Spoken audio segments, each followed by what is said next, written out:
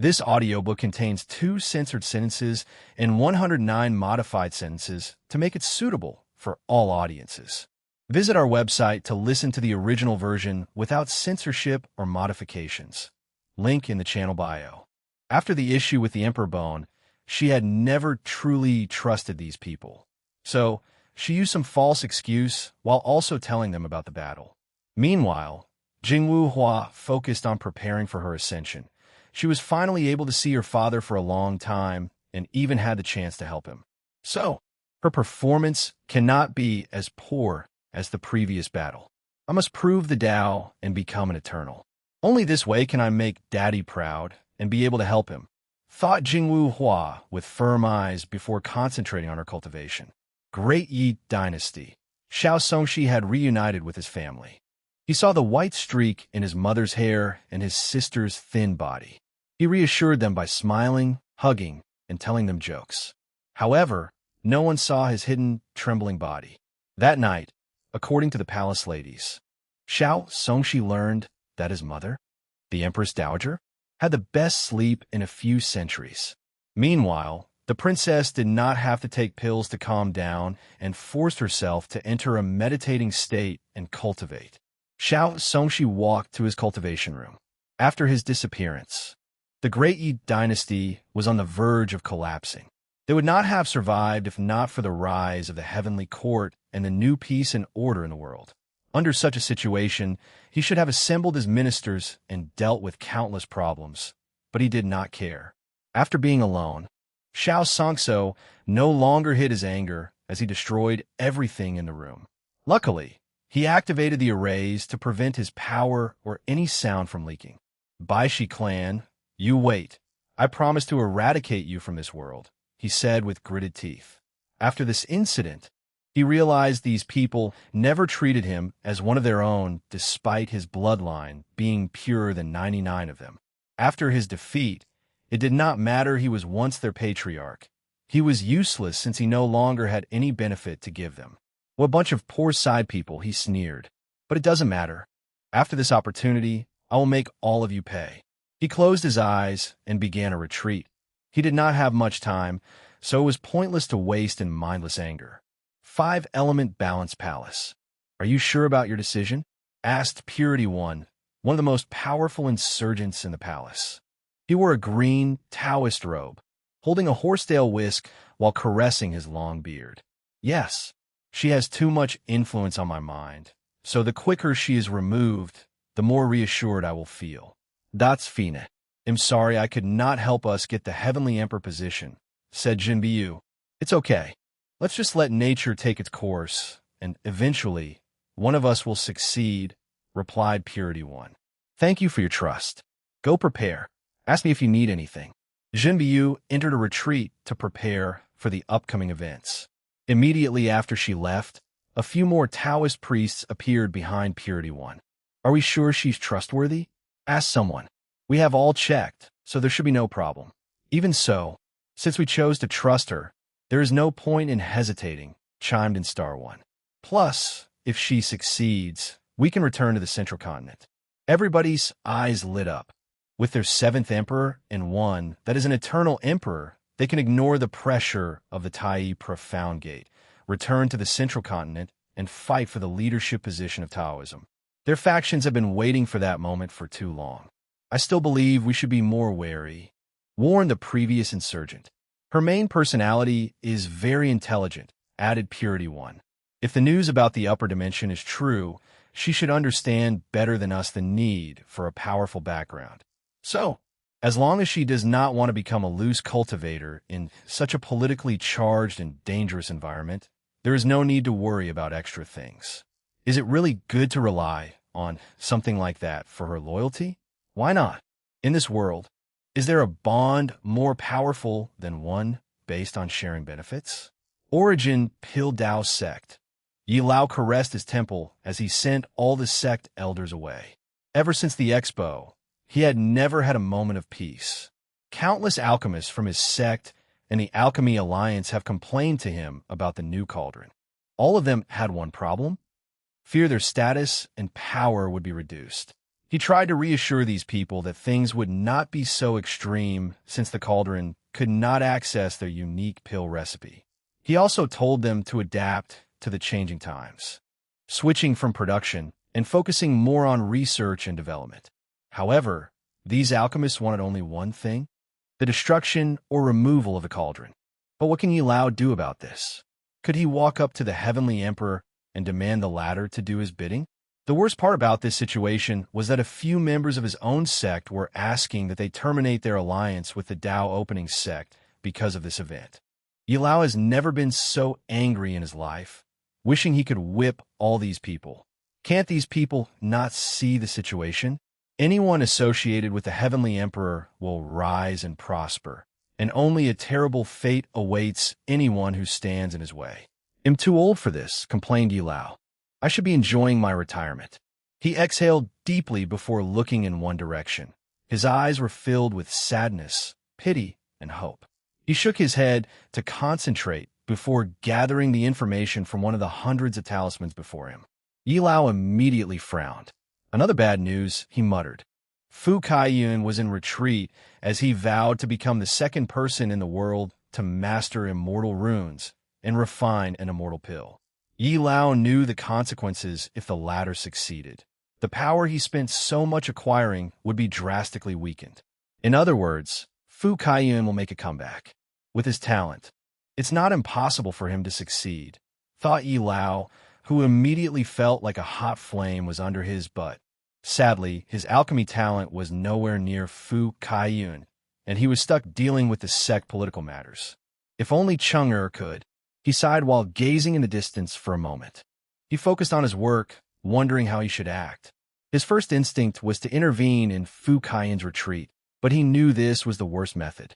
The latter still had many supporters amongst the ancestors, and his actions could have severe consequences.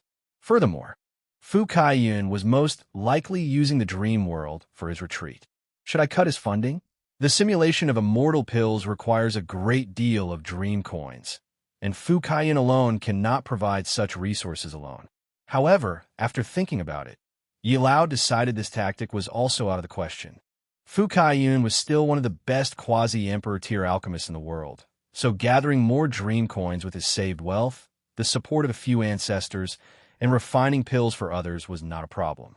More importantly, he did not want rumors that another internal strife was happening in the sect, thus ruining their reputation and key luck. The best solution is for someone else to refine the pill before Fu Kaiyun. Only one person in the entire sect fits this description: his disciple, Lu Cheng. However, Yi Lao was lost in his mind for a few seconds. I should talk to him.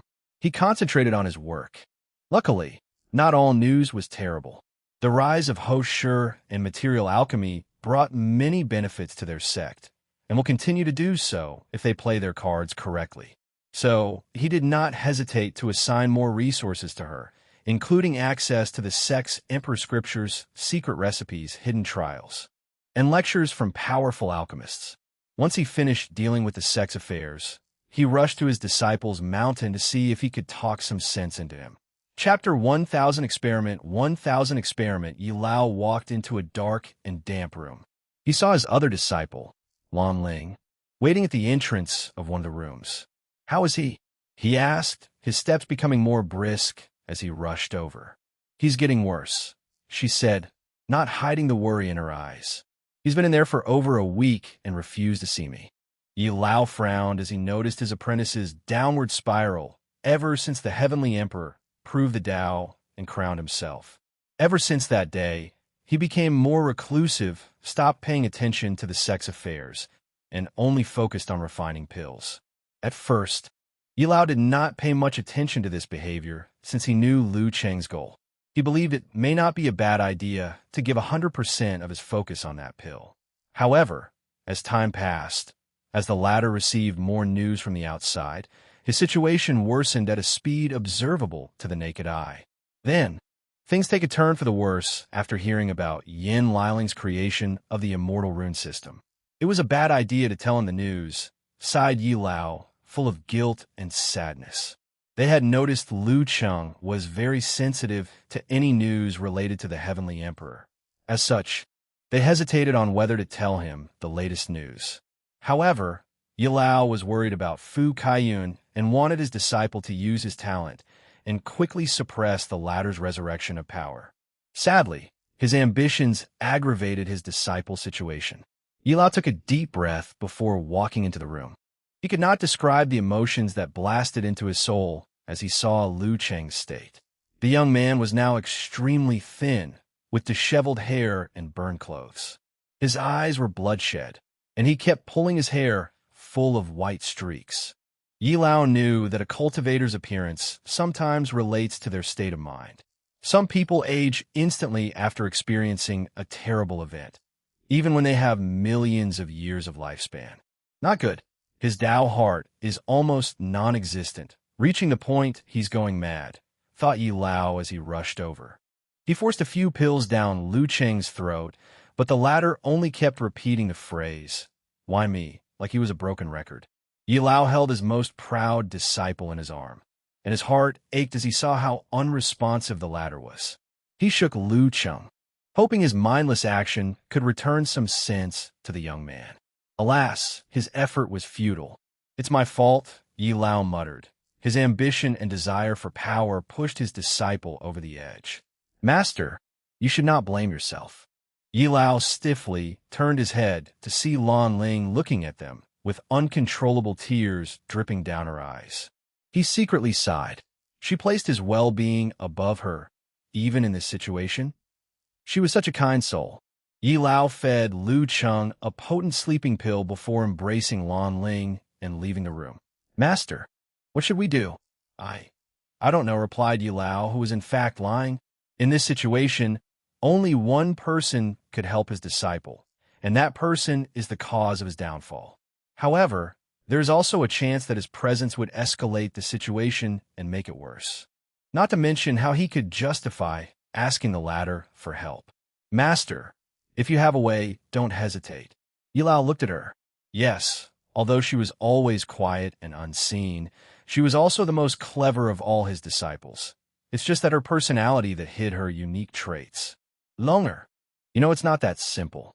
Lan Ling sobbed even louder after hearing this. Yilao rushed over to reassure her, and he did not stop until more than half an hour later. "I should keep an eye on him," muttered Lan Ling after regaining her composure. "No need. Primordial chaos, primordial god world." A young man dressed in a black robe with flame patterns embroidered, long flowing black hair, perfectly chiseled jaw opened his purple eyes. His action immediately raised the temperature of this entire normal chaos world by a few degrees. All the top creatures of this world immediately knew that man had awakened for some reason, and this idea immediately made them feel scared. They hoped someone was not stupid enough to confront him. "Did something happen?" muttered the Flame Emperor. His intuition warned him something detrimental to his plans and success had happened. So, without hesitation, a gray flame composed of strings appeared in his pupil. "Huh," muttered the Flame Emperor as he discovered something. The danger of returning home has reduced exponentially. Did something happen to these two? He never dared return to his home because of the danger he always sensed. But now, his calculations tell him he won't have much issue as long as he remains low-key and hidden. The idea of returning home momentarily enticed the Flame Emperor. However, he shook his head after a few seconds. "There is no point in jumping into that pool of chaos when I have my own path to follow. However, it seems that I need to contact Lu Cheng." He grunted as he realized the danger of his action. The lower dimension was blocked, so contacting the latter will cost significantly. More importantly, his actions might alarm people he did not want to know of his existence. Is he worth it? However, he did not think for more than 10 seconds before deciding. The gray flame in his eyes danced for a moment before he took out an all-white pill and closed his eyes. The river of time appeared around him, and a few seconds later, the pill disappeared. Eternal Ascension World, Lower Dimension, Myriad Emperor World, Origin Pill Dao Sect, an illusory Flame Emperor appeared in Lu Cheng's house. He immediately frowned after seeing the latter's state. He pointed at the sleeping Lu Cheng, awakening him from his slumber. "It's you," yelled Lu Cheng as a manic aura encapsulated him. However, another aura soon soothed his mood, returning to a calm atmosphere. "Have you calmed down?" asked the Flame Emperor. "Barely," gritted Lu Cheng, and the Flame Emperor said nothing. Instead, he paused as he looked around. A look of realization dawned on him. "So, you're in this terrible state because of him?" Lu Cheng said nothing for a few seconds. "Why didn't you choose him? Or better yet, that woman, his sister. He's not a pure alchemist." So he was removed. As for her, the Flame Emperor remembered the little girl he saw after scanning the world. She's indeed a talent, one I've seen only a few times in my life. However, her background is too complicated, and I don't want complications. "So it's true. You chose me because I was an easier pawn to control," sneered Lu Cheng. He did not know where he had gained the courage to speak to this man like this, but he did not care. His life was falling apart, so he was fearless before his last moment. The Flame Emperor looked at him, disregarding his rude behavior and words. "You're overthinking things. What does that mean? What is it you think I'm trying to achieve? Control me, make me your puppet, or kill me after refining the pill for you? And why would I do that?" continued the Flame Emperor. "Because I've already proven the Tao, so the pill is useless to me. Maybe you lie about its true purpose. Like I said, you're overthinking things," sighed the Flame Emperor. "I don't care about the pill. My purpose is the aftermath after this pill is refined." "I don't understand what you mean." "It'll be more direct. I'm doing an experiment to gather information about something. Don't ask what it is. You would not understand even if I told you. You're one of the many people I chose to help me with this experiment. Once you succeed, nothing will happen to you besides benefiting." Lu Cheng frowned. "Doesn't that mean I'm still a pawn in your experiment?" "You could see that way, or you could see it as a transaction. I gave you my inheritance, and you prospered because of it. Participating in the experiment is how you repay my karma." Lu Cheng's furrowed eyebrows relaxed. "Why don't you refine the pill yourself?"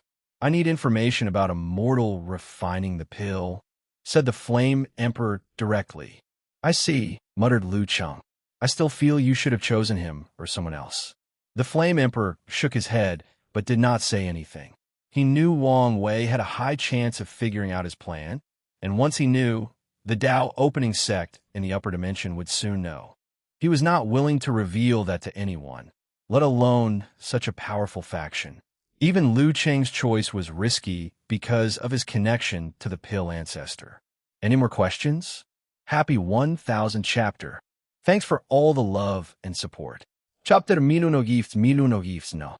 That's all I wanted to know, stuttered Lu Cheng as the adrenaline in his brain faded out, and he realized how he was behaving before a great emperor. No, maybe a being even more supreme and noble than a great emperor. Sweat immediately fell down his back. "There is no need to panic," reassured the Flame Emperor. Your Majesty, I apologize for my rude behavior. It's okay." The Flame Emperor did not blame him.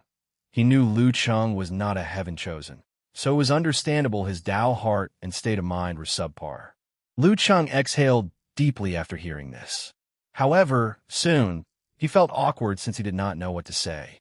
"I don't have much time, but I have a few things for you," continued the Flame Emperor. "The first one is a piece of advice. I'm all ears. There is no need to live in Wang Wei's shadow. He did not live your life better than you. He merely showed you the hidden potential you had all along." Lu Cheng's torso involuntarily moved a few centimeters back after hearing these words. Is that true? I don't need to lie to you." "True," he muttered, but he seemed in a daze, but the Flame Emperor did not stop. "I have refined and updated the previous formula for the pill, and I will give it to you.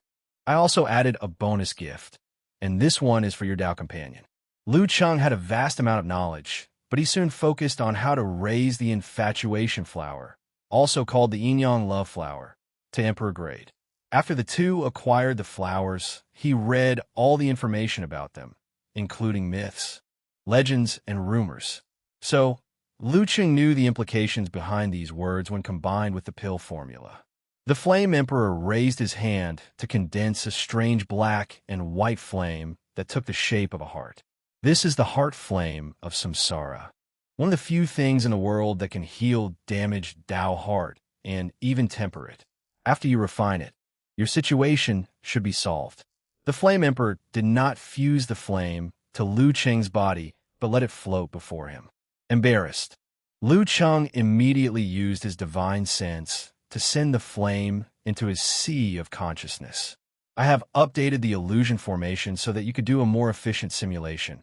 I also include some of my understanding of alchemy inside, so you can take a look.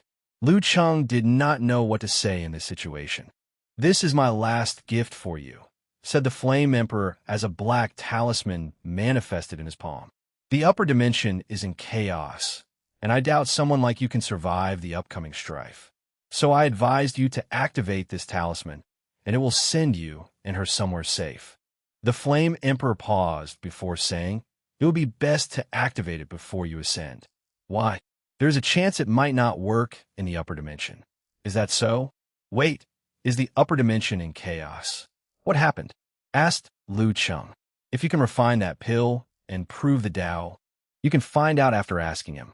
If you fail, then it won't concern you. Anyway, you only need to keep my words in mind and make your decision. Lu Cheng looked at the talisman, and his face turned red. I've received so much from you. How would I ever repay you? Like I said, you only need to refine that pill, replied the Flame Emperor calmly. I will do my best. That's all I ask for. Don't be too impatient or put too much pressure on yourself. Even if you fail, it will still help, said the Flame Emperor calmly before disappearing.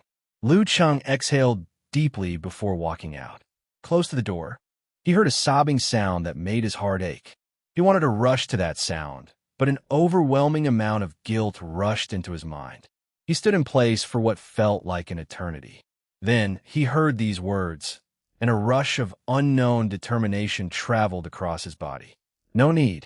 Cheng, husband. Lu Cheng caught her in his arms, holding her tighter than he had ever done. I'm sorry for putting you through all of this. I promise things will be better from now on. As long as you're okay, she sobbed. Yi Lao sighed in relief as he patted his disciple on the shoulder. He knew everything would be okay from now on. Primordial God world. The Flame Emperor opened his eyes. What a pain. Lu Cheng was lucky his value was worth all that trouble. The Flame Emperor checked the other worlds for all the candidates he chose. I cannot rely only on him. I need more candidates from main source chaos worlds. The recent development of his experiment made him realize he needed information specifically from main source chaos worlds, where the power limit is half-step transcendence. Sadly, this was harder to accomplish than stated. After the ultimate taboo, many of these worlds now have one or more half-step transcendence. Meanwhile, the ones who did not were constantly invaded by foreign worlds because of how valuable they had become. The situation made it difficult for the Flame Emperor to secretly enter these worlds and find mortals with enough talent and background to refine the pill. The Flame Emperor looked in the distance. With Lu Cheng's personality, he should activate the talisman, thus dealing with the issue of his meeting with the pill ancestor. He disdained going back on his words or killing Lu Cheng, so this was the best solution he could come up with. The Flame Emperor closed his eyes, and the world immediately returned to its peaceful state. Countless people sighed in relief. Praying to the heavens, nothing happened to them. Eternal Ascension World, Great Chu Divine Dynasty. Pei Lang, who was still in his retreat room, suddenly opened his eyes. He felt something and did not waste time secretly leaving the room, leaving behind a clone in case of an emergency. As soon as he left, he had turned into a skinny scholar full of righteous ki. Pei Lang twisted the space, allowing him to teleport a distance that may not be quantifiable by numbers. Still, even then, he did not immediately reach his destination and had to twist the space countless times. His destination was a secret realm still in the territory of the Great Chu Divine Dynasty. After checking for any problem, Pei Lang entered the dimension where he saw what was calling him out. A pure white pill. Is that an immortal heart pill? He could not hide the shock in his mind as he saw this Paragon-grade pill. This pill has always been rare and valuable in the Eternal Ascension world, even in the Golden Age, let alone in this terrible era. The pill's main purpose for its creation was to heal people during the immemorial tribulation when they were trying to become paragons. Later, it became a must-have healing pill for all paragons. Pei Lang could not control his excitement. He knew his tribulation wouldn't be simple with the existence of supreme unity. So, such a pill was precisely what he needed to deal with any situation. Calm down, he repeated in his mind. I'm about to make a breakthrough, and this rare pill appeared. Is this a trap or someone making a move? Using me? The chess piece? In this game, if it's the former, he has to refuse that pill. However, if it's the latter, Pei Lang does not mind being used as a chess piece, especially since there are such benefits. Pei Lang looked at the pill, deep in thought. His body suddenly changed into an elderly man dressed in sloppy clothes, looking like a beggar. He took out a tortoise shell and began divination. The result of his divination was this opportunity was due to his luck, but Pei Lang was not reassured. The only person that could 100% reassure me should be Mother Maitreya, but it's impossible to contact her now. In that case, let's ask Old Man Tianji. He disappeared from the secret room while contacting his people. Old Man Tianji was not easily discovered.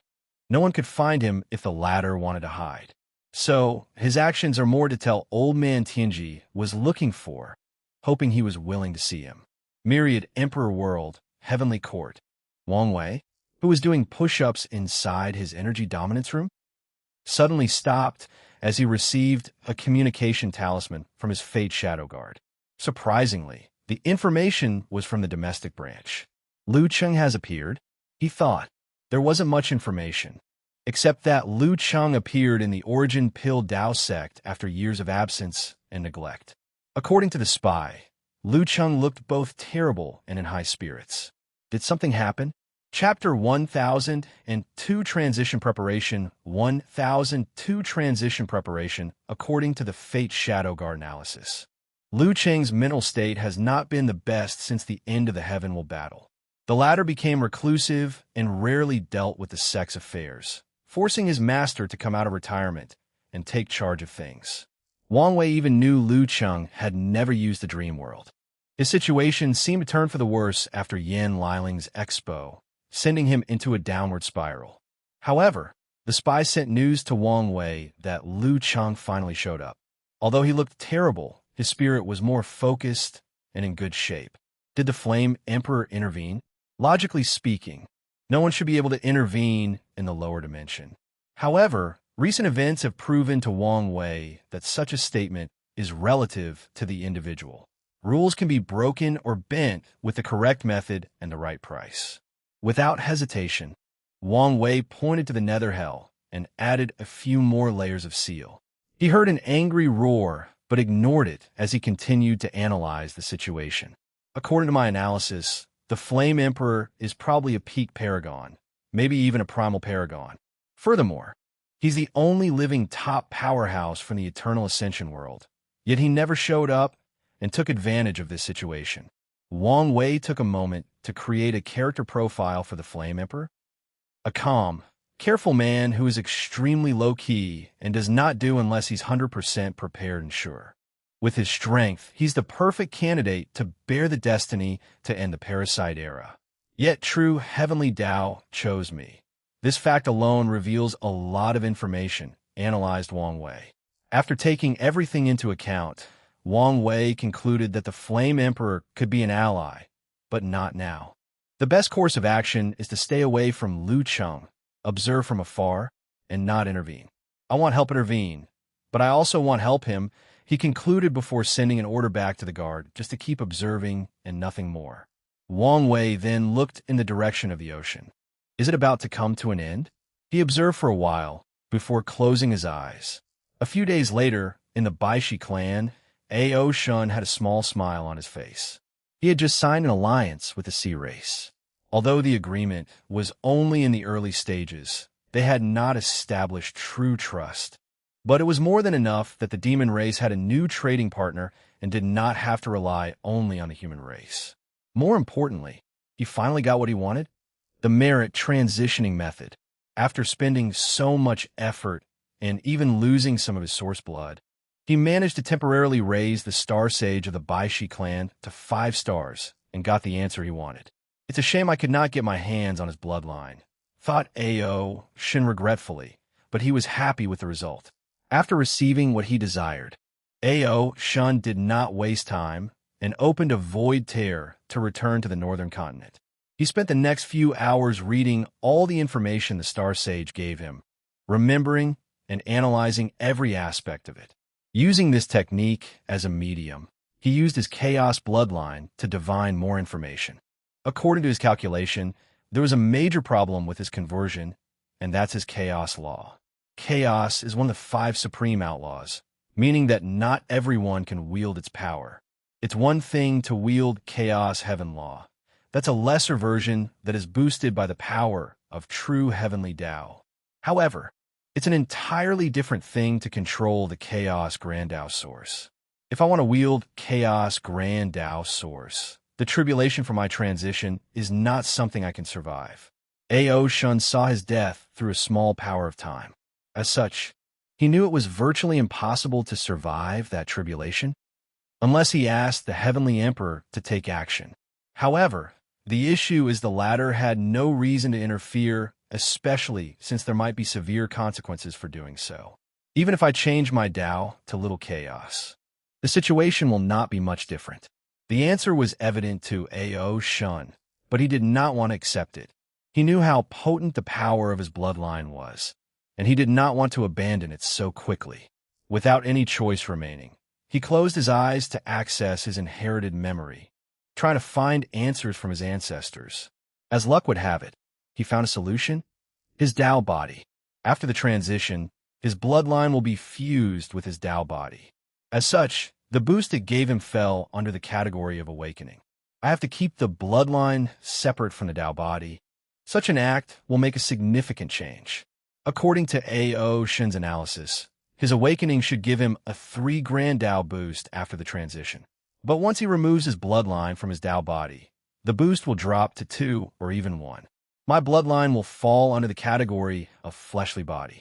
Although I will lose the power of law, all my techniques will become body divine techniques. As long my flesh is powerful, these techniques won't lose their potency, and I can continue using them. Furthermore, they can continue to increase in power. Ao Shun can see his future. After the transition, he will lose his versatile way of fighting, and all his techniques will be drastically weakened. However, as long as he takes time to raise his fleshly body and reach the infant fiend god realm, he will regain everything he lost and more. Ao Shun frowned after planning. I need to prepare in case something occurs to me during that time of weakness. The best solution to this situation is to ensure he's a competent eternal emperor after the transition. In other words, he must have decent battle prowess, even among eternal emperors. How to ensure my strength? He knew a few things could boost an emperor's or eternal strength. A good weapon would help. However, the demon race does not have the means to refine such a top-tier weapon. Unless Ao Shin looked at his hands. If I can refine my body into my proving Tao weapon, it will reach the top. This was a great idea, but not easy to execute. He needed to abandon his current body and regrow another one. He could not easily afford the resources needed for such a thing. He had a unique snake bloodline that involved shedding the skin to reduce the cost, but that was not enough. No, there might be a way, thought Ao Shun as he thought of something with a smirk. Another method would be to ensure my Tao Bodis awakening gives me a boost of 2. That's easier than the weapon. I only need to comprehend Dark Heaven Will Law before the transition. Such an act would definitely raise the power of his tribulation, but the risk was worth it. Ao Shun spent the next few hours pondering his eternal path, ensuring he would be one of the best after proving the Tao. Suddenly, Ao Shun frowned before returning to normal. He calmly put the technique away before disappearing from his spot. He appeared above the sky in the northern continent. I've been expecting you, he said calmly. Name your price, said Huafeng Wang, standing opposite him dressed in a blue phoenix robe. She was as noble as always, exuding a natural charm of elegance that most women would envy. Before we get to that, you must first defeat me. Why do something so pointless? Do you think I'm the same as back then? Replied Ao Shan with a sneer. He released a terrifying dragon might, showing his intent to speak only with his fist. The result will be the same, replied Huafeng Wang calmly, as she also released her aura, preparing for this battle. She was never afraid of anyone, let alone someone she had once bested. From now on, all immortal tier battles must occur in the void battlefield. A powerful voice echoed between heaven and earth, stopping the clash of these two titans. They immediately identified the voice and looked around. Their sight immediately noticed a new dimension attached to the myriad emperor world. Ao Shun and Huafeng Wang looked at each other before deciding to check it out. They found themselves in all-white space containing intense power of nothingness. However, this power did not affect them, but was reinforcing the spatial structure of this dimension. Great! Now I don't have to hold back, said Ao Shun as he directly turned into an enormous black dragon. Whenever he fought in the myriad emperor world, he had to control himself to reduce the damage he created. But now, he can all out without any restraint. Breath of chaos, an intense dark purple beam emanated from Ao Shun's mouth, heading directly to his opponent. The power of chaos was pushed to the limit as it tried to revert to its most natural state, the state it was at the beginning of the universe. Chapter 1003 Bloodline Rematch. 1003 Bloodline Rematch. Huafeng Wang's face changed as she realized the sheer speed of that attack. It was impossible to dodge. However, as a battle-tested former Heaven Chosen, she made the best decision in this situation. Frozen time, she immediately combined the Sovereign Water Law with her Phoenix bloodline, turning into the legendary Blue Phoenix, a rare creature whose natural element was not fire but ice. In a moment, Huafeng Wang froze time with the power of ice. She successfully stopped the breath attack with this act, but it was only for less than an attosecond. After all, the power of time was nothing before chaos, at least in this confrontation. Huafeng Wang took this opportunity to evade while immediately entering the 5 Sacred Beast transformation. However, her body parts did not morph into different creature parts. Instead, she had tattoos of the 5 creatures scattered throughout her beautiful, creamy skin. The natural noble aura she emanated drastically increased. Anyone who gazed at her would think she was the most blessed woman. No, sentient being between heaven and earth. Ao Shun was aggressive, anticipating her movement. After escaping his breath, his massive dragon tail swung down on her with a force capable of devastating a heaven or world without world source. Huafeng Wang remained calm despite the overwhelming shadow that eclipsed her small body. She raised her small hand and punched the tail. The dragon tattoo on her body lit up, and immediately, her 2 hands are no longer ordinary. They were also the tail of a mighty dragon. Boom! Their clash generated a powerful wave that should have eradicated all life, matter, energy, and space-time. Luckily, they were in an endless void with nothing in sight. Huafeng Wang took hundreds of steps backward in the void, leaving space cracks as imprints. Surprise flashed in her eyes before focusing. She was not about to lose this battle, so she adopted a more aggressive side as well. Ice, Fire, Heaven, Destruction, 2 sacred beast phantoms materialized behind her, a blue and red phoenix. Huafeng Wang pointed her finger to release a terrifying flame and ice. Ao Shun felt the danger and reacted. World of Chaos, he instantly created a large universe or world with only the terrifying corrosive power of chaos. This technique was domain-based, but he did not surround his opponent. He used it instead to protect him. Sadly, his attempt was useless, only buying him a moment to react. Huafeng Wang's flame and ice were devastating. The ice would freeze the chaos while the flame burned, showing how she pushed these two basic Daos to the pinnacle. In a very short period, short even for these beings who operate on a conceptual level, the chaos world was annihilated by the yin-yang rotation of ice and fire. Ao Shun's massive body rushed out of his universe, but Huafeng Wang would not pass this opportunity. She was prepared to encase him in a world of ice, sealing him before negotiating the terms of his release. The method of transitioning from a pre-march into a great emperor was something she could not pass on. After months of searching and divining, they finally found it.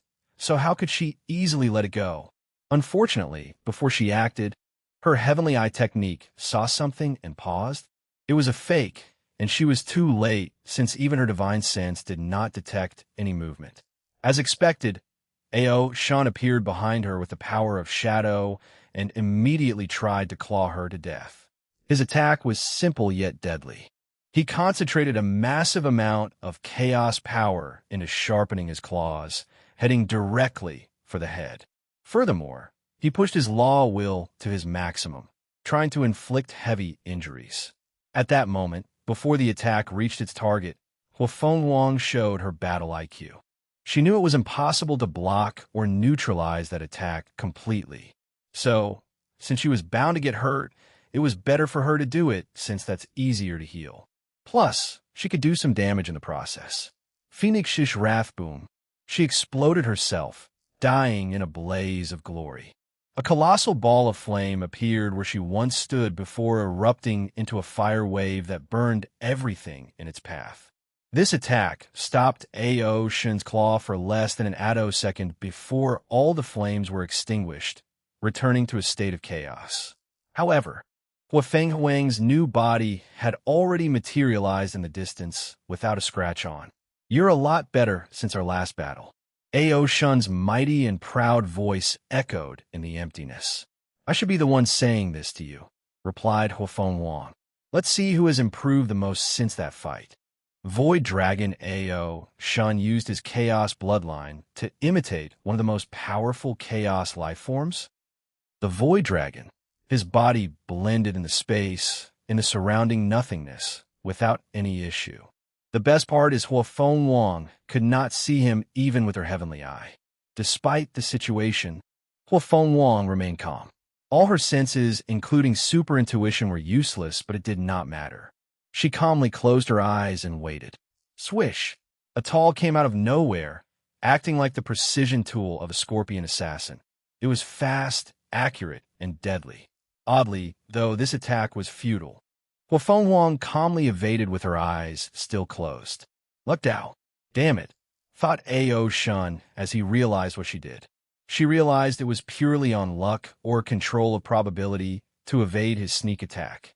Ao Shun reacted swiftly as he secretly mobilized an anti-probability field around his tail, trying to negate her Dao. Unfortunately, his attempt failed. Huafeng Wang's understanding and application of Luck Dao was way above Ao Shun's mimicry, which used Chaos Dao as the base. I need to change tactics, he thought as a new idea flashed in his mind. Chaos itself is a statistical anomaly. What is the probability that chaos will be born out of nothingness? What is the probability that life will be born out of the disorder and destructive nature of chaos? Infinitesimally small. Boom! With this idea as a core, Ao Shun's probability manipulation reached a new level. His tail stroked Huafeng Wang, sending her flying away with blood scattered in this void battlefield. It's a shame, thought Ao Shun. Although he injured her, he did not inject his law while inside her body. However, he did not care because she was non-eternal, so her healing speed, even with the Phoenix bloodline, would be slow, especially after the previous rebirth. Ao Shun continued his assassin-type mode of combat, hiding in the void while launching devastating attacks. Huafeng Wang acted swiftly after the first injury, encasing herself in a yin-yang shield. Boom! Huafeng Wang flew in the distance for a second time. Her shield blocked the first few attacks, but this was nothing but a distraction. Ao Shun's next attack bypassed her defense like it was intangible and reached her. If not for the strength of her fleshly body, her injuries would have been worse. I need to buy time to heal, summarized Huafeng Wang.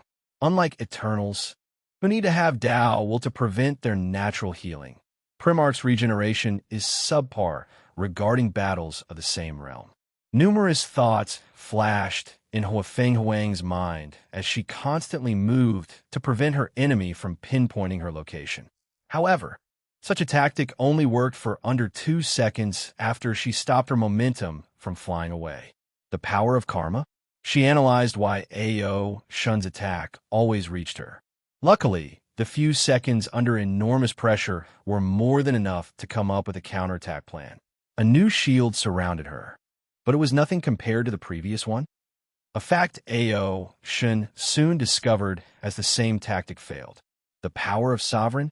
Thought Ao Shun as he looked at his opponent's change in aura or atmosphere. She took the sovereign part of her water Tao and used it as a Tao. As a ruler, she has the right to reject anything in proximity to her that is harmful, including my attacks. Clever, but that's not enough to stop. Yin and Yang are the main themes of the universe, so since there is a sovereign or ruler Tao, there's also rebellion Tao, which involves revolting against everything between heaven and earth, including a supreme ruler. However, Ao Shun soon frowned. The process of evolving his chaos law into rebellion law was extremely low by the standard of this intense battle. This fact made sense since he did not have any previous bloodline as a base, but had to evolve it naturally through his ability and understanding. Ao Shun immediately abandoned this tactic since it wasted so much time and was not ideal for this battle. However, it was already too late. Yin-Yang reversal, an enormous Yin-Yang symbol appeared in the void battlefield, and before Ao Shun could react, he exited his void assimilation state. With the reversal of Yin to Yang and Yang to Yin, his hidden state turned into a revealing state, canceling his technique. Damn it, cussed Ao Shun as he reacted as fast as he could. He made the best choice in the situation, using a small portion of the power of nothingness in this place to enter a state of intangibility. He saw how Wang Wei used it in the battle tower and learned from it. Sadly, it was too late. Dragon slaughtering Huafeng Wang's sword has already pierced his mighty scale, drawing blood. The worst part was that her slaughter Dao technique targeted the very concept of dragons, thus critically damaging him. Chapter 1004 Bloodline Rematch 2. 1004 Bloodline Rematch 2. Huafeng Wang was relentless after the first attack succeeded, trying to end this battle as quickly as possible. However, Ao Shun made the best move as soon as she tried a second sword. His body shrunk to a size smaller than an ant, making her lose her target. While shrinking, Ao Shun used one of his metamorphosis bloodlines to change into a small creature. His action was ingenious, as it temporarily changed the essence of his body. He was no longer a dragon, but a tiny insect, and since he was not a dragon, the effect of Huafeng Wang's dragon slaughtering attack was drastically weakened, allowing him a chance to breathe. Ao Shun's transformation was brief because the Yin-Yang reversal technique was still in effect. As such, his act of shrinking and transforming was soon reversed to growing and reverting. The proud dragon acted swiftly and also used Yin-Yang Dao. However, he did not try to stop his opponent's power. He had learned from his previous mistake and did not directly confront Huafeng Wang using the same Dao as her. His advantage was his versatility and all the different abilities he had. So he would be a fool to outmatch an expert of certain fields. Ao Shun encased himself into a Yin-Yang cover, protecting him from the reversal. His method was focused compared with Huafeng Wang's area effect technique, giving him a chance. Slaughter, during the final battle. Huafeng Wang conversed with Li Jun regarding their respective understanding of Slaughter Dao. Afterward, she created this technique that perfectly combined with her Heaven Eye. She saw countless red lines around Ao Shun's body, and she knew as long as she attacked these lines, her chances of instantly killing her opponent would drastically increase. And even if she failed, her attack would have a damage bonus that could make any emperor suffer, even with their natural healing abilities. Swish! Hua Fenghuang's speed was truly unparalleled. She used Yin-Yang Dao to control the concepts of movement and slowness, focusing on increasing her speed. She used the small aspect of her sovereign Dao to expel anything that could hinder her speed, including gravity, friction, matter, and even the restrictions of space-time. Ao Shun sensed a great deal of danger, so he used one of his plans that previously failed. He entered an intangible state by using the power in the environment. The dragon groaned in pain. His action was successful, at least in the current situation. Hua Fenghuang's attack was so powerful that it negated some of the power of intangibility. The excellent news for Ao Shun is she could not directly target his slaughter lines. Arg!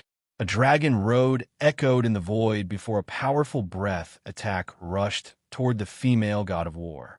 Ao Shun's only purpose was to delay her so he could react. Sadly, his attempt failed. With a swing of her sword, Hua Fenghuang killed Chaos, rendering the attack useless. Dao-killing sword Ao Shun's eyes squinted as he sensed the target of this sword. His Chaos Law. How ruthless, he thought. However, two could play this game. Boom! His mighty dragon body exploded into a fury of chaos flame, destroying the attack and pushing Hua Fenghuang back more than a few light years away. Ao Shun knew a few bloodlines with the divine ability to abandon their body or shell in a time of danger as an escape technique. Typically, these creatures would enter a weakened period after using such ability. However, the dragon was prepared. In this brief moment of peace, he accessed a secret dimension he had prepared especially for this occasion. He had enough energy in that place to recuperate quickly and return to his peak. A terrifying sharpness emanated from Hua Fenghuang's white tiger sword. Any swordsman watching this battle would think she was one of them and among the best. However, that was far from the case. Hua Fenghuang's sharpness originated from the metal attribute of the white tiger. After pushing it to the limit, she developed this technique. Extreme Metal Strike. As Ao Shun watched that sword slash rushing towards him, he felt everything in its path would be severed into two, whether it was time, matter, space, or even his chaos. I guess it's time to use my trump card, thought Ao Shun as his dragon body rushed forward instead of blocking or evading. His claws directly confronted that sword with extreme sharpness. To Hua Fenghuang's horror or puzzlement, her slash was destroyed by sheer force, making her confused before thinking about something. However, she was too late to react as Ao Shun was already before her despite her complete control of movement and slowness in the surroundings boom. Ao Shun's dragon claw swatted her like she was a nuisance. She reacted and blocked, but her right arm exploded in the process. However, Ao Shun would not let this opportunity pass, and in less than an instant, he was already before her falling body and attacked once again. Hua Fenghuang lost her left arm. Luckily, she was smart for the third attack. The 5 sacred beasts materialized before her and attacked Ao Shun. The creatures were lifelike, almost like they were the real deal. They were the same size as Ao Shun, and with them working together, they stalled them long enough for Hua Fenghuang to breathe. That was will manifestation, she thought with slightly gritted teeth. Because of everything that has happened in the past few years, she has only achieved an incomplete will manifestation. But Ao Shun had a complete one. Hua Fenghuang knew how anomalous this was since even the other 2 Eternals had only achieved incomplete will manifestation, and the new Empress, Tong Ruobing, was not a body refiner and did not count. Moreover, from her experience and knowledge, she could tell Ao Shun did not just awaken and had great control. Furthermore, his willpower was way above the standard and reached an abnormal level. Surprised? Asked Ao Shun, his dragon visage showing a smirk while his eyes flashed with dark lightning. Yes, but it made sense logically, she replied calmly. After a brief analysis, she understood the reason. The Heaven Law Tribulation. Ao Shun had to confront countless emperor wills through the bloodline imprints they left. Such an act should have tempered his willpower to a terrifying level. What's next? Eskich Ao Sheng. Do you want to continue or admit your defeat? Huafeng Wang calmly looked at the terrible state he was in. Her opponent's willpower had entered her body and inhabited her already subpar healing to her standard. Of course, she had another trump card in this situation. The ancestor will.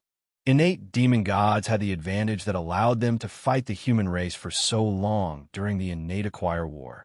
And that was the ancestor will? A collective willpower of their respective species. Huafeng Wang could summon the phoenix, azure dragon, white tear, black tortoise, and Killin's will, and they would act in the same manner as Tao will or willpower manifestation with a few restrictions. Ancestor will cannot last long and will eventually dissipate. Tao will and manifestation can remain inside a person for eternity, but ancestor will won't even last a few months.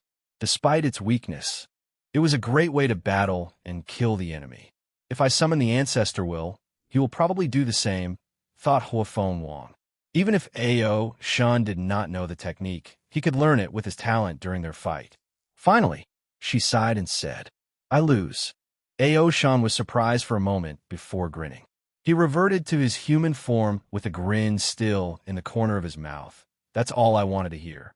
Huafeng Wang did not care about the mocking in his voice. Defeat was nothing to someone on their level.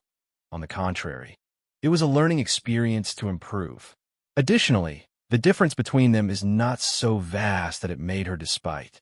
And even if that were the case, she would not succumb and accept her inferiority for all her life. Now, can we discuss things? Ao Shen did not immediately say anything but looked in the distance. With a thought, he blocked the sight of everyone that was watching this battle. So, why should I exchange with you? Why shouldn't you? We both have what we wanted. That's not enough of a reason? Do you want me to say the ugly part out loud? Retorted Huafeng Wang, and Ao Shen was immediately quiet. What is the ugly part? The demon race was too weak to keep such a thing and make enemies of the ancient clan, although they had allied with the sea race. He knew he could not trust these people who were highly xenophobic. Ao Shen knew the consequences once the news that the demon ace had this information spread out. Even their new allies, the sea race, want to get their hands on it. With this current strength, he can protect this method. But after he leaves, the demon race won't fare well. So his best choice is to exchange the technique to get as much benefit as possible. Fine, let's talk. Chapter 1005 Empyrean S. Might Chapter 1005 Empyreans. Might 1005 Empyreans. Might Ao Shen did not beat around the bush. He handed Huafeng Wang a list of the items he wanted in exchange for the transitioning technique, and the latter immediately frowned after scanning it with her divine sense. Why don't you rob us directly? Replied Huafeng Wang, trying not to yell. Although the price is a little high, it's worth it, especially for someone as prideful as you. If you think I will let pride get in the way of our negotiation, then you're underestimating me, replied Huafeng Wang with a sneer. Such an act should have looked odd with her missing limb, but she still appeared beautiful and noble. She looked at the list a second time and became angrier the second time. The dragon wanted rare things like Phoenix Tear, a unique item that allows a great emperor on the verge of death to regenerate to their peak state instantly. This is the closest material to a longevity resource. Even by the standard of an immortal, Huafeng Wang would take a very long time to condense one of these things. No, the price must be reduced, she argued. Well, we can do this. The price will reduce by a third, said Ao Shen before pausing and smirking. Huafeng Wang wanted nothing more than to slap his face. However, she remained calm and stoic, waiting for his words. But you have to sign a contract that the method can only be used by you. Huafeng Wang frowned as she understood the implications. The method could not be passed down to her clan and become their foundation. No, I refuse this method of exchange. Although the tribulation for the transition is scary, with a success rate of less than 1 for 5-star per marks and above, this method is still crucial to any powerful lineage. That's fine. However, I should warn you, I marked some of the items in the list with a star. These items are not for negotiation. Huafeng Wang looked at the list for a third time, and, as expected, The Phoenix Tears was one of these materials. I understand. Chaos is one of the 5 supreme outlaws. I can imagine how terrifying your tribulation will be, unless you change your Tao. So, you would need an item like the Phoenix Tear to even have an ounce of a chance at surviving. You're right, so you should understand what length I'm willing to go for some of these things. Feng Wang felt something was wrong, given how fast he admitted such a thing. However, she did not focus too much on this. You should know how much time is required to condense a Phoenix Tear. Don't worry about this. The time Void Empress should come to exchange with me, and one of my conditions will be for her to let you use her time acceleration cultivation room. Feng Wang squinted her eyes, as this was an excellent opportunity for her. If she plays her card correctly, she can use this opportunity in her favor. Although she can somewhat control time, it's nothing compared to someone who uses it as their primary or secondary Tao. Deal. But we still have to negotiate these prices. Some of the things the dragon asked were unacceptable to her. For example, blood sources from all 5 of her bloodlines. She would never give him such a thing. Ocean knew his asking price was unreasonable. So, they negotiated so that both sides would be satisfied. After arguing for so long that Feng Wang was already healed, they came to a conclusion and signed an agreement. Shun returned to the northern continent with a grin on his face. Everything is ready, he thought.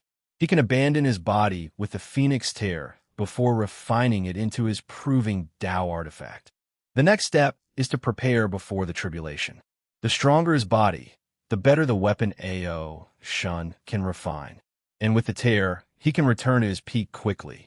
He immediately organized a task force to hunt bloodlines for him in the lower realm and even sent people to the martial hegemony world. Shun was ruthless and sent people to hunt the sea race's bloodline, not minding their recent alliance. Of course, he was sneaky about it. Instead, he secretly hired humans to do this job to prevent any connection between him and the demon race.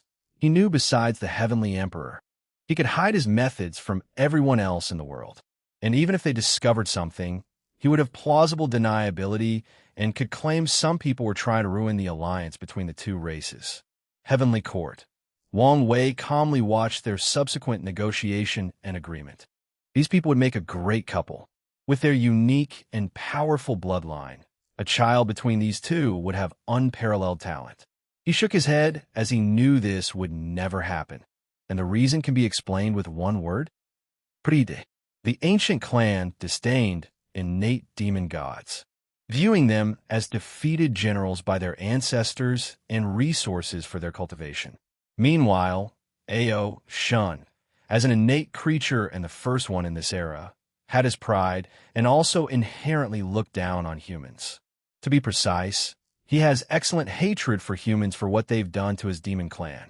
He never displayed such emotion publicly because he knew humans ruled this world, and such an act would doom the human race. Wang Wei no longer paid attention to their negotiation. He wanted the transitioning method, so he was going to contact someone from the sect to negotiate with Shun. However, right before he sent the order, he saw a corner of the future and smiled.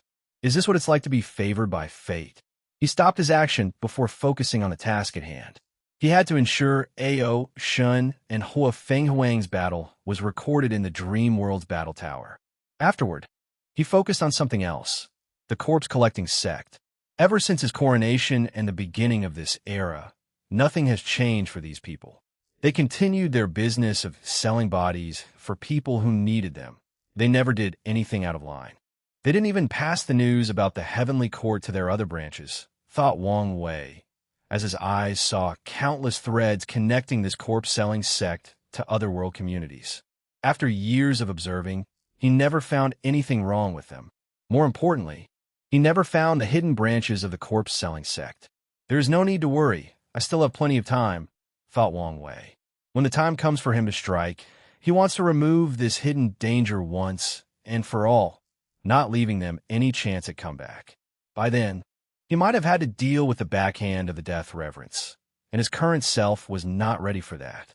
Wang Wei knew that even with his current strength, he was not genuinely invincible in the lower dimension. So, He was never too arrogant or conceited, proceeding with caution one step at a time. "Oh, right in time," muttered something before a gray ball the size of a volleyball appeared in his hand. "Thank you for your hard work." His voice echoed in the sword one's mind, and he saw her smile and waving her hand. Wang Wei immediately gathered the power of nothingness in his blood to nourish this emperor-tier void stabilizing sphere. Once he finished, he baptized it with the Grand Tao source before fusing it with the void battlefield. He instantly felt the changes in this place and muttered, "It's time to test this thing." He gathered the luck or destiny of the entire world and the heavenly court to create a terrifying seal. He then connected the void battlefield to the nether hell, connecting their seal and reinforcing it in the process. "Old man Nether, don't you want to kill me? This is your chance," said Wang Wei as he appeared in the void battlefield. "Damn you, little pest." A powerful voice boomed on this battlefield. Luckily, it was refined to a high level and sealed. Otherwise, the voice was enough to annihilate the entire world community. Wang Wei saw an enormous palm descend on him with unimaginable power. He immediately became excited as he activated all his power. His Emperor artifact became a small crystal in his forehead that boosted all his abilities. Dark red lightning flashed in his eyes as he combined his Tao will and willpower manifestation. The 10 fate palaces appeared above him as he awakened his Tao body. The blood in his body rushed faster than the speed of light as he mobilized all 76 infant fiend god force. His eyes were brighter than ever as his soul operated to the limit of his capabilities. He used his force control skill, which allowed him to control his body, soul, and Grand Tao source to a level as if he were a creature born to wield these things. On top of that, he used his newly created or copied technique. After seeing Su Shi's use of obsession, he also used his obsession for freedom as a technique, thus achieving a 1 Grand Tao boost. Fate Annihilating Punch, with this one punch that directly targeted a person or object's fate, Wang Wei knew he could annihilate more than half of the entire lower dimension, which is composed of millions of worlds and an infinite number of sentient beings. However, it was useless. The palm quickly swatted his attack before descending on him and removing him from this earth. At least it tried to. "You didn't die?" asked Old Man Nether as he saw the newly condensed Wang Wei in the distance. He knew the latter did not use any longevity technique or resource to revive, which shocked him. Tenfold battle realm, and it's the limit of that realm, almost entering the stage of taboo. He could not hide the shock in his voice. Chapter 1006 Taste of the Realm. 1006 Taste of the Realm. For a moment, Wang Wei ignored Old Man Nether's words and focused on himself. He saw a few bruises on his body that refused to heal. To be precise, they healed exceptionally slowly. He knew it was not the power of Tao will or willpower manifestation. Existence hiérarchie? He thought. This was not the first time he dealt with this thing, but only recently that he knew its universal term. Once a great emperor, or even other immortal tier creatures kill a mortal, that creature will have their existence wiped, thus preventing others from using life and death Tao, time Tao, or any other revival methods. In the Empyrean realm, cultivators will experience a second Grand Tao source baptism, thus sublimating their existence for a second time. That's true even for regular Empyreans. The result of this change is another application of existence hierarchy. Old Man Nether's existence is higher than Wang Wei, so he can naturally injure him, similar to if he had used a Tao will. Luckily, Wang Wei's strength is extremely close to the Empyrean realm, so the injuries were not serious. Wang Wei finally paid attention to the person present. It was a burly old man dressed in casual black clothes that looked very ordinary. He had long white hair and a white beard resembling a lion's mane. The feeling this person gave Wang Wei was very odd. Usually, older cultivators will have a more wise or sage-like appearance. But Old Man Nether resembled his grandfather with a wild and unrestrained aura. He looked like the kind of person that gets agitated and offended for the smallest reason. "Boy, is your tongue tied?" I asked you a question. I'm a little disappointed, suddenly said Wang Wei. Excuse you? I've heard so many times how powerful you were and how much of a threat you pose. But Wang Wei did not finish his word and only shook his head. However, old man Nether was already looking at him with furious eyes. He really gets offended at the slightest thing? Thought Wang Wei. Sometimes a person's aura is misleading. However, it seems this was not the case. Boy, your reaction has reduced even more points in my eyes. Such poor performance for someone of your status. Wang Wei shook his head. After a brief analysis, he understood why the latter was like this. His mentality has changed after spending so much time in the lower dimension, being invincible. Old man Nether might have been even more arrogant if not for the seal placed on him. You're pushing your look. Did I say something wrong? Firstly, you're only an ordinary Empyrean. Secondly, you're still in the early stages after so many years. Thirdly, your goal is to control samsara, but your main Tao is not life, death, or samsara. Instead, it's some batch Tao that combines a few minor aspects of samsara Tao. Tell me, how can I not be disappointed? Damn you, yelled old man Nether. Flame of hell. Torturous flame, a dark green flame materialized in this empty void battlefield, and screams of immense agony emanated from it. Wang Wei's eyes lit up as his first instinct was to absorb this flame and evolve his pain innate talent to a higher level. Sadly, he saw the future, and a terrible fate awaited him if he tried this tactic. Death Flame, a jet-black flame, materialized out of Wang Wei's body and confronted the green flame. However, his attack did not last a second before being corroded. The green flame enveloped him and rapidly incinerated his body and soul. Did he want me to suffer? Thought Wang Wei before vanishing. He could feel a terrifying pain as the flame did its job. However, he was one of the best body refiners in the world, a job that only masochists can partake in. So, such an attack was useless to him. He did not focus too much on such a small matter, as Wang Wei had discovered something. His samsara Tao was severely hindered. He noticed the anomaly in the first attack, but confirmed it on the second. So, Empyreans can hinder the operation of a great emperor's grand Tao source. And if their Taos are the same, the hindrance is even more severe, probably reaching the level of deprivation. Although Old Man Nether's Tao only had minor aspects of samsara Tao, it was enough to render this aspect of Wang Wei's Tao useless. Of course, the main reason for that is Wang Wei's actual cultivation level is 32 grand Tao source, thus the severity of the suppression. It seems you're not all talk. I should take this seriously. Glad you're coming to your senses. However, my disappointment has only increased, said Wang Wei with a gentle smile. However, his guard was already at its peak. He saw the frantic side of Old Man Nether was gone, replaced by a terrifying calmness. Yes, how can someone who has lived for so long be easily seen through, he thought. Old Man Nether looked him directly in the eyes. Boy, what do you want? I'm curious by nature, so I want answers, replied Wang Wei directly. How long have you lived in the myriad emperor world? With such longevity, you should know some deep secrets, right? How many events were you the secret mastermind? How did you get sealed in the first place? Why are you so obsessed with controlling samsara? How did you descend from the upper dimension as an Empyrean? How did you prevent true heavenly Tao from directly liquidating you? Like I said, I have many questions. And what if I don't answer?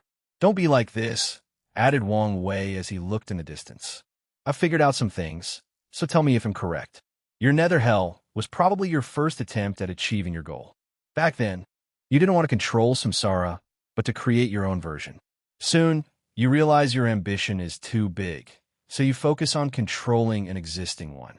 That time was probably when you were sealed, hence why the lower dimension samsara was still intact. True heavenly Tao should have been involved in your seal, since it seems more severe regarding matters of samsara.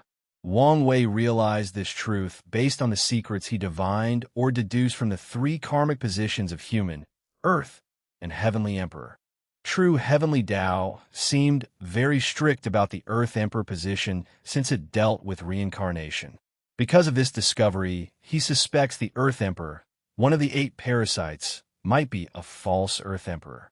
At the very least, there should be some secret or flaw to his karmic position. What do you think? Was my deduction correct? Asked Wang Wei with a smile. But he was observing every minute facial expression of Old Man Nether.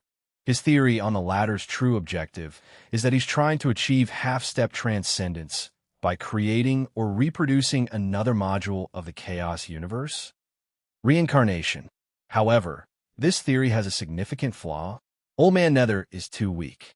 If he had such a brilliant idea to achieve transcendence, it would be best to spend all that time he wasted in the lower dimension to first become a peak paragon and use this method. Sometimes, knowing too much is not necessarily a good thing, replied Old Man Nether calmly. He had never felt so angry and insulted in such a long time. However, he was the kind of person that was scarier the more calm he was. So, he appeared very relaxed in this conversation. I agree. Knowledge is a curse, but only for those who don't know how to use it, added Wang Wei. What cheeky brat, chuckled Old Man Nether. I cannot believe someone could irk me so quickly. You should be proud. You've created a record for the fastest person to reach my most eliminate at all cost list. Old Man Nether cracked his neck and shoulder while Wang Wei gave him a look. You're no longer in the mood for talk. That's fine. Anyway, you should have figured out by now it's impossible to remove the seal in this place, even if you kill me. Old Man squinted his eyes. In that case, I only need to refine and control your soul. That's the spirit, responded Wang Wei. Let me have a taste of the next realm of cultivation. You want to use me as a wedding stone to see if you can enter the taboo realm? You can continue to dream. It seemed you're not as stupid as I gave you credit for, laughed Wang Wei as he rushed toward his body. Boom! His body exploded into trillions of particles. A few seconds later, he reappeared in the distance with even more bruises. Wang Wei did not care, as he realized using his true will to boost his healing factor was a great way to deal with these small existence injuries, if you can call them that. Let's try again, he roared before rushing forward for the second time. Chapter 1007 Taste of the Realm 2. 1007 Taste of the Realm 2. Wang Wei died the third time, but he was persistent, like a Terminator who would not stop until he accomplished his mission. Sadly for him, Old Man Nether got wise and used a different tactic on his fourth attempt. Chain of Hell, a terrifying red gate with hell-based designs manifested behind Old Man Nether before opening from the middle, sending black chains toward his opponent. Wang Wei reacted swiftly as he defended himself by creating an infinite number of universes between him and the attack. This was not the extent of his protection. In these universes, he recreated the River of Fate. In other words, Old Man Nether's chains had to bypass an infinite universe while confronting the fate of an infinite number of sentient beings. Alas, the chains only paused for less than a second before binding Wang Wei. Capturing him, he did not hesitate and blew his body up the moment he was caught before materializing in the distance, away from the chains. The gap is so big, his strength was at the limit of the Great Emperor Realm, probably 69.999 Grandau source. Yet this battle was on one side. He used the surrounding seals, so Old Man Nether could only use 70 of his power on this battlefield. The worst part is I can tell this guy has not fought in a long while, so his battle IQ and experience are mediocre, analyzed Wang Wei as he tried another tactic. He used all his Grandau boost to bless his soul and attacked. Soul Whiplash Old Man Nether's eyes squinted slightly before waving his hand. Wang Wei's powerful soul attack disappeared as it was never here. So, an expert in the Soul Dao? No, it should be an Yin Qi in related power. Chain of Fate Wang Wei condensed his own chain, which had the power to influence or restrict a person directly from their fate. The chains confronted, and on paper, fate is a much higher power than hell. The confrontation dictated otherwise as the black chains eviscerated the gray chains before proceeding to their target. Freedom from binding, the freedom aspect of Wang Wei's Dao, was activated as a means to deal with this attack, and the result was the same. The sheer difference in power proved that all tactics were essentially useless. So, he died again by his own choice. Scars appeared on his face once he revived, but he did not care.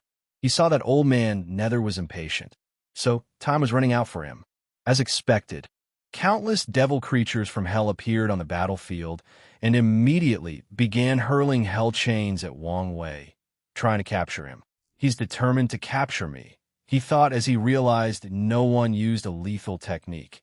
Everyone was focused on capturing alive to free their master. Time is running out, and my plan is not working, thought Wang Wei. One of his objectives for this battle was to glance at the taboo battle realm. Sadly, after a few direct confrontations and deaths, he did not see the path ahead besides the one he came up with, unsealing his soul to achieve an Empyrean quantity level soul power. However, Wang Wei always felt this method was cheap and not the true taboo realm, and might have consequences for his ambitions of achieving taboo in all three immortal stage realms.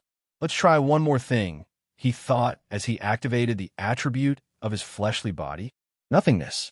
After proving the Tao and condensing his human fiend god bloodline, he had long entered the second realm of void and even walked deep in mastering it. Boom!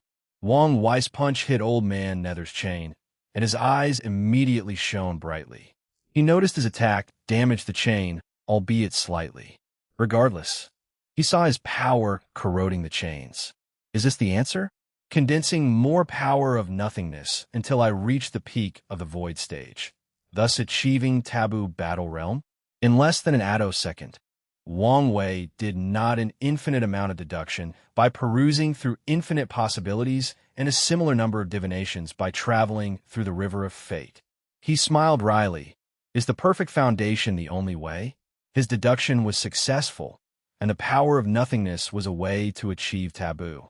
However, the amount of power his body needs to hold is too much, and most of his deductions result in him being assimilated and turned into nothingness. This result was the same unless he became an Empyrean or opened the gate of power.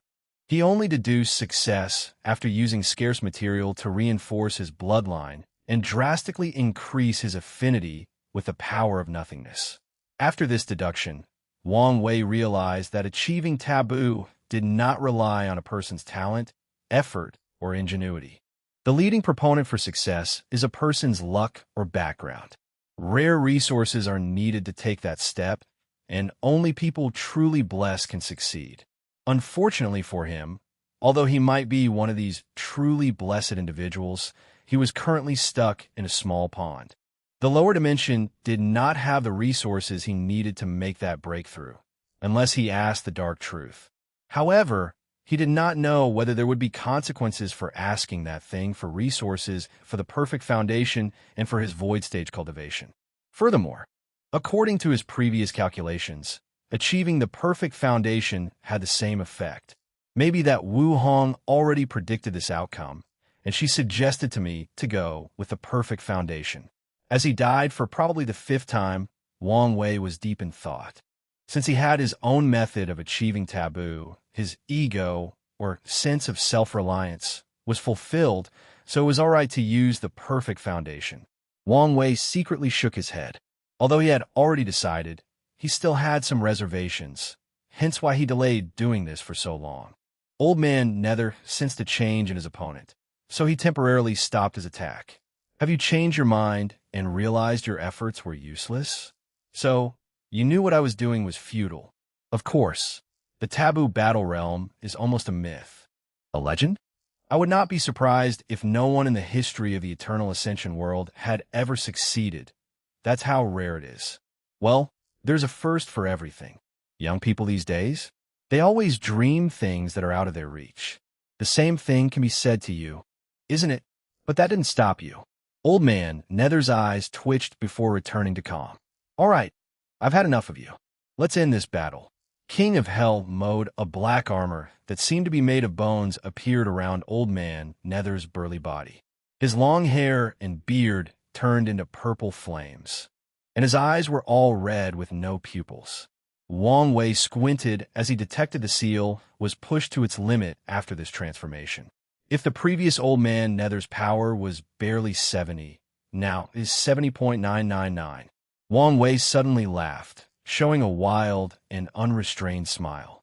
A pill appeared out of nowhere inside his open mouth, and exploded. Boom! His aura exploded, becoming as vast, ethereal, and supreme as his opponent. "What did you do? What's that pill?"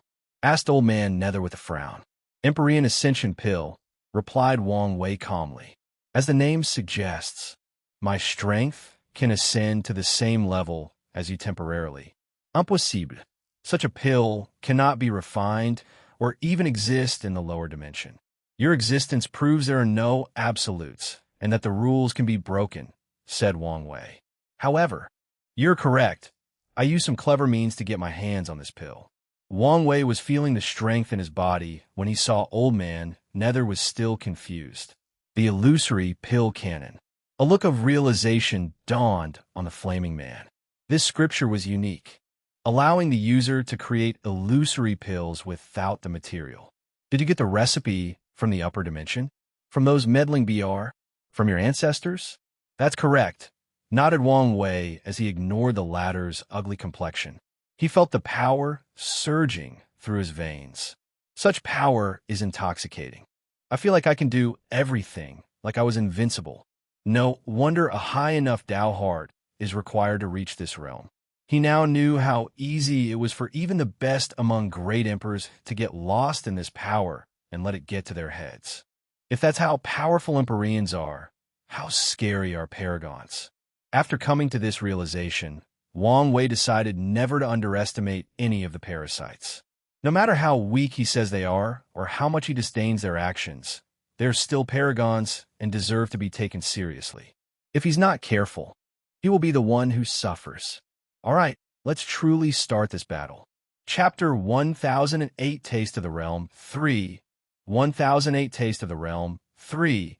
The pill that the Sword Empress gave him was truly magical. It did not increase his soul to the Empyrean level, thus achieving the level of strength. It did not increase the strength of his fleshly body or have some random powerful ability. The pill was the complete packet. His soul temporarily reached that level. His fleshly body increased by at least 10 infant fiend god realm, and more importantly, his grand Tao source reached 70. The pill gave him the potential strength of the future. Wang Wei guessed this pill was precious and used by the upper dimension to allow certain people to taste the power of the advanced realm to prepare for a breakthrough. Furthermore, it might also be used to test whether a person's Tao heart has reached the standard of an Empyrean. However, I'm still not a true Empyrean, thought Wang Wei before going on the offensive. Fate annihilating fist Old Man Nether's face underneath the flame changed as he felt the threat of death. Without hesitation, he responded. Wall of wailing soul. Thousands of walls materialized before him, each made with trillions of souls full of karmic sins. These souls replaced Old Man Nether and had their fate annihilated instead of him. With this method, he successfully blocked the attack. But his other tactic failed, transferring the sins of these people to his attacker. Wang Wei secretly sneered at such a method. Old Man Nether Karma Tao application is the lowest level, focusing on basic things like good and evil. So, how could he affect him? Karma strangling as an Empyrean. How many lives has Old Man Nether killed? How many worlds has he influenced in the pursuit of his ambitions? How much cause and effect does he owe to the world? Normally, he is a higher being in existence and does not have to worry about such a thing. However, he was in deep trouble when confronting a being of the same level, a being that could turn his previous actions, causes, into tangible and practical effects. Red strings appeared on his neck, hands, and lower limbs, binding and strangling him. Old Man Nether condensed a sword full of the power of Een and Death Key, trying to cut off the threads. Sadly, his actions proved futile. No, to be exact, his actions aggravated the power of the threads. In other words, the more he struggles, the more he has to bear the effects of his past actions. Damn it! He roared before his body spontaneously combusted into dark green flame before materializing a great distance away. Wang Wei frowned when he saw his thread not moving to his opponent. His eyes flashed with splendor as he instantly discovered the truth. Some type of death replacement, he analyzed. Old Man Nether chose one of his underlings to bear all his karma, essentially replacing him. However, that's not going to save you, thought Wang Wei as the thread changed their target to the original owner. This time, they locked on his fate line. Old Man Nether's flaming face danced, probably indicating his mood. Light of the pure and noble, a brilliant light manifested above the sky before condensing into two pairs of angelic wings. Old Man Nether had now changed into this weird aesthetic of evil and good, the devil and an angel of light and darkness. Wang Wei observed everything calmly. Unlike Christianity and other religions back on Earth, in Eastern mythology, hell is not only in charge of the wicked, but also judges the good and pure heart. In other words, hell is oftentimes depicted as a place that holds both heaven and hell based on these religion standards, similar to Hades' underworld, where Elysium is located for the people who are good during their lives. Old Man Nether's technique is based on this. He gathered the position karma of trillions upon trillions of lives to bless him and wash away his karma, thus reducing the effect of the threads. Unfortunately, you're playing a game where you're out of your league. As a master of karma, how easy was it to switch between good and evil, from position to negative karma? Swish! Before Wang Wei could put his plan into action, his body moved out of the instinct of danger. Sadly, he was a step too late, and half of his body was gone. Luckily, he acted swiftly and protected his soul. An axe? Thought Wang Wei as he saw the culprit of his accident. A powerful emperor artifact. He groaned as he realized this could change the scale of this battle. He had just started and wanted to fight a lot longer. If only my Tao will and willpower manifestation were much stronger. The pill did not help much in these two categories. His Tao could barely give a 5 strength boost, not Grand Tao boost. Meanwhile, his willpower was a lot better. With the strengthening of his flesh, he could use more of it. However, the increase was only 20 strength, with no Grand Tao boost. How'd I not detect that thing? His senses were simply monstrous. He could sense changes in time, detect his own life and death, see how much his luck changes, it acts a certain way before death, and watch the strings of fate. And those are added senses to the normal one and his divine sense, an extension of his soul. Yet, with all these measures, he still did not detect the axe before it almost killed him. He watched the axe disappear, but still did not detect any information. It was there, then it was not. Old Man Nether was prepared for an attack, most likely to distract him and sneak attack with the axe again. Living Universe, Prison Wang Wei secretly shook his head as the universe he created swallowed Old Man Nether. His opponent had obviously not fought a good battle in a long time, so his natural reflexes were slow, even as someone who had just reached this level of power. Inside the universe, Old Man Nether faces some trouble. He soon discovered this universe was a living creature whose sole mission seemed to imprison him. Furthermore, it was infinitely expanding in size at a massive rate. A brilliant technique that combined space, time, life, soul, and even sealing Tao.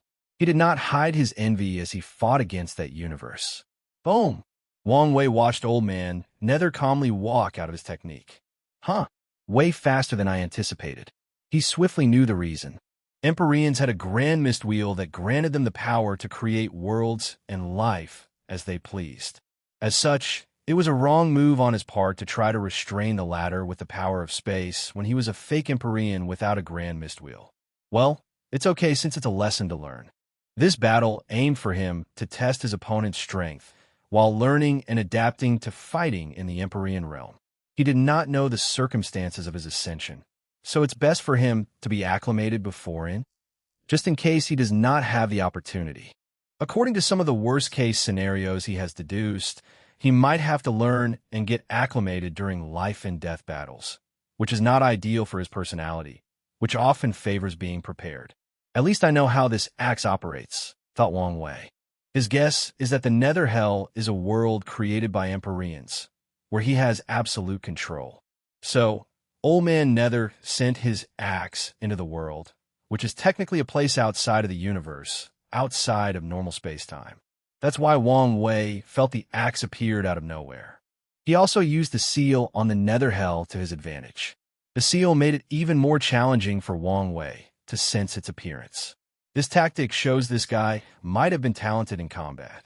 His current state is the result of years of inaction. Will this battle awaken his long-lost fighting instinct? Such news was not in Wang Wei's best interest. He knew he could not kill Old Man Nether in this battle.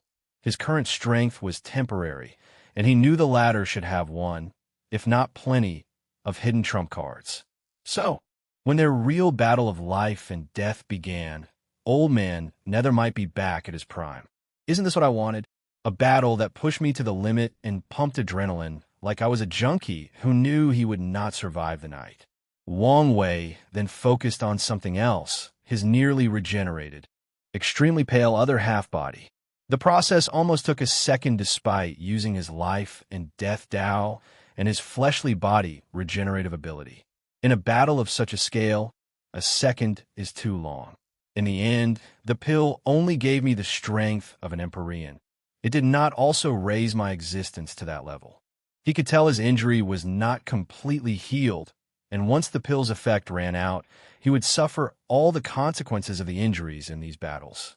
Chapter 1009 Taste of the Realm, Finale. 1009 Taste of the Realm, Finale, Swish. With an understanding of his opponent's technique, it was straightforward for Wang Wei to evade the sneak attack of the axe. However, things were not as simple as he expected. A second axe manifested out of nowhere, heading directly for his head. His danger senses went on overdrive. He immediately knew if this attack succeeded, he might genuinely die. Swish! The second axe passed over his head, and Wang Wei's body was missing that part of his flesh. He did not use his absolute control over his body to scatter the atoms and subatomic particles in his head, returning them to nature as they should be. No, he knew such an act would still result in his death. This had the ability to ignore pure matter and even directly target his soul. So at the last minute, he turned his head into a state of void, similar to how he used his intangibility, but at a higher level. Oh, that was close, thought Wang Wei. I missed the thrill of dancing with death. He saw the disappearing axe and knew how there was a second, a dual blade, a blade of life and one of death. Maybe it's not that simple. As soon as he had this thought, he was proven correct. Two axes attacked him, and he evaded. However, at the correct time, a third appeared, and he evaded it, too. But a fourth materialized out of nowhere. I was right. Besides life and death, there's a good and evil axe. Karma Mirror Wang Wei once read a colorful language comment on social media. Karma is not a bitch, it's a mirror. The netizen who posted this comment was referring to the fact that karma does not just pay us back for our actions. It reflects our choices and decisions. It's another way to say every reaction has an equal and opposite reaction. With this comment or idea in mind, he created this technique. As expected, once the evil axe hit him, it immediately bounced back to its owner. Old Man Nether soon realized he could no longer control his own weapon. So, without any choice, he had to defend himself. The black armor around him covered his entire body. Boom! The axe sent him flying back, but he was soon on his feet, perfectly intact. Another Empyrean artifact? Wang Wei was speechless. He also realized Old Man Nether was still an old fox, as the armor appeared like a technique to him. Knowing his disadvantage in the weapon area, Wang Wei decided to be more aggressive. Freedom of obsession, he used a technique that directly targeted Old Man Nether's mind. Immediately, the ancient Empyrean felt his obsession for a very long time, with samsara rapidly disappearing. He almost groaned in pleasure because of how free and liberating the entire experience felt. After working for so long with little to no success, he finally realized how great his life would be as long as he abandoned such useless obsession. And lo, his voice was so powerful that some of it leaked from the Void Battlefield seal. Such strong obsession, observed Wang Wei. He thought his obsession for absolute freedom was deep, but even he had to admit Old Man Nether was probably higher than him. How dare you mess with my mind? Wang Wei ignored him and pointed his finger. Authority depriving the flame around Old Man Nether's head disappeared, returning to his human visage. The armor on him dimmed slightly, as if he had lost something. The power of Samsara, said Old Man Nether in shock. He could tell the latter used power similar to a Yama king, depriving him of his control or authority by using Samsara-related Tao. Such an act was not a straightforward application of the Tao, but power directly from the source. How can you use such a technique? I saw Di Tian using it, so it was easy to replicate after a little study. Old Man Nether's face turned redder than a baby's, but what? Feeling angry? Jealous? And maybe a little shameful? Sneered Wang Wei. With your age, you should have long understood fate is unfair and no one is born equal. Since you could not do with the cards granted to you, there was no point in these useless emotions. They'll make you pay for your insolence. To Wang Wei's surprise, Old Man Nether reverted to his previous state, dissolving his technique. He can ignore a higher authority than him. Maybe he did have some success in creating his version of Samsara. He looked at the possible explanation for his events. A dark cloud loomed over this battlefield. He could tell the cloud was simply to hide what was inside. Sadly, none of his methods could bravado the truth. All-time Samsara, a sense of dread permeated the entire battlefield. The idea that nothing was eternal and would eventually die before something was born in the ashes. Following a constant and unending cycle entered Wang Wei's mind. They would feel the same way if there were other life in this place. Afterward, everything proceeded to come to an end. The universe, matter, life, space-time, energy, the five elements, yin and yang, and everything in between. Luckily, this was the void battlefield, where absolutely everything in the lower dimension would die. No one would be spared except for Wang Wei, Old Man Nether, and other things. However, the number of survivors would be counted on one hand. Bolts of purple lightning descended on the sky, targeting him at all times from different angles. He had to use all his defensive abilities, like blessing his luck, controlling probability, reversing death with life, and all the others. His face was pale as he constantly moved to evade the bolts that covered the sky purple. Despite his best attempts, he was hit a few times, thus severely injuring him. No, this battle has to end. His existence was injured. Now, with his current level, such an injury is dangerous but still controllable. The issue is his injury has reached the point that his realm was about to fall once the pill's effect ended. Returned to the void, he immediately used the ultimate ability of his flesh, returning everything to a state of nothingness, a state where there is no space, no time, no matter, no life, no chaos, no mind or spirit, no soul. It did not even contain the concept of existence or non-existence. Old Man Nether's face changed as he hurriedly stopped his technique and rushed back to the Nether Hell. He did not want to have the slightest contact with such a damn technique, even if he had ways to deal with it. Wang Wei watched him run away and did not pursue. This was his objective. After the latter left, he reinforced the seal on the Nether Hell and removed the one on the battlefield. He then looked around at the countless tears in this empty white space. It's still not completely finished, he muttered. If not for the seal, the effect of their battles would have leaked. Wang Wei groaned slightly as he sensed the effect of the pill rapidly running out. He disappeared before reappearing in the court. Immediately afterward, his aura drastically decreased. As expected, my strength now is barely third class. He felt the very core of his life, or existence, was severely injured. And similar to how mortals cannot use much strength or power when injured or sick, he was in the same situation. Is this what she has to live with? He muttered, thinking of that woman who lingered in his dream. No, her case is probably more severe. The existence of a paragon is not so easy to be affected, let alone the one of a boundless one. So, he could imagine the terror of the ultimate taboo. I need to heal, and it's now your job to protect me, he said out loud to no one. However, Someone appeared in the corner. It was another him. Before this battle, he knew the possible danger, so he used the resources needed to condense a permanent clone. Although it only had the strength of 40 Grand Dao Source, the latter had the ability to use its full strength for a short period in an emergency. "Do you want me to hold the court for you?" asked the clone. "No. Let's release the news about my injury as bait. Let's see if there are some stupid people still lurking around." "Okay. We should have visitors soon. We can begin with them." Void battlefield.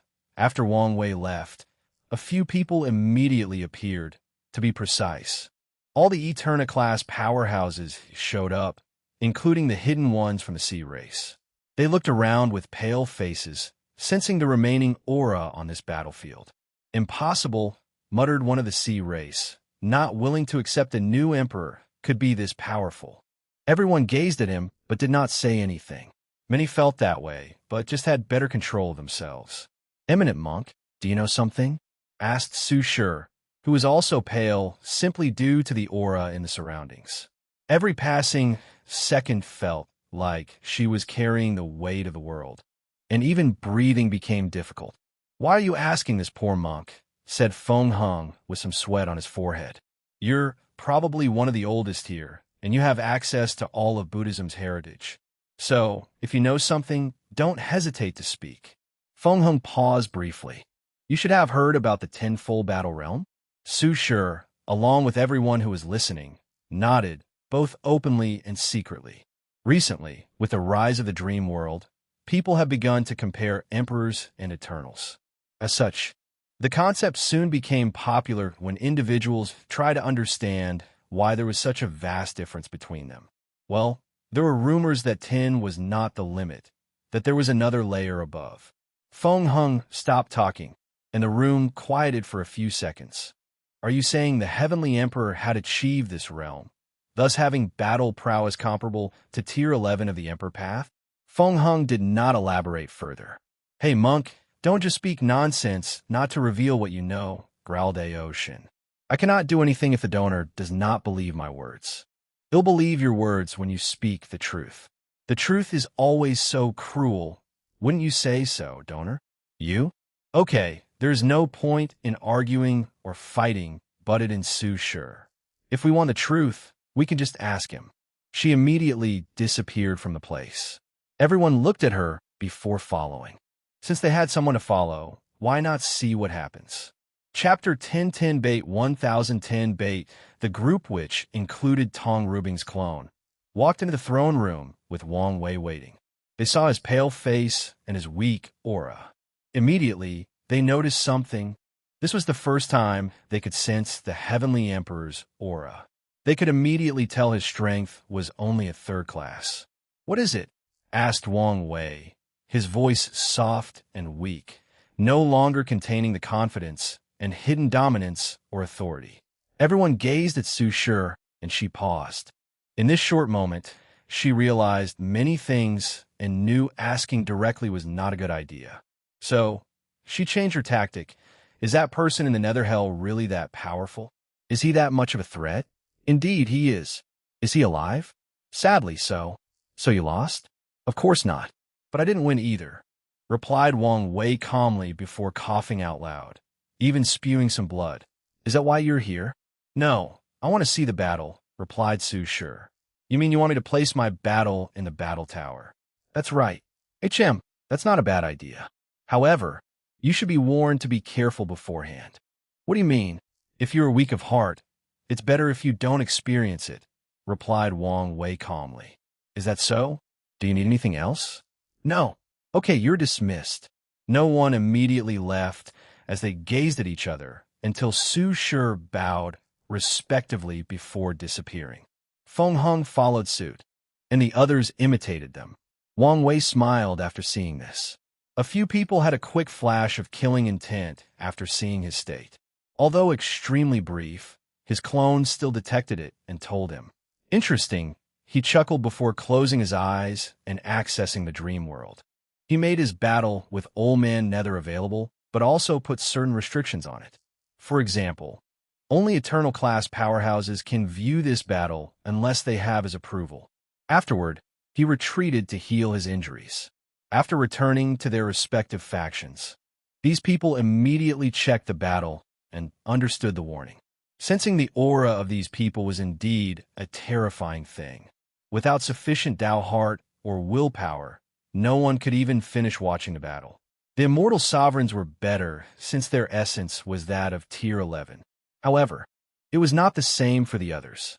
Additionally, once they used the battle tower to become one of the fighters, allowing them to experience the strength of either Wang Wei or Old Man Nether, these people became intoxicated by the strength they acquired. Like Wang Wei, no, even worse than him, they became lost in having such terrifying power.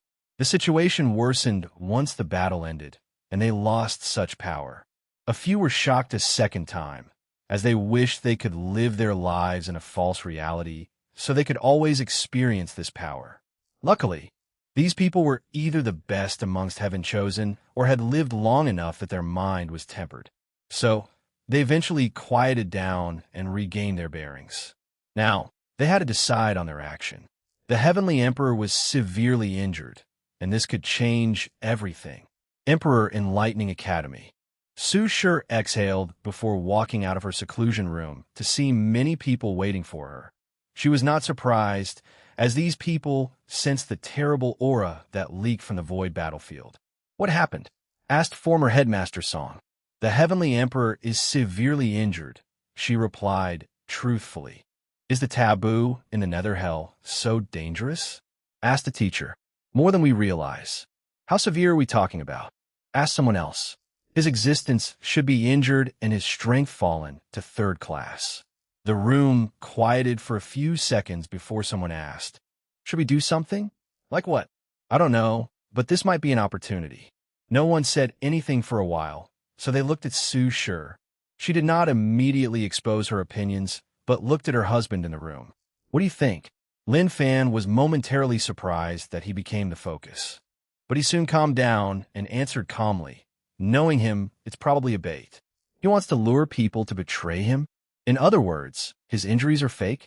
I don't know if his injuries are real or not, but even if they are, he should have prepared before for such a possibility. "Don't forget what his Tao is," reminded Lin Fan. "Plus, even if he's injured, doesn't the Tao opening sect have another eternal powerhouse? With their recent development, there might be more than one." After the rush of news calmed down, these people calmed down and analyzed the situation. They realized the situation had not changed much despite the latter's injury. They also realized they had been too focused on the Heavenly Emperor and ignored their former rival, the Tao opening sect. Since the beginning of the era, they have been highly low-key despite all the things they have accomplished and all the benefits they've acquired. Why haven't you noticed how low-key they've become? Previously, they were low-key, but not to this extreme. The previous Tao opening sect would take some time to remind the world who they were and not to mess with them. However, for a while now, everything about them was related to the Heavenly Emperor, while the other powerhouses rarely showed up. "Do you know something, Headmaster?" "It's because of the balance mechanism." "Are you implying that they've become so powerful that they must stay hidden to prevent trouble from true Heavenly Tao?" asked Song Li. "That's both good and concerning. The good news is the other factions will have more say in the world with the Tao opening sect's new approach. The concern is that their rival is not so powerful that no one knows their true depth. In some ways, they were no longer in the same league. Now, you should understand the situation. The Tao opening sect is our current greatest ally, so don't do anything stupid." She dismissed everybody, leaving Lin Fan for a few minutes. After supervising his cultivation, she retreated. She replayed the battle in her head, trying to understand and improve. Besides his abnormal soul and willpower, the other things are not out of the realm of possibility. Su Shi believed she could train her body to be on that level. Her awakening and Tao should improve after recasting her foundation, and she could refine a better artifact with the resources in the lower dimension, let alone in the upper. So, the only remaining is source techniques. This should be one that granted a terrifying control over his grand Tao source. No, not just Tao, but everything else. She pondered. Such a technique can be replicated with the correct method. A flame appeared in her hands. The extreme of control? I can start with Alchemist Flame Control and go from there. Western Bliss Sect. Feng Hung looked at the few immortal tier powerhouses he had and said with a deep tone, "Remember, the Heavenly Emperor is an honorary Buddha of our sect, so please do not spot any more nonsense. Understand? Understand, Reverend Buddha. Okay, you're dismissed. Great Talisman City." Tong Rubing's clone returned and did not even mention the Heavenly Emperor situation to her faction. She merely talked about the battle and how terrifying it was. She knew it was bait. The fact was very obvious. As such, even if it was possible that the latter was truly injured and was using such an obvious tactic as a mind game, she only needed to remain silent and not do anything. Her only concern was to send every detail of the situation to her main body. Ancient Clan. Huofeng Wang watched the elders walk out of the meeting room. Fox Shadow. Yes, my lady. A tall, thin woman with daggers appeared kneeling on the ground. Her black, tight clothes screamed shadows or assassins. She had an odd aura as she blended with void while exuding a natural charm that could make most men and women go wild. Observe these people. If you find anyone doing anything stupid, I grant you the power to kill before reporting to me. As you command, replied the shadow before disappearing. Fox Shadow's ability reassured Huofeng Wang. After the final battle, she realized the importance of a good general and supporting team, so she began to build one. Unfortunately, it was not easy to find talented individuals on the level of Wang Wei's team. Luckily, she met someone with a hidden Void Fox bloodline and seized that opportunity to turn her into her most loyal follower. Huofeng Wang looked in the distance while secretly shaking her head. Even after the ancestors' warning, some of these people refused to change and control their arrogance. These people knew what the word Tao Overlord represented, but a few still wanted to act foolishly. Maybe it's time to clean up some of these people. Ao Shun returned to the northern continent and did not say anything to anyone. He's not fallen for such an obvious trap. However, it was regrettable that this recent development delayed the business he was waiting for, but he was patient. Anyway, the storm will soon pass. Another person who reacted similarly to him was Jian Sha from the sword-casting villa. He did not mention anything about the injury and told everyone how the situation was handled. Sea Race Territory, a meeting of the highest order. Are we just going to let this opportunity slide? Chapter 10, 11 Rediscover Yourself. 1011 Rediscover Yourself. What opportunity? We are already on thin ice with him. Do you want to destroy our race? I'm not telling you to attack him, but we can do something. The sea has been our domain since the beginning of time. We stayed outside the affairs of the earth dwellers, and they ignored us. That's how things have always been. But now, they have invaded our domain. Can we just accept this? I'm not happy about this situation either. But once again, what can we do? You saw his power. Now that he's weakened, isn't it an opportunity? You're not stupid enough not to see this as bait, right? Of course, but this does not change the situation. We can act in the shadows, preparing a sacrificial pawn if things go wrong. I still think we're playing with fire. Like I said, we do not need to act directly and use a proxy. As long as we prepare for plausible deniability, we will be fine. Anyway, he won't detect anything for a while in his current state. All right, let's do it. A few days later, Wang Wei received an unexpected visitor to the court. He walked out of his room to see someone waiting for him. Mom?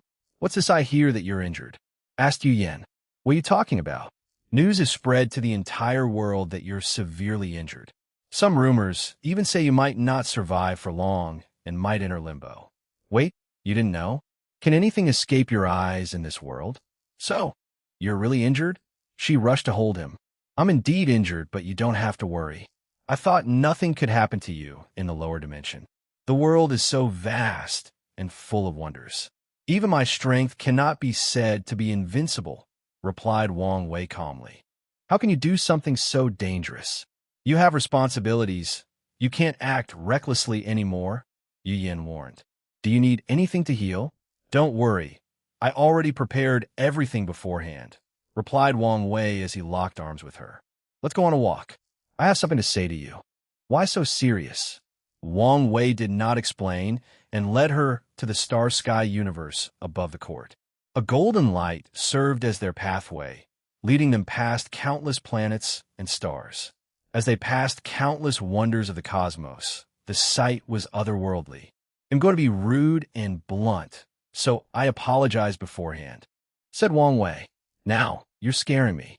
Wang Wei locked his palm with hers. You need to rediscover yourself. What are you talking about? For a long time, your life was evolving around me, or father. Your entire role or personality was that of a proud mother and dutiful wife. As a result, you've forgotten or placed your dreams or goals at the back of the line. Yu Yin suddenly stopped, and Wang Wei followed too.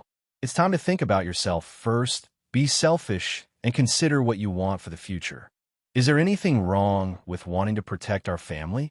To ensure that we're always together? She asked in a low voice. Of course not. But you have to understand the concept of balance. I have my pursuit of absolute freedom. Father wants to see the pinnacle of swordsmanship and beyond. And grandfather has his own aspirations and drive. Only yours revolve around the family. Wang Wei paused and gave her some time to process the news. I always wanted to prove the Tao and revive the Yu clan. That's a good starting point, but it's not enough. By the next generation, you can accomplish this goal. What will you do next? Our family will be separated for some time, and I fear something might happen to you if you don't have spiritual sustenance. Yu Yin has been worrying about this, too. Soon, her son will ascend and fight in a terrible war in the upper dimension. She won't be able to see, speak, or know any information about him. Grandpa will reincarnate, leaving only her and her husband. Luckily, she would be busy with the affairs of the heavenly court to distract her, but there is always the possibility of something going wrong after not seeing everybody at the same table for too long. You're a talented cultivator with a brilliant mind. Don't let titles like mother and wife be the restraints that bind you. You can exhale deeply. What do you think I should do? That's not something I can tell you. I recommend you walk around the world. Self-introspect from when you were a mortal to your current self. Think about your hobbies, personality, desires, and everything else unique about yourself. Then dream big. Don't be afraid to devise an absurd goal. All right. Yu Yin kissed him on the cheek before leaving. She randomly teleported to somewhere and began walking on her journey of self-discovery. Wang Wei watched her with a smile. He had wanted to have this talk to his mother for a while and prepare to talk to her either right before or after she proved the Tao. Now that the situation was dealt with, he felt relieved. What happened? He asked in the empty air. The sea race released the news. They planned for the still disgruntled devil cultivators to release the information to foreign world communities, replied the clone. So, they're the ones who jumped out. I guess I should not be surprised. The xenophobia of the sea race was too strong. Normally, Wang Wei would have left them alone. Sadly, the ocean was a dint of treasure and resources, and he had to manage it. They're not the only ones. Oh, who else? Them? Does she know? No.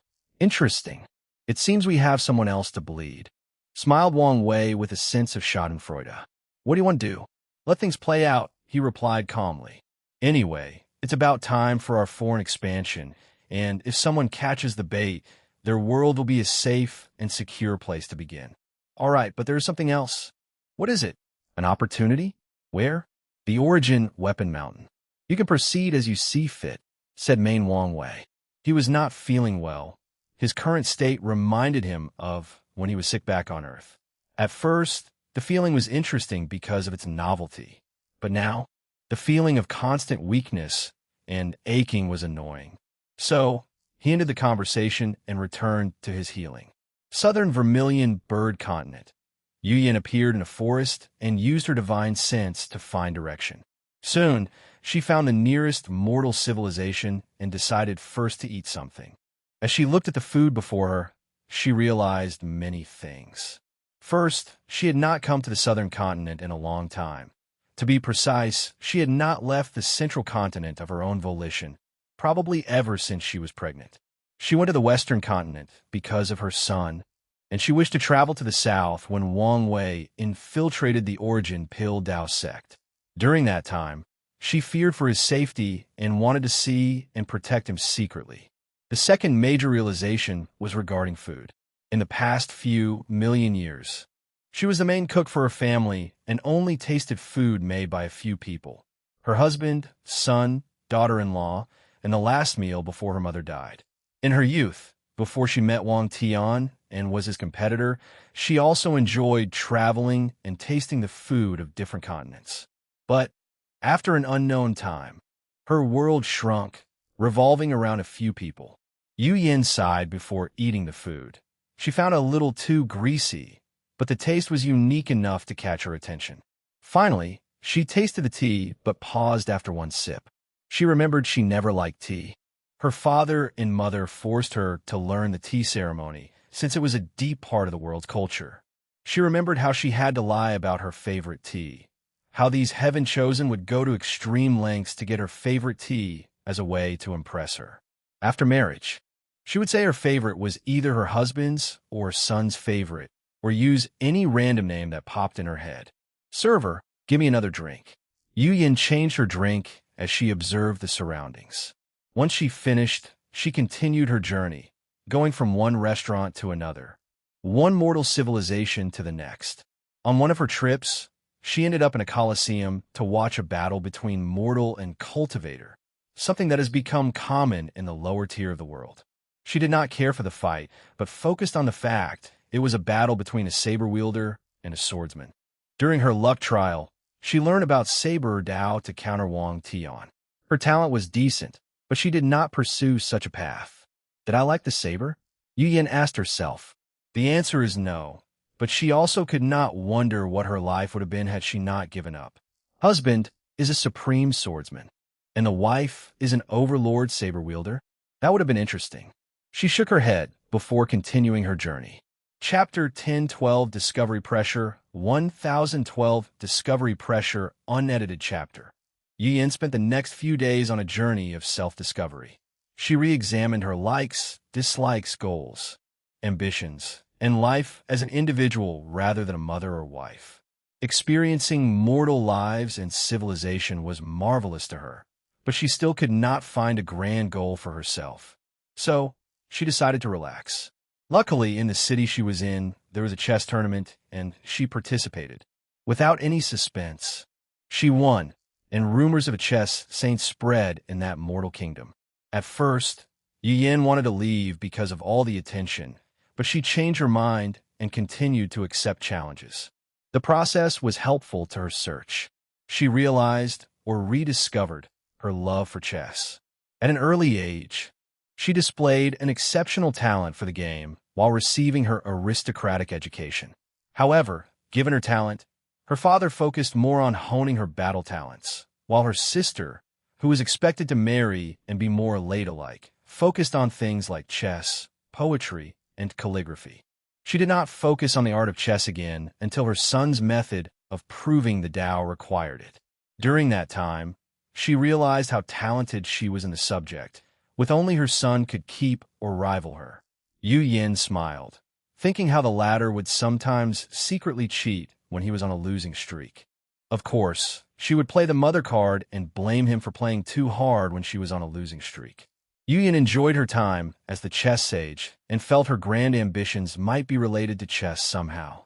However, she could not think of anything after much deliberation and walked away.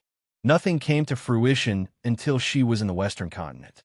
In one of the temples, he learned the monks would experience the trial of darkness to temper their minds. As the name implies, the monk would close themselves into a room of absolute darkness. Their task is to rely on the fortitude of their mind to not succumb to the darkness. That seems easy enough, muttered Yu Yin, who wanted to experience this trial. Sadly, it was only for the monks of the temple.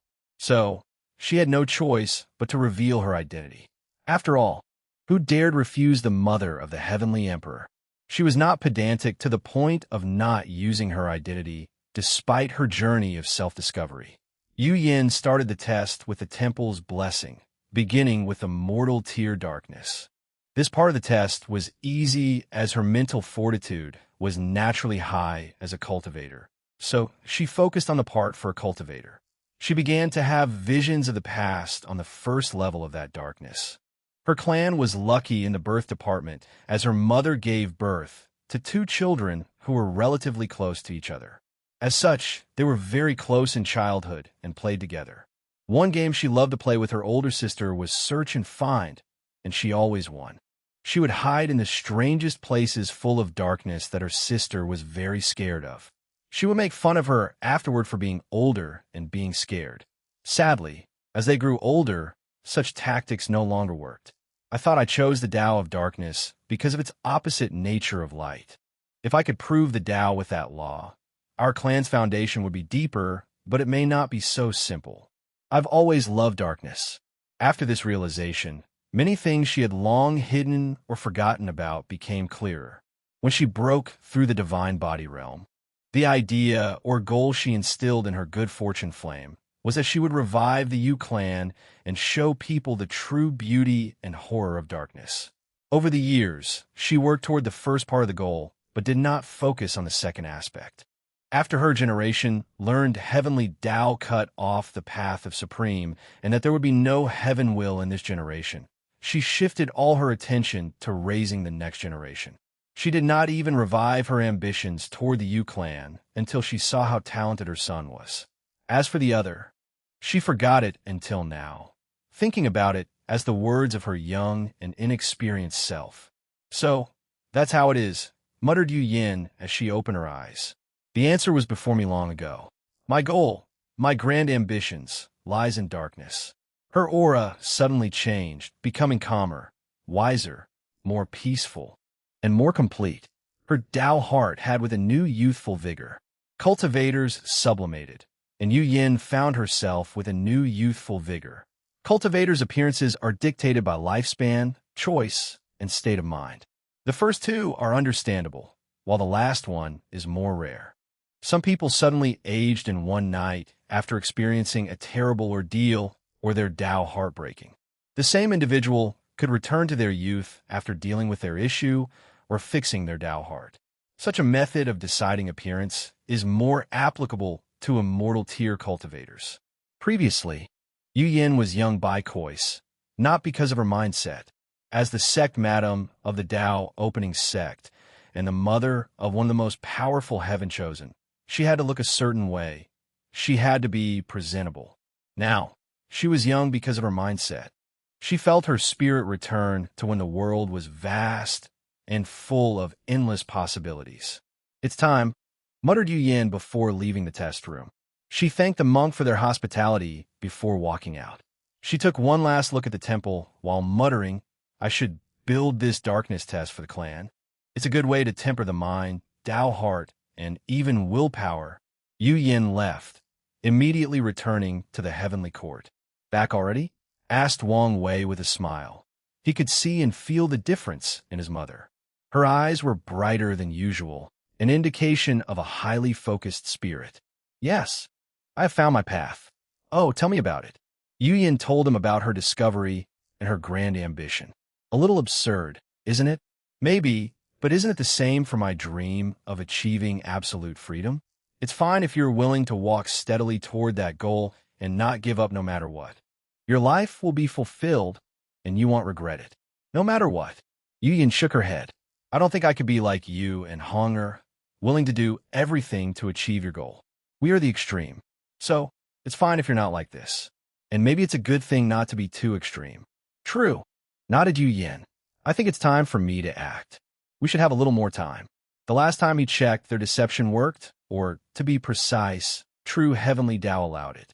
However, he still wanted to wait a little longer. Now is the perfect time. Since you are fishing, once I begin, they will conclude that you desperately need merit to accelerate your healing. This should place more pressure on them to accelerate their actions. That's an excellent idea. However, you should wait a few more weeks. My clone is scheming against the Great Origin Mountain. Oh, what's your plan? The two mother and sons discussed how to play the world for their benefit. Afterward, Yu Yin returned to her clan, preparing for the upcoming event. Soon afterward, auspicious clouds manifested above the court, alarming everybody. Not even an hour afterward, The Tao opening sect released information about a new innate refining technique that used arrays to imitate heavenly Tao and refined pills, artifacts, and talismans. The world shook as people realized a golden age of profession was happening, and it was just the beginning. Great Origin Mountain. A meeting of the highest order. Time is running out, said a burly elderly man with long white hair and a waist-length gray beard, clothed in all black and with abnormally large hands for his size. If he heals, then our action won't mean anything. I agree with Great Elder Sure. If our actions cannot gain his favor and are only the cherry on top, then it's pointless. Everybody looked at Sect Master Chen Yi, a handsome middle-aged man with a white streak on his hair. He did not appear burly like most people in the room, but had a more refined or elegant air. His hesitation was not because he was Chun Chen's adopted father, but the price he needed to pay. Advisor Kong, what do you think? Their factions were composed of weapon refiners, so they were usually hot-tempered because of the scripture they cultivated. As such, each generation will have an advisor position or someone wise and calm to help the sect master. Why did the Heavenly Emperor kill young Master Chun? Asked Advisor Kong, who also had a bookish air emanating from him. What do you mean? He had the opportunity to kill others. But besides the people from DTion's side, he only killed the young master. Kong bastard. Are you trying to sow conflict? Let me finish talking, replied the advisor calmly. Not long ago, we received news he summoned all the former Heaven Chosen, although we don't know what they discussed. News about a second small-scale heaven will battle spread. If not for the recent news, this should have been the talk of the entire world. Where are you getting at?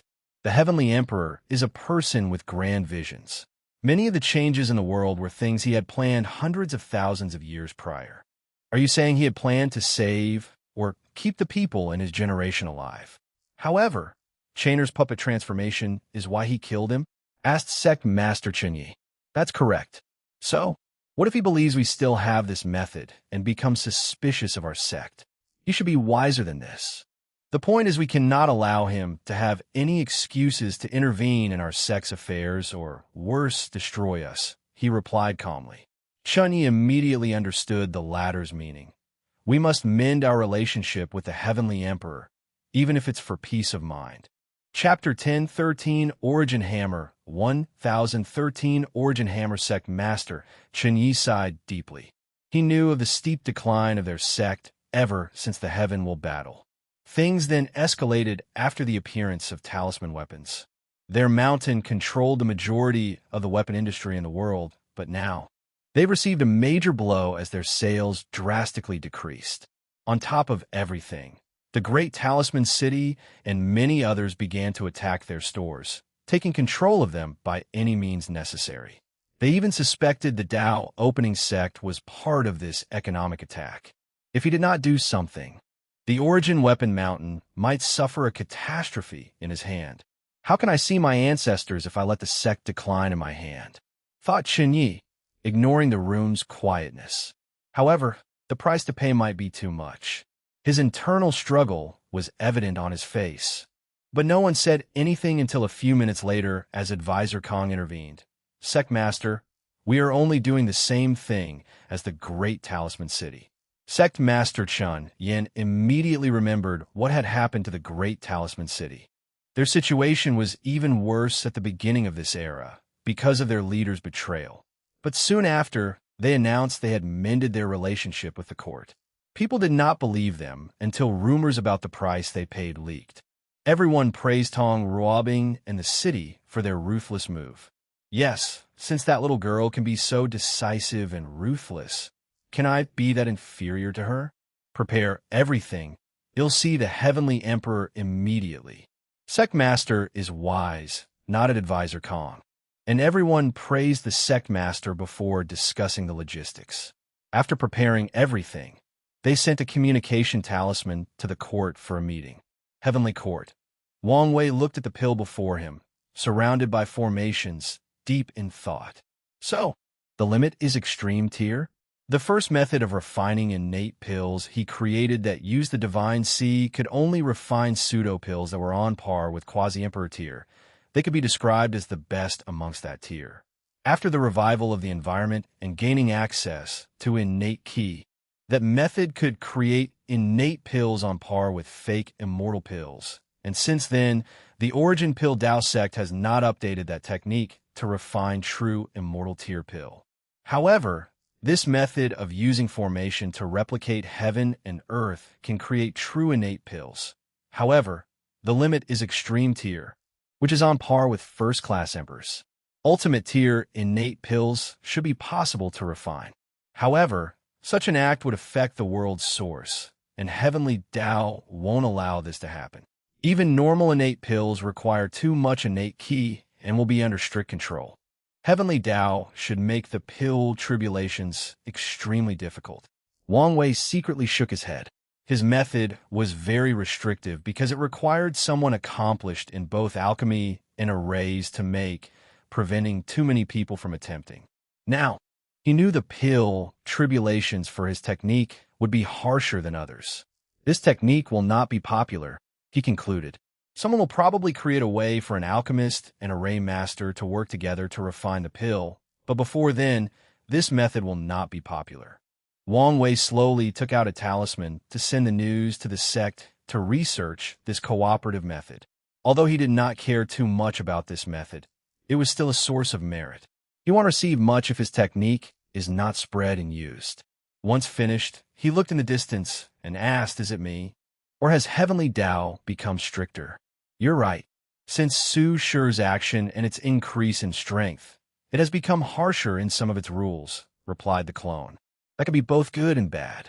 The world needs order to function and develop, but too much order is a prison and can easily elicit rebellion. Have it or Old Man Tianji made any move since they learned about my injury?" "No, they're both quiet." Wang Wei nodded. Despite expecting this answer, he needed to ask. Heavenly Tao is an emotional program, so it should know better than to take this obvious bait. As for why it would take action against him, that's because its core programming is to maintain balance, and Wang Wei's power had long broken the scale, so it's in its nature to try to restrict him and tilt it back. The Origin Weapon Mountain people are here. "Oh, so your plan succeeded?" Wang Wei smiled before walking to the throne room. Soon afterward, Sect Master Chun Yi walked in with a delegation. They kowtowed to show their deepest respect before presenting a gift, saying it was to honor the Heavenly Emperor and creating a deep pond between them. Wang Wei's eyes lit up when he saw the gift, an ordinary-looking bronze hammer. "Is that the Origin hammer?" he asked as he held the hammer. It was rumored the weapon ancestor was a blacksmith when he was immortal. As a remembrance of this past, when he created his life's greatest work, the Origin hammer, he modeled it after his blacksmith hammer. Now, it appears this rumor was true. Our founder was a humble man who never forgot his origin. Wang Wei gave him a side glance. Wu Hong once told him that talisman and weapon ancestors did not become eternals because of their arrogance and pride. So, he would not believe such words. As he looked at the hammer, he was truly surprised. This weapon granted a natural 7 grand Tao boost. However, this was not its limit. As the luck condensation artifact of the Origin Weapon Mountain, it can perfectly carry the luck of the sect, which grants another 3 grand Tao boost. In other words, any emperors of their faction will have a 2-fold battle realm after wielding this weapon. This thing is truly a masterpiece. Luckily, this thing had severe restrictions. Otherwise, the Origin Weapon Mountain would have been more powerful than it is. Wang Wei was sure that probably only one great emperor, since their mountain's founder, could wield all the strength of that hammer. The only time this weapon would be fully activated would be once the sect faced a terrible catastrophe. "Are you sure you want to hand this weapon to me?" asked Wang Wei. Since the great Talisman City can hand over their luck artifact for the generation, "We can do the same," replied Chen Yi with confidence. Wang Wei chuckled as he understood the implications. Anyways, as long as he can gather the civilization destiny, he has no issue returning these factions' luck and destiny before ascending. It would be a grave mistake to forcefully leave it to his sect, so he had no problem with those short loans. "I appreciate this gift, especially since it's very timely," said Wang Wei, his face as pale as ever. I consider myself generous, so I won't let you suffer." He closed his eyes before dispatching his divine sense. A few seconds later, he waved his hand to manifest a cauldron in the middle of the room. The thing immediately caught everyone's attention. This cauldron follows the same idea as the mechanical cauldron, but it's for weapons instead of pills. As you can see, it's incomplete because of my sex lack of ability. Wang Wei paused to allow them to process this information. My previous plan was to gather everyone worldwide, sharing the merit and destiny for completing this project. I will hand it over to your mountain for your great gift. Chinyi felt the world spinning. The excitement was too much. He knew the significance of this project and the blessing their mountain would receive once they completed it. After the project is finished, the cauldron will enter the dream world. However, your mountain will have a share of the profit. Chinyi was happy he was a cultivator or would have fainted and humiliated himself. They had a meeting to discuss how profitable the pill mechanical cauldron was. Even if he's only sharing some of the profit, he knows how much their mountain will benefit. More importantly, they will no longer be irrelevant in this upcoming era full of changes. "Don't be happy too early," said Wang Wei, waking up some of these people from their daydreams. "You will have a specific amount of time to finish this project. I will take it back if you don't meet my expectations. Your Majesty, we swear on our ancestors we will not let you down," hurriedly said Chun Yi as he knelt. "That's good," nodded Wang Wei before pausing. "I'm sorry about Qin Shun, but he had to die. No need for apologies. The heaven will battle is cruel, and there is a reason it's called the Grave of Geniuses." Wang Wei looked at him for a moment. "If there is nothing else, you can leave." The delegation swiftly exited, but did not hide the happiness in their strides. Meanwhile, Wang Wei looked at the hammer before him, sensing the new luck and destiny added to his court. He could not help but smile. He now had the luck of the Origin Rune Mountain, Great Talisman City, Origin Weapon Mountain, and his sect. He only missed the Origin Pill Dao sect to condense the civilization luck he planned. And if he could get his hands on the key luck of the ancient clan, things would be perfect. "How did you do it?" "It was quite easy," replied the clone. "I only use a few of our Fate Shadow Guards to release some murmurs." Then, their advisor, a very wise man, understood my message and made things happen. "The world would be so much easier if there were as many smart men as that advisor," joked Wang Wei. "True.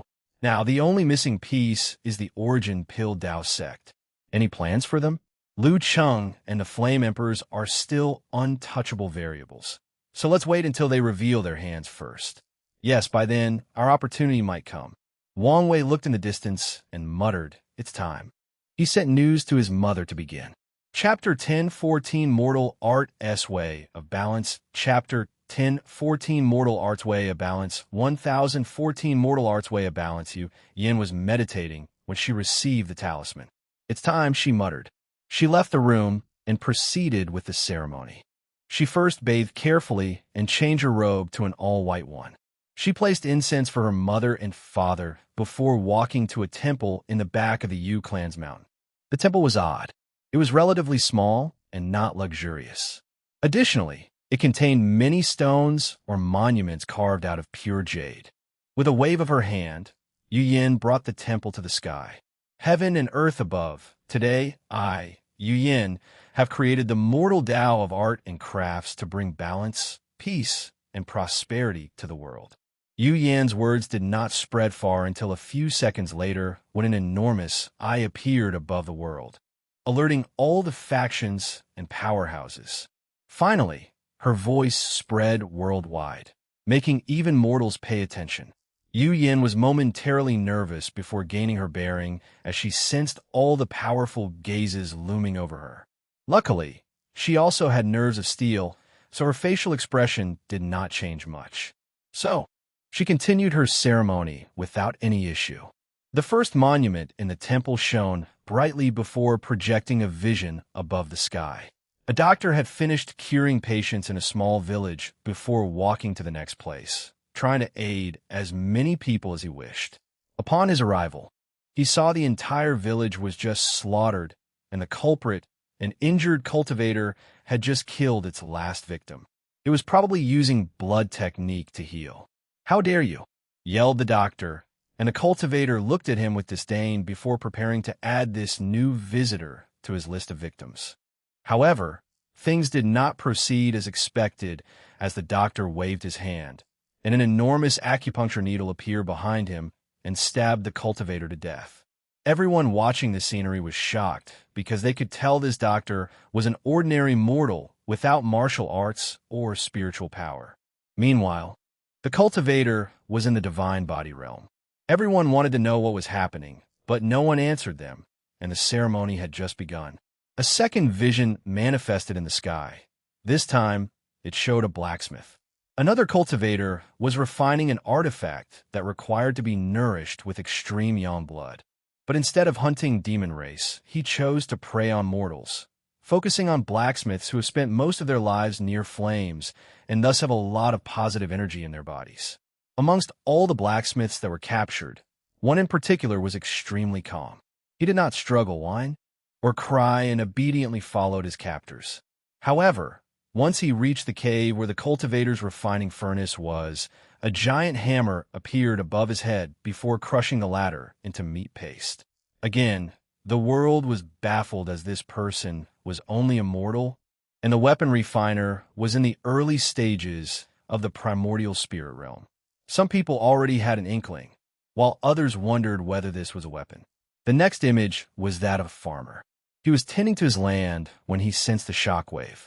He looked in the distance, and two cultivators were fighting without any regard for the surroundings, destroying and killing everyone and everything in their path. With anger written all over his face, he waved his hand to materialize a large sickle. Then he sealed these two primordial spirit cultivators. The vision showed how he did not kill them, but sealed them in a nearby mountain. The following vision was of a painter. He had created a masterpiece that was the talk of his city. However, one day, a cultivator who was passing by noticed this painting could resonate with the laws of heaven and earth.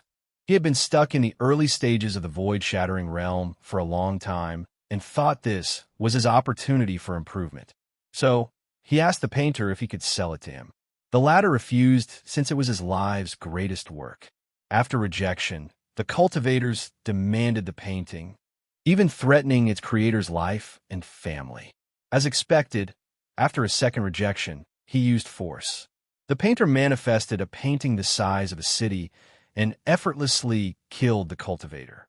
Yu Yin did not waste time, as the next vision appeared immediately afterward. This time around, it was a beautiful woman playing the gyukin. The story was that she was a talented musician with a beauty that would make most immortals feel ashamed. A passing saint saw her play, became enamored, and wished to keep her by his side.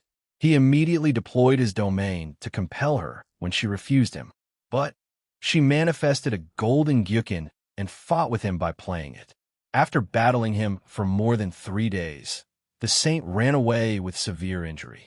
The world was quiet as their gaze locked on these visions. The next one showed a genius calligrapher who killed a supreme powerhouse, followed by a chess sage who sealed more than 5 supreme powerhouses. Lastly, a scholar manifested a brush to deal with a quasi-emperor. After the scholar, the temple projected other visions of others, known mortal-based professions, and even revealed these mortals using this new power to deal with injustice in their own society, which indicates that this power was not totally directed at cultivators. Finally, everything seemed to end as no vision showed. A golden orb manifested in the sky before splitting into 2. 90 of it descended on Yu Yan's arms, while the rest went to the heavenly court. The Eye of Heaven Tao disappeared along with the temple, and soon afterward, visions enveloped the entire world.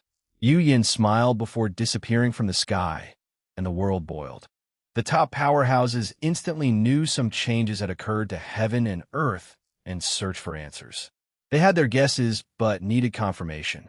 As expected, they soon realized the myriad emperor world had a new addition, the enlightening temple. The purpose of this temple was, as Yu Yin declared, mortals who have great achievements in their art, crafts, or profession can summon a Tao projection proportioned in strength to their accomplishments. The Tao projection granted them powers on par with cultivators. This was a form of balance to restrict the rampant behavior of cultivators.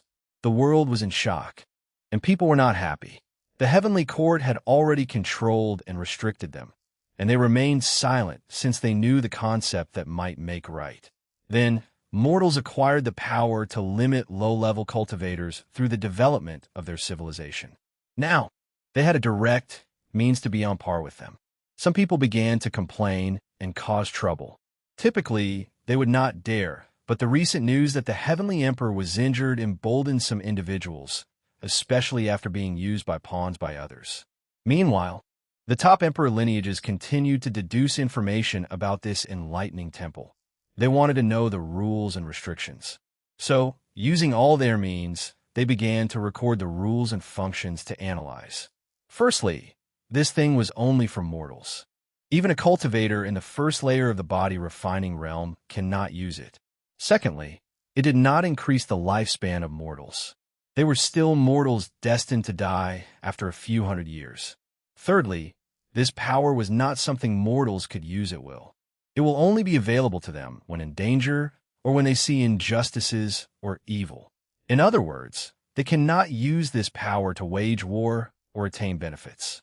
Fourthly, a mortal with karmic sins cannot condense their Tao projection. Finally, not every mortal can condense projections on par with powerful cultivators. There's a great divide between the primordial spirit realm and the void-shattering realm, and it's the same for the projections. Only genuinely talented mortals or people who dedicated years to their art or craft can condense such powerful Tao projections. Such news reassured many people. But then they realized the world was so vast and the mortal population so large that it was easy to give birth to countless geniuses. These people also realized why the Heavenly Emperor wanted the rise of mortal civilizations and the creation of the dream world. Now, education and communication are so accessible that it's easier for mortals to have some achievement in any art or craft. After summarizing the rules, the world collectively sighed. Cultivators were officially not the absolute ruler of this world. From now on, only geniuses and immortal tier powerhouses can act wildly as they wish. However, even they have to worry about the court above their head. After arriving at this conclusion, people's ambitions and drive did not diminish but increased. Their desire to prove the Tao or become an immortal tier powerhouse intensified because it was the only way for them to get real power in this world. Heavenly Court. Wang Wei waited for his mother with a smile. After so many years, we finally reached this step. Yes, but we still had some way to go. The enlightening temple was not enough for her to condense a heaven will. Heavenly Tao placed more emphasis or importance on things related to cultivators. And this temple, at its core, was directed at mortals, hence the lack of merit.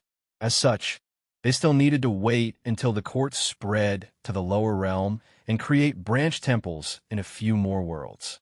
Chapter 1015, The Great Darkness, 1015, The Great Darkness, Terminus Heaven. The cardinals soon appeared in the meeting room, looking at the person who called this meeting. Time? What is it this time? Asked Fate, not hiding the worry in his face. The timeline has changed again, replied the feline creature somberly. As a person in control of the river of time, he did not like how often the river fluctuated or drastically changed. How great of a change for you to call an official meeting? Asked Chaos. As the person least affected by the current catastrophe, she could always remain calm and composed. Something called the Great Darkness has appeared, explained the cat, and its power is enough to affect the balance of the universe. Darkness? Wait, you don't mean? Asked Fate with an ugly expression. It's most likely her. Wasn't she just a vase? At best, she was a decent military strategist, asked Samsara. Yes, he protected her to a fault, fearing we would use his family against him, nodded Heaven. Now, you're telling me she could affect our fight? How is that possible? They had an answer as soon as the question was asked. The timeline was changed. He grows more powerful daily while acquiring new allies, summarized source key. We might have to admit an uncomfortable truth: we are probably not his main opponent. Are you suggesting we are nothing but cannon fodder? Asked the magistrate of heaven with red eyes. No, not cannon fodder, but no kings as well, only generals. Some people grunted while others remained silent. They have towered over all sentient beings in existence for so long. How could they accept such a fact? There is no need to let our pride influence us, said Samsara. We know the timeline can be changed, so, as long as we stop him at the correct time, we will be the final victor and restore the previous status quo. She's correct, added Time, looking at everybody with his cat eyes that made him more profound. This great darkness is not a fixed point in time, and its very existence is unstable, meaning we can prevent it from appearing. Everybody's eyes concentrated. So, we should expect a fight with him very soon, muttered Heaven. They knew he would never allow them to prevent this great darkness from happening. Very good. The Magister of Heaven was indeed excited. Although they suffered during most of their confrontation, it was not because of their weakness or their opponent's overwhelming power. The main reason was due to the latter's cunningness and ability to hide and attack them when unprepared. If they could force him to face them directly, he would suffer even with her and the other allies on his side. Do you have a plan? Yes, replied Time. But we need to discuss and refine it first before taking action. We don't want any variables or trouble. Then, these 6 individuals, to whom the term godlike was a great insult to their powers, began to plan an event that would fundamentally change the chaos universe. Eternal Ascension World, Lower Dimension. Myriad Emperor World, Heavenly Court. Some way to go, said Wang Wei. When are you beginning the expansion? Asked Yu Yin. Most likely in the next meeting, replied Wang Wei. Have you thought of a date? Not exactly. There are a few things that need to be dealt with beforehand. What about your bait plan? It should be coming to fruition soon? Yes. Many people should be dissatisfied with the enlightening temple, fueling their motive to do something stupid. So, I should see results soon. That's good. I'm always reassured by whatever you do. However, if you need anything, don't forget to ask. You know I will. Yu Yin kissed him on the cheek before floating away. After proving the Tao, she still had to cultivate and train so she could be as powerful as possible. Wang Wei watched her leave before looking in the distance. He smirked before returning to his healing. With enough pills and some merit, the process should be drastically accelerated. Emperor Enlightening Academy. Su Shi was in a daze ever since she saw the vision of the female musician who fought on par with a saint using the gyukin. An idea flashed in her mind but seemed rapidly fleeting, forcing her to concentrate to catch it. The Academy's upper echelon came to see her for a meeting but was forced by an insurgent not to disturb her. Finally, after more than an hour, a brilliant light shone in her eyes before muttering, I understand. She muttered before rushing to her cultivation retreat after leaving a temporary clone to replace her. Time passed, and like flowing water, 100 years flashed by. Normally, such a period would have been the length of a mortal's lifespan and should have produced more than 5 generations, but it is different now. Mortals could live for at least 200 years. During these past 100 years, the world seemed very peaceful. Mortals developed arts and crafts, while cultivators used the dream world to benefit them as much as possible. Everyone seemed in a hurry, but could not understand or explain why. It was like everything knew something was about to happen and were preparing. Bang! The world trembled lightly, alerting everyone. People rushed to the dream world to find news and information. They knew what they were awaiting had come, but nothing seemed to have changed so far. Then, visions suddenly appeared in the sky, confusing people even more. Wang Wei's eyes opened in the court, exhaling deeply. His strength had returned to second class. Although still low and weak, it was a good sign he was recovering so quickly, given the nature of his injury. What happened? Did they take the bait? No. But soon, replied the clone. Then, what's the matter with the ruckus? The first innate life forms have been nurtured, he replied succinctly before waving his hand to show a projection of 6 different places. Wang Wei immediately identified 3 famous creatures: Ancestral Dragon, Emperor's Phoenix, and Origin Kylan. The other creatures were humanoid species who could be described as titans. Wang Wei grunted after seeing these 6. "This is not good news for us," commented the clone, and he had to agree. These 6 creatures were the leaders of the innate demon gods that were returning to the world. He could tell each was a 4-star pre-march, but their potential allowed them to cultivate to 6-star, an equivalent of an eternal powerhouse. However, the balance mechanism had just given them some breathing room, and it would aggravate the situation if the Myriad Emperor world suddenly had 6 new eternal powerhouses. "It's best to seal them and delay their growth and return," suggested the clone. The revival of the innate demon god was a major issue that could even influence the upper dimension.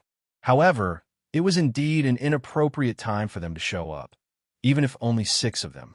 "However, if I take action, it will alert the people who took the bait. They'll send an order to the others to take action," said Wang Wei calmly. The fact these people did not do anything stupid showed they still respected his reign, so it was no problem to mobilize them. With a wave of his hand, talismans flew to different corners of the world. A few seconds afterward, powerful auras appeared above the sky. With the exception of Su Shi, who a first-class insurgent replaced, everybody showed up, including the 2 from the sea race. Without saying much, they rushed to the designated area and sealed the nurturing place of these new, innate demon gods. Afterward, they returned to their cultivation as if nothing had happened. Even Huafeng Wang and Ao Shun acted similarly despite being greedy for these creatures' bloodlines. The panicked people received no information or announcement, putting many people on edge. "Go placate Primordial Desolate," said Wang Wei.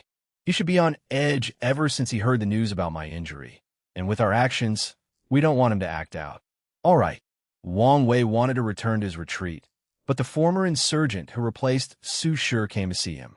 His purpose was simple: to apologize that the headmistress could not appear since she was in deep seclusion. Wang Wei was understanding and would not fault him or the academy for such a minor thing. A few minutes later, the clone returned and told him he made a wise move since the primordial god was indeed on the edge after seeing his kind being sealed. 20 more years passed, and the palpitating tension surrounding the world increased daily. The world's upper echelon deemed such tension a good thing, so they remained silent and encouraged it, forcing their disciples or underlings to train even harder. Then, when everybody thought the situation was about to explode, a sound echoed throughout the entire world. It only took a moment, but people soon identified it as Gyukin and immediately searched for its source or origin. Finally, all eyes rested on the academy. And any better name than the Great Darkness? I'm open to suggestions. Chapter 1016 Ode to the World 1016 Ode to the World. I have dedicated this ode to our beautiful homeland. Please, enjoy. Su Shi's angelic voice reverberated throughout the world, followed by the sound of the Gyukin. The sound was slow and peaceful initially, but things immediately changed after she finished speaking. The music created a powerful illusion for anyone listening. As such, all sentient beings saw a story, no? They experienced the evolution of history. They saw the world in its early stages, full of darkness, chaos, and emptiness. After years of development and creation, the first life forms appeared. These beings were mighty and noble. Born immortal, they roamed the world without a care. Despite their mighty strength, they were a peaceful group who spent their time contemplating the laws of heaven and earth. Although their society was highly hierarchical, they got along well and rarely fought on a large scale. Everything was proceeding smoothly until a new race appeared, the human race. It was a weak and insignificant race with no powers and a short lifespan.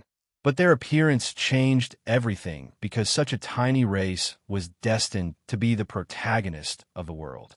After the birth of the human race, the music showed their struggle to survive the world back then. The citizens of the Myriad Emperor world saw how their ancestors first created flame, the first time they hunted in the wild or the sea, the first time they made clothes, the first time someone farmed, the first time they discovered the properties of herbs, the first time words were created and recorded. Su Shi's music showed them a tale of man against nature. and the protagonist was their ancestor. Anyone listening could feel the terrible environment of ancient times. They could feel the human race's ignorance but desire for knowledge and innovation. They saw how much their ancestors sacrificed to establish a human society and civilization. And having to experience all these things through a song was a sublimating experience to the soul. But things were not over. On the contrary, it was just the beginning. The song changed tempo and displayed the brutality of the ancient. The overlords at that time would not allow humans to rise. They immediately began a massacre with the sole purpose of eradicating the human race from the world. The human race only survived because a few of these creatures became sadistic after experiencing their first act of slaughter. So, they chose to secretly enslave large groups of humans for their own cruel amusement. Of course, a few kind individuals among them also saved people because they disagreed with such cruel actions. That period was a dark time for the human race.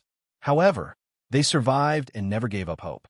The innate demon god's action did not break their spirit, but awakened a collective consciousness among them.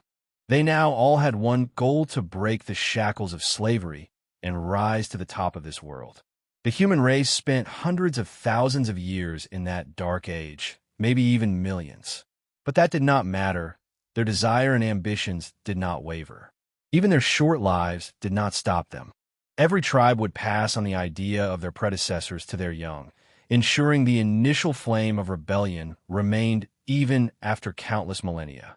Then, the human race's opportunity arose. A young man from the Wong tribe studied these creatures and created a cultivation system for the human race. He spread his work to the scattered tribes, telling them to bide their time and wait for the correct time. The music immediately showed what the correct time was. On top of a mountain, a young man waited as something descended from the sky before him, a heaven will. He absorbed it, proved the Tao, and officially became the first great emperor of the world. The young man then took on the responsibility of leading the human race. The early stages were still dark and full of tragedy. After all, he was the only one fighting with essentially the entire world. However, with his methodical and careful plans, unwavering willpower, and support from few other talents, he held on long enough for the human race to grow. Su Shi's music then showed everyone an era of prosperity where many emperors roamed the world. Sadly, such an era was far from peaceful. The confrontation between humans and the former overlord soon spread throughout the entire lower dimension. The music did not show much of the war, but the scenes it showed people were enough to show how cruel and devastating it was. And then afterward was soon experienced by everybody. The human race was now the world's master, but their civilization was no more and had to start over. That time period was also turbulent as power was held in the hands of a few individuals. Meanwhile, the overall strength of the world was at an all-time low. Luckily, another hero with the name Wong showed up and pushed the development of the world forward. The Origin Emperor spread the Tao to the world, suppressed the people in power to give the world another chance, and made the immortals of this world sign the Immortal Avenue Pact, limiting their influence or intervention in the world. After the Origin Emperor, the world experienced another era of prosperity. The Sword Tao officially became the supreme Tao of attack, and other types of ancestor-like characters appeared, finally completing the Origin cultivation system. Afterward, the human race suffered another catastrophe in the shape of the Golden Ape. Luckily, they bent together and survived. The next era was a time when human power led to their demise. The rise of Buddhism and the use of incense showed how cruel humans could be after being the dominant race of the world and having no competitors. Many people who knew the history were surprised that Su Shi did not hide this part. The Buddhist monks and other emperor lineages did everything possible to acquire incense and accelerate the cultivation speed of their people. Then, the final result was retribution at the hand of another human race's hero, the absolute beginning emperor. The music showed the next era, and it could be strongly argued that it was harsher than ancient times. There were many kind and honorable innate demon gods, but the devil race had no such individuals. Cruelty was their innate nature and the way for them to acquire strength. So, their treatment of the human race or any creature in the myriad emperor world was abhorrent. Luckily, a lonely woman rose up and ended that time of cruelty. She was truly an unparalleled emperor, unlike anything the world had ever seen. The time after her disappearance was also a terrible time for the world. People were afraid, and thus became extremely conservative as a means of protection. Adding to the fact that the world was recovering, the cultivation world entered a long period of stagnation and regression. It was only thousands of generations that another young talent appeared. He spread the idea of education to all. This new philosophy brought a new vitality to the myriad emperor world and could be argued to save it from a fate of immense decline. The next era was peaceful and full of life until one of the chosen human heroes turned on his people. The world suffered another catastrophe while dealing with these madmen, and a long time was needed to recuperate. The era after his disappearance was dull and mediocre, but luckily, that era gave birth to the Heavenly Emperor. The song ended with all the achievements of the Heavenly Emperor and how the world has changed since then. Once the music stopped playing, there was an eerie silence worldwide as people were still fascinated by the lingering sound of the Gyukin. Luckily, the appearance of the Heavenly Tao woke these people up. A small golden orb descended from the sky into the academy. Heavenly Court. Wang Wei opened his eyes also still lingering on that song. It was truly a sublimation of the soul to experience the history of the human's rise from its barbaric age to the present. He even felt the speed of his healing was slightly accelerated. He looked in the distance as Heavenly Tao awarded Su Shi and said weirdly, "Did she just create a national anthem for the myriad emperor world?" It seems so. Now I'm a little jealous and angry I didn't think of that. You can't have all the good ideas for merit. True, he was not a musician, so such a thought never indeed passed his mind. The song should have other benefits. Were they? Let's see, uttered the clone. It's a unique source technique that grants her a 2 grand Tao boost. 3 to 4 if she plays it while in the myriad emperor world or represents it in some capacity. Finally, it can give a minimum of 5 boost if she is in the act of protecting the world from some catastrophe. A minimum of 5? Muttered Wang Wei. Can only she use it? Before she ascends, yes. And even then, the Academy has to give permission. Wang Wei sighed. The Academy people were truly lucky they had someone like Su Shi to replace Lin Fan. I doubt he could do as good a job as her. The destiny of creating the world's national anthem would bless them and even make up for losing the spirit of the epic. Emperor Kong might be an individual born with a unique destiny like your Wang Klang, commented the clone. Maybe, but even if he is, he still has a long way to go to reach our level. Chapter 1017 Caught Fish 1017 Caught fish after receiving her award. Su Shi played the song a second time, but this time, the Gyukin was accompanied by her beautiful voice. People immediately knew the song had accompanying words, so they listened. Visions flashed above the sky as her voice echoed throughout heaven and earth. Just like the Gyukin piece, the song's words perfectly encapsulated the history and zeitgeist of the myriad emperor world. Once Su Shi finished, she received more merit, but the eye of Heavenly Tao was long gone and did not reappear. Western Continent. Feng Hung opened his eyes after experiencing the journey that was this song and its vocals. He looked at the central continent, focusing on the Academy. A song dedicated to the world? No, it is a song that can perfectly represent its history and people. Donor Su Shi is truly a talented empress. He muttered before a glint flashed in his eyes.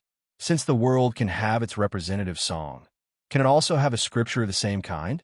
As soon as this idea came to mind, he could not remove it.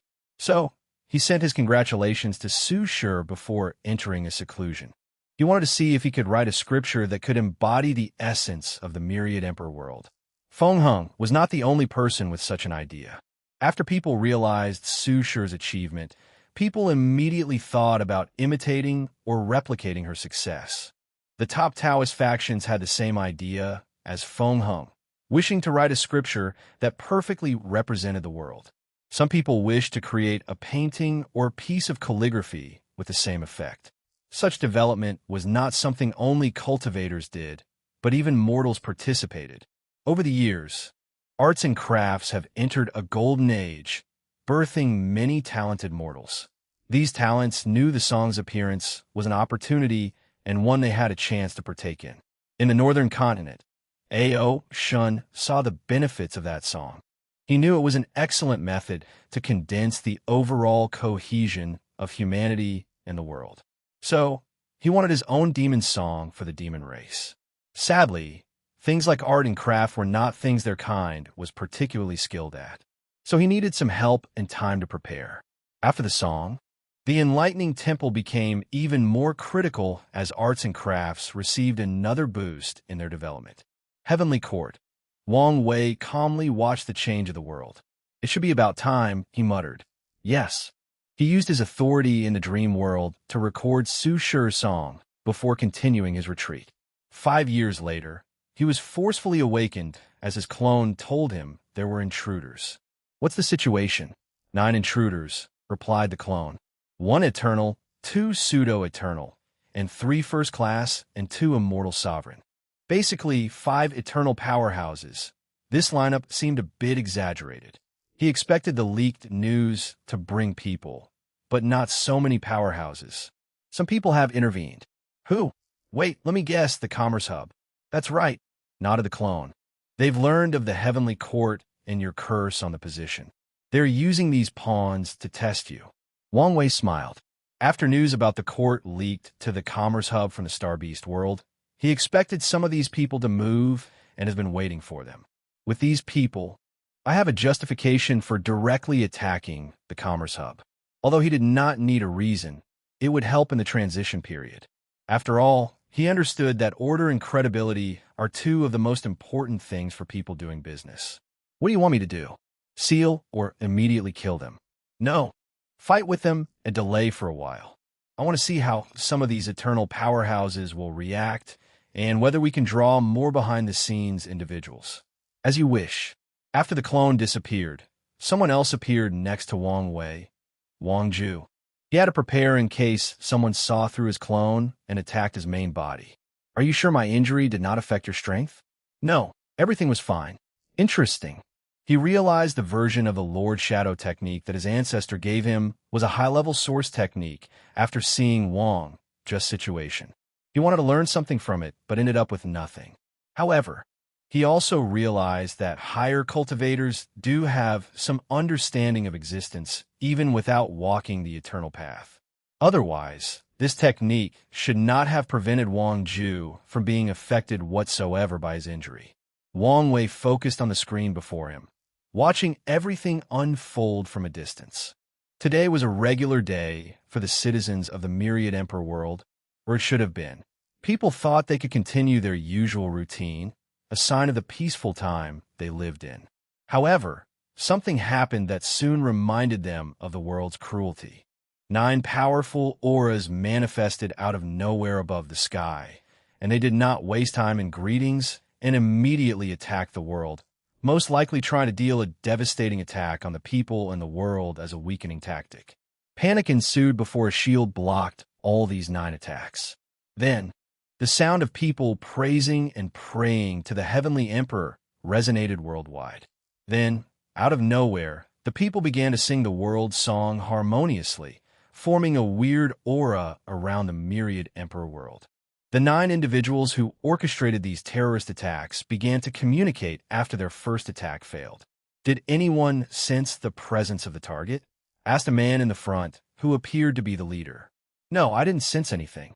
The others agreed, and one person added, this shield should be the natural defense of the world he left before his injury.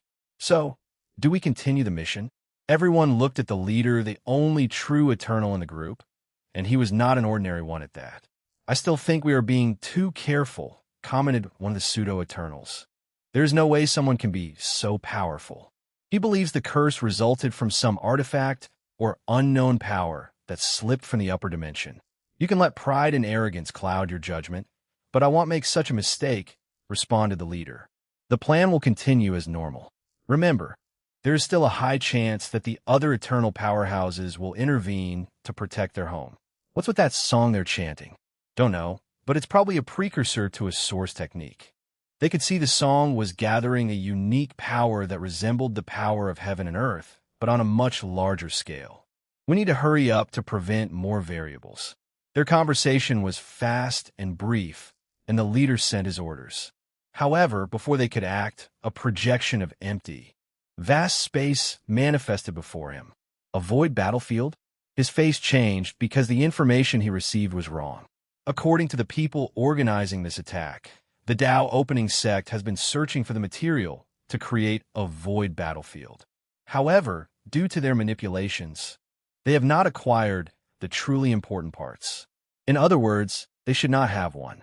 The leader wanted to react, but he was forcefully swallowed by the battlefield, where the clone waited for him. After seeing Wang Wei, he remained calm. Many preparations were made for this battlefield, and after countless analyses, it was determined that the first heavenly emperor was baiting people to attack him. They still chose to attack because it was determined he was indeed injured and weakened. As such, the leader expected he might encounter the heavenly emperor, but he was satisfied as long as it was an injured or weakened version. One interesting group, commented Wang Wei's clone with some surprise. A very powerful anti-divination artifact even blessed you. He knew the Commerce Hub had a deep foundation but did not expect such a level. The artifact almost worked on the clone's limited powers. However, after a brief analysis, it's understandable why the hub would have such an artifact. They hold records of exchanges with thousands of worlds. Such information is extremely valuable in the right hand, so they need a way to protect their information from leaking into the hands of diviners. So, you're the first heavenly emperor, said the leader. You can call me the Fifth Saint Emperor. First heavenly emperor? Is this what the endless void refers to me as? I must admit, I like the title, but you guys could be a little more creative. I suggest Superior Heavenly Emperor or Supreme Heavenly Emperor. It seems your reputation precedes you, commented the Fifth Saint Emperor. Reputation? Now, I'm interested in how the rest of the world sees me. Carefree, easygoing, unparalleled talent and wisdom. And more importantly, a grand arrogance hidden under a facade of a smile. Interesting, uttered Wang Wei. You guys should have overturned everything I did during Gu Xian's trial to get this conclusion. What I did to the Spirit Genesis sect should also have leaked. Yes, so you're very famous in certain circles. Is that so? Although I tell myself I don't like fame or fortune, I also know deep down this was a lie.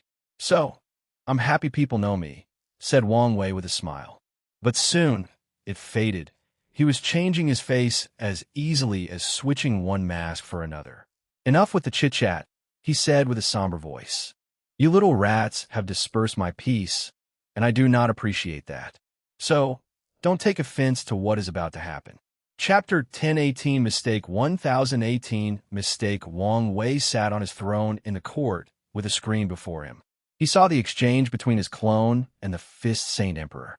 Soon the battle began, and he paid attention. It was apparent this group came prepared as the other 8 formed a formation that blessed their strength to the Fifth Saint Emperor. The result was the latter's strength almost reached 50 Grandau source, making the clone sweat lightly. A few minutes after the battle, someone intervened. Huafeng Wang came flying in the void battlefield riding a phoenix. She did not hesitate to attack the group, and they responded appropriately.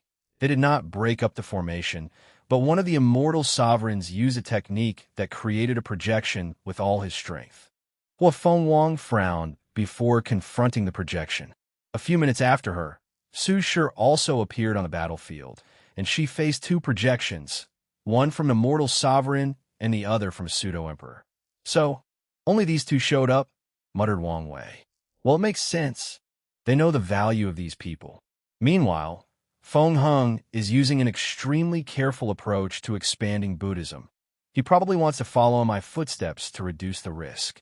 Ao Shun knows the foundation of the demon race cannot yet control an entire world, so he is focusing on his transition. I'm curious why the sword-casting villa and the sea race have not made a move. The sea race does dare show up after what they've done, said Wang Ju. A stupid act, in my opinion. They should immediately come to help to show their loyalty. It would have been easier for them to plausibly deny their involvement. If they did that, I probably would have been more forgiven, nodded Wang Wei. What about the sword-casting villa? Why do you think they did not move? A careful and patient approach, said Wang Ju while remaining invisible. Like these people, they know you are baiting people, but that you're also injured. Without your overwhelming power, they want to see how things play out. Plus, they probably do not want to risk the danger of their immortal sovereign. They've had such a trump card and hid it for so long, so, understandably, their approach is usually extreme caution, agreed Wang Wei. Someone is coming, Wang Ju suddenly said, and Wang Wei turned his head away from the screen. He watched a towering figure with red skin walk into the room. Primordial Desolate, what can I do for you? Asked Wang Wei calmly. My deduction was correct. The one fighting outside is a clone. Your real body is greatly injured and weak. And so, this is my opportunity. I will say this once. Do not do something you'll regret. My mission was about to finish, but you paused it. I can't accept that, replied Primordial Desolate.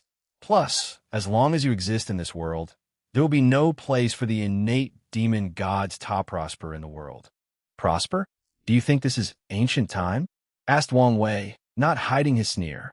Your race can return to this world because we, the human race, allowed it. If you can stay in your lane, then you can exist. If not, you will suffer the same fate as your ancestor. Stay in our lane? We were the master of this world, yelled the primordial god. Keyword were. You cannot possibly understand how we felt, groaned Primordial Desolate. As creatures born from heaven and earth, we consider heavenly Tao as our mother. Yet, she cast us away, rejected our existence, and chose humans as the protagonists of the world. Can you fathom such a betrayal? How painful and sad it was. So, we cannot and will not live peacefully with humans. Wang Wei briefly paused. Your words made me realize my mistake. I thought the new generation of innate demon gods needed someone like you for guidance, but that's wrong. They don't need ideas from a bygone era. They need a fresh start, one with the weight of history or the mistakes of their ancestors. Primordial Desolate's eyes turned red. It would be very easy to influence the new era of innate life forms without knowledge from their ancestors. And even if they read the world's history, it will not be the same as experiencing through him or their bloodline. You've proven that I made the right decision today, roared Primordial Desolate before rushing forward. However, he did not move a few meters before countless shadows and tentacles rose from the ground, capturing and sealing him into a black, spherical jewel the size of an eyeball. Wang Wei looked at Wang Ju, who was holding the seal, and shook his head. Even if Wang Ju was not here, the court was his domain. It was not an easy thing to kill him in this place with all the formations. What do you want to do with him? She asked. You're in charge of searching his soul. His knowledge about ancient times should be valuable. After that, sends his body to Elder Dan to make pills. He should make my body refining make great progress. As you wish. Wang Wei nodded before focusing on the battle. So, no one else has taken the bait? I sense some prying eyes, but it appears that no one will intervene. That's a shame. Immediately after finishing these words, the battle changed. Su Shi began to sing, and her aura drastically increased. Then, with one swift motion, she destroyed both the projections fighting her before rushing to one of the pseudo-eternals in the formation. She sealed him before leaving the battlefield. Huafeng Wang was shocked, but acted swiftly. She took the opportunity, given that the array was in disarray, to deal with her projections and capture the second pseudo-eternal and leave. The clone shook his head before stopping the unwanted prying eyes. Finally, he used all his power to deal with the group. A few minutes later, he returned to the court with several sealed individuals. Muttered Wang Wei as he held the seals. Where is the Fist Saint Emperor? He dissipated as I sealed him. Apparently, he was careful and used a well-created clone with all his powers. Interesting. Did you get which heaven world he originated from? Of course. Good. I look forward to fighting him again, personally. The Fifth Saint Emperor reminded him of one of his favorite characters from his favorite anime, an old man with a moniker of Iron Fist. Wang Ju, the next step is all you. Send Fate's shadow guards to these people's world, set up base, gather information, and remove obstacles. When we begin to expand to the endless void, their worlds will be perfect for the first trials. The expansion was very important to it, and one of its main components, the Enlightening Temple, had already been established. After expanding throughout this heavenly community, his mother should gather enough merit to prove the Tao. However, the lower dimension has 3,799 world communities remaining, and the merit for creating the temple in these places will all belong to Wang Wei. However, 99 of worlds do not like when foreigners intrude or have any form of influence on their plane. So, Wang Wei is expecting resistance. He is not prepared to use a pure militaristic approach to spread the Enlightening Temple. So he will use a more business model of sharing profit. He will use the worlds of these attackers as a template to show others the benefit of allowing him to spread the temple. He's willing to share some benefits with the people who choose to accept a more peaceful cooperation. Of course, he's also prepared to wage interplanar war if necessary. I will get to it immediately. Wang Ju immediately disappeared into the shadow. It was like she was never here in the first place. What happened here? Asked the clone, who sensed something. I was just correcting a little mistake I made, he replied indifferently. Don't worry about it. Let's begin with the cleanup. All right. The clone disappeared, and soon afterward, the world trembled slightly, focusing primarily on the sea. The people who knew or guessed what was happening secretly sighed. Not even 10 minutes passed before things returned to normal. Wang Wei looked at the two people before him. His eyes were cold as he sat on the throne. How many chances did I give you? Most would say I was too lenient. Your Majesty, you don't have to say any nonsense. None of you will walk out of this room. I'm granting you this audience to see if you can convince me to spare your respective race. Your Majesty, Wang Wei heard them talk, but it was all noise to him. He has been very patient with the sea race. But for some reason, these people seem determined to walk toward the path of destruction. Okay, it seems there is nothing you can say to save your race. Do it. Chapter 1019 Message 1019 Message. The clone waved his hand to manifest a cauldron composed of flame that swallowed these two immortal sovereigns. He was not burning or torturing them. Instead, he used the good fortune flame to refine them into resources. He purified their soul and immortal ki into its purest form, thus leaving enough pure energy for the Tao opening sect to cultivate one immortal sovereign. 2 white and blue orbs floated in the cauldron a few minutes later. The white orb contained pure soul energy, and the second orb contained pure immortal ki. Still not completely finished, commented the clone. The second can finish the rest. Remind them to leave this thing as a foundation instead of using it. It was unwise for the Tao opening sect to have another eternal powerhouse in the current situation, so these two things will be left for an emergency. The clone waved his hand, and the orbs disappeared. Then he asked, "What are you going to do?" "I meant what I said," replied Wang Wei. "What? Are you feeling empathy?" The reason he teased the clone was that the latter was slightly different from him personality-wise. He had to do so to prevent his injury, which was the result of damage to his existence, affecting the clone. I just want to ensure we use them in the best way possible. Wang Wei did not immediately explain and looked in the distance. The people of the world consider me a sage because of how I deal with things. I flaunt my power, but do not use it unless necessary. However, I need to show them I can be a tyrant, that I can be cruel. So, the sea is a message, a warning. All right. The clone snapped his finger, and the entire world changed. All the members of the Panlong and Sea Lion race disappeared one by one, sending a chill shiver down the members of the sea race who watched the event. The immortals and insurgents of those two races were the last to disappear. So they tried to prevent their fate. They activated their race's formations and artifacts, but it was useless. Their fate was annihilated by a higher power, which rendered their attempt absolutely futile. As such, The two most powerful races from the sea disappeared from the world, becoming history. The worst part is the foundation resources of these two emperor lineages also disappeared with them, and people could guess where they went. The sea race was not the only group of people affected by that snap. All the devil cultivators who were used as pawns to spread the news also disappeared. However, Wang Wei did not annihilate any factions. The devil cultivators were already drastically weakened, so kicking a sick beast was unnecessary. A collective, silent, and invisible sigh echoed worldwide as people watched what happened to the Panlong and Sea Lion race. They understood the message behind this cruel massacre. They understand the easygoing heavenly emperor who prefers to use diplomatic means for solutions can be cruel when needed. They understood the honor, glory, and praise that comes with the title of sage or wise ruler could not bind the heavenly emperor morally. Of course, the people who truly knew Wang Wei had long understood this idea was only the wish of certain people. How could morality bind a man who pursues absolute freedom? "It's done," said the clone, and Wang Wei nodded. "Let's go wait for our visitors outside." As he walked outside, he saw the incense of the court had drastically increased. It seems that fear and the desire for protection is the best way to gather incense.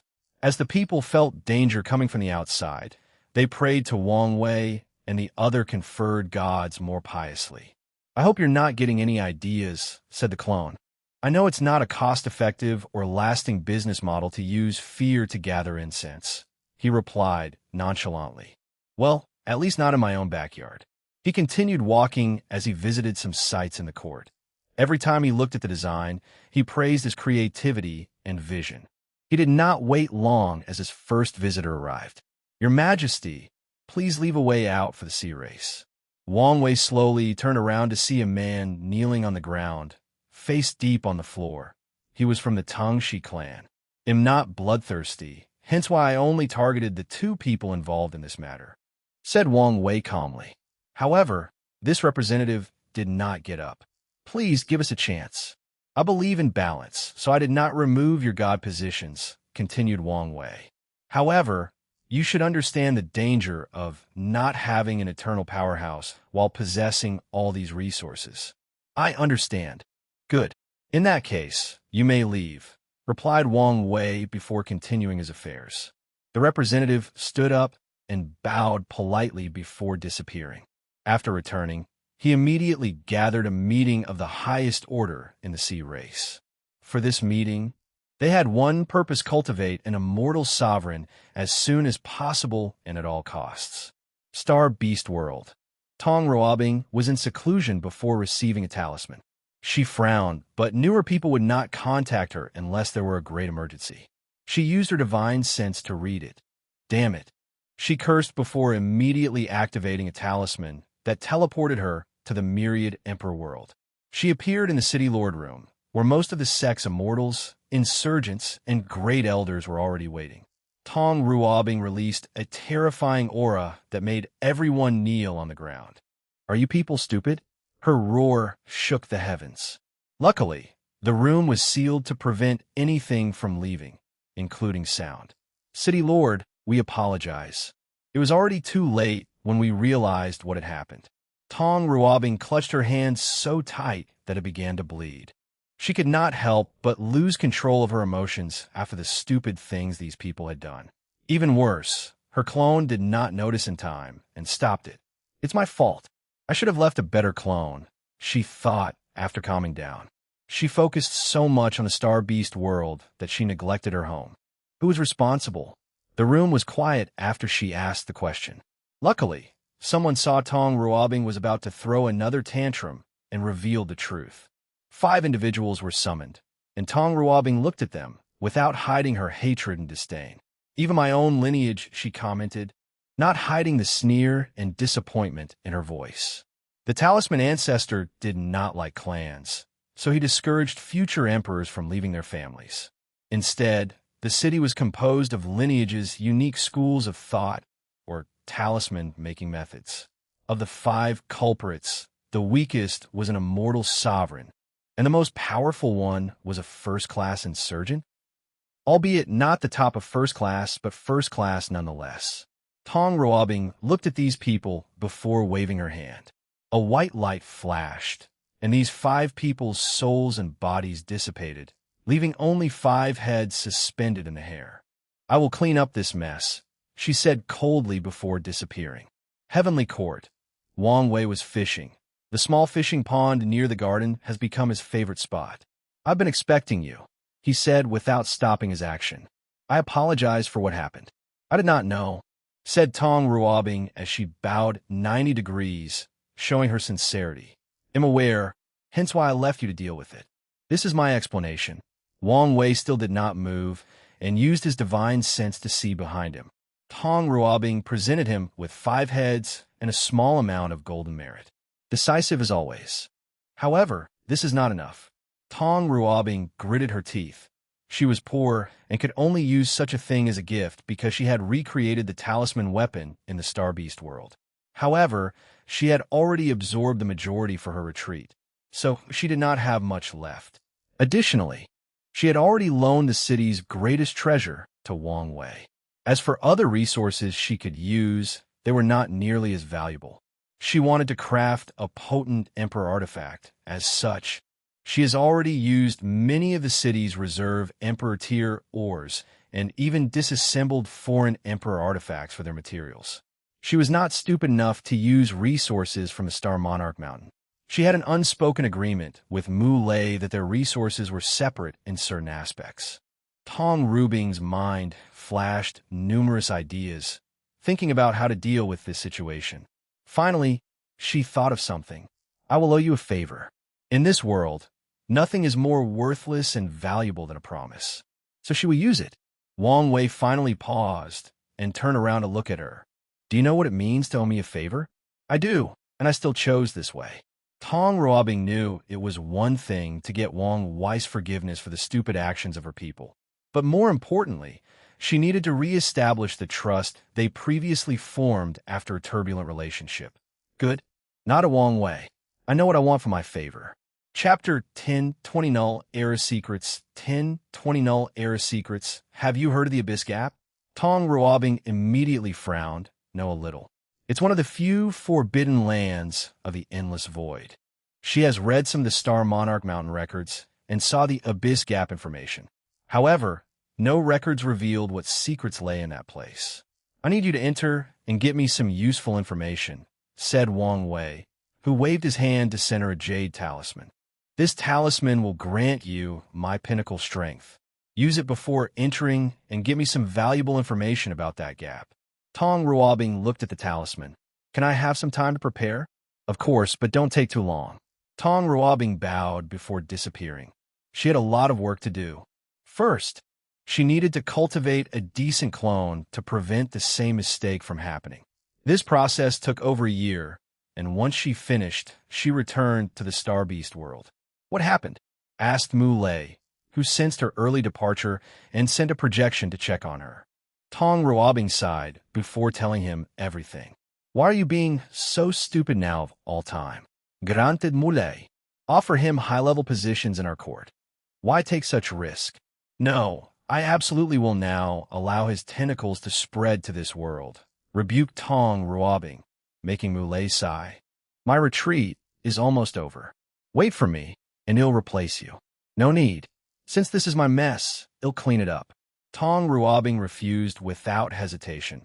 She did not want to put him in this kind of danger. Plus, things are not so bad. "Not so bad? Do you know how dangerous the Abyss Gap is? Thousands of emperors from all classes have sealed this thing, but the aura released from it has always managed to corrode the seal. Heaven knows what horror would exit that thing, if not resealing it every generation." Tong Ruobing was silent as she looked at the talisman in her hand. This is indeed a catastrophe, but it's also an opportunity. Anything related to Wang Wei is both danger and an opportunity. She has long known this, hence why she never kept her distance away from him, knowing how scary he was. With this talisman and some preparation, the worst thing that can happen is entering limbo. Mu Lei's projection looked her in the eyes and knew he could not change her decision. Those eyes were when she would be stubborn. So, he sighed deeply before saying, "I will prepare for your possible revival." Tong Ruobing did not immediately enter the Abyss Gap, but searched for as much information as possible regarding it from the Commerce Hub. Finally, she activated the talisman and entered. Myriad Emperor World, Heavenly Court. Wang Wei opened his eyes as he felt the talisman's disappearance. His eyes twinkled as he waited with anticipation. When he was about to return to his retreat, he received news from Wang Ju. A moment later, she appeared in the room. "Finished?" "Yes," she replied before handing Primordial Desolate's memories, and Wang Wei viewed them. Primordial Desolate was a talented and unique primordial god for a few reasons. During the war, the innate demon gods realized they needed to change, adapt, and evolve to have an ounce of chance to win or survive this war. They knew their old and consecutive ways were not enough. This idea resulted in the project to create the demon race, a subservient acquired race that could acquire the heaven will and worlds that abandoned their kind. Another creation of that mindset was Project Evolution.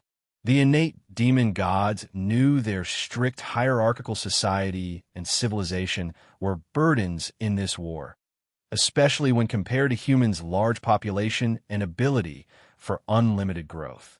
So, they researched ways to purify and evolve their bloodline. The success of that project allowed an innate demon godborn with the potential of a one-star pre-march to break that limitation on their bloodline and ascend to higher levels of power. Primordial Desolate was born with only 2-star potential, but broke his limits and achieved 6-star. However, this was not what made him special or unique. It's because he was the first limit-breaking creature that rose through the rank and acquired the name, title, or position of Primordial. According to the Primordial God Society, only their ancestors, the first gods born in the world, could use the word primordial in their name. Later, the laws changed to include anyone with 6-star power, which was also a privilege to a few individuals born early in the primordial era. During the war, despite changing the rules and allowing anyone who achieved 6-star powers to get that title, discrimination and political restraint prevented many people from acquiring the title. For example, Primordial Desolate was not the first limit breaker individual to reach 6-star, but he was the first person to get the primordial name. From Primordial Desolate's memory, Wang Wei had a deeper insight into the innate demon god society and the brutality of the war. He also learned a few new secrets and confirmed things he had already suspected. The innate acquired war was not only something that happened in the lower dimension, but a massive war that started in the Eternal Ascension world. Both sides in the lower dimension would receive aid or support from the upper dimension. Furthermore, Wang Wei knew why most great emperors in immortal powerhouses did not ascend. It was not mainly because the environment supported their cultivation. The main reason was the war was even harsher in the upper dimension, and no one wanted to ascend and become cannon fodder. They knew in such a massive war, they would be nothing but slightly larger cannon fodder. Luckily for them, the war in the lower dimension was vital to the one upward. So, they received support in the form of resources, and once the 12 acquired Supreme used the powerful formation to deal the most significant blow to the opposite side. They won the war and blessed the upper dimension side with key luck and destiny, which in turn helped them also achieve victory later down the line. Of course, the upper dimension innate lives would not easily accept such a defeat. So, they organized a retreat for the remaining survivors, while leaving some people to remain and find a way to recondense the luck of the innate demon gods. Primordial Desolate was not the only one. He was not even the only one from the Myriad Emperor world, but he was the only one remaining in this plane. Once their people left, the upper dimension retaliated. They attacked the history of the lower dimension, removing 99 of all records, thus forcing all cultivation civilizations to die out and have to start over. They also forced the surviving emperors to ascend, not giving them a chance to rebuild. As such, only a few worlds were lucky enough to retain some information from before the Null Era. Wang Wei opened his eyes and exhaled. These memories were valuable as he learned a few secrets. He also understood why it was always fuzzy when navigating the river of time, and seeing what had happened during the Null era. I also understand why not many great emperors from that era are still alive, he thought. After fighting and surviving that war, they were forced to ascend and participate in an even more terrible one. He knew how lucky someone must be to survive a war full of paragons, Tao rulers, immortal kings, and heavenly primarchs. And if the war was indeed about acquired life against innate, fiend gods may have participated. After this experience, Wang Wei finally believed his ancestors, the heaven-opening emperor, words that he was not as bad as history portrayed him. And that's because the latter should have been a paragon by the time Qiyuan ascended. Qiyuan would never have had a chance if a paragon was after him, especially since he had no foundation in the upper dimension. "You did a good job," said Wang Wei to Wang Ju. "As long as I can help you." Wang Wei nodded. "Is there anything else? I want to know your intentions with the Commerce Hub. Are you asking why I did not immediately attack them?" "Yes." "It's not like you," nodded Wang Ju. "Your words explained why I'm not doing it," replied Wang Wei. "People know I don't like to face any loss. So it's obvious what my next step should be after the previous attack retaliate against it." Wang Wei smiled after he said these words. As a master of fate, he understood its manifestation is often very simple. A person's fate is the combination of their behavior patterns developed during their life. If someone knows someone well enough, they can predict the latter's fate by knowing how they will act or make decisions. Are you worried they will be prepared for an attack? Even if they were prepared, it would not make a difference, explained Wang Wei. My concern is they make it difficult for me to control the commerce. The hub was a business, and using brute force to control was useless. Plus, Wang Wei was greedy and needed it perfectly intact when he controlled it. So, we're going to let them scot-free? Chapter 1021 Demon Catastrophe 1021 Demon Catastrophe Of course not, replied Wang Wei.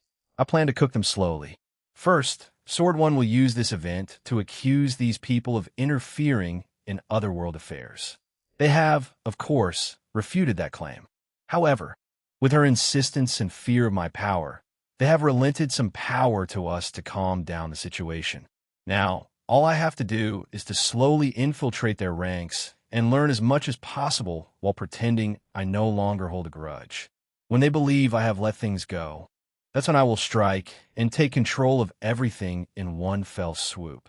I understand, nodded Wang Ju, who knew what to do next. She only needs to provide people to Sword One and aid her in infiltration. That's good. How is the Fate Shadow Guard developing? Very well. I have used your soul network ability to recruit members from all over the lower dimension, reported Wang Ju. It was easy to find talented individuals who were not detected by other factions or desperate people who would sell their souls for one reason or another. With such a large and easily recruited talent pool, I have expanded our spread to more than 300 Heaven-will communities. Oh, that's impressive. Did you have any trouble when infiltrating the Heaven-will worlds? We had a few encounters with worlds with keen eternal powerhouses, but our approach has always been to be quiet and steady. So, no real trouble so far. That's good news. What happened to my chat group? After granting Wang Ju his soul network talent, he also ordered her to take control of the group. I recruited the assassin into the guard. The Mad King and wannabe god wanted independence and freedom, so I let them go after they paid their debt. The rest chose to become members of the Grey Hall. The Grey Hall is one of the Tao opening sect's best businesses in the Commerce Hub, focusing on hiring mercenaries and selling information. With the Soul Network and the Fate Shadow Guard, the Hall has quickly become one of the best in that field. If not for the secret restraint of other members of the Hub and its early age and lack of prestige, it would have dominated the field of information selling. With these two's personalities and ambitions, it made sense they chose that path, nodded Wang Wei. He did not know whether his path would meet again with these people, but he doubted it. However, with the scripture he created for them, they might be very successful in cultivating if they play their cards correctly. One of them might even prove the Tao. You can attend to your work now, said Wang Wei, and Wang Ju bowed before leaving. Another 10 years passed, and nothing major had changed in the world. Arts and crafts were still rapidly developing in the mortal and cultivation worlds. However, No one has yet replicated Su's sure success. Wang Wei had to wake up because the clone told him two of the major events he was waiting for were about to happen. Once he woke up, he checked his work. Nothing major had changed except for the sect telling him some of the pills he wanted refined from the material gathered in the Dao burial ground were about to finish. So he was happy about that. The dream world was proceeding smoothly, and his friends and family were either retreating or traveling the world to temper their minds. Without anything to do, he waited. Myriad Emperor World Community, an unknown great thousand world. Two demons waited before a formation for someone.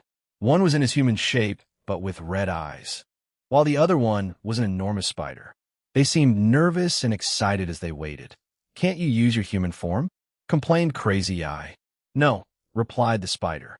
"The chief said we should love and embrace our demon forms. He said, although it's easier to cultivate in the human form, we should get comfortable in our own body. I'm just following his words."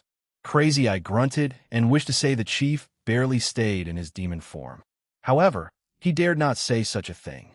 The two soon became quiet and waited for more than half an hour before the formation flashed, and a woman in all black, including black rouge on her lips, walked out.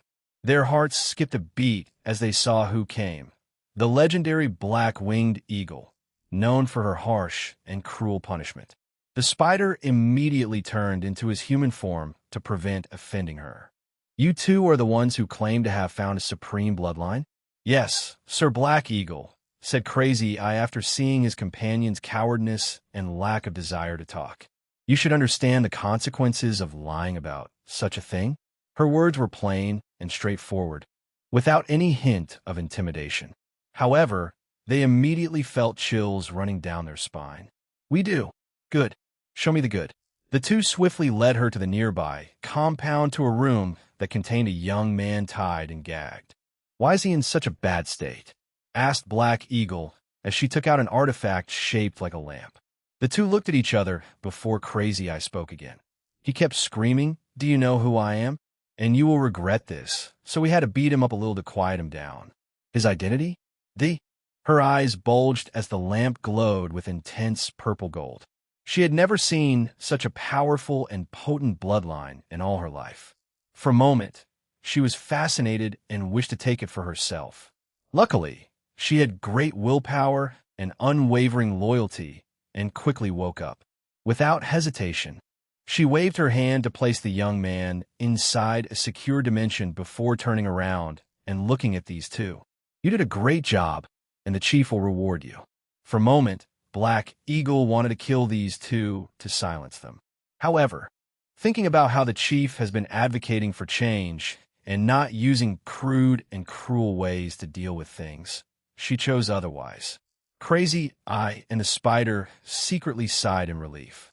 Before reporting this news, they also feared the possibility of silence. Luckily, the chief's attempt at changing their kind was successful. They knew from now on that their lives would be different once they received their rewards. Black Eagle did not want to waste time, so she used the formation to return to the Myriad Emperor world swiftly. She breathed in relief after seeing she was back home. Her first instinct was to run to the chief and report her finding, but she decided otherwise. She decided to report things usually and act as usual. Their task force is very secret, since it could offend or alert unwanted individuals. Because of their secretive nature, they must act in specific ways to prevent their identity from leaking. Black Eagle knew rushing to the chief would signal to the people watching that something significant had happened in the north. Ao Shun's residence. He suddenly opened his eyes. "What's going on? Why do I feel such palpitation?" A sense of dread seemed to loom over him. He frowned before walking out of the room. He looked at the sky, and his furrowed brow became deeper. Visible only to his eyes was the demon race's key luck dragon, which he quickly spotted a profound black spot. A sign of catastrophe? What's going on? He immediately used one of his bloodlines to divine some information. Luckily for him, he soon found a source. Black Eagle? Ao Shun did not hesitate to summon her secretly. He went the extra mile to hide from any prying eyes. "Tell me what happened." "Chief, Did you also sense that bloodline? What do you mean? Black Eagle was puzzled, but did not hesitate to reveal the captured young man and explain what happened. The moment A.O. Shin looked at the young man, he had an ugly expression. Chief, is there something wrong? That's a direct descendant of the Wong clan. The color immediately drained from Black Eagle's face. She wanted to deny it, but realized why this young man's bloodline was so powerful and noble. She immediately knelt on the ground and said, Chief, I swear I did not know.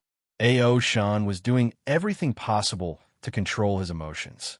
He was very careful in selecting people for his bloodline hunting task force. He placed Black Eagle in such a high position because of her meticulous and fair personality. Yet this still happens. Chief, you can offer my head to placate the Heavenly Emperor's fury. No need. Chief, this is no time for compassion. If my death can save the demon race, do not hesitate. She was only a quasi-emperor, so her death would not affect the race too much. Are you the chief, or am I? Hibutid al Sheng Serni. You can leave, and I will deal with the situation myself. Your punishment will come once this ordeal is dealt with. He dismissed her before spending the next minutes thinking alone. After analyzing the situation, he immediately left for the court to see the Heavenly Emperor. Chapter 1022 Two Major Events 1022 Two Major Events Wang Wei walked into the throne room where A.O. Shun was waiting. His face was still pale, but better than the last time they saw each other. Wang Wei slowly sat down. What happened to make you in such a hurry? My people did something egregious, and I wanted to apologize, replied A.O. Shun before cupping his hand and bowing deeply. Wang Wei looked in the distance and uttered, I see. Where is the kid? A.O. Shun waved his hand, and the captured Wong clan members appeared in the middle of the room. The young man looked at A.O. Shun with eyes that wished to spew fire before bowing to Wang Wei. Patriarch. What's your name? The little one is Wang Shurong. Shurong? Scholar of Honor? That's an excellent name. Thank you, Patriarch, for the compliment, replied Wang Shurong, trying to control his emotions. Every Wong clan member knew of the legendary tale and accomplishments of the Patriarch. There is even debate on who is a better Patriarch and Emperor the Ancestor, Qin or the current Heavenly Emperor. To Shurong, there is no debate that the Heavenly Emperor is better. However, people in the clan are so used to blindly worshipping the ancestor that this pointless conversation keeps going on. He knew how many bragging rights he would have after returning to the clan and telling these people he met the Patriarch, and the latter praised his name. How is your injury? Asked Wang Wei. Nothing serious. The scratches on his body had already healed, so there were no injuries, but he could not readily admit that. Why didn't you use the clan's name to save yourself? The Wong clan has started to send their members to different worlds as a form of training and tempering. These people won't receive a Tao protector and must rely on them. However, they're thought to use the clan's name and power in case of emergency. The only negative effect of doing so is receiving a lower evaluation unless the situation is truly unavoidable. I wanted to, but these demons did not give me an opportunity, he replied with gritted teeth. Luckily, you're all right, nodded Wang Wei before glancing at A.O. Shun. You only need to compensate the kid, and the situation will be resolved. The proud dragon's heart skipped a beat as he would not believe these words. He had analyzed how the Tao opening sect operated and knew they would not care if their clan member was killed or even captured by another genius. However, they would not accept an older and more powerful cultivation capturing their own, especially for their clan's bloodline. Given how potent and supreme their bloodline has become, such an act is probably taboo to them. The Heavenly Emperor might not care about such a small event. But what about after he leaves?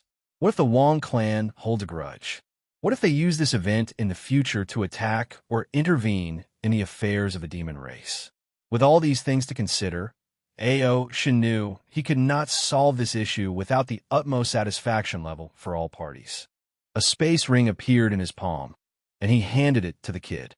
This space ring contained many rare resources to develop the bloodline. Consider it compensation for what my people did. Wang Shurong did not immediately take the ring despite his excitement. He instead looked at Wang Wei and only took it after the latter nodded. He then bowed politely before leaving the throne room. He was smart enough to know when to exit and not participate in these grown-up affairs. Wang Wei watched this young, human fiend god's departing back and secretly praised how smart this kid was. "Your Majesty, this is to thank you for making resolving this problem so swift and easy," continued Ao Shun as he held a scroll in his hands. It flew to Wang Wei on the throne, and he read the title, Merit Transition Method.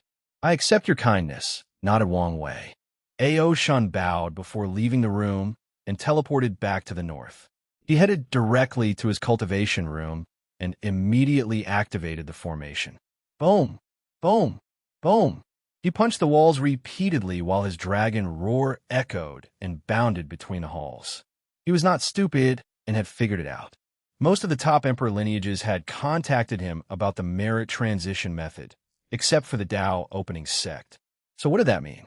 They already knew this event would happen or even orchestrated it.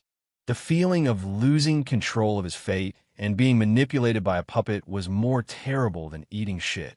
A few minutes later, he finally calmed down. He had long known he needed strength to be able to control his fate, and this event only accentuated this fact to him. He walked out of the room as if nothing had happened and looked at the demon race's key luck dragon. The spot was no longer there, and Ao Shun exhaled. "This is not over," thought Ao Shun. He needed to take action and hide certain to prevent his bloodline hunting force from being discovered. He knew his visit to the court would raise eyebrows, and these people would begin to snoop to find out what had happened. He must ensure that the truth they will discover is that one of his people accidentally discovered a potent bloodline and wanted to dedicate it to him instead of the fact he had created a hunting team for that sole purpose. Lastly, he must also punish these 3 people for their dereliction of duty. Although he won't kill them for such a mistake, they won't live without punishment and demotion. Heavenly Court. Wang Wei was reading this technique, gaining deeper insight into the mechanism of heaven and earth. It would be more interesting if insurgents could transition to the Emperor path based on their strength, he thought. However, he knew such a thing was impossible because, in the classification of heavenly Tao, only the heaven and primordial path are on par with the Emperor path. It may not be completely impossible. Maybe in some other chaos worlds, the laws of the world allow for such a transition, continued Wang Wei. The chaos universe was vast, and few things were absolutely impossible. How long do I have to wait? Don't know exactly. Even you can't divine it. I only know it's around this time, and there's a chance for failure. I see. In that case, let's take a small break. I have stayed in this place for too long. He changed his appearance before going on a small food tour around the world while taking in the changes in the world. This lasted for a month, and 3 days after he returned to the court. While he was sculpting Wu Hong's beautiful face with clay, the space in the distance twisted, and someone fell out. He instinctively appeared and caught the body. Tong Ruobing? She had passed out, her body full of injuries, and a weird black aura was intertwined with her. Be careful. That aura is very corruptive, warned the clone as he appeared. With a wave of his hand, he encased the body in a white protective shield that resembled a bubble. Her existence has been injured, just like me, commented Wang Wei as he noticed the difference. Indeed, nodded the clone as he proceeded to heal her. He first sealed the dark aura before removing it. He felt an intense resistance and had no choice but to activate his full power before succeeding. Here, he handed the sealed aura to the main body before healing her. A few minutes later, Tong Rubing's pale face opened her eyes. Where am I? She took a moment to notice her surroundings. So, I successfully escaped? Indeed, nodded Wang Wei. So what happened? Tong Ruobing opened her mouth before closing it. Her brow furrowed deeply. What is it? My memory. It's fuzzy. You didn't see anything? No, I know I saw something. But it's like someone has altered my perception of the events. A look of horror flashed in her eyes. Who could do such a thing to an eternal emperor of her caliber? Wang Wei was deep in thought. Such information was actually useful. What exactly do you remember? Don't leave anything behind. Tong Rubing's mind was still fuzzy, so she took a moment to organize her thoughts. I first gathered information about the Abyss Gap from the Commerce Hub. Most of the information was basically useless, focusing on the great emperors who died, trying to explore it. One piece was useful, though. A few individuals corroded by the same aura from the gap have been found in a few heavenward worlds. Wang Wei squinted his eyes because he had a similar encounter with a small sect on the eastern continent. After that, continued Tong Ruobing, I headed to my destination and immediately used your talisman. She paused before giving him a look. Had she not experienced the dream world and its true power, she would have been enamored with that talisman. Don't look at me like that. I could not give you the power I had in the dream world because it was temporary, not my own, admitted Wang Wei frankly. I understand, said Tong Ruobing softly before continuing. It took me a while to bypass the seals without affecting them. But immediately afterward, Chapter 1023 Trophy 1023 Trophy. I heard the sound of chanting. No, maybe it was praying, continued Tong Ruobing, her brows still furrowed. I fought with someone or a group of people. They were powerful, but still not a match for me. She paused as she tried to scan her fuzzy memory, relying more on her feelings and intuition to piece together what had happened. After defeating them, I believed I tried to capture them, but didn't know whether I succeeded. Afterward, I think I saw a formation, a very powerful one. When I was trying to investigate, I met someone or something. The sensation of meeting was unpleasant. I don't know how to describe it. Like you were losing your mind. Even going insane? Exactly, nodded Tong Ruobing. It was like I was staring at something I should not have, like I was staring at a taboo. She looked him directly in the eyes. Do you know what's going on? Some inkling, nodded Wang Wei, but did not say any more. What else? The thing attacked me. Continued Tong Ruobing after realizing she would not get any more information. I was powerless to resist and had to run away. But despite my best effort, I ended up in this shape. Tong Ruobing sighed. Her existence was injured, and her situation was even worse than Wang Wei as her powers had fallen below the Emperor realm. Her current strength was barely enough to fight a Dao ancestor. The fact you survived in such a terrible shape indicates the threat of the Abyss Gap is Empyrean tier, analyzed Wang Wei, who finally had proof there were other threats to him in the lower dimension besides Old Man Nether. It has not reached the Paragon tier. Otherwise, you wouldn't have a chance to leave. Plus, true heavenly Tao will not tolerate any paragons from existing in the lower dimension. With this news, he was satisfied with Tong Ruobing's efforts. He has yet to decide whether he will only place a seal or utterly deal with the problem. But once he makes a decision, he will be more prepared to deal with the problem of the Abyss Gap. So are we good? Asked Tong Ruobing. Yes, nodded Wang Wei before raising his hand to summon a black and white seed. This is a unique yin-yang seed. Use it as a medium for dual cultivation with Mulei, and it will accelerate the rate at which your injury is healed. Such a thing exists? Tong Ruobing knew existence injuries could not be cured easily. They usually require things like merit, world source, or a massive amount of key luck to heal. And even then, the process is extremely slow. I don't need to lie to you. This seed was the result of studying Madman Chu's inheritance. It's also why his injuries are healing so rapidly. Thank you, nodded Tong Ruobing as she carefully placed the seed away. Without hesitation, she activated a talisman that made her disappear with a swoosh. You should know. It's fine, said Wang Wei, looking in the distance. He finished his clay sculpture before preserving it. Then, he returned to his retreat. Beastar World. Tong Ruobing's pale and weak body appeared in a cultivation room, immediately grunting in pain. The teleportation process that was only slightly bumpy aggravated the situation of her body, albeit only the superfluous injuries. That's how weak she was. She had never felt this way before since she started cultivating. Even when she was severely wounded, the situation was different. Her current state was like she was suffering from a chronic illness and had been battling it for decades. Swish! Mulei appeared in the room. Are you all right? He held her because he had a feeling she was on the verge of passing out. Since he knew her, Muley had never seen her so weak and feeble. He led her to the cultivation cushion to rest. "I'm fine. You should have listened to me.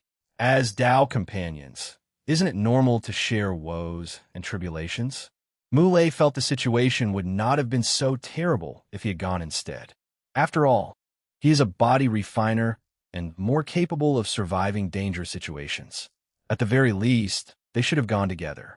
"No, I'm glad I was stubborn. If you went, you might not return." Her husband might have had more vitality, but he did not have all the versatile means. So, if he went, even with Wang Wei's power, he might not have returned. Tong Ruobing did not remember exactly how she escaped that attack, but she knew her Tao was instrumental in the process. Muley sighed. Was it worth it? It was. How was it worth it? He barked, raising his voice slightly. "You're in such a terrible state." He knew even if she killed herself and revived, which is sometimes a better choice, it would not help the state of her injuries. "It was for many reasons," explained Tong Ruobing. "Firstly, I was able to experience a higher level of my Tao.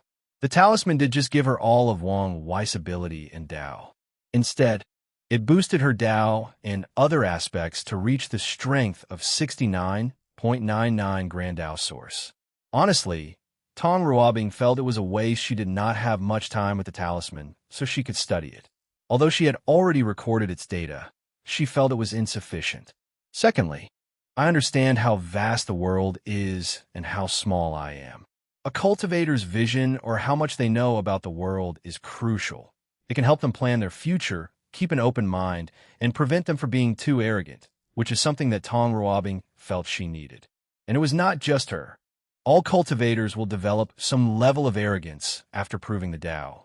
After all, their strength symbolizes they are the best of an entire generation. And in her case, it symbolizes her talent.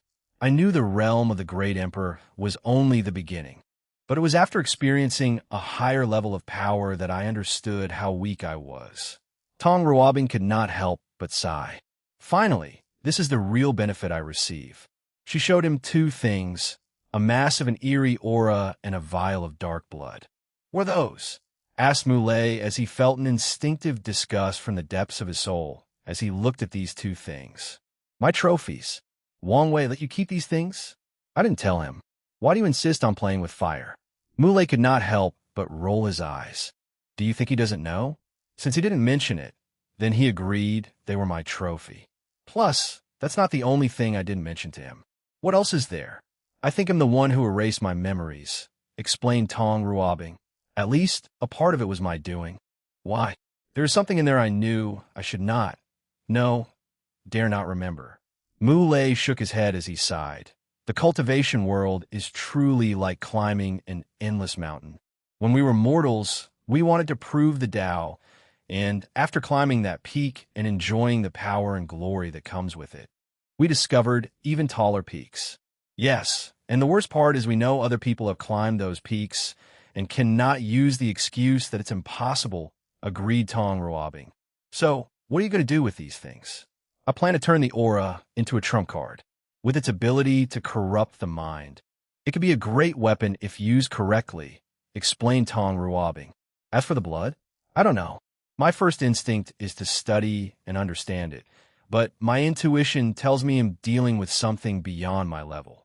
I'm glad you're not letting the benefits cloud your judgment." Tong Ruobing ignored him, focusing on the blood. "It would be great if I could fuse the blood with my proving Tao artifact and grant it the power of corruption. However, that's too dangerous. A proving Tao artifact has too much connection to its owner, so Tong Ruobing was not stupid enough to place such a dangerous item close to hers. "You can do some experiments," suggested Muley. "See how some life forms react to being contaminated. That's on my plans." Tong Ruobing has even already been thinking about how she could dilate this blood. She put the blood and aura away in a secure location in her space ring, a place composed of trillions of sealing talismans. Then, she summoned the black and white seed. "What's this?" "Wang Wei's gift to help me heal." "What can this do?" "Accelerate the healing process to my existence." "Really? How do we use it?" Tong Ruobing smiled at him. Let's just say you'll have a happy life for a long while." It took Muley a moment to realize what she meant. Then, a big grin appeared on his handsome face. "I guess I should thank Wang Wei instead of holding a grudge." Chapter 10:24 Checking in. 10:24 Checking. 8,000 winters and summers flashed by, and the myriad emperor world entered a rapid but quiet development period. Meanwhile, Wang Wei finally opened his eyes from his cultivation room. He exhaled before clenching his hands, feeling the power coursing through his veins. "Your injuries are almost healed," commented the clone. "You probably don't need me anymore." "Not necessarily," replied Wang Wei as he had almost returned to his peak. His current strength was the same as the clone. Normally, he could display 50 Grand Dao Source, and in an emergency, he could use his full power. Wang Wei tried one last time to activate all his stack boosts. However, like before, he felt his body crumbling once his power exceeded 50. "This last bit of injury is like a bone stuck in my throat, refusing to budge," he groaned. In the past 1,000 years, which was astronomically longer for him due to time formation, he did not only focus on healing. He learned more about Madman Chu's inheritance, increased his profession Daos, and raised his body refining realm to 90 infant fiend gods realm. His body was currently even more resistant to all kinds of attacks, including conceptual ones, and he could fight an emperor with 30 Grand Dao Source relying solely on his body. Wang Wei was very happy with his progress despite using all the great emperors with body refining cultivation from the Dao burial ground.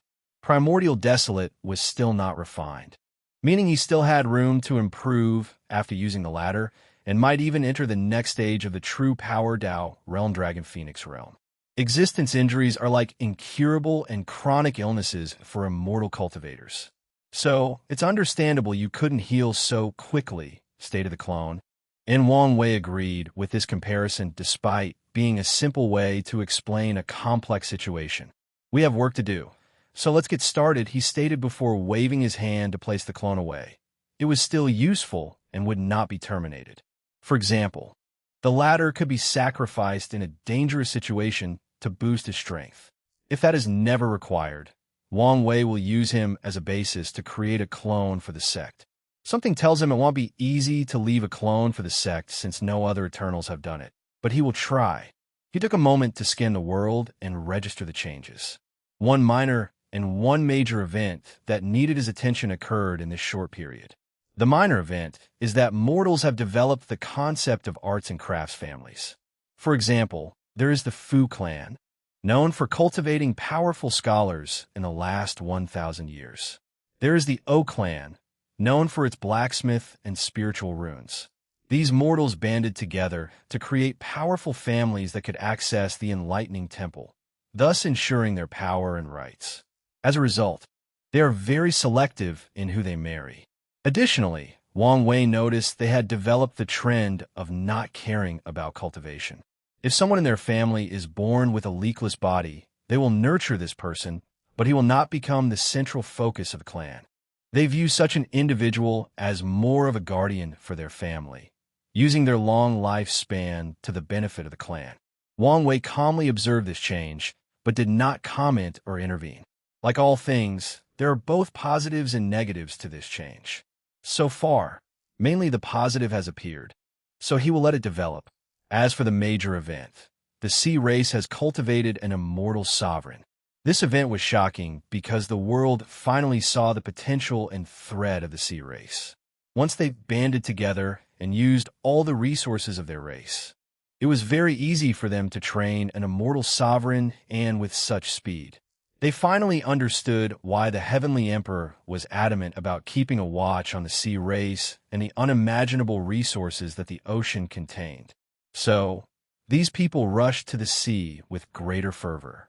Although the surface world was also booming with resources after the environmental changes, no one would say no to more. Wang Wei watched all of this with calm eyes.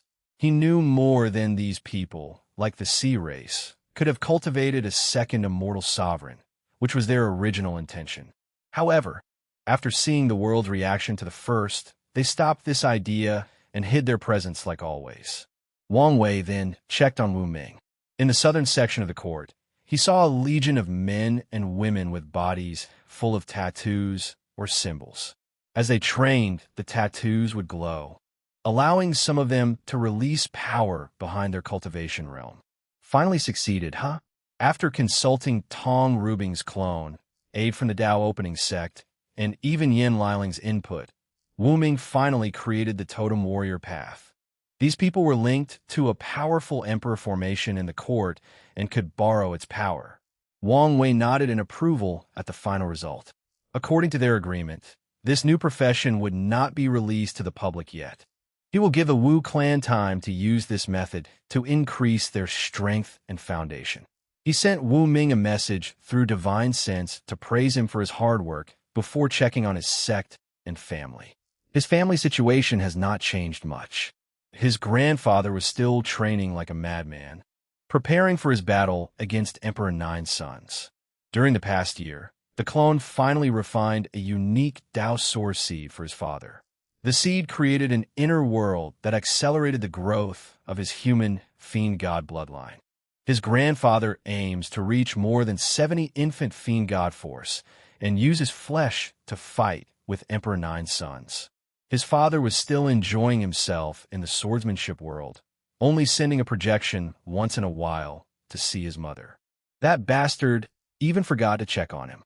His mother was cultivating hard, preparing for the expansion of the court and her eventual ascension to immortality. Yin Liling was still helping the sect to create a more universal immortal rune applicable to all professions. However, Li Jun had exited his retreat and was spending time with his pregnant concubine and unborn child. The smile on his face showed he was both excited and worried about the upcoming challenge of fatherhood. Wang Wei felt a little bad because Yin Liling and Li Jun cannot yet prove the Tao since they need to first gather key luck and destiny from the Dream World list competition, which is still far away. However, he has already prepared as he sealed and took away the 9 demon god world, ready to refine and sacrifice them to heavenly Tao for more heaven will. Von Wu's gaze shifted to Tiyigong. The latter was also a Tao ancestor and insurgent of first class, as the clone refined a unique grand Tao source seed for him. His inner world contained a specially crafted river of fate, and he could use its strings in accordance with his vibration grand Tao source. Using Wang Wei's quantum string theory, he was a force to reckon with. Unfortunately for him, the rules of heaven and earth make it difficult to rely only on the inner world to become an eternal tier insurgent. Plus, the sect does not need a new eternal powerhouse, thus limiting his potential. One good news from Tai Gang is his undead legion has become even more fierce and powerful. Wang Wei then checked on Dong Lifan and his master. She spent most of her time training in the dream world and preparing for her eventual invasion of a weak heaven world. As for her master, she was still in the quasi-emperor world. Wang Wei did not plan to turn her into a Tao ancestor until the last moment before he left. He has a feeling his clone project might not work.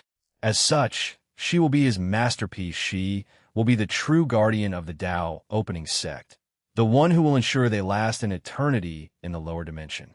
The last person on his list was Miscellaneous One, who was almost buried with work. Luckily for him, the latter had Elder Dan to help him with the pills Wang Wei wanted. Sadly, his other projects did not have much progress. The Immortal Key Gathering Array has not made much progress, but mainly because Miscellaneous One was a little obsessed with the Sex Array.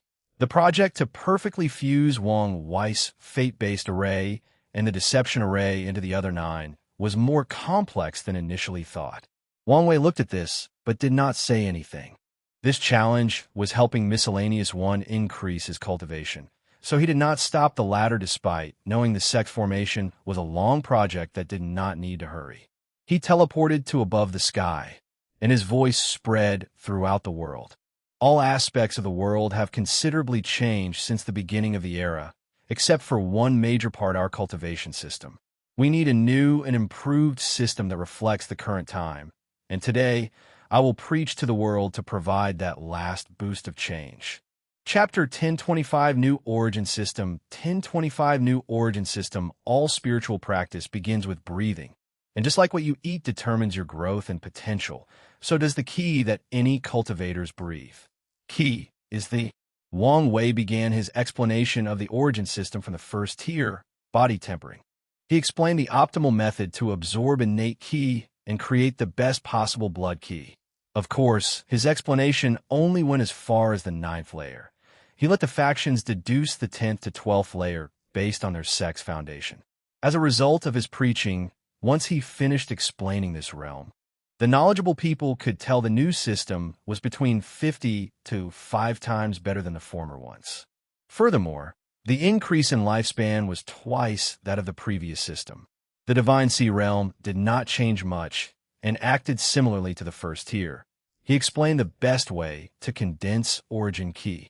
After this transformation, the energy used in this system could be called innate origin qi because of its high quality. Lastly, besides the Lake of Origin, River of Origin, and Ocean of Origin, he added a 4th stage to the Divine Sea realm, the Heaven Origin Ocean. Cultivators can open a 2nd Divine Sea in their middle dantian, storing even more energy. In this stage, their strength and lifespan also increased because of the nourishment of such a large quantity of qi. In the Divine Altar realm, innate origin qi from the lower dantian will be condensed in a solid form as an altar. The body cannot bear 2 altars, so only one is condensed.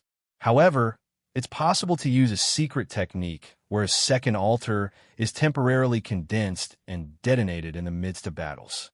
Wang Wei gave away this technique during this sermon, thus raising the overall battle prowess of level cultivators.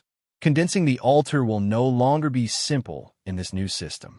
Wang Wei has ensured that all cultivators will experience a Tao heart trial called Whisper of the Mind.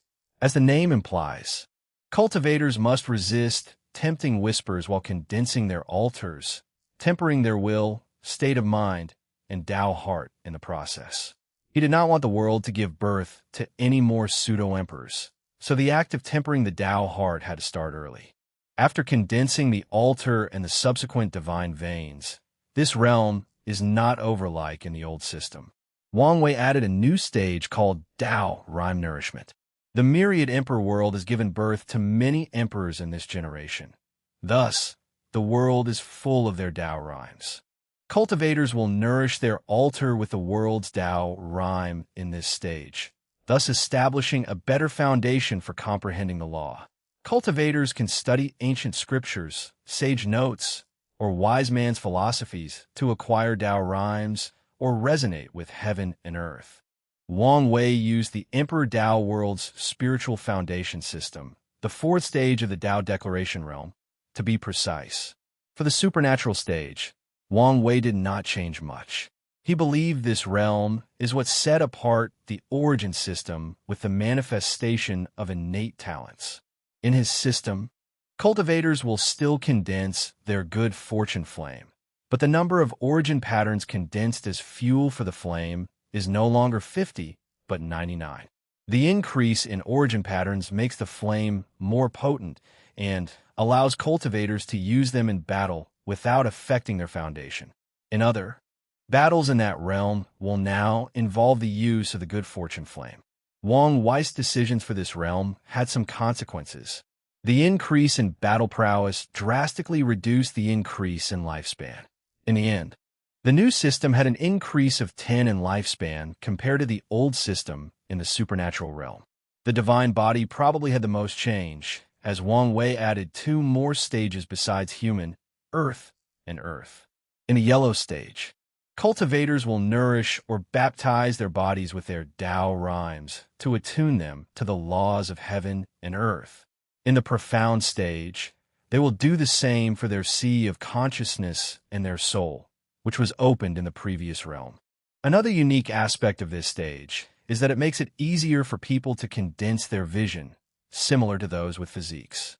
Wang Wei completely reinvented the human stage as he methodically explained how to temper the perfect divine body that can bear the power of law. He used his ancient, desolate body refining scripture, the copper-skin, iron-bone realm of the primordial system of ancient times, and many other martial arts systems as inspiration for this stage. His sermon emphasized the need to temper the body to its utmost state before proceeding to the earth stage. He only added his chakra opening method to this stage besides the former orifices. Furthermore, he also used some Buddhist methods to temper the mind and Tao heart, still trying to reduce the number of pseudo-emperors born in the world. Previously, Wang Wei wanted to leave this unique method to the sect. However, he considered the need for Buddhism's rise and prosperity in the future and added something to the system that is related to them, thus ensuring their influence and power. The heaven stage allowed cultivators to borrow the power of heaven and earth. It was divided into 9 layers, each increasing a cultivator's strength by a factor of 9. Now, with the new system, there were 27 layers, each increasing a person's strength by a factor of 6. The primordial spirit realm did not change much. They still had to experience the stages of Yin God, Yin-Yang reversal, Yang God, shackle removal, and 3 immortal stages. However, with the previous Tao, rhyme baptism, the soul was more difficult to refine or temper, but it was also way more powerful. Additionally, he revealed a side technique that allowed cultivators in that realm to use their now very profound connection with heaven and earth to condense a soul treasure that was similar to a Tao-proven artifact. The soul treasure can be defensive or offensive and can grow with the cultivators throughout their journey. For the void-shattering realm, Wang Wei did not do much as there was no need. The new system focused heavily on raising a cultivator's affinity to the law, making it easier to wield and to the greatest effect. The primordial God and spiritual foundation systems significantly influenced him. He changed the order of heaven and earth, made the road of the heart more challenging, and had a greater tempering effect on the cultivator's Tao heart. He also added a method to fuse a person's vision with their law bodies, or just ordinary bodies for those walking the true power Tao realm. Wang Wei added one more stage to the saint realm called the Tao self stage. After nurturing a Tao seed into a maturing tree and even ripening a Tao fruit, a cultivator will then fuse a small part of their primordial spirit into the fruit to give birth to a Tao self, a small elf-like creature with the cultivator's appearance. The Tao self, which was inspired by the incarnation realm, tier 8 of the spiritual foundation system, served the same purpose to increase a cultivator's control of the law. They no longer had to actively control it since their self can do it on a more instinctual level. As a result, saints in the new system will have domains larger than the previous limit of 1.269 trillion kilometers, but their power will be more potent as they have higher control over the law. They will now be genuinely absolute in their domain, especially when compared to other cultivation systems. The supreme realm did not change, as cultivators must condense their Dharma bodies. However, Wang Wei copied his Dui realm for the quasi-emperor realm and had people condense their Dharma bodies before fusing with it. Additionally, cultivators will also fuse with their Tao self in the process. The quasi-emperors created in this system will have a level of control of the law between master and grandmaster control based on his force control skill. Once Wang Wei finished the sermon, he nodded in satisfaction. The new system was a drastic improvement from the former. Not only were cultivators more powerful, but their average lifespan increased from 5 to 10 million years to 50 to 100 million years. Of course, as the universe operates in balance, there are consequences.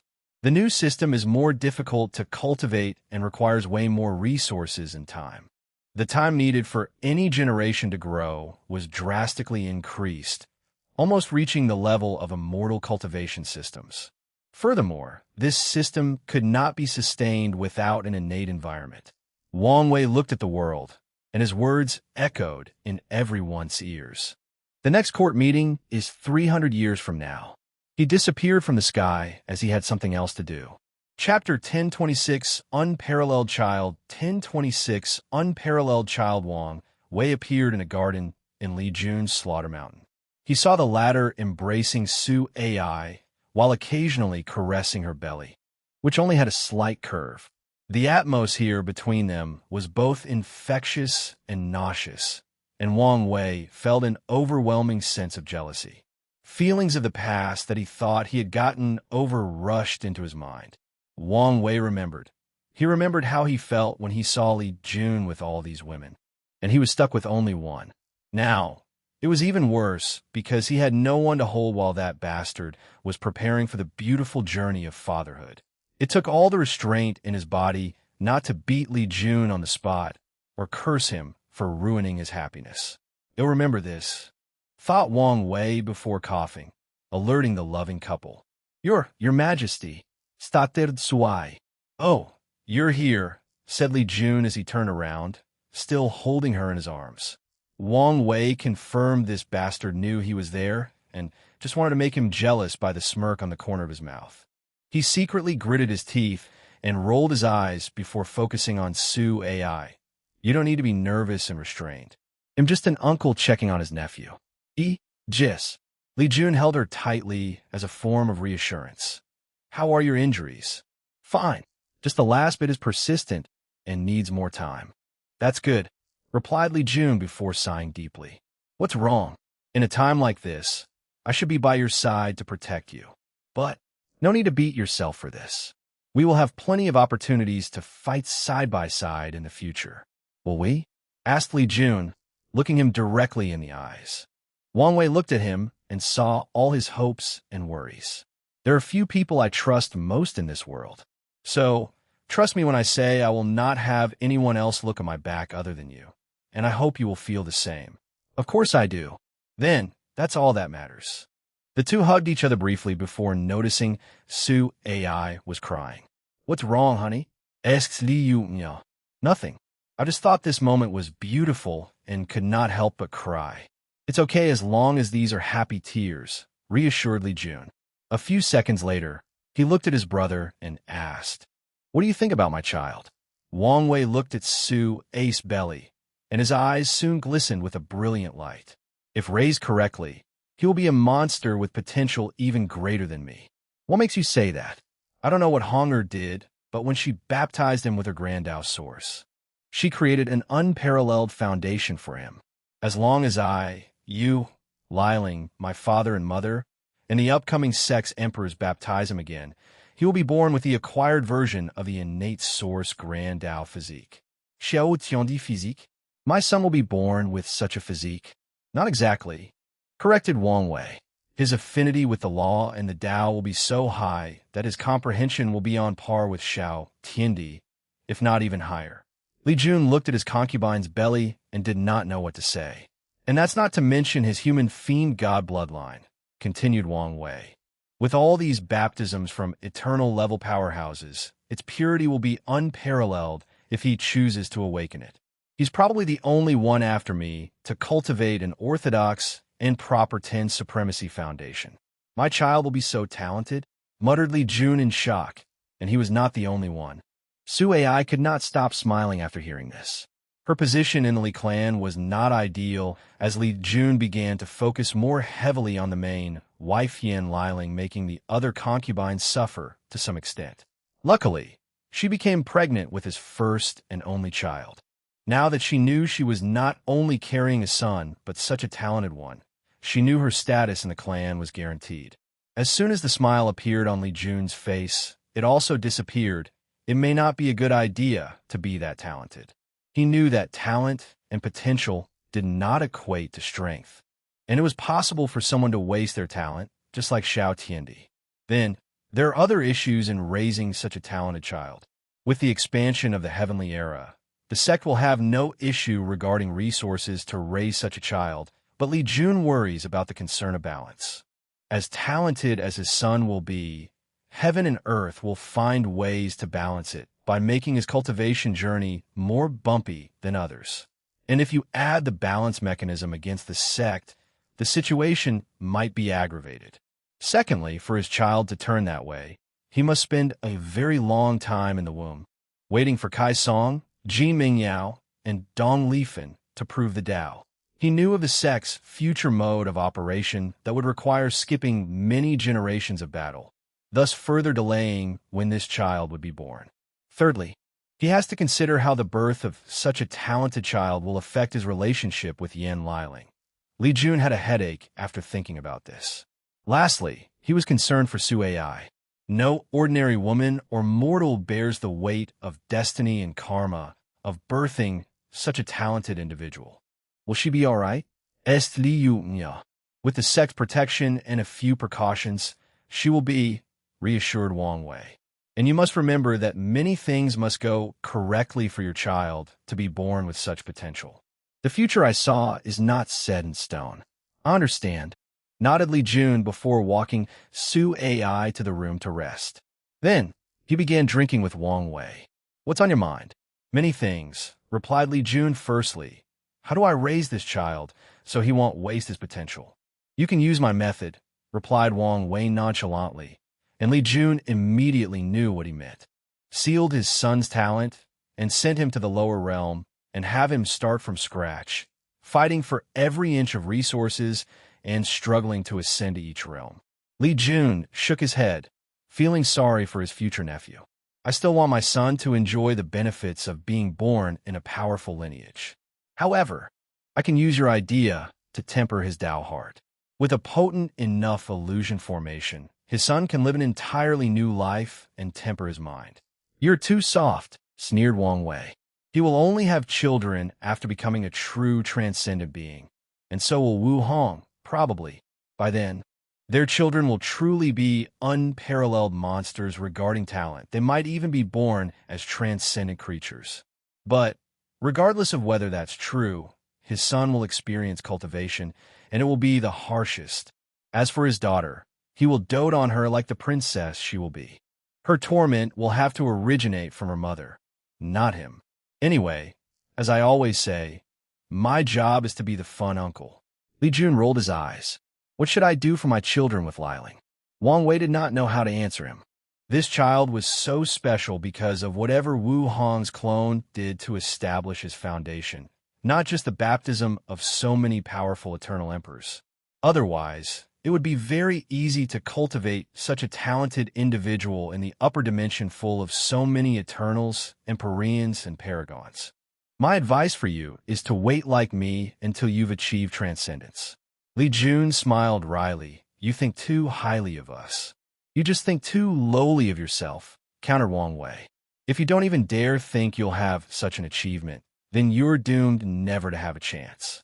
That's true, nodded Li Jun, still thinking about the question. He wanted to ask whether the other Wu Hong knew something, but stopped himself from bringing up this sensitive subject. All right, let's go test your cultivation result, said Wang Wei, and Li Jun's mouth twitched. He knew he was about to pay retribution for his previous actions. As expected, he received a very painful beating during their fight. Luckily, he did receive genuine instructions and help. Wang Wei left satisfied. He set high goals for Li Jun. He wanted him to have great achievement in body refining and be like Di Tian, who cultivated a golden law tree with spots of purple. Li Jun needs to increase his lifespan, and with the combination of the future Buddha self, this objective can be achieved after years in seclusion inside a time formation.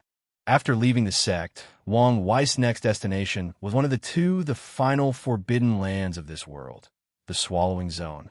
Chapter 1027, The Swallowing Zone S, Secret Chapter 1027, The Swallowing Zone's Secret 1027, The Swallowing Zone's Secret. Wang Wei headed directly to the Swallowing Zone.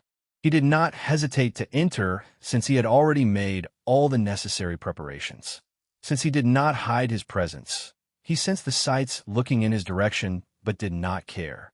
The people of the world have acquiesced to the fact it was his responsibility to deal with these forbidden lands, and thus, the rewards or benefits also belonged to him. As soon as he entered, he sensed the terrifying swallowing or devouring power that wanted to swallow his flesh, blood, soul, and even his grand Tao source. He looked around and saw a world of endless darkness with scattered light spots resembling faraway stars in the night sky. Wang Wei observed his surroundings and swiftly noticed two things. Firstly, the swallowing power in this place was so intense that a normal eternal emperor would have their senses affected. However, that was the extent of this place's power. Secondly, this place had many seals to prevent the devouring power from reaching the myriad emperor world. Based on his observation, some of these seals were ancient, probably dating back to the Null era, if not before. He sensed something and headed in that direction. The closer he was to what he sensed, the more intense the power of devouring. However, by the time he reached the center, the devouring power was about 25 to 30 Grandao source, and Wang Wei knew why. Wang Wei detected a potent seal that would make him sweat even at his peak.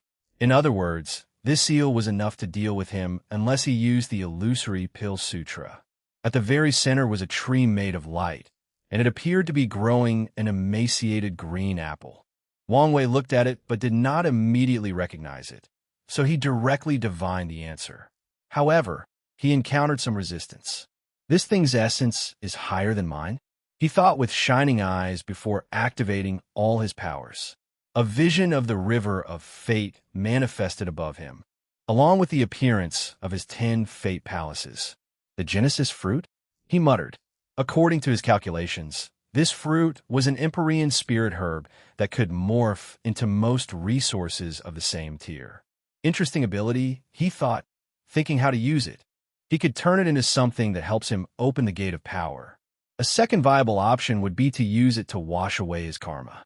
Wang Wei had noticed that his memories from primordial chaos after the events on Earth contained immense karma.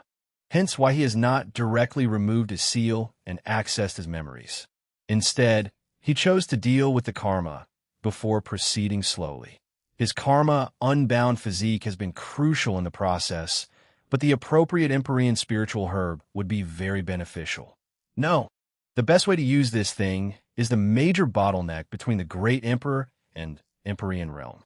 For what his ancestor, Yan Hai, said, even talented individuals like her and Wu Hong must spend a significant amount of time and effort trying to get through. He will face the same situation, especially if he wants to become an everlasting Empyrean. He could use merit to deal with the bottleneck, but that would take too much. It would be better to use the merit to continue to cultivate in the Empyrean realm. His chances of reaching more than 70 of the Grandao source would increase if he did not have to do so. If I want to enter the Empyrean realm before ascending, I cannot waste much time in this bottleneck. So, the best use of this fruit is in that direction. However, there is still a major issue how to ripen it. Although it took some effort, Wang Wei was able to divine this tree's origin and history successfully. During the innate acquired war, true heavenly Tao was way more lenient regarding certain things or regulations. In other words, certain things that would never be tolerated today would be granted a pass during that period. Both the acquired and innate lives in the upper dimension took advantage of this opportunity and smuggled certain things into the lower dimension. Wang Wei even guessed this was how Old Man Nether had successfully sneaked into the lower dimension. The fruit was sent for one purpose, say, terrible weapon of war. The lower dimension cannot cultivate such a powerful spiritual herb. As such, after being planted, it would swallow any world it was planted in to use as nutrients. And if not controlled properly, it would devour the entire lower dimension. The Myriad Emperor world was one of the 3 places of origin of the innate acquired war. So, the innate demon gods wanted it destroyed to demoralize the other side. Luckily, the human race learned of this news and thwarted this plan before sealing the fruit. Of course, as expected of humans, the tree brought problems to them.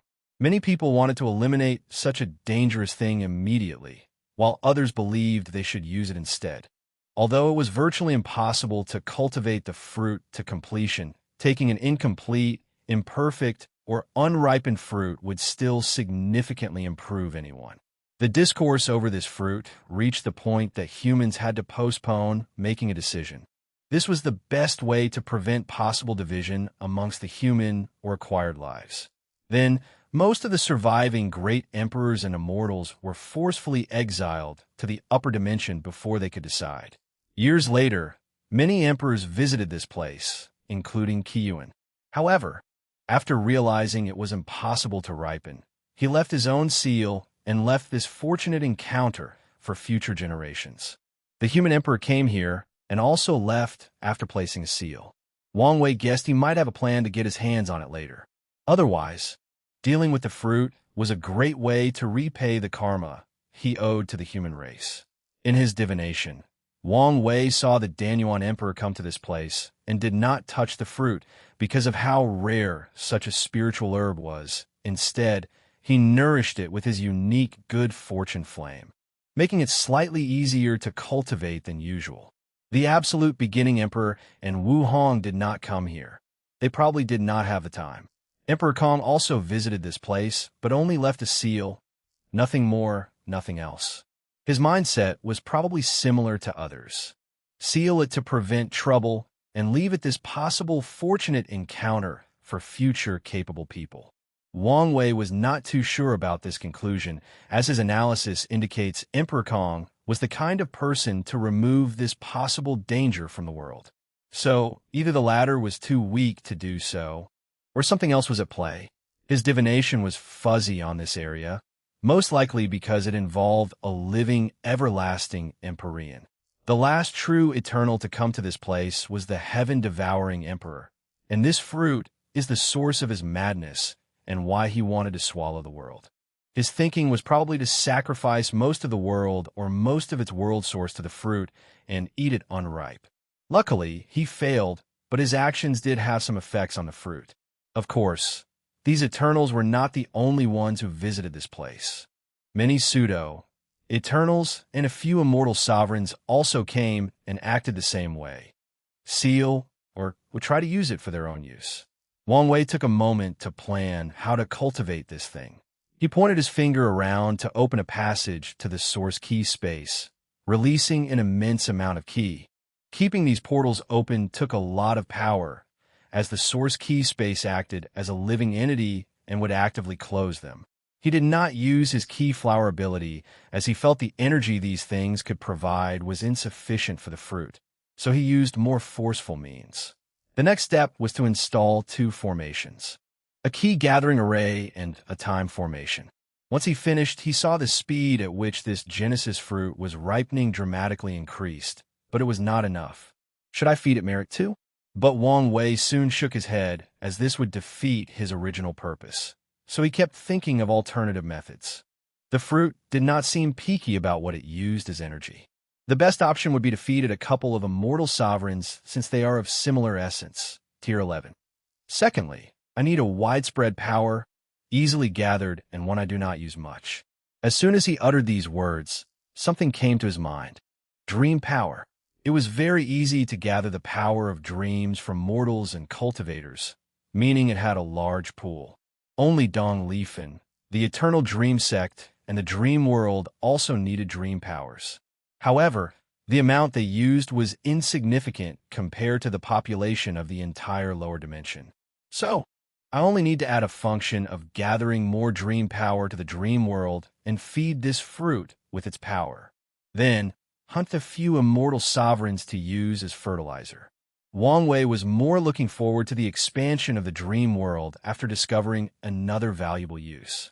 Chapter 1028 Mini Battle I. 1028 Mini Battle I. After establishing everything, Wang Wei returned to the heavenly court. Everybody in the world was focusing on the new system, especially the Supreme, Holy, and Law lands. They knew the next court meeting was significant and wanted to increase their strength quickly. Sadly, 300 years was not long enough to have much effect. Wang Wei did not care about how they felt. He was focused on the fact the expansion of the court and the dream world was slower than expected and needed to speed things up. He headed directly to the core of the dream world and called Dong Lifen, consulting her on how to amass the power of dreams from people. In the cultivation world, virtually anything can be a source of power or strength, and dreams are no exception. Although it was rare for cultivators to dream, since they spent most of their time in cultivation or replaced sleeping with meditation, they still dreamt. So, the two worked together to gather the power of dreams secretly from all sentient beings. The process was easier than expected due to the fact that 99 of people in the world used the dream world and had some form of connection with it one way or another.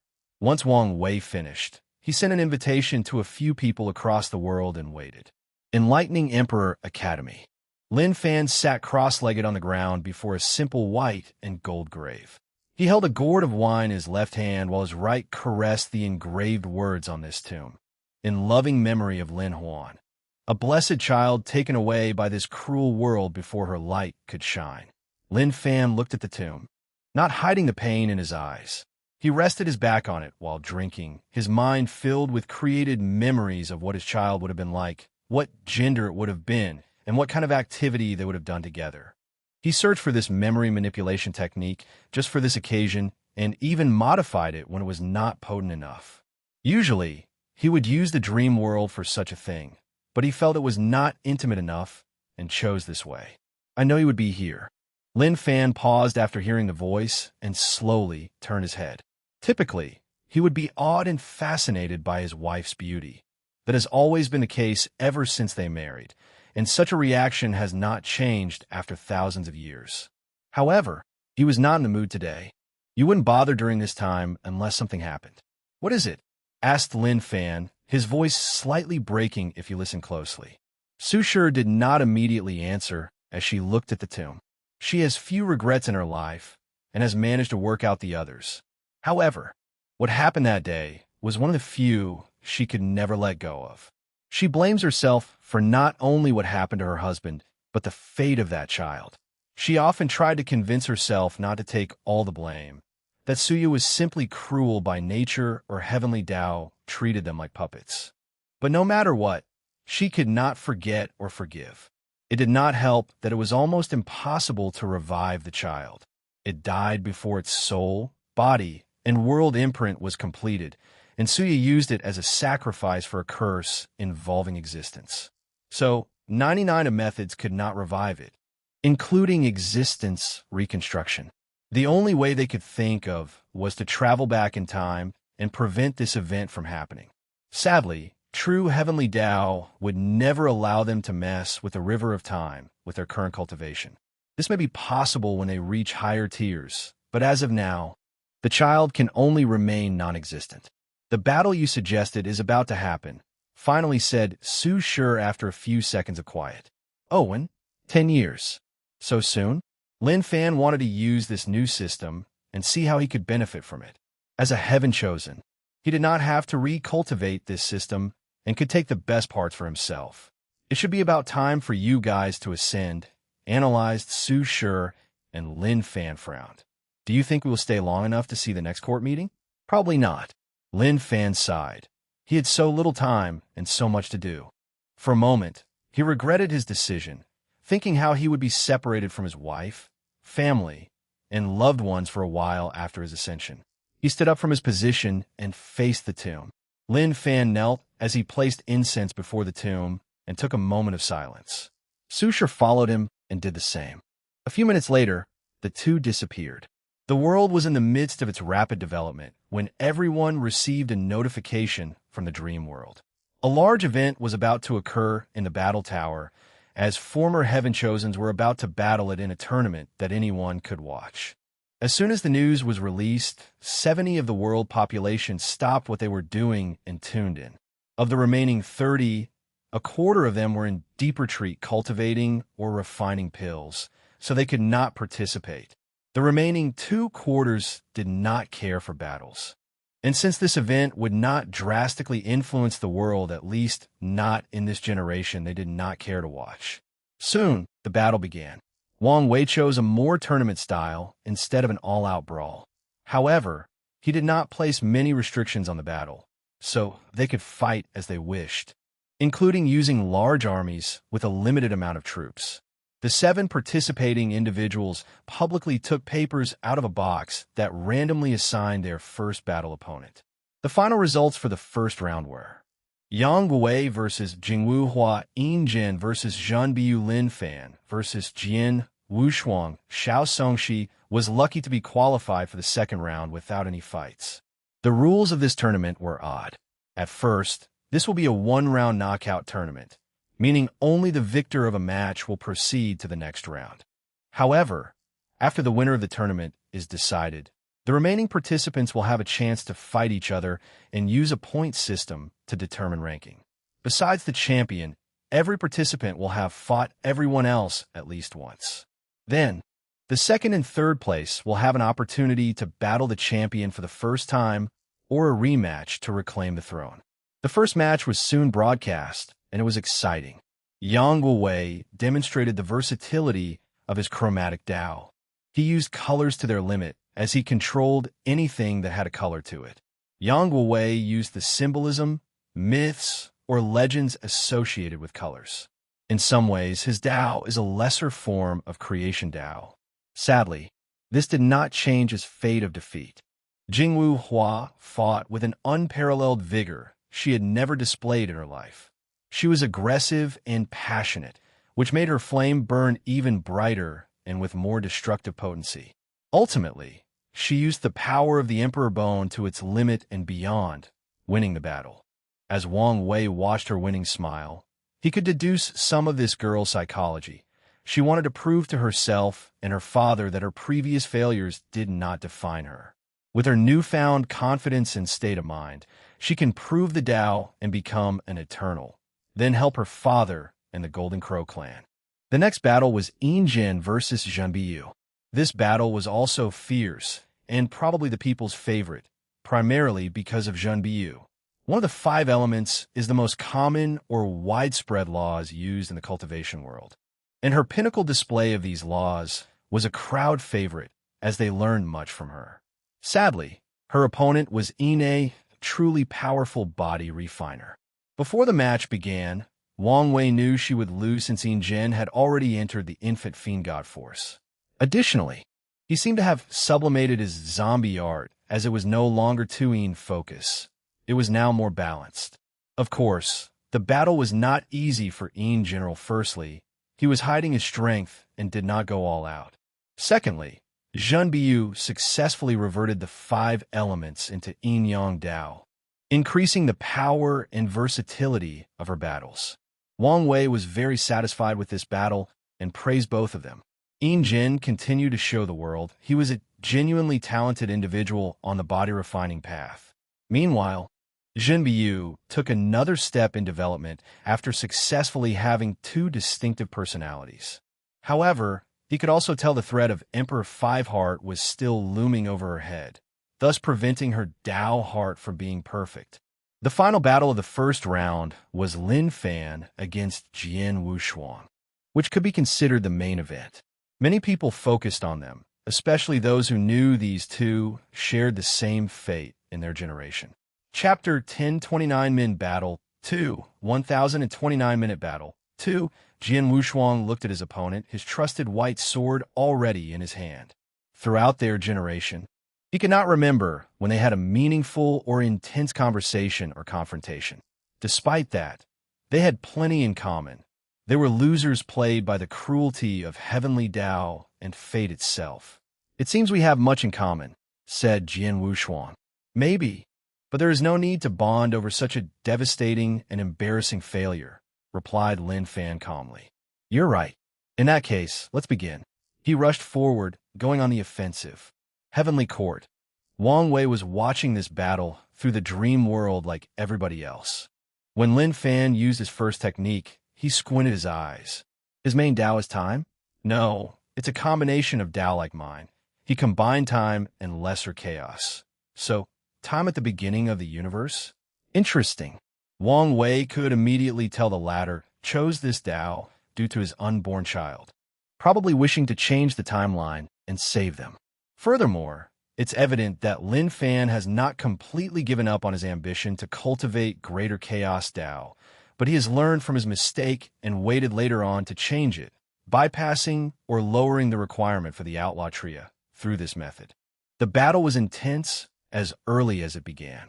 Lin Fan used his Chaos Time Tao, while Jian Wushuang used his infinite sword skills to counter. In every attack, Jian Wushuang could stab infinitely, slash infinitely, cut infinitely, or use any basic or advanced sword moves infinitely. As a swordsman, his attack was fierce and relentless. Adding the fact he had achieved the 12th realm of swordsmanship, Jian Wushuang showed he was one of this world's peerless swordsmen. Sadly, it was to no avail. Even with his peak 8-root strength and unique Pravendao artifact, refined, using his bones as the main material, Jian Wushuang lost the battle. A newly created acquired physique, thought Wang Wei as he glanced at Lin Fan. Not bad. Its potential is even higher than his former absolute chaos physique. Lin Fan had a natural affinity with chaos, so the new physique his wife, Su Shi, created for him was in that category. However, despite both having chaos as their main characteristics, they followed different paths. Su Shi followed the path of primordial chaos, which is a higher or evolved form of chaos. Meanwhile, Lin Fan followed the extreme path of chaos. He tempered and refined his power of chaos until it was on par with primordial chaos, but without experiencing evolution or sublimation. The idea is similar to how normal Daos can be cultivated to be on par with outlaw or supreme outlaw Daos. As a result, his new physique could be called ultimate chaos physique, the pinnacle of chaos that goes beyond absolute. After their battle, the next round immediately started. The first battle was Xiao Songshi against Yin Jin, and the former patriarch of the Baishi clan lost. However, the result was not as miserable as many people expected it to be, as Xiao Songshi put up more of a fight than people expected. He changed his Dao from swallowing to a unique sacrifice Dao. The crux of this Dao is that the better the things he sacrifices, the more benefits or results he will receive. Xiao Songshi sacrificed his Baishi bloodline for a drastic boost in strength and, as a result, gave Yin Jin some trouble. What an interesting and promising Dao, commented Wang Wei to himself before smiling. The Sea Clan is about to suffer again. The next battle was lackluster. Zhen Biyu did her best against Lin Fan, but to no avail. However, it's understandable, given her opponent's strength and the fact her talent lies more on cultivation than battle. Then, the final battle began, a clash between two titans, Yin Jin and Lin Fan. If not for how mythical Wang Wei's battle against Di Tian was, this fight would have had a lasting impact on the world and history. As soon as the fight started, Lin Fan did not hold back and showed the world his 9-extremity foundation. Only 4 root, muttered Wang Wei as his eyes shined with the power of fate. I see. He understood why Lin Fan did not achieve completion. He had to rush to cultivate to participate in this fight, which affected him. However, the most prominent reason is his flawed Dao heart. The death of his unborn child had a greater effect on him than he anticipated, and when it was time for the final fusion, such a flaw reduced his accomplishment. It's a shame, but there should be ways to remedy the situation in the upper dimension, thought Wang Wei as he focused on this battle. Yin Jin was not outdone and showed his infant fiend god realm's achievements and strength on par with Dao ancestors. With his mighty body and willpower manifestation, he dominated most of the fight, making it appear that Lin Fan was about to lose until the latter pulled out his trump card.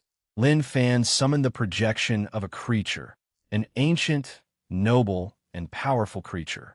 A creature that existed at the beginning of chaos when everything was chaotic and empty. A creature more ancient, noble, and powerful than fiend gods? Muttered Wang Wei with squinted eyes. He immediately activated all his powers to divine more information. Blood immediately began to fall from his eyes, mouth, and the other orifices. Primordial demon gods. He only found a name, but almost died in the process.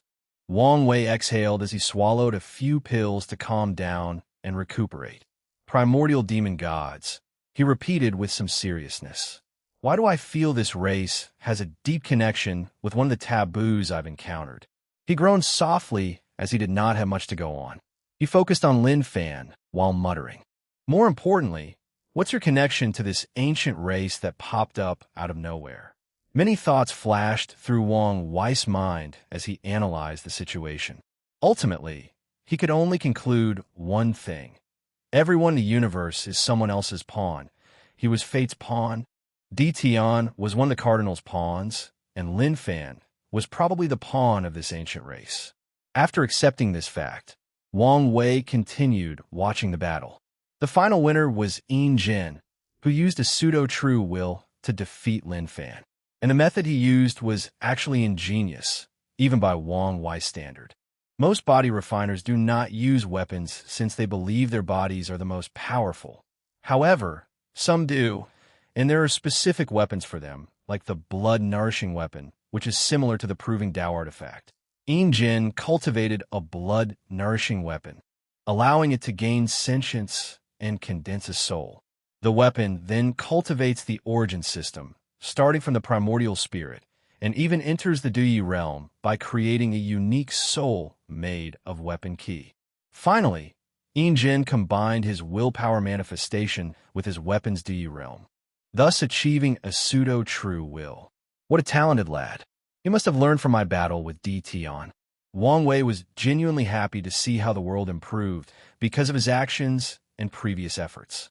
In this mini-battle, all the Heaven Chosens have shown remarkable improvement, a direct result of using the Dream World's Battle Tower. If his weapon can prove the Tao, he can use a genuine true will. A weapon proving the Tao is not unusual, especially for a place like in the upper dimension. In fact, with a proper Grand Tao source baptism, this weapon might need to prove the Tao and could sublimate its Duyi realm into a Tao will. However, such a method would have restrictions and lower its overall potential. So Wang Wei hoped Yin Jin did things correctly. Once the champion was decided, the next round was the ranking round to determine the other ranking and who could challenge Yin General. The result was Lin Fan was second, Jin Wushang took third place, Jin Biyu came fourth, Jin Wu Hua was fifth, Xiao Songshi stole the sixth spot, and Yang Wei was at the bottom. Lin Fan declined the opportunity to challenge Yin Jin a second time, but Jin Wuxuang still chose to fight. Although he lost, he was satisfied with the experience and learning opportunity. As a swordsman, he had such an undaunting spirit. Wang Wei summoned the team and had a brief talk with them, telling them to prepare to leave in 3 days. Then, he held Yin Jin back as he conversed with him, sharing some of his ideas and understanding of fleshly body cultivation, willpower manifestation, and the use of true will. Emperor Enlightening Academy. Lin Fan sighed. I thought I could win the championship and asked him, but now it seems you have to ask. I told you to be more direct, and he won't mind, replied Su Shi. I just don't want to owe him even more than I do. His previous plan was to ask what he wanted to know as a champion, using the information as the final prize. However, such an act lowered his seniority. However, with the current situation, he was already a junior despite being from the same generation. I have to count on you again. I also want some closure, replied Su Shi while shaking her head. Without wasting time, she rushed to the court. And I wanted to write the Jin Wuxuang versus Lin Fan's match, but after staring at a blank screen for a few hours, I gave up. However, I do want to write a proper high-tier match for him, so it's probably going to be later in the story and most likely against Wang Tian. Chapter 1030, Hope 1030, Hope. To what do I owe this visit? Asked Wang Wei, who was fishing but not in his small pond next to the garden. Instead, he was in a desolate star in his starry sky universe, and his fishing line had traveled millions of light years away, hooking a strange life form that could survive in the void. Please, don't tell me you came to complain because your husband did not win the competition, he teased. Is this how you see me in your mind? Asked Su Shi, almost rolling her eyes. She sat next to him and also began to fish. She was daring as she immediately went after the same fish. Love is a powerful thing. I know that's what I would do if I were you, said Wang Wei with a smirk. Their competition lasted for a few minutes before Wang Wei cheated without any remorse or shame. It's not like you to be this hesitant, he said. I just don't want to be disappointed by the answer, she replied. Would you feel better if you never know? No. False hope is even worse than the truth, replied Su Shi before sighing. Okay, tell me. You haven't asked anything. So how do I know what you want to know? Su Shi did not stop herself from rolling her eyes. I want to know about the unborn child. Is there a way to save him? Is it possible to revive him? Depends, replied Wang Wei. Can he accept this child if he recreated it with creation Tao? We had this conversation, and he was not willing. One of their plans was for Lin Fan to cultivate good fortune Tao before transitioning into creation Tao as a means to revive the child. However, after many years of contemplating and talking to Xian, they concluded this was not what they wanted. Wang Wei thought for a moment and said, "The world, as we know it, is more complex than what we see. Every major decision we make creates an alternate universe or timeline where our lives are entirely different based on that choice. The infinite trichiliocosm." Su Shi's eyes shone brilliantly as many things finally clicked in her mind. A few of her questions regarding the River of Time were just answered, and that opened her mind to a new level of understanding of the universe. The concept of alternative timeline was not new to her, as she had battle techniques to create them. But they were temporary. She never knew the world actually contained an infinite number of them. So, is there a timeline where the child was born and is healthy? She asked. Not just one of them. Su Shi's beautiful brow furrowed. What about our timeline? Is it not possible to change the past? Our timeline is special and is heavily protected by Grand Tao itself and other powers, explained Wang Wei. So, even after you become a paragon, which was the pinnacle of the cultivation world, the best you could do was take another version of the child from another timeline and bring it here. Wang Wei has only known one person or group of individuals who has changed the timeline, and that's his ancestor, Qian. However, to this day, he did not know how the latter did it and what price he paid. So, he did not tell her about that. What realm is Paragon? Asked Su Shi. She knew about Empyreans, but not Paragons. It's the one after Empyreans. Is Paragon the end of cultivation? Are there no other realms after that? Continued Su Shi, and Wang Wei gave her a look. The path of cultivation is technically endless. Su Shi immediately understood the implications behind these words, and she felt more hopeful. She swiftly controlled her emotions and asked for more information. What realm has your ancestor reached? She asked. They are paragons. Her happiness and hope were immediately gone. She did not think she was any less talented or dedicated than these people. Yet, after so long, they are still paragons. This fact may not indicate their ability, but the difficulty of the path afterward. You don't have to worry, since we live in a great era, reassured Wang Wei after feeling her slightly agitated emotions. What do you mean? Our ancestors have opened a new way forward for us, albeit they paid a heavy price. Now, as long as we care for the pests in the upper dimension and they can return, the path forward will no longer be unknown or muddy. I understand, and thank you. Wang Wei waved his hand to indicate it was nothing, and Su Shi soon left to tell Lin Fan this news. So, we need to go beyond the Paragon realm? He murmured, not even considering the first option. He wanted his child and nothing else. Yes, although this path will not be easy, it's still hope. I am happy as long as there is a way, replied Lin Fan. Now, that he has a direction or goal, that's all that matters. As for how difficult it was to reach that realm, he would do whatever was necessary as long as he knew it was possible. Do you think what he said about these people preventing the ancestors from returning to the world to be true? Asked Lin Fan. He was not stupid and guessed Wang Wei was using this opportunity to turn them into pawns or advance parties for his war against these people. His words might have some logic behind them. Said Su Shi. What makes you say that?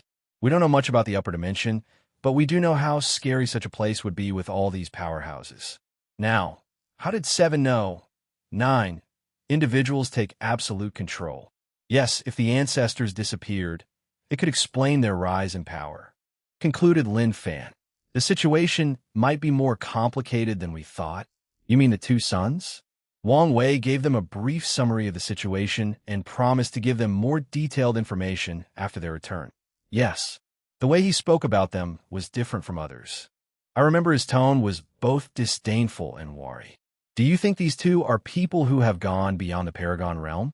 The crux of this rebellion is them? Su Shi's silence told Lin Fan what she thought. In that case, the situation will be more complicated than we thought, he groaned. You need to be careful, said Su Shi. And if something happens, contact me, and I will ascend. Don't worry, I will be fine. He was determined never to ask her for help. If the situation is as they analyzed, she will be way safer in the lower dimension until Wang Wei ascends. By then, her strength should have drastically increased, thus also improving her chances of survival. Su Shi could tell what he was thinking and could only sigh to herself. They only had 3 days to themselves and must make the best of the situation. 3 days later, Heavenly Court. Wang Wei looked at the immortal venerable before him. I have explained everything. Do you have any questions? No, Patriarch. I won't fail in this mission, replied Wang Qi. Remember, keep a low profile and only do what you're instructed to. I will. Wang Wei and Wang Qi walked out of the room where everybody else was waiting. Are you ready? Asked Wang Wei, and they nodded. Wang Qi put everything inside a special space ring made from the power of the Tao burial ground. He also surrounded himself with that treasure's power as he disappeared from the court. Once he opened his eyes, he was in an unknown location. He immediately checked around. No vision, so the space ring worked. He muttered. He exhaled deeply, immediately feeling lighter. No, he felt better than he had ever in his life. It was like he was always carrying a heavy burden that was suddenly lifted. He had had problems with his visions for so long and had acquired brand new glasses. What kind of energy was in this environment? It's so intoxicating. Wang Qi took a breath to control himself and not get lost in the comfort of this world. He did as he was instructed to gather as much information from the nearest populated place before heading to the designated location. The process took more than a week despite his ability to tear open space and the talisman the Patriarch gave him. That's how vast this world was. Of course, his situation was unique as he was instructed not to use any official transmission array from any city. At his destination, Wang Qi left a communication mark before staying in a hotel.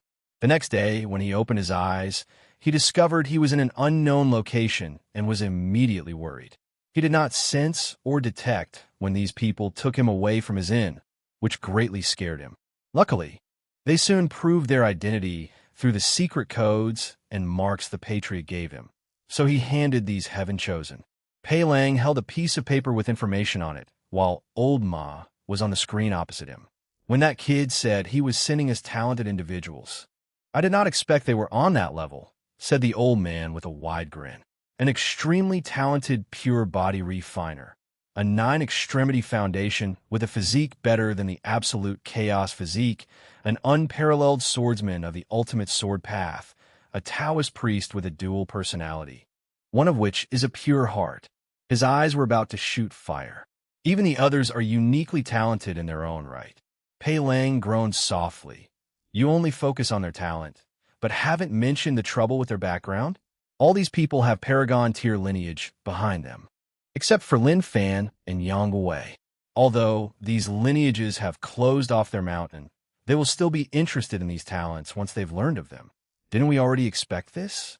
Rebutted Old Man anyways. We are only in a temporary alliance. As long as they signed a contract and fought for our cause, that's all that matters. You're looking at the situation short-sightedly. We must begin to look at the future after the war. You want to start building power? Isn't that a little too early? Asked Old Ma, not hiding his worry. Maybe. His eyes focused on Yang Wei and Xiao Songxi. These two had the highest hopes of recruiting from the information they gathered. Old Ma sighed before asking, what do we do with them? Give them the heaven will? Chapter 1031 Hello, 1031 Hello, Pei Lang thought momentarily. Brief them on the world's current situation. Afterward, use the reflecting mirror heart trial to determine their personality and who is genuinely willing to fight for our cause. Then, will we give them the heaven will? Yes, but don't forget to have them sign the contract first, not a Pei Lang. I will come to see Yang Wei and Xiao Songxi after the mirror test. As you wish. Then, What about Emperor Wang's reward? Asked Olma. Give him what he promised. These people were the first batch, and he was very satisfied. Their cause needs upper-level talents powerhouses, as the world is about to enter an era of strife and chaos. Wang Qi received a space ring from a stranger and used his divine sense to check. The patriarch told him what to check, and he did not want to make any mistake. Are you satisfied? I am, nodded Wang Qi. That's good, nodded Olma. We are also happy with this trade and hope this alliance can continue. This is only the first group. However, the patriarch asked me to pass on a message. Do not expect the next group to be as talented as this one. That's understandable, nodded Old Ma. He had read distant history and knew the myriad Emperor world was unique in the lower dimension for some unknown reason. So, it's understandable they would have so many eternal talents. Do you know exactly when the next batch is coming? It should take a while since we must gather them from other world communities. I see. Well, you know how to contact us. Excuse me, is there something else? Asked Old Ma. Could you tell me if there's a way to see Empress Wu? Why do you want to see her? That's rather personal. Old Ma frowned. Wait a moment. I cannot make such a decision. Please, take your time. Wang Qi did not want to take the risk to publicly search for news about her, even if it might be common. Additionally, the rebellion would definitely know his next course of action, so it was best to use them and prevent any misunderstanding, which could lead to trust issues in their new and fragile alliance. He wants to see Empress Wu? Asked Pei Lang. At first, he thought something had happened since Old Ma contacted him so soon, but he did not expect it was for this reason. Do you know why? He didn't want to say. You didn't pry?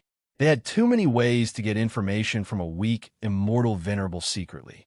No, it's about her, so I thought it would be best to be careful and report to you. Pei Lang groaned softly. You made the right choice. Give him the information and have someone follow him to see if he actually goes to see her. Immediately afterward, Old Ma gave Wang Qi the information on how to travel to the Origin Seal continent, and he made his way to that destination with the utmost haste. The Origin Seal continent was vast, with trillions upon trillions of inhabitants. Wang Qi knew he would not be able to contact the Empress with his identity, even if he knew she had a palace at the very center. So, she followed the Patriarch's instructions. He concentrated intensely, bowed 90 degrees, and muttered. Wang Qi, under the order of the Patriarch, came to see the Empress. A rune with a unique aura appeared on his forehead. Wang Qi did not wait long before he felt the surroundings change, and he was in another place. Sitting cross-legged opposite him was a woman of unparalleled beauty. Although she did not release any aura, he sensed her grandeur, power, nobility, and otherworldly nature. This was not the first he had seen her. When the Patriarch was still immortal, he saw the Empress accompanying him. However, this one was completely different from what he saw, almost like a different person. Wang Wei sent you? Asked Wu Hong in her ethereal voice. That's all right, stuttered Wang Qi as he lowered his head, not daring to continue gazing at such power and perfection. What does he want? The Patriarch asked me to give you this. He took out a space ring and held it in his hand. Wang Qi felt his hand was empty, but he did not dare raise his head. Meanwhile, Wu Hong removed two things from the space ring, a jade talisman and a letter. She pondered briefly before first opening the letter. Hello? How are you doing? I know this might be a cliché and boring for our first words, but after rewriting this letter more than 1,000 times, countless drafts, and millions of words, these words best suit what I want to convey to you. After all, if all else fails, it will be good news to know you are okay. Anyway, I just want to hear from you. P.S. The talisman contains the experiment about existence from a talented cultivator called Madman Chu. I thought it might be useful for your injury. Be careful. You will owe him much karma if you accept his legacy. P.S.S. What is the best tier 11 resource to break the Empyrean bottleneck? I wanted to ask the rebellion, but I thought you should be more knowledgeable than them. A tiny smile crept on the corner of Wu Hong's mouth before swiftly disappearing. She thought for a moment before taking out a piece of paper. Give this to him, she said, and a letter appeared in Wang Qi's hands. Is there anything else? No. Then you're dismissed. With a wave of her hand, Wang Qi disappeared from the room. Wu Hong looked at the two items in her hands, deep in thought. She carefully placed the letter away before focusing on the talisman. She had heard of the name Madman Shu. During the Second Origin War, Qiyuan wanted to find the latter to help him complete his plan. Their group pursued countless rumors about Madman Shu in their attempt to locate him, but he was never found even after the event of the ultimate taboo. According to rumors, Madman Shu will only see someone that he wants to see. With a decisive look, she accepted the inheritance. Wang Qi sighed in relief when he realized he was somewhere in the Origin Seal continent. He did not waste any more time and used the special space ring the Patriarch gave him. He immediately sensed a weird aura protecting him. He no longer felt a potent power blocking his descent into the lower dimension. Through his connection to the myriad Emperor world, Wang Qi immediately descended to the previous location where he had ascended a few hours prior. He then rushed into the throne room. What did she say? Did she respond? Immediately asked Wang Wei when he saw Wang Qi. Jis, replied the tired messenger as he took out the letter. Wang Qi could not tell when the thing left his hand. Hello back. I'm doing okay, considering the circumstances. How about you? From what I hear, you're doing beautiful things in the lower dimension. P.S. I would like to thank you for this and the previous gift. I will reciprocate when the time is appropriate. P.S.S. The best would be Yuan Dao route. It takes the least amount of time to facilitate the breakthrough and has some effects in nourishing the fleshly body and the Empyrean soul while also helping stabilize the Grand Mist Wheel. However, it's a very rare spiritual herb, comparable to Tier 12 in value. Although the letter was short, Wang Wei had an uncontrollable grin throughout reading it. He looked at Wang Qi, and through his mind, he saw her again after what felt like an eternity. He saw her unparalleled beauty, strange yet familiar aura, and gray hair. In these short interactions, he had confirmed too many things and removed a heavy burden from his shoulders. Now, he knew she knew something about him, most likely the clone's memories or from his ancestors. More importantly, he knew she would at least give him a chance. Isn't it just pursuing her again? He would gladly do it 1,000,000 times if it meant they could get together again. As for her being different from the ones he met, it did not matter. He would get to know the new her and accept her as she was. Ha ha, laughed Wang Wei maniacally, and the world changed for him for the second time.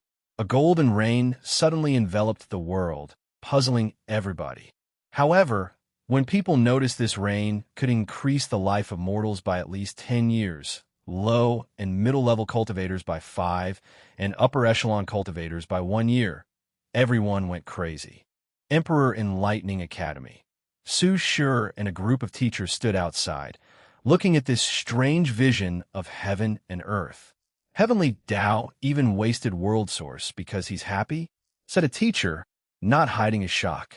I wonder how much you have to be beloved for heaven and earth to treat you like this. A female teacher with slight jealousy added, not just beloved but powerful. That's true. Do you think any future heavenly emperor can recreate what he has done? Asked Song Li. Unless they can radically change the world for the better, I doubt it. I'm sure some people will fake these visions to embellish their reign. That's true. No one likes to admit they were inferior to their ancestors or the people that came before. Sadly, at least for a very long time, no one will ever come close to the first heavenly emperor's capabilities and achievements. So they could understand why some people would use such tactics. Chapter 1032 Happiness 1032 Happiness. Wang Wei was finally calm enough to stop laughing. He looked at the letter with a smile before carefully putting it away in a section of his space ring full of Wu Hong's things, including many clay or wood sculptures he had made. I'm sorry about that. No, it's okay, quickly replied Wang Qi. Everyone in the sect knew the Patriarch carried some kind of profound sadness with him ever since the princess disappeared. Since his level was too low, he never knew all the information about those events. However, it seemed things were not as bad as some rumors. Tell me everything that happened. Don't leave any detail. Wang Qi recounted his experience. He explained everything he saw, learned, and even felt during his trip, and Wang Wei listened attentively. With this short encounter, he can deduce a great deal of information. What do you think of this old ma? He asked. He acts like the steward of the entire operation, stated Wang Qi. However, he seems a bit indecisive. He does not make any major decisions and will report anything beforehand. Of course, this might be some kind of deceptive tactic. Wang Wei nodded outwardly to his words, but did not immediately decide on old Ma's personality or abilities. He understood it was reasonable not to make any hasty decision regarding things related to Wu Hong. Give me the reward. Wang Wei received the space ring, and a look of surprise appeared on his face. Before even checking what was inside, he focused on the ring itself, and it was created. With how developed the cultivation civilization in the upper dimension is, it made sense such a thing would exist, he thought. After a specific tier, space rings are no longer safe because of how easily top powerhouses can control space. In other words, it's simple for a quasi-emperor to steal something from the space ring of a saint or lower cultivator without the latter knowing. At the immortal tier, such a thing is even more common and does not need to be only a space ring. Any world or pocket dimension that a cultivator creates to hold his item can be a victim of such a thing unless they place primary arrays to protect it. And even those could be useless for people who cultivate space, array grandeur, or both. The space ring the Alliance used was made of a material called void-blocking crystal. As the name implied, it blocked whatever space it was refined, preventing thieves of any kind. The material can also block all karma to prevent people from finding the location of the space it's blocking. This one should be a Tier 2 void-blocking crystal, meaning even the best Empyreans could not secretly take the thing inside, analyzed Wang Wei, slightly intrigued by what he divined. Finally, he checked the contents inside and was immediately satisfied with the result. According to their agreement, the final reward would be based on the quality of talent I brought them, and the first batch was the best of the best. The rebellion fulfilled their side of the detail and gave him many resources that would be helpful in the Dragon Phoenix realm. Thank you for your hard work, said Wang Wei. Although he had already agreed with true heavenly Tao, if Wang Qi was not careful, followed his instructions to the T, and did not resist the urge to run away with the rewards, everything would not have proceeded so smoothly. It was my greatest honor, Patriarch. Your reward is waiting for you back at the sect. A grin flashed in Wang Qi's mouth as he momentarily lost control due to excitement. He bowed politely before excusing himself. However, a few minutes after he left, someone came to the court to see Wang Wei. Son, what made you so happy? I got news from your daughter-in-law. That's why I'm so happy. Yian paused. She was not stupid. As such, she deduced the state of her son's relationship despite him not telling her everything. After all, Empress Wu was a well-known and beloved eternal emperor of the world. Oh, thank heaven and earth. I don't have to worry about you anymore. Huh, what does that mean? Asked Wang Wei, who felt her tone was strange. After she disappeared, I fear you would end up alone, and I would never be a grandmother. With my handsome face, how could I end up alone? Since you wanted her, and only her, I fear you would remain alone if she rejected you. Wang Wei's mouth twitched slightly. Well, you don't have to worry about that, at least not yet. That's good. Yian came only to check on him, so she briefly chatted before leaving. Her time was approaching, and she needed a train. Before leaving, Wang Wei wanted to give her something for her body, but she refused. She aims to achieve 7-leaf strength before underground Tao re-establishment after she and her husband rule over the court. Although this path is arduous and dangerous, the experience will also be a form of tempering for her. So, she declined as she believed it was best to leave these rare resources to her son or someone else. After Yu Yan's departure, Wang Wei soon had his third guest. Before the person entered, he heard a loud voice outside. My favorite grandson. Grandpa came to see you. I'm your only grandson. So, this phrase is not as endearing as you think they are. He yelled back, and Wang Chong entered the room laughing. Isn't that a good thing? Now, you don't have to split my love with anyone else. Wang Wei rolled his eyes. So what made you so happy? Asked Wang Chong. He had only come for a short break when he noticed the changes between heaven and earth. Some good news, and it also involved you, replied Wang Wei. Oh, am so close to finding Emperor Nine Sons. Wang Wei saw a glint in his grandfather's eyes, so he explained the situation with these top geniuses ascending. Good, good, uttered Wang Chong. Recently, I've been having dreams of reuniting with your grandmother. Now, I understand why. Wang Wei immediately looked at him seriously. Why are you acting like your reincarnation is your death? Don't look at me like this. I'm not about to do anything stupid, said Wang Chong, almost choking in anger. I just thought I might see her during the process. Do you want me to try to arrange something for you? No need. Let's leave it to fate. Wang Wei could not help rolling his eyes at how ironic such a reply was. He summoned a green crystal the size of a 50-carat diamond. This is for you. What is it?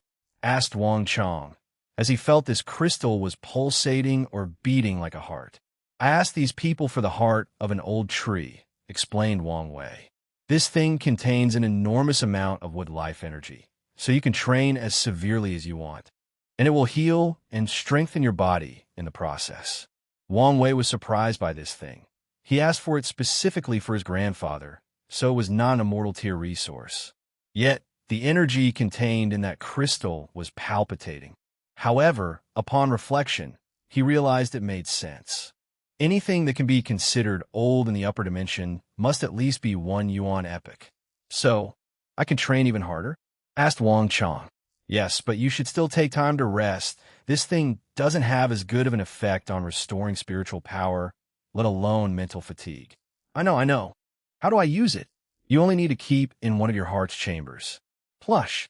Wang Chong directly plunged his hand and the crystal into his heart, making Wang Wei speechless. This guy could have swallowed it and controlled the thing to reach his heart, or be more civilized and used a small teleportation technique to send it to its destination. But no, he had to use such brutal means. No wonder his technique was so masochist, he secretly complained.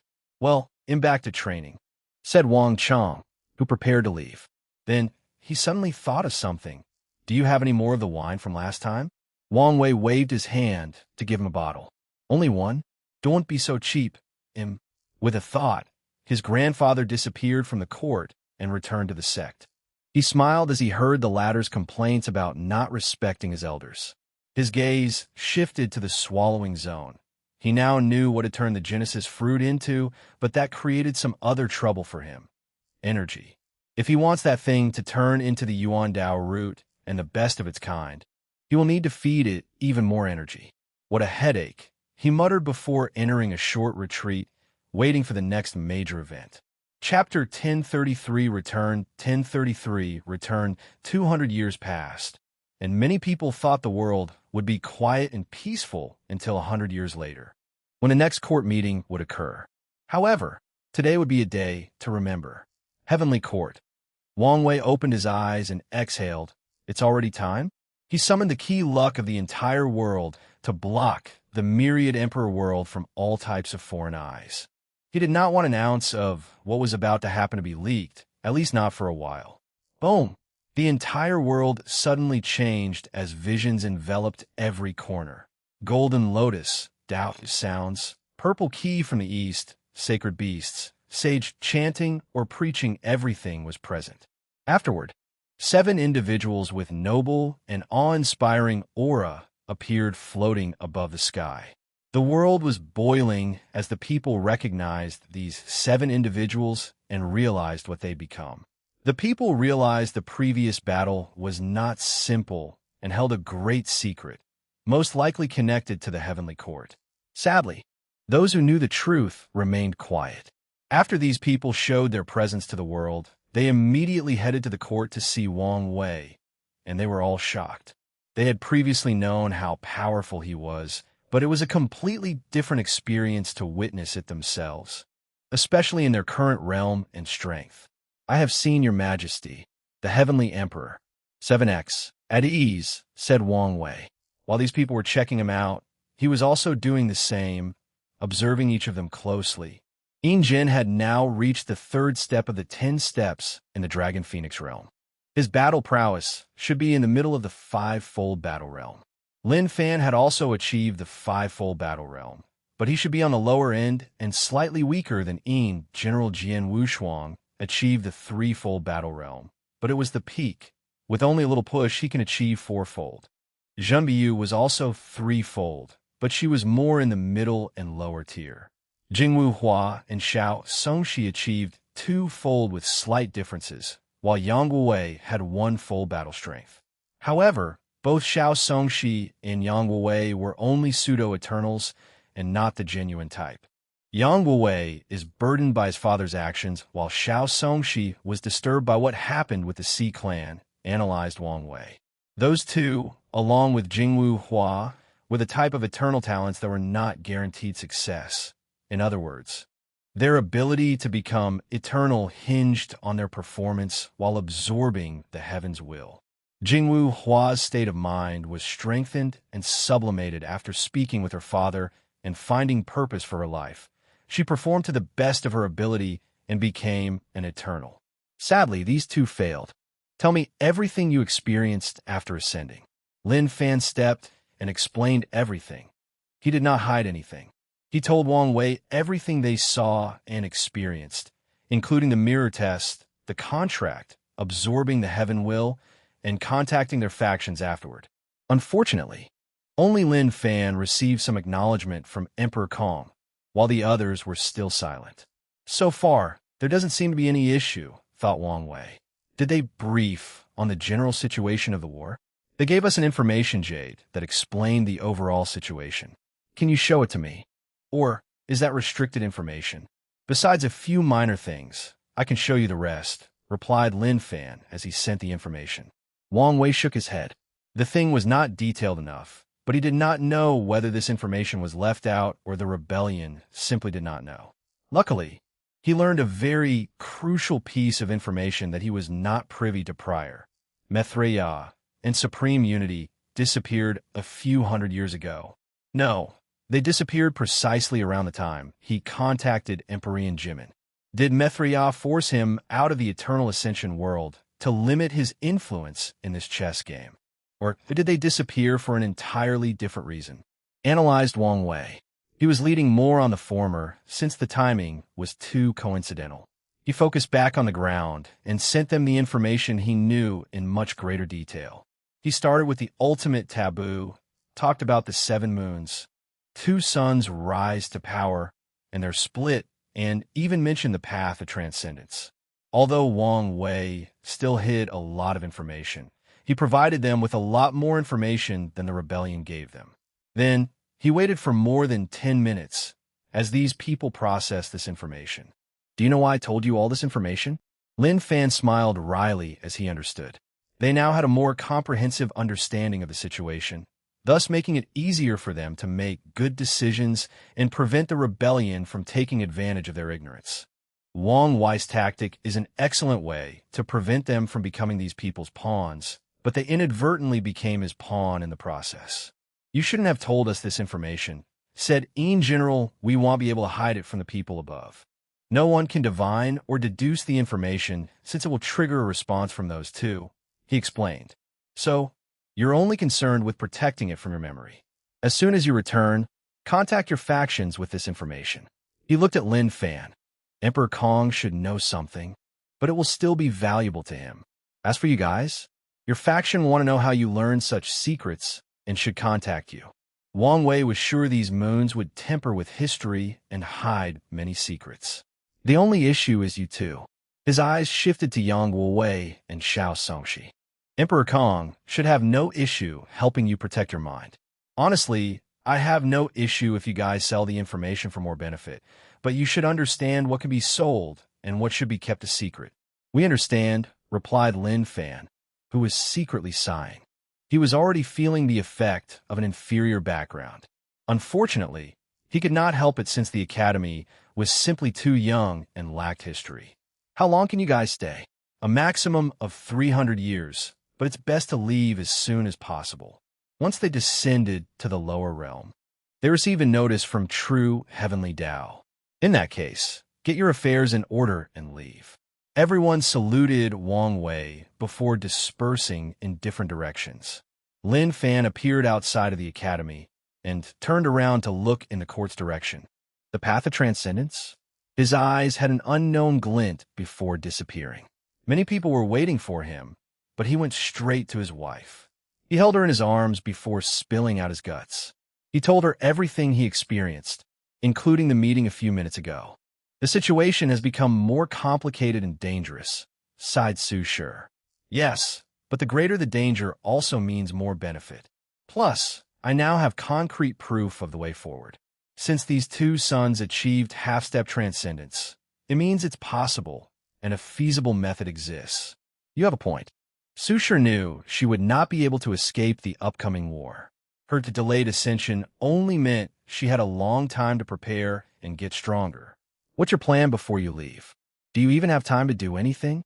The first major thing is to preach and repay my karma to the world. You still owe the world karma? Yes, but not as much as you guys. Regardless, since it's my home, I will do my best to take care of it, replied Lin Fan. After that, I should have time to leave a formation and artifact for the sect. The formation was easier to set up, but the artifact could cause some issues. If the sect already has a quasi-emperor weapon prepared, he only needs to nourish it with the Grand Tao source and fuse his weapon's projection into it. However, if they want him to refine a better emperor artifact for them, that would require more time and better resources. What about the Tao ancestors? Immortal venerables and insurgents?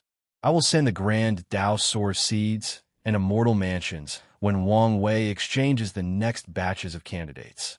Lin Fan momentarily paused at the absurdity of this statement.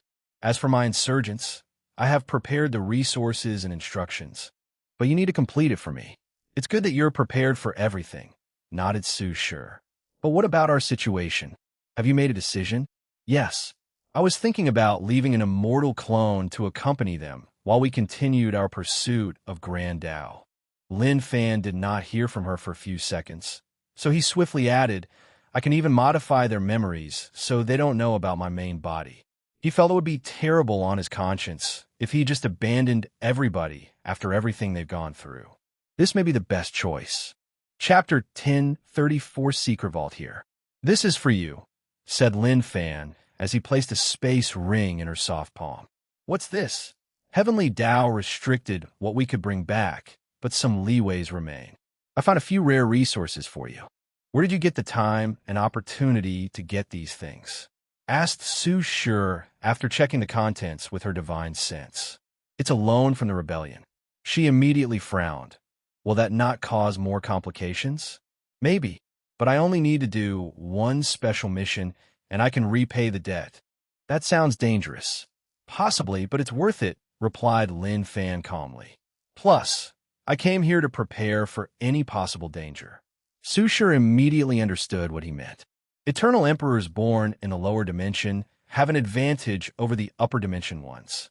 They can leave a normal clone along with well-protected secret realms containing their name and history. The lower dimension is under true heavenly Tao's protection, whose rules do not allow any beings to influence or mess with it easily. As such, when someone tries to erase a lower dimension Eternal Emperor, the clone and secret realm become a barrier that forces them to deal with the restrictions of true heavenly Tao. Such a loophole is a right granted only to eternal emperors from the lower dimension. In other words, if someone is born in the upper dimension but descends and proves the Tao there, true heavenly Tao won't allow it. Additionally, they have only one chance and cannot recreate these clones or secret realms if they are destroyed. I'm worried about Wang Wei, said Lin Fan.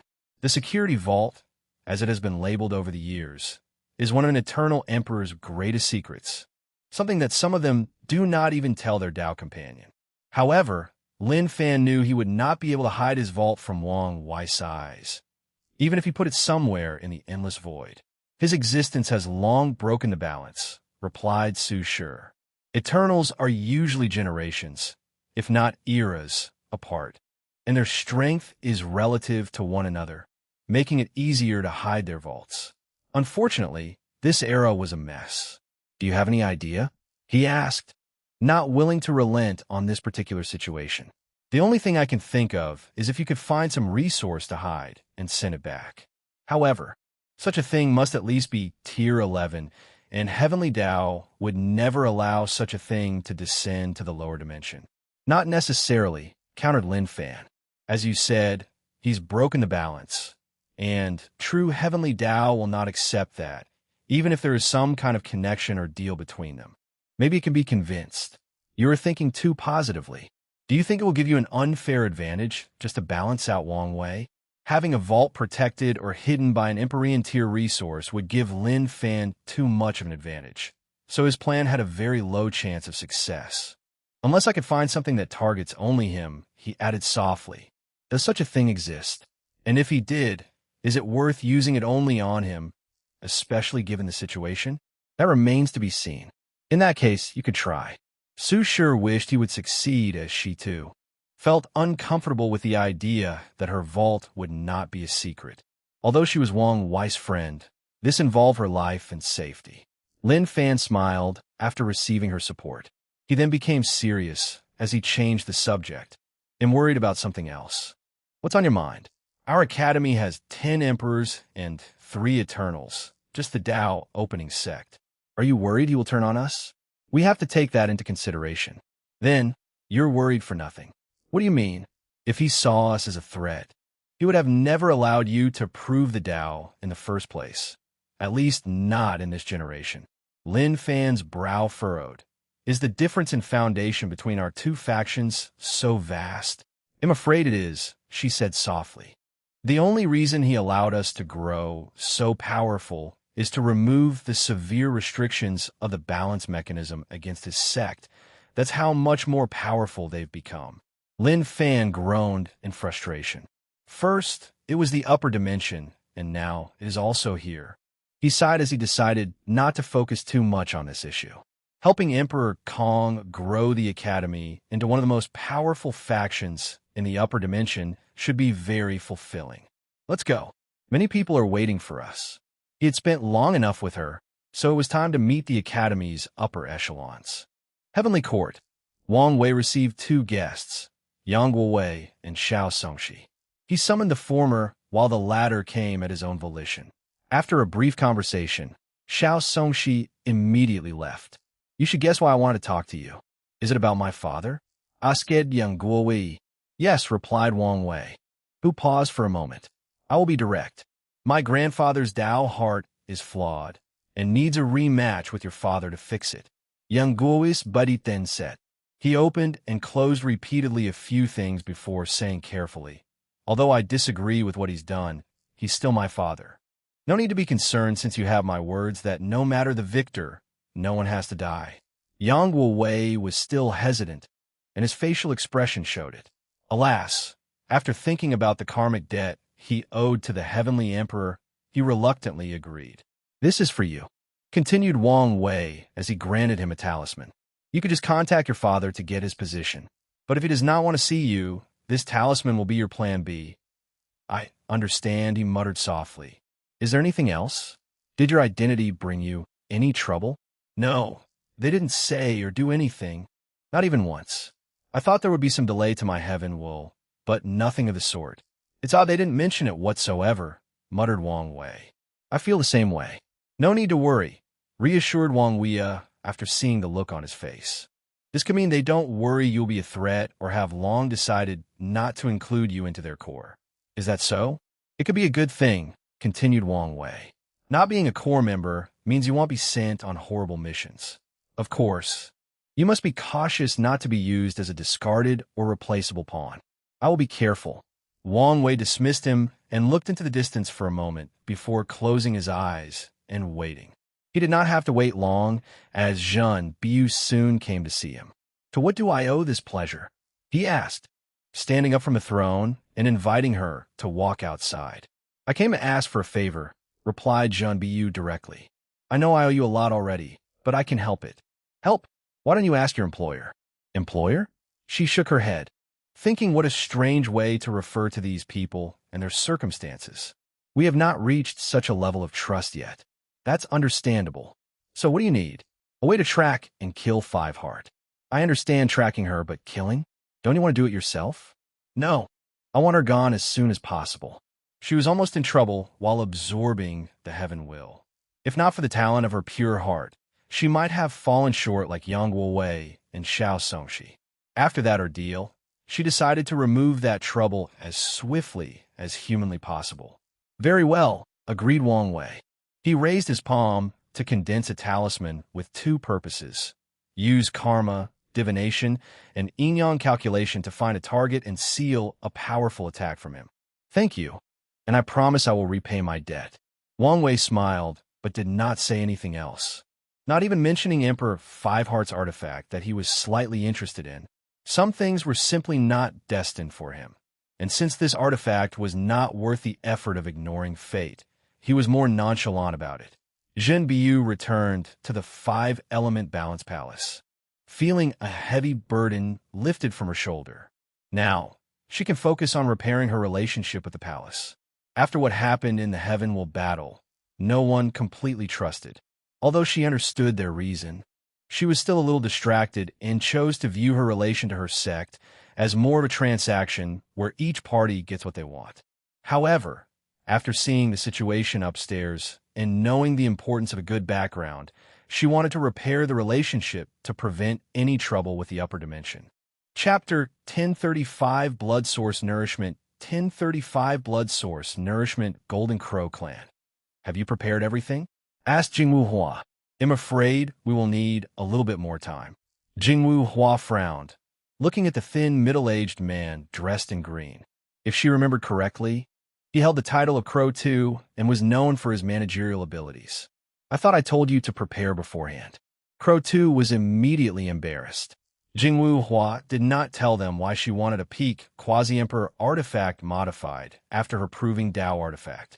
In hindsight, they should have guessed what she wanted, but no one thought she would have another chance at proving the Dao. How much longer? She asked. Give us 20 years, and it will be done. 20 years? That's too long. I will give you 10. If you can't get it done, then consider that you don't have fate with an Emperor artifact. Crow 2's mouth twitched, but did not dare say anything. We will get it done. Jingwu Hua nodded nonchalantly. Then, she asked him, why aren't you leaving? There is something else I would like to consult you about. Jingwu Hua sensed his careful tone. Don't beat around the bush. It's about the Yang clan. Do you guys want my help to eliminate them? Not eliminate per se, since that might cause you trouble with Yang Wei. But is it possible to force them to move out of the sun? In your dream, said Jingwu Hua directly. Okay, you can leave. Crow 2 secretly sighed as he expected this outcome. He secretly cursed the former patriarch of the clan. That bastard was greedy and wanted to forcefully get his hands on that emperor bone to turn his waste of a son into a heaven chosen. The worst part is he convinced many others in his lineage to follow his stupid plan. By the time he knew of the truth, a terrible rift had already been built between the clan and Jingwu Hua. Crow 2 walked out of the room, his shoulder lower than when he walked in. He did not even mention the third issue he wanted to discuss, Grand Dao Source Baptism. Something told him their clan should not expect such a favor. Jingwu Hua calmly watched this and only sneered. She wanted to leave this place as soon as possible after repaying her karmic debt to this damn clan. Afterward, she only had to preach to the myriad emperor world and prepare her secret vault. Her focus should be on the branch, on the upper dimension, and the upcoming war. Sword-casting Villa. I did not expect the situation to be so dire, sighed Jian Sha. At least there is some good news about our ancestors, if that can be called good news. Best we stay positive. True, nodded Jian Sha. You have to be careful? I will. What about your goal? I've acquired some information. Explained Jian Wushuang. They know about the ultimate sword path, but the extreme swordsmen have gone above and beyond to suppress it. Doesn't that mean you're in trouble? Yes and no, responded Jian Wushuang. There are currently no Paragon-tier extreme swordsmen, so the situation is still manageable. Additionally, I learned that the situation was not aggravated because someone intervened. Someone intervened? Are you referring to one of the moons? Probably not. As you know, we, swordsmen, are arrogant, so how can we listen to them? So, a very powerful and respected swordsman calmed down the situation. I wonder who it is. I have no idea, as everyone I tried to acquire was purposely vague. I didn't want to raise suspicion and not pry too deep into it, replied Jian Wushuang. "But as you said, it must be a very powerful and famous swordsman to have such a large influence. My next task is to find more information about this person and their intentions." "You suspect they have the same goal as you?" "I can't help but do," nodded Jian Wushuang. After the news, all Extreme Path swordsmen reacted harshly, especially after knowing this new path was the trend of heaven and earth. However, despite all their influence, this person chose to calm the flame instead of fueling it. Of course, there is a chance they did not want this new development to affect the current political situation, but I have to be wary. That's a good direction to investigate. However, you should have realized it's not simple to take the destiny of this new path. Of course I do. Jian Wushuang was not stupid, so he knew the difficulty that lay ahead. A little eternal emperor could only dream of bearing the weight of such a destiny. Furthermore, he soon realized the main thing needed to achieve his ambition, the support of a powerful faction. The sword-casting villa appeared to fill these criteria, but things were not as simple as stated. He did not know whether his seniors and ancestors would support this new path or be adamant in their stubborn ways, choosing to eliminate it instead of embracing it. If that becomes the situation he faces, he might have to do things alone. "Time is not on your side," stated Jian Sha. "Wang Tian will ascend in the next generation, not giving you much of an advantage. And if the Heavenly Emperor decides to suppress you as a way to pave the way for his father, your situation will become even worse." Jian Wushuang was silent, looking in the distance. Wang Wei won't intervene. "What makes you so sure?" "Two reasons. Wang Tian is a swordsman and has our arrogance. He won't allow his son to intervene in such a thing. Secondly, Wang Wei has inherited the Tao opening sex ideology of how to train genius. He will probably treat me as a sharpening stone for his father." "You might be right, but it also seems you're relying too much on luck." Jian Sha was not as confident as him. "My current greatest threat is not the Wang clan. Who else could possibly be a threat?"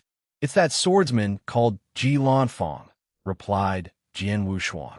"After I descended, I sensed a few supreme swordsmen, and he was the most dangerous." "He's indeed a great threat," uttered Jian Sha. Ji Lanfang was of this generation, meaning he could immediately compete with Jian Wushuang. According to the villa's deduction, the Heavenly Emperor era will spread throughout the endless void, delaying Ji Lanfang's ascension. But he should leave around the same time as the Heavenly Emperor. "So, what are you going to do next?" "Norus, I first need to settle my karma in the lower dimension and deal with a few other things." Body Dao Cave. Welcome the Cave Master. These words echoed between heaven and earth as thousands of people pronounced them simultaneously. Yin Jin calmly watched everything, taking in everybody's happiness and hidden emotions. He knew why they were so accepted.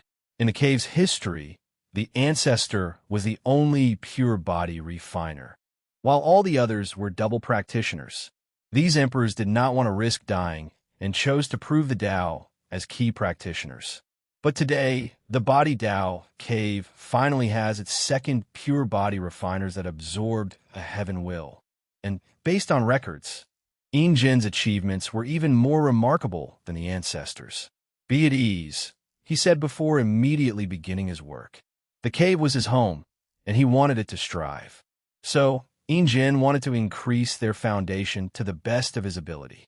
He started a blood essence nourishment for the sect on the spot. Body-refining emperors of his kind could not use Grandao baptism, but he could nourish these people with a drop of blood from his essence. Such a process had the same effect as the baptism, but rather focused more on enhancing blood ki and talent for body refining.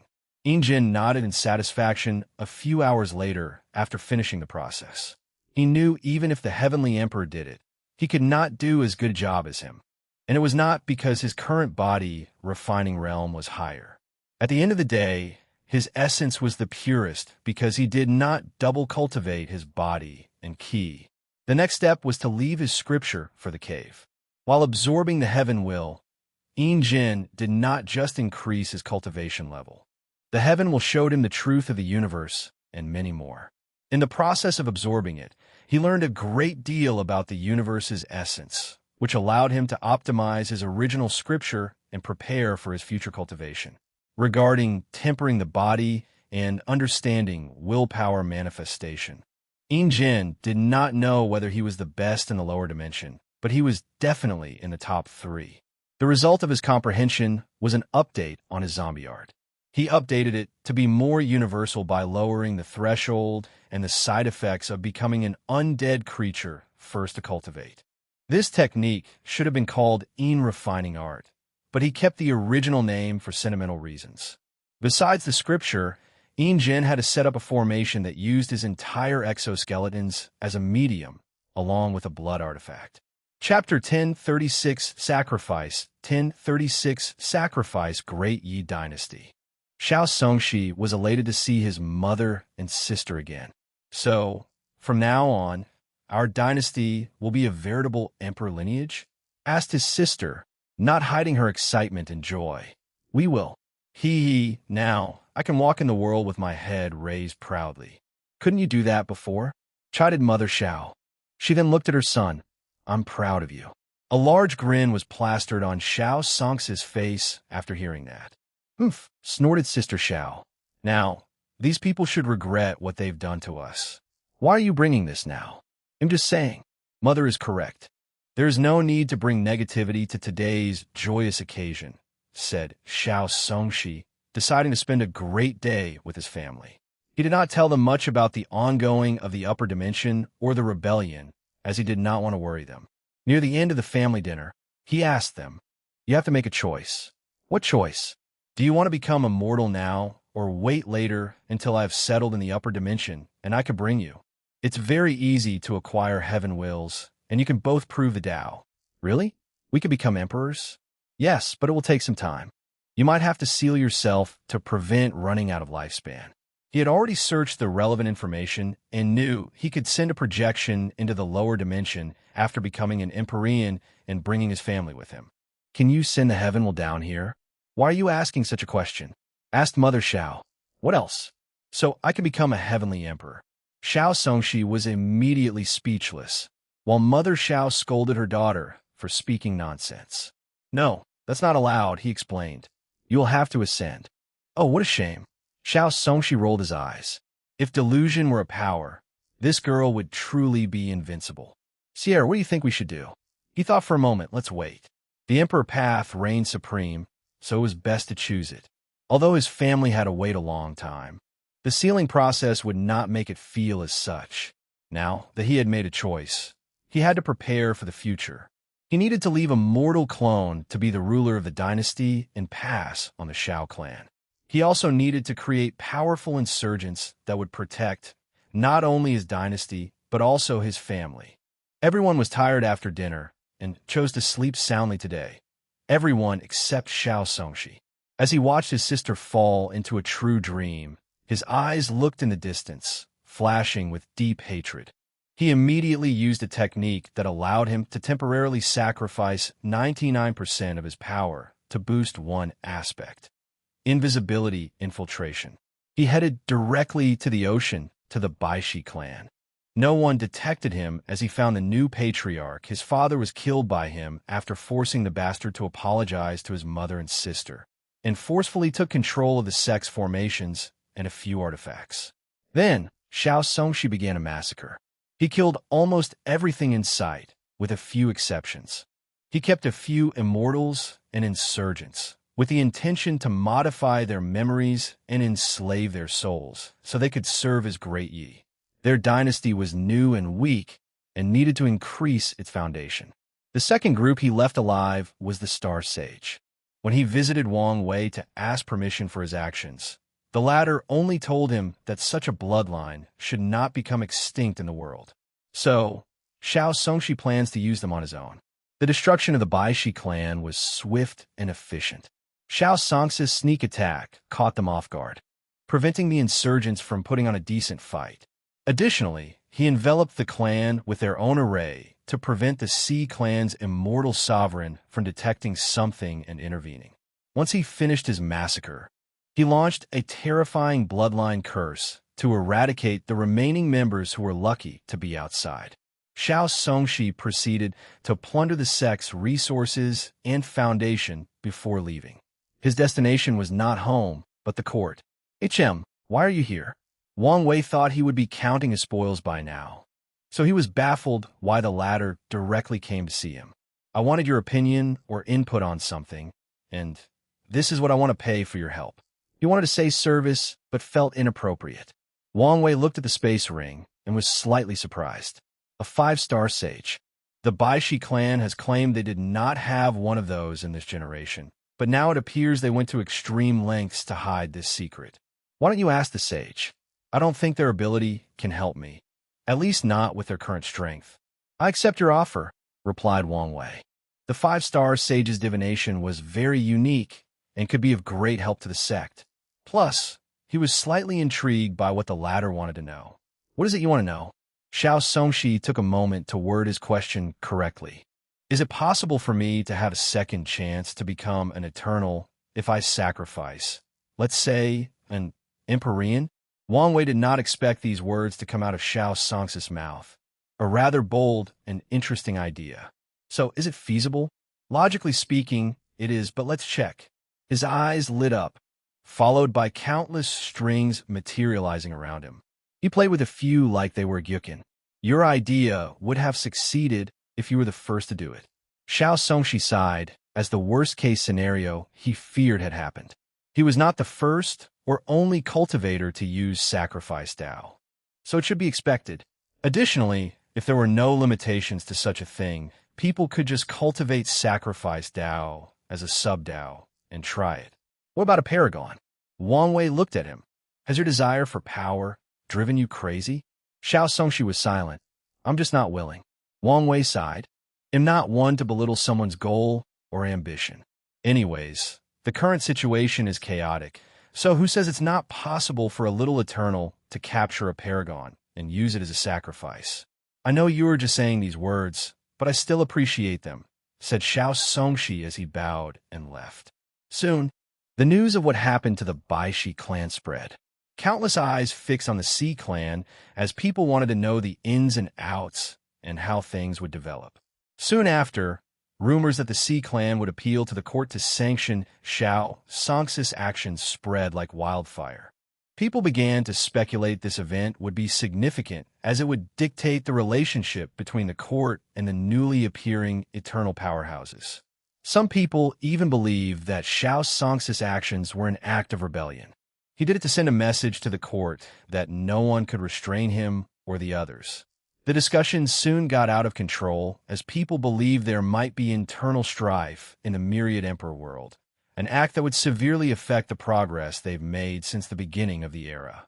However, regardless of the final outcome, most citizens had faith in the Heavenly Emperor's final victory. They just worried what price would be paid to end this situation as soon as possible. During this time, the dream world saw its highest usage, allowing Wang Wei to gather a lot of spiritual power.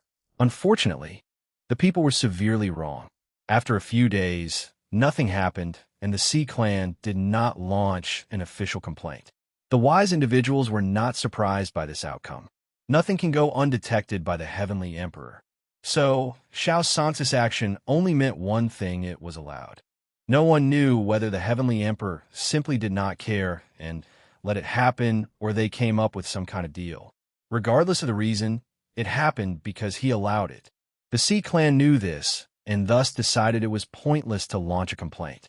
They knew that, even if they complained, the Heavenly Emperor could just ignore them or use myriad bullshit bureaucratic justifications for his decisions. So, the best move is to remain quiet. Maybe such an act would improve their standing in the Heavenly Emperor's eyes in the slightest and repair the previously fractured relationship. The world did not focus too much on this catastrophe. Less than a month after descending, it was finally time for these new emperors to preach to the world. Such a major event took precedence over any clan annihilation without a doubt.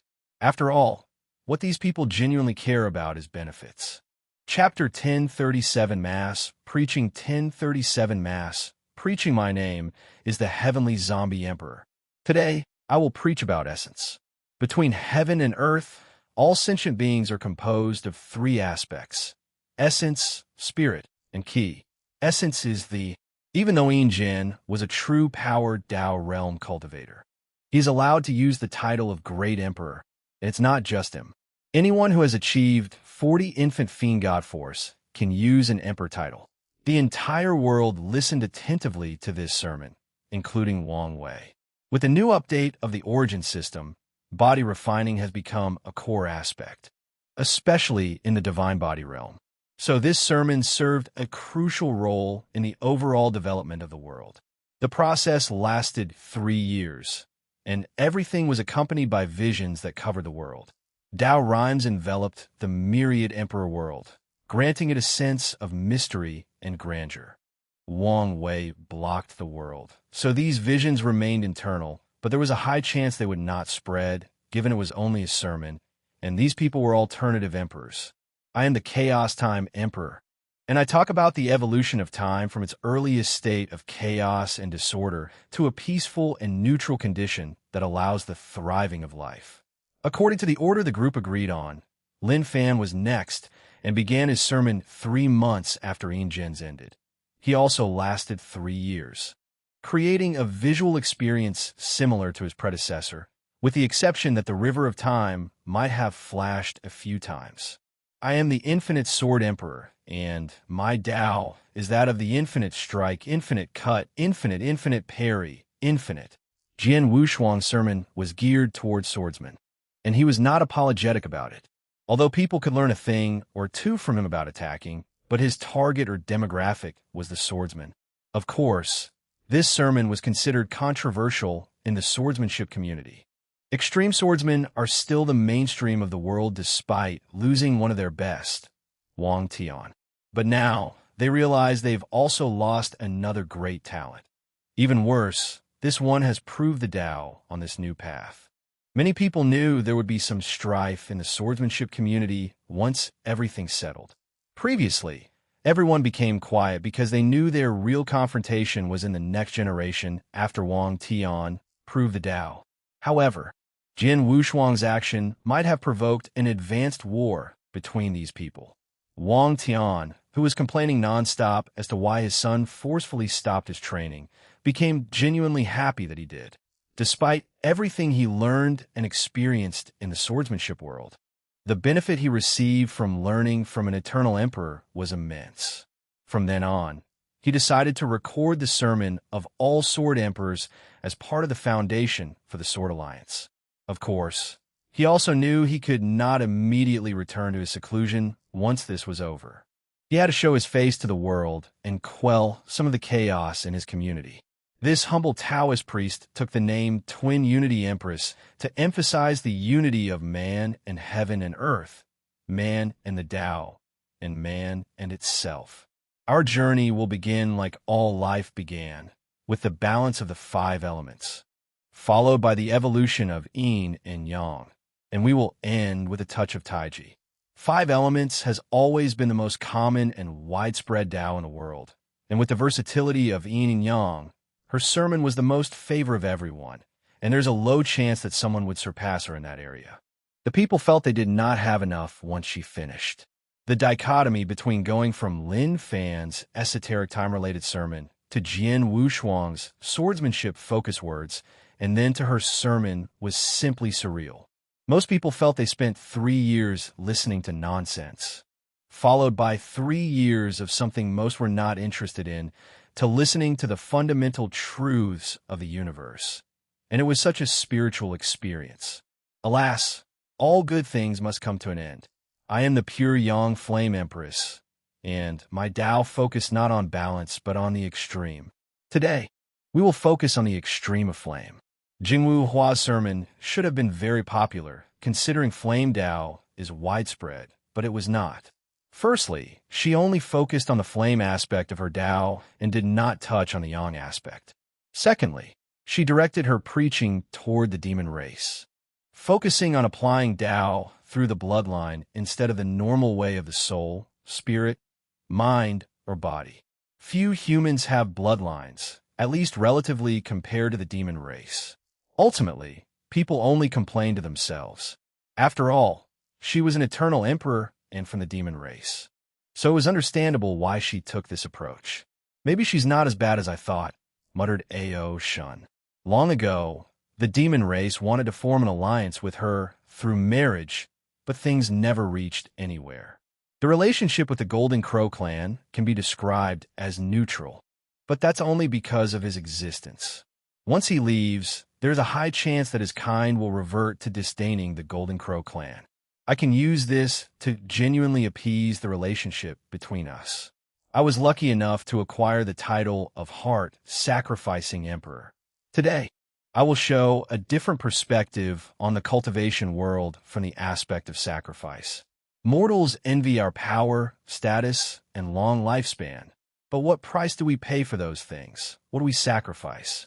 Time, effort, morality, and a myriad of other things. Sacrifice is a balanced way of the world that touches on the way of yin and yang. Sacrifice one thing to gain something else, and the more you are willing to pay, the greater the reward. Xiao Sang's sermon was odd, to say the least. Wang Wei saw it as the cultivation version of a motivational talk, and the effects were more than wonderful.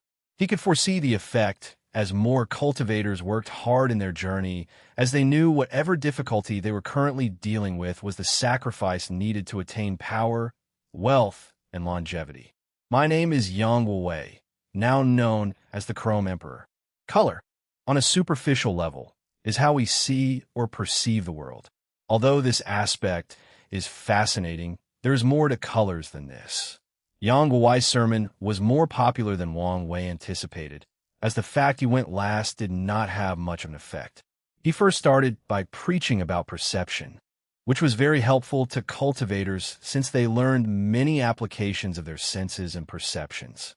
However, what made his sermon so popular was his target audience, mortals, the ones focusing on arts and crafts. He weaved ideas and techniques about using color in various arts and crafts, mostly painting, but he was also creative for many other professions. His actions boosted the validity and power of the enlightening temple, which thus further empowered mortals. Wang Wei opened his eyes as Yang Wei uttered his last words. He could sense the world's unwillingness. After all, they spent 21 or more years straight listening to great emperors. No, Eternals preach to them. No world in the lower dimension has ever experienced such a thing, and none will ever do. He calmly observed the world as many visions manifested all at once. 7 multicolored dragons materialized in the sky before traveling worldwide, showing their might and presence before each finally ended in their respective sex key luck.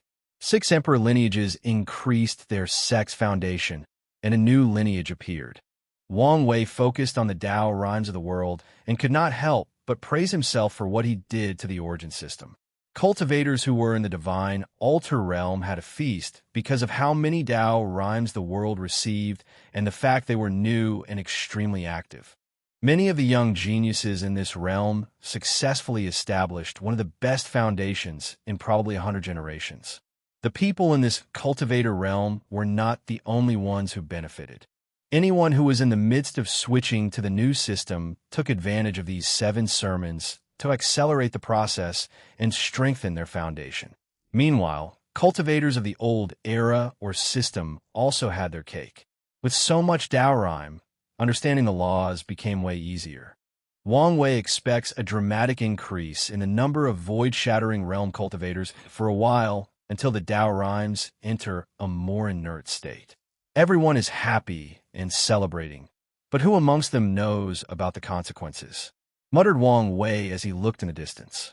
The myriad emperor world just acquired 7 new eternal powerhouses. This would not change this fact, even if they will not be staying. So, the main issue is how things are going to be balanced. Chapter 1038 Aftermath 1038 Aftermath Wang Wei's eyes saw or experienced how true heavenly Tao would balance the overwhelming growth of the myriad emperor world, and he had to marvel at the latter's creativity. He saw 2 extremely powerful star beasts battling it in the world, their fight taking them across multiple world communities. That battle resulted in a space-time storm that created world collisions between hundreds, if not thousands, greater thousand worlds and their respective heavenly world. These collisions were not temporary, but led to permanent fusion. These heavenly worlds will have their world source drastically increased and granted permission to create more heaven wills. He saw how true heavenly Tao removed the cognitive blockage of a few people, allowing them to become more innovative and creative. Dozens of them eventually created new things that allowed them to amass enough merit to use the merit-proving method, which also became a part of their fortunate encounter. Along the same line, A.O. Shun's merit transitioning method became the reward for new secret realms that appeared out of nowhere. And most of them also contained innate demon god bloodline for the destined individuals. Wang Wei saw people who accidentally released unique qi from the source key space, qi that served a similar purpose as Su Shi's primordial chaos key, increasing the world source and overall strength of the world. With more sources, these worlds can now condense additional heaven wills.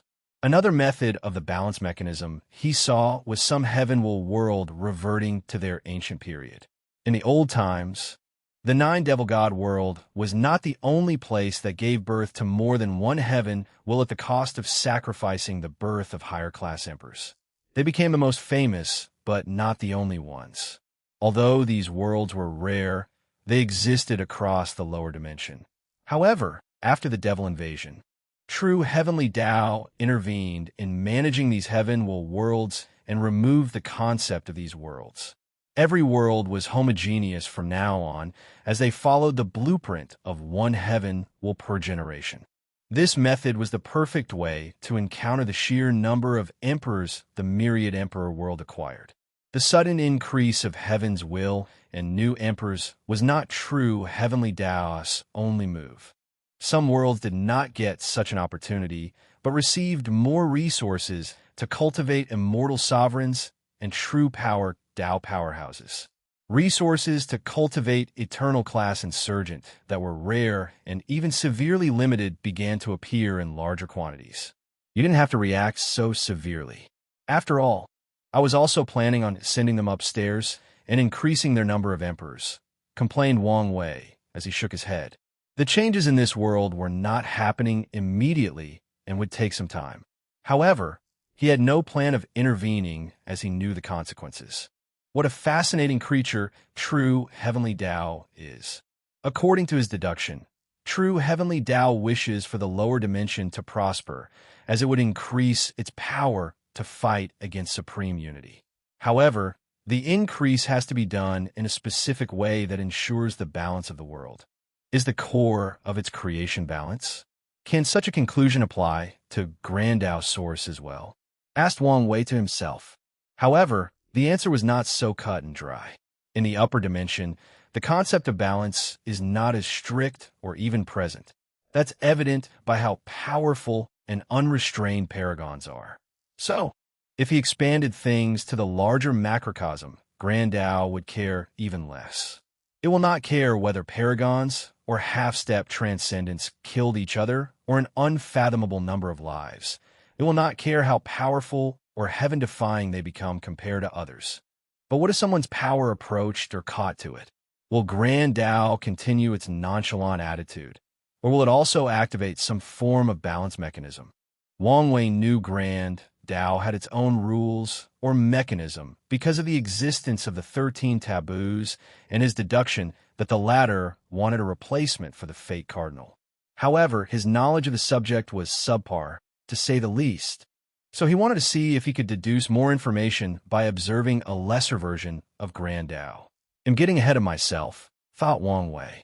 He would have to be at least a paragon to observe and contemplate the essence of true heavenly Tao. And even then, it won't be easy to get even a glimpse of the truth.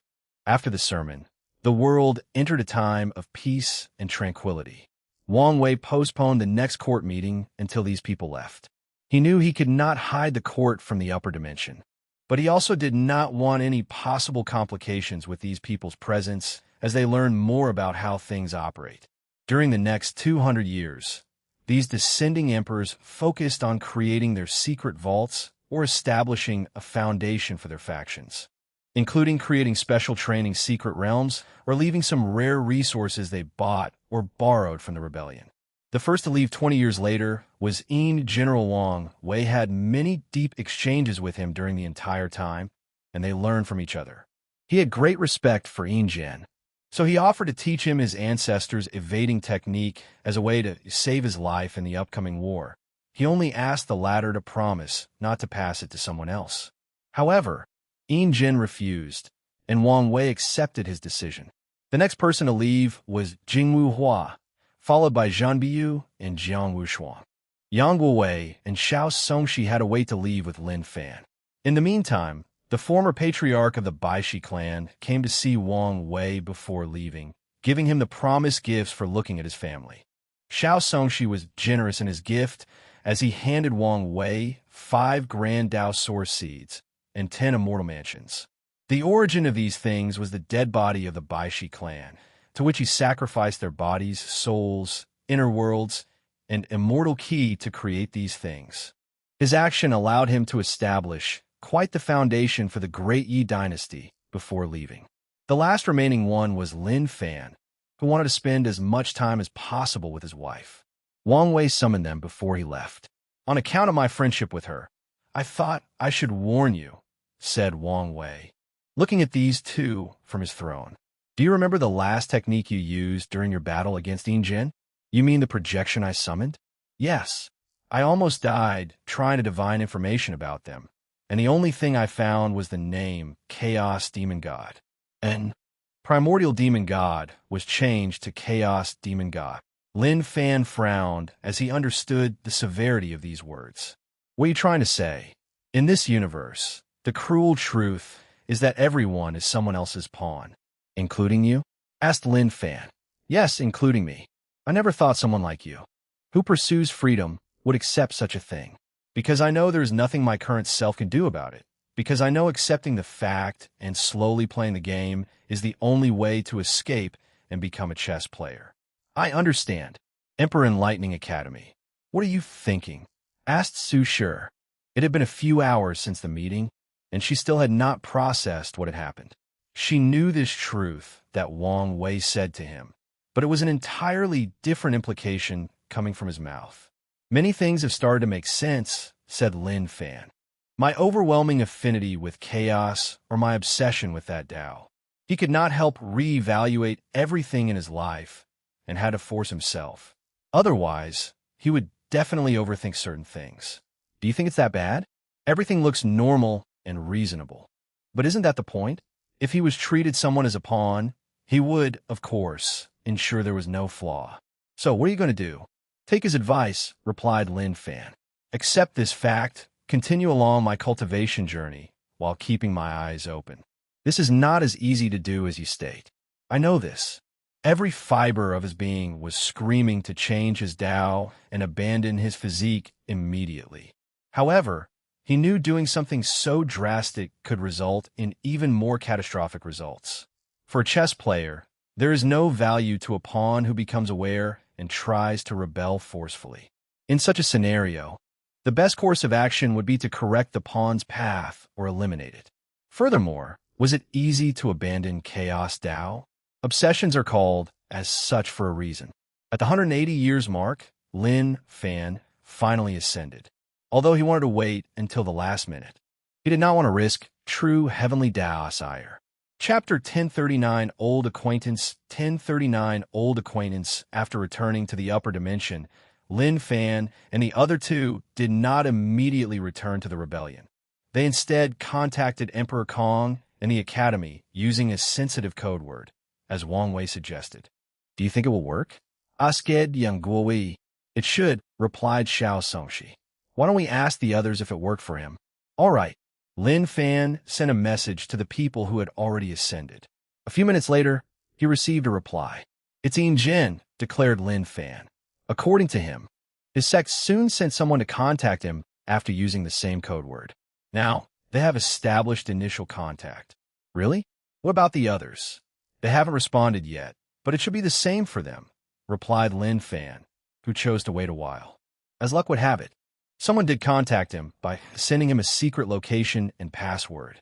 Lin Fan did not hesitate and headed to that destination. This hideout led him to teleport across multiple continents and dimensions before they finally reached a large mansion, and by that time, he had no idea where he was. Someone was waiting for them at the mansion's entrance, so Lin Fan and the others followed. Midway through their journey, they encountered someone unexpected. Headmaster called Lin Fan as he looked at the gentle and prosed gentleman before him. He'll take over from here. Bai Han dismissed the guide before concentrating on the group. Lin Fan, long time no see. I thought you were dead or something. Well, you probably were not the only one, replied Bai Han. His forced ascension was definitely the kind of news the Academy would want to hide and not make public. What exactly is going on? I thought Su Shi was the Academy's emperor. And why are there so many emperors in one generation? What happened to Wang Wei? A lot has happened. If you don't mind, I would like to explain everything immediately after seeing the founder. That's fine. I should not be in a rush. Let's go. I will take you to see my father. The team followed Bai Han to a large room with a handsome middle-aged man with a noble and wise aura. He sat on a cushion with a small table before him, followed by 4 seats and tables -1 next to him and 3 before him. Bai Han sat beside his father, and the other 3 sat opposite this legendary character. I apologize that I could not meet you beforehand, said Emperor Kong. We understand how complicated the current situation is, replied Lin Fan, who was feeling slightly nervous. Although the founder was not releasing any aura, his presence as an everlasting Empyrean was still noticeable or palpable. The teacups before everyone operated independently and served everybody. Why don't you start from the beginning? Lin Fan did not hesitate to tell Emperor Kong everything, starting from his death, his revival, Wang Wei's coronation, the appearance of the heavenly court, their contact with the rebellion, the deal, their dissension, and the information Wang Wei provided them. Is that so? Many things are making more sense now, muttered Emperor Kong. With history hidden by these people, he lacked many significant pieces of information. Although he discovered and deduced a few things, he was missing the larger picture. Until now, such information will fundamentally affect how he operates from now on. So, I was right about him. Emperor Kong looked at his son and frowned slightly. Haven't you moved on after so long? Didn't you hear what he said about Wang Wei? I was right to worry about him. So what if you were right? Does that mean your actions were justified? Bai Han quieted down. You heard yourself. If not for the diplomatic means of young Su Shi, who knows what that kid would have done in my academy? Because of you. Bai Han had no rebuttal for these words, so Emperor Kong changed the subject. He knew his sons had 2 knots in his heart, his mother and Wang Wei, his actions towards the latter, to be precise. After seeing the former, Bai Han's attitude toward him changed and even improved after he proved the Tao to become an eternal emperor. If he cannot change his ways, I will remove him as my successor, thought Emperor Kong. His son's talent was slightly better than before he ascended, so he only achieved the 1-fold battle realm after proving the Tao. Over the years, with his training, he reached 3-fold, but was soon approaching his limit and needed to use more drastic means. Previously, he had to worry about his successor. Although the world called him a sage, he was also human with emotions and could not be impartial in certain things, for example, regarding his legacy. The Academy had many talented individuals, but Emperor Kong wanted someone from the exact same origin as him to be his successor. Luckily, heaven brought him Su Shi and Lin Fan. Not only were their strengths better, but their managerial and tactical mind appeared better than his son. Let's continue to observe for now, he concluded. If he wanted to cultivate a top paragon lineage, such a decision could not be made lightly. Anyway, he was still young and not hurrying to retire. By any chance, do you know how Wang Wei knows all this information? We don't. After we descended, he summoned us and gave us the news. He never mentioned the source. Could he be the Destined One? Destined One. There have long been rumors that someone would inherit the destiny to end this terrible era, replied Emperor Kong. Moreover, This type of destiny is not as simple as it seems. Half-step transcendence. 3 words that many people in the world would pay any price to know their meaning. Now that he knew its implications, the world situation became more severe. You should tell your friends to be extra careful, said Emperor Kong. Of what? The Earth Emperor, he replied. After succeeding in acquiring a small portion of the Earth Emperor Karma position, he has been obsessed with the others. Although the Qin Saint Court disappeared, he at least has an inkling of where to search. But he has always been confused about the Heavenly Emperor's position. So, if he learned you guys knew something, he would go to extreme lengths to get his hands on it. Lin Fan frowned. Su Shi told me these people sent spies in the lower dimension. A while ago, news about the court was leaked to other world communities. So, it's only a matter of time before they learn something, muttered Emperor Kong. This could be a problem. Technically speaking, no news should bypass true Heavenly Taoist blockade, but the presence of these people showed this fact was not absolute.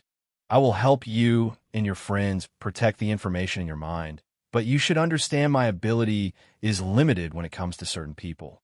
We are grateful you are willing to help, swiftly said Xiao Songshi as he cupped his hands and bowed. Yang Guowei followed and imitated him. Empereur Kong nodded. Unfortunately, I cannot do anything about your contract with them. It's all right, Ancestor. We were already prepared to participate in this fight, reassured Lin Fan. It's good to have such a mindset. I have provided information and support to many individuals in their cause. You can contact them if you need anything. Thank you, Ancestor. Lastly, don't ever fully trust Emperor Jimin, warned Emperor Kong. Who's that? He's the official leader of the rebellion, he explained. He's a man of many faces, literally. Although I don't doubt his dedication to ending this era of oppression. He's also a very ambitious and greedy man, so don't ever put your full trust in him. We understand.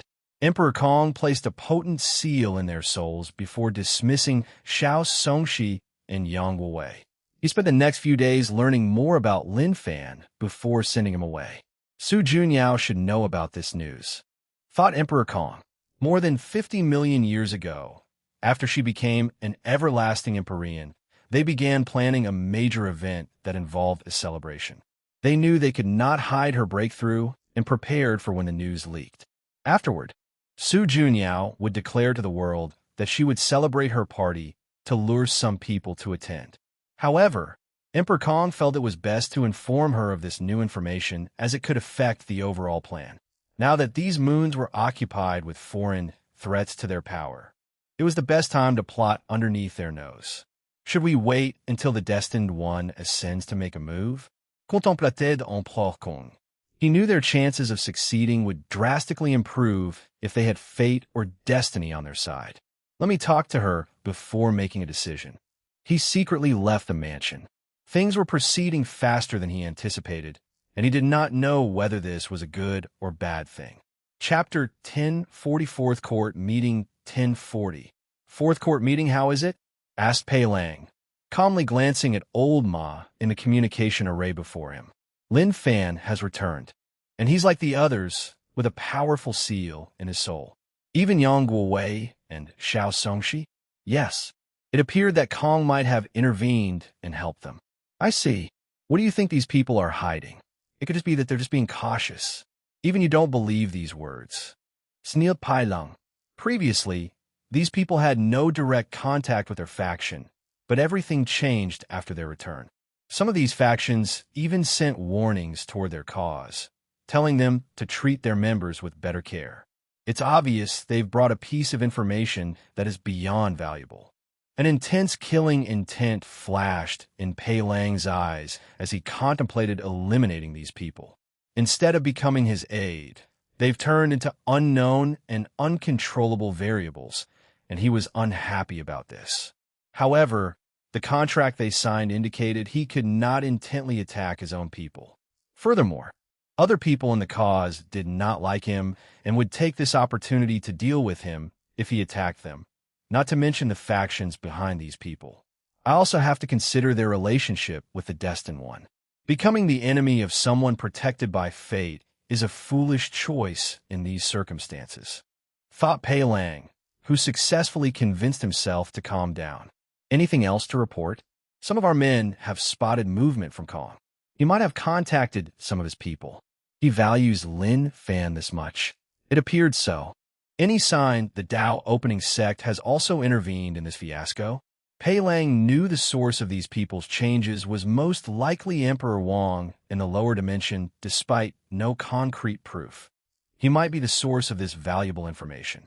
So far, no. At least there is some good news. Pei Lang grunted softly. Where are Yang Wuwei and Xiao Songxi? Do you still want to convince them? They're the best chance I have to learn what they know. More than an hour later, Pei Lang closed the communication array with red eyes. His attempt was futile as none of them were willing to speak about what they knew, even with promises of immense wealth and resources. Yang Wuwei remained mostly quiet while Xiao Songxi spoke nonsense. He seemed to insinuate he would sell the information in exchange for a paragon. Pei Lang was unsure, but if he was... He knew this lad was mad if he thought such a deal would succeed. He had to control every urge in his body to not secretly send these people on a suicide mission. He exhaled as he realized what he must do: become a paragon. If he succeeds, his power in the cause and the world will drastically increase. Whatever news these two hid will not be kept from his eyes by then. He might be reluctant to attack the others, but he won't have the same restraint against Lin Fan and the other three. Although these people are busy, they would definitely attack me during the process. So, my biggest worry is not the breakthrough, but the battle during and after. That's what I must prepare for. With his foundation, once he becomes a paragon, he should not have any issue fighting one or two of these people. However, he will definitely lose if there are more, and if Time Eater shows up, death is the only fate awaiting him. I need a time to break through perfectly so that he cannot show up or prepare a way to keep him busy. Pei Lang's eyes were deep as he planned his future. The way of Paragon was so close yet rife with adversity and challenges. Regardless, this was his only way forward. Myriad Emperor World, Heavenly Court. More than a month after these descending Eternal left, the Heavenly Emperor summoned the fourth meeting. Everyone important participated, including Tong Rubing's clone and Feng Heng's projection. Before we begin, you can bring up any issue of your own, declared Wang Wei, and people looked at the Sea clan from the corner of their eyes. However, the representative looked calm, as if nothing happening was not related to him. I have something to say. Su Shi stepped forward. Oh, I'm all ears. I would like to become a permanent resident in the court. Wang Wei's eyes immediately lit up with great news. Welcome. Since you're officially the first, I will prepare the room with the most amount of innate ki and the best blessing of luck. Thank you, Your Majesty. Everyone looked at Su Shi with shock before a sense of haste rushed into their minds. The pieces had already fallen into place. Now, it was only a matter of time before the court was lively, and all top powerhouses were under His Majesty's eyes. What good news to start the meeting. Anything else? No one said anything since they could not make such a bold decision on the spot. However, people understood certain things were inevitable. Wang Wei looked at the Origin Weapon Mountains representative. What about my project?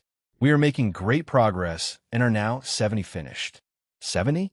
That's a lot of progress, assuming you're not lying. Keep up the good work and finish in a timely manner. The representative bowed.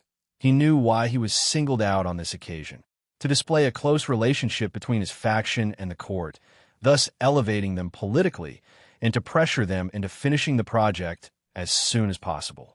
The managerial tactic of praise and beating has been popular amongst mortal and fortune rulers since time immemorial. For today's meeting, we have a major and minor plan to discuss, continued Wang Wei. For the minor part, I present to you the National Preservation Library. Wang Wei snapped his finger, and a projection of a snow-white building materialized in the room. Everyone could tell its purpose was to preserve scriptures or a general form of knowledge, but they also knew it could never be so simple. There must be a bigger plot or meaning behind the appearance of this thing. This library, as of now, contained all the heritage of the Tao opening sect, perfect copies of all our techniques, emperor scripture, pill recipes, and all other profession knowledge, our history, and much more, calmly stated Wang Wei, making many people looked at that projection with such greed that they almost salivated. Its purpose is to preserve our inheritance or lineage in case of a cultivation-destroying catastrophe, just like the Null Era. If something were to happen to Myriad Emperor World and the cultivation civilization was destroyed and had to start over, this library would preserve our knowledge and pass it on to the future. I invite many of you to preserve your inheritance on it. Damn this conniving emperor, thought A.O. Shun. If something similar to the Null Era happens in the future, the world will revert to a period similar to the ancient emperor era, where people competed to spread a new system and for titles like Pill or Talisman Ancestor. More importantly, the current factions that hold these titles or recognition would lose the luck and protection that comes with it, unless they can preserve everything in that library. Such an act appeared that Wang Wei was preparing for the worst possible outcome. But the truth is he wanted to preserve the Dao opening sect's luck from the Dao Father title. A.O. Shin secretly gritted his teeth. According to the future he envisioned and prepared for the demon race, they had to wait until the heavenly era crashed and burned. He knew such a vibrant and prosperous era would not last forever. Based on the balanced operation of the world, the more prosperous this era is, the harder its fallout will be to balance things out. By then, civilization might have to start over, which will be the demon race's opportunity. They can compete for the position of the world's protagonist and successfully dominate this plane. Alas, his vision might be nothing but a dream now.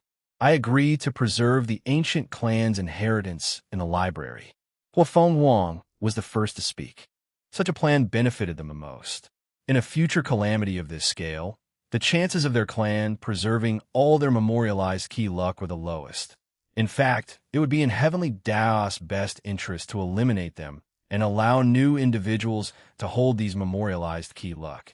And this library was the perfect way to prevent that from happening.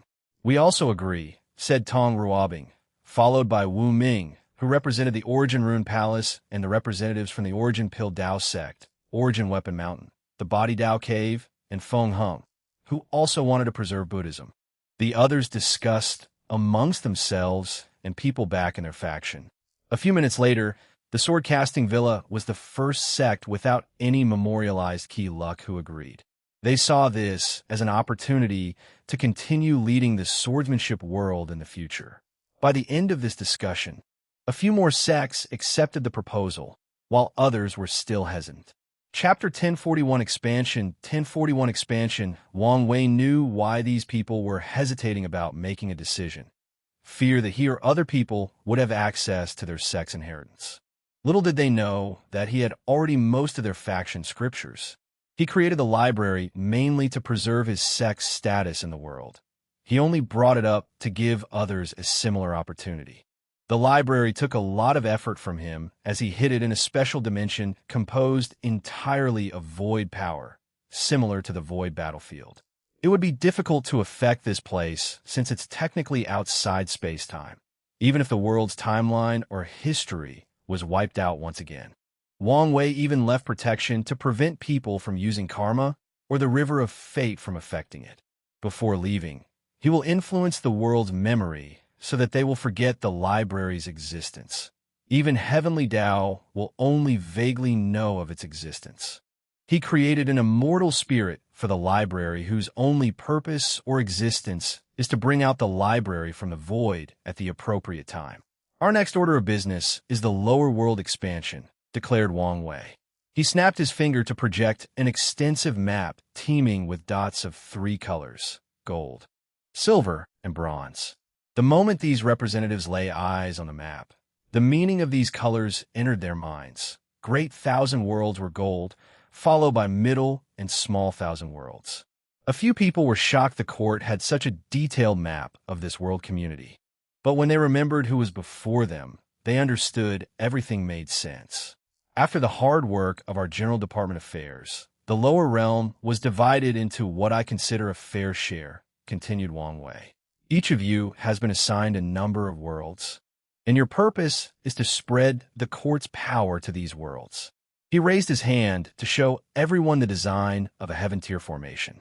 Once you land on these worlds, you only need to cover the world with this formation, and the heavenly Tao of said world will be linked to our own. Then, you can officially establish God positions, and so on. Wang Wei moved his eyes to the back. I promised the non-emperor lineages I would take care of you, and I consider myself a man who keeps his promise. I've designated a decent share of these worlds for you guys.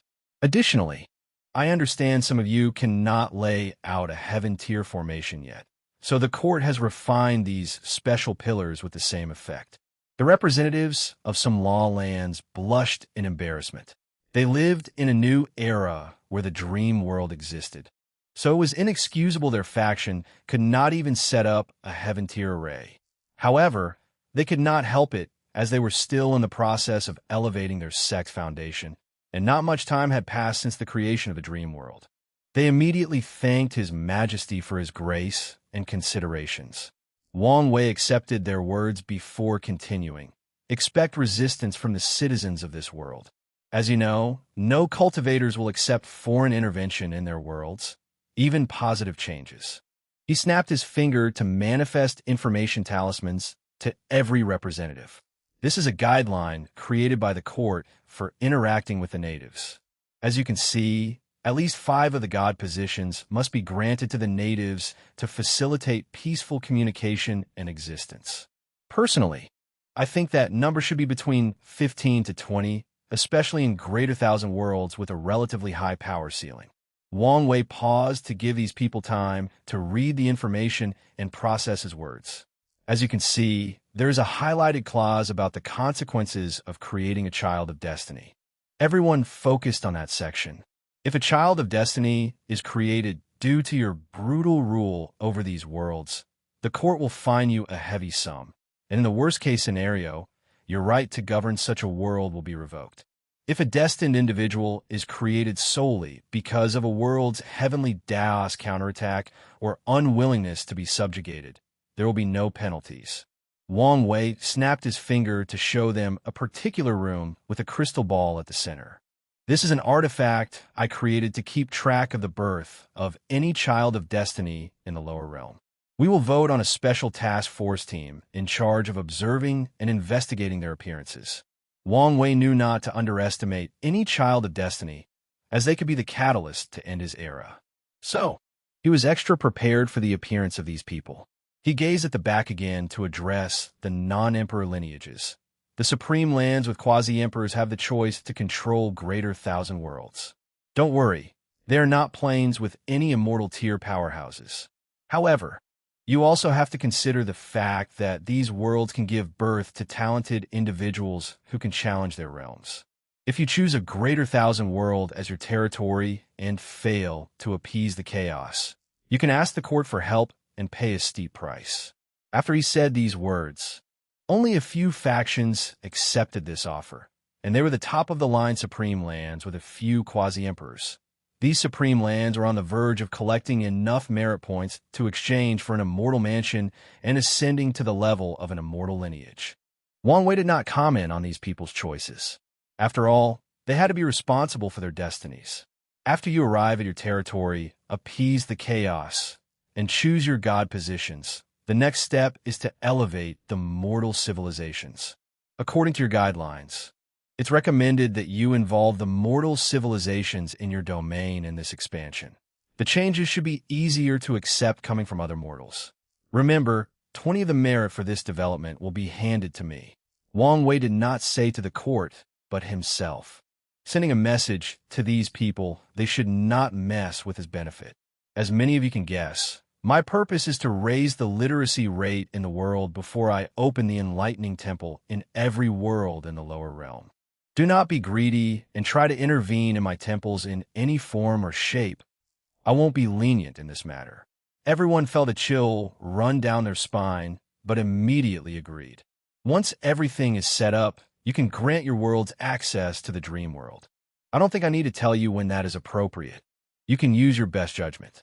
Wang Wei's eyes turned to Ao, Shun. You can open the demon school in all territories of the lower realm, but 90 of the merit goes to me and the Tao opening sect. A.O. Shun's mouth almost twitched, but he did not say anything. Someone else created the concept of demon school, so he was just glad he was giving a share of the pie. Anyway, 10 of the merit from all the worlds in the lower world was still a heavy profit. I understand. You're a smart guy, so I don't need to warn you of the consequences of not controlling your people while ruling these worlds. I know. One fact that has haunted him for so long is that their race was not the protagonist of heaven and earth. As a result, everything became complicated when it came to them. Luckily, this fact will soon benefit them when this court spreads to world communities where the demon race is the protagonist. Wang Wei's next target was Su Shi. If you want to spread the academy to other people's territory, you can negotiate with them. Thank you, Your Majesty, saluted Su Shi by cupping her hands. She knew it was because of their friendship that she was allowed such an opportunity in the first place, and she was grateful and dared not ask for more. Feng Heng, this poor monk is here. To honor my status as an honorary Buddha, I will allow you to set up a branch in every world in the lower realm. Feng Heng was slightly surprised, not by the expansion, but by the fact that the Heavenly Emperor publicly admitted he was an honorary Buddha and was not the only one. The Taoist sects panicked at this news. They knew the rise of Buddhism was inevitable in this generation. But it would be completely different if they had the support of possibly the greatest and strongest emperor the lower dimension had ever seen. This poor monk? Don't thank me yet, said Wang Wei calmly. Although you can spread Buddhism, you won't be entitled to any god positions or merit besides the one from your domain. Wang Wei made a somewhat bold choice of announcing this news because of supreme unity and Mithria's disappearance. But that did not mean he would also allow Buddhism to grow unrestrained. This poor monk is not greedy. Feng Heng knew he only needed to exchange a few god positions with others in a few key worlds to ensure Buddhism's power was not too scattered and everything else would be all right. Any more questions? Chapter 1042 Different World Situation. 1042 Different World Situation. Since no one has any questions, you're dismissed. We have a lot of work to do, so let's get started immediately, announced Wang Wei. Everyone then bowed as they swiftly exited the meeting room. A.O. Shun rushed to meet up with Su Shi, and they had a secret conversation through divine sense. No one knew what they talked about, but both seemed content afterward. After these factions returned, they immediately began meeting, planning, and mobilizing the resources and manpower needed for this expansion. Many of the non-emperor lineages decided to use the court's transmission array as it was better than theirs, and the Heavenly Emperor was kind enough to give them full access. Great Talisman City. You've seen yourself, said Talisman One. Our territories were not on par with those of faction with an eternal powerhouse. Even worse, we are treated as one of those lesser emperor lineages. The reason for this is obvious. Tong Rubing's clone was silent. Your status as the Queen Mother of the Star Beast world only benefits you, not the city. Something must be done. The Great Talisman City does not hold any divine positions in the Star Beast world's court for various reasons. Mostly the interpolitical situation between these two worlds. Meanwhile, Wang Wei cannot treat them normally, as they would become too powerful with resources and benefits coming from two courts. I will share some of my resources from the Star Beast world with the city, finally replied Tong Rubing's clone. Talisman One looked at her and secretly sighed. The best option would be to focus on this world's court and let her Queen Mother position be more of a passive one. However, such a decision would dramatically reduce her resources, power, and influence and shift more benefits to the Great Talisman City. Tong Ruobing was obviously unwilling to do this, and Talisman One understood despite his disappointment. No emperor would make such a decision, so he could not blame her. At the end of the day, she was still willing to sacrifice for the sake of her faction. He could not ask for more. Otherwise, he risked ruining their relationship. Emperor Enlightening Academy. After returning to the academy, Su Shi began mobilizing her people. They had long prepared for the eventual expansion of the court, and she decided to accompany the first group of people. They soon descended on a great 1,000 world called the Four Pillars World. Su Shi, a group of teachers, and a legion of 100,000 soldiers appeared in this new world. With a thought, she scanned the entire world and even learned most of its history. The past was too chaotic and unimportant, so Sushar focused on the present. The Great Shwed dynasty has ruled the entire world for countless generations, reigning as the de facto supreme of this world, until recently. Many events have led to the drastic weakening of the royal family, leading to massive rebellions worldwide. The years of fighting resulted in a balance between four powers: the Great Shwed dynasty, the Moon Goddess cult, the Northern Sioux dynasty, and the Alchemy Valley. The Moon Goddess cult is a sect of women with influence in all the top factions because their outer members and a few inner members married powerful men from different factions. Additionally, this generation's Moon Saintess is a woman of unparalleled beauty and strength. The Northern Sioux dynasty is the most successful revolt in this era of chaos and strife. They've overcome countless warlords and the main assault of the Great Shwed dynasty before taking control of the northern area of this massive continent that is this world. The Alchemy Valley is a sect composed of countless professions, not just pill refiners. They have been the most successful in this period because they sell resources to both sides of the war. As long as someone has the money, they will sell them pills, weapons, talismans, and arrays. Their actions have garnered the ire of the other faction, but no one can break their sect's protective formation, and none of the two dynasties wish for the Alchemy Valley to support the other unequivocally. After analyzing this world's history, Sushar knew how to proceed. She released a terrifying aura that made every single living creature in this tremble and kneel. I am the Void Time Empress. Under the order of the Heavenly Emperor, this world will now be under my jurisdiction. All leaders of the top four factions must visit me at the court's branch within 6 hours. While everyone was shocked and still processing the news, Sushar continued her work. With a wave of her hand, she installed the Heaven Tier formation. She could immediately detect a strange aura permeating and changing the world. To be precise, it targeted this world's heavenly Tao. The void above her head broke, and a tree branch took root in this world. She knew it was a branch of her plane's world tree. The branch contained a special space serving as this world's court. The soldiers and professors immediately started to build a palace. Although it could be as grandiose as the one back home, it still needed to be beautiful and luxurious as a display of power to the world's natives. 6 hours later, Sushar finally summoned the 4 people who were patiently waiting outside for the entire duration. As she sat on her throne, all beautiful and majestic, 4 individuals entered the room. On the far left was a middle-aged man with a few visible white and dressed in a yellow dragon robe. His name was Ho Champu, and he was the current ruler of Great Shwe. Next to him was an elderly man with white hair, a long white beard, a green robe, a sage-like aura and visage, and a faint smell of medicine. Sushar knew he was called the Medicine Saint and held the position of Valley Master in this generation. The third person in the line was the Moon Saintess, an angelic woman dressed in all blue with a cold expression plastered on her face. Her icy demeanor was followed by a cold chill emanating from her as a result of her ice spirit physique and her ice Tao. The woman was the epitome of a cold beauty, and if Sushar were not present, all eyes would be on her despite her natural aloof and cold aura.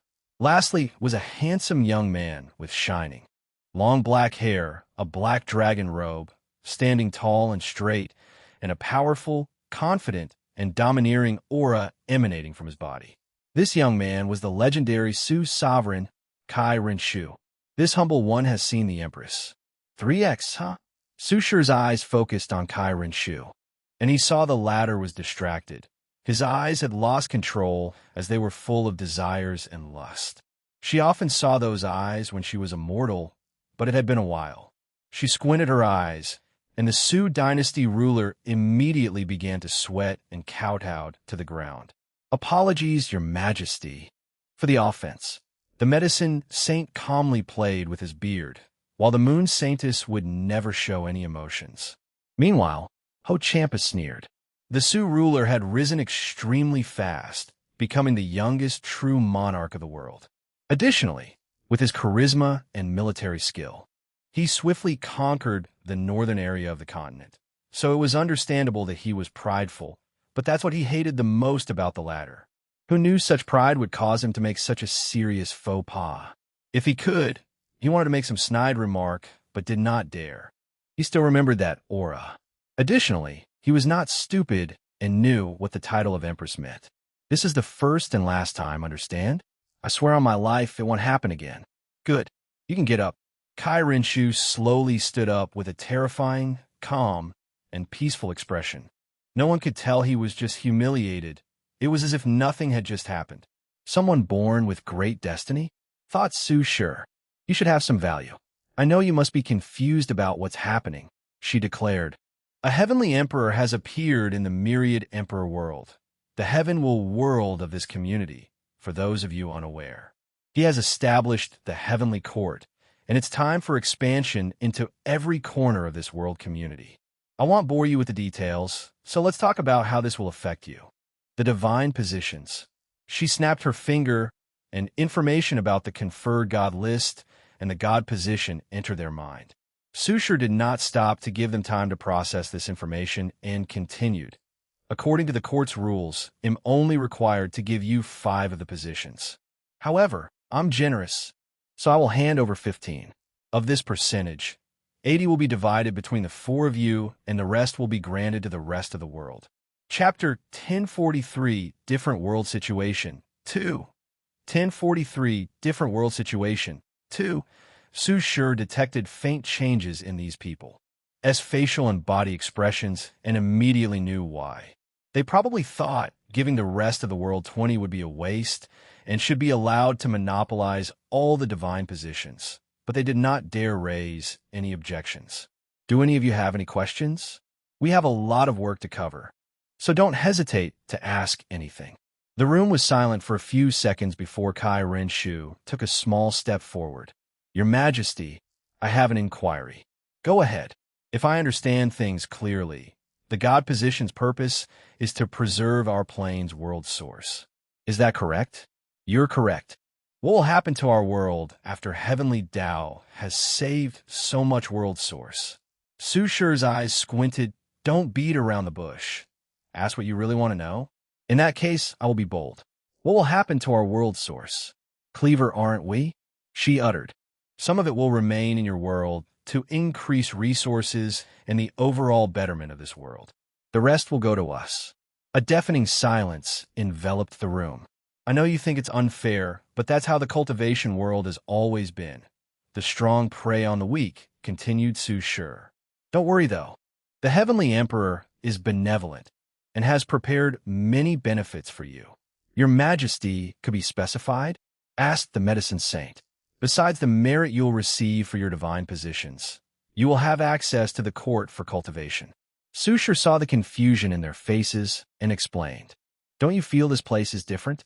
The 4 immediately sensed the surroundings. They were previously in a hurry and had no time or desire to scan the environment.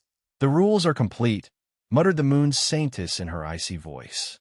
Due to her physique, she was very sensitive to the law and was the first to notice the change. Yes, the court's rules are from my world, meaning you can enter the quasi-emperor realm in this place. As the peak powerhouses of this world, these 4 individuals were unwilling not to make any progress. Sadly, only 2 choices remained before them. Find a myriad emperor world, but that was like searching a needle in a haystack, or gather enough resources, destiny, and luck to confront Heavenly Tao's consciousness. Pass the Tao ancestor will tribulation and acquire a grand Tao source seed. The first path relied too much on luck, while the second was arduous. To say the least, the number of people who have succeeded throughout history can be counted on one hand. These people's eyes twinkled with excitement. Even the moon saintess had difficulty keeping her icy temperament. This is not the end, continued Sushar. After proving yourself, you can be granted permission to travel to the myriad emperor world. The Heavenly Emperor has reverted the environment to innate and upgraded the origin system. The new systems can allow you to live for over 100 million. These four almost salivated after hearing these words, especially the medicine saint. He was the oldest of the group and would soon run out of lifespan. So, if the promise of becoming a quasi-emperor was enough to sell his soul, traveling to the myriad emperor world and upgrading to this new system blew his mind. He decided to take advantage of this situation no matter what. Kai Rinshu exhaled deeply to calm down. I know these things that used to lure us, but even still, I have to admit I am more than tempted. Lastly, there is access to the dream world, continued Su Shi. I want to explain since you will understand after accessing it. Close your eyes and say, Dream Incarnate. The group found themselves in a strange and ethereal space. A spirit appeared before them to explain all the dream world's abilities. Su Shi listened attentively and was slightly surprised the people from the lower realm had the exact same access as the people back home. I thought he would at least hide some information, like his new upgraded origin system. However, as soon as she had that thought, Su Shi realized how stupid it was. Without the innate environment, the new system is basically useless. She looked at these excited leaders. I finally see hope, uttered Medicine Saint. With the cultivation simulation, he can practice his Tao ancestor tribulation until he's confident he can pass. And with the merit he will receive, he finally sees the hope of achieving immortality. Let's go. We still have work to do, ordered Su Shi. Everyone returned to the throne room. She summoned a middle-aged teacher holding a fan. This is Teacher Fu Rong. She will be the main god of this world. She will handle all affairs of the court. These leaders immediately bowed as they sensed the aura of immortality emanating from her. Get up. Believe it or not, we all have one purpose. Better serve the court, said Fu Rong in a calm and reassuring voice. As members of the court, everything is not about benefit. You have duties, continued Su Shi. Your main focus will be to raise the civilization of mortals. She sent the information into their mind about how to cultivate mortals. She even created deadlines for these people to ensure they completed everything in a timely manner. However, once she finished, the room became eerily quiet. Is there a problem?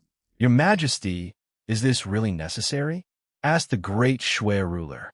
Yes, and this task is more important than you can imagine. Her words were direct and severe. The rise of mortal civilization was the main way for their academy to gather merit. The enlightening temples are off limits. She cannot or will not create demon schools, since that's a thankless job. She can leave it to A.O. Shun to go to all the trouble, since he's the one benefiting. Ho Champu smiled wryly. He never cared about mortals, even though they comprised most of his dynasty. His job was to ensure they were fed, had a home, and did not freeze in the winter. Now, he would have to open their mind, which is dangerous since it made them easily prone to revolts, and help them develop military power on par with some of his best armies. He glanced with the corner of his eyes to see these people's reactions. Despite their displayed calmness, he knew none of them were happy with the idea of empowering mortals. You guys need to prepare for the eventual rise of mortals, added Fu Rong. Once the court's duties are completed, they will have the power to balance mortal cultivators. Teacher Fu Rong is correct, stated Su Shi. You need to quickly accept that the world will no longer be as it used to be. The sooner you accept this fact and adapt, the higher your chances of preserving your past strength, power, and privileges. Her voice echoed in their mind. Additionally, I must warn you, the rise of mortal civilizations involved my personal benefit. Do not do anything stupid to affect it, understand? Understand, they replied swiftly. Good. We will summon mortals from our world to better facilitate the extreme changes that are about to occur. Treat them with respect and kindness. As citizens of the court, they are protected. You can imagine what will happen to you if someone purposely hurts them. Su Shi saw they were listening attentively, so she continued, The dream world will not be open publicly as of yet. I will grant you permission to spread amongst your people if you so wish. This world's mortals were not ready for the dream world. Any question? I have an inquiry, Your Majesty, spoke Kai Rinshu. Speak. Does the court's rules prevent members from confronting each other? As long as you don't stop your duty or let your fight affect the mortals. We will not intervene. Et lai su si. If you want, you can settle your dispute in the battle tower to reduce the loss of resources and manpower. It's a binding agreement that is reinforced. I see. Kai Renshu replied with twinkling eyes. He cupped his hands and bowed before stepping back. Your Majesty, I just want to know who this heavenly emperor you speak so highly of is, asked the medicine saint. You only need to know he's someone that even I must honor. Su Shi dismissed the team before glancing at teacher Fu Rong. I will leave the task of contacting others and establishing the academy's branch to you. There shouldn't be a problem, right? No issue, headmaster. Good. She nodded before looking in the distance. I have glimpsed at this world's many possible futures. You only need to keep an eye on that Su dynasty ruler, and everything should proceed relatively smoothly. I will keep that in mind, replied teacher Fu Rong with great seriousness. From now on, that little ruler will not leave her sight. Su Shi nodded before leaving to supervise other worlds' expeditions. Chapter 1044 Different World Situation 3. 1044 Different World Situation 3. Teacher Fu Rong's eyes focused on 4 locations in this world, each entrenched in the territory of this world's 4 overlords. She saw 4 pillars emanating intense Tao rhymes. These pillars were the source of this world's name and could help cultivators comprehend the law. Their existence has been the source of strife or competition since this world's creation. Should I put them under the Academy's care? She contemplated. Although these pillars served no purpose for her, they were still rare resources for void-shattering realm and saint cultivators. Forget it. Since they left alone, I should do the same, she thought as she looked in the distance. One thing she immediately noticed after descending to this plane was the existence of a branch of the Tao opening sect. She was not surprised, as their sect had discovered countless branches in other worlds during their effort to prepare for this upcoming expansion. So, they knew the Tao opening sect had already spread their tentacles to the lower realm and drastically increased their key luck in the process. Now, the Academy had to play catch up. Luckily, the Heavenly Emperor allowed them access to this community's map and did not intervene in their expansion. Fu Rong focused on her task at hand, monitoring the progress of these people regarding the headmaster's task. Northern Su Dynasty. Kai Renshu sat on his throne, deep in thought. His plan was suddenly disrupted. If these people did not show up, he was confident in overthrowing the Great Shwed Dynasty, convincing the Moon Saintess to form a marriage alliance with him before forcing the Alchemy Valley to become his subordinate. Sadly, fate played a cruel joke on him by drastically changing the situation. Now, he had to contemplate his future and how to proceed.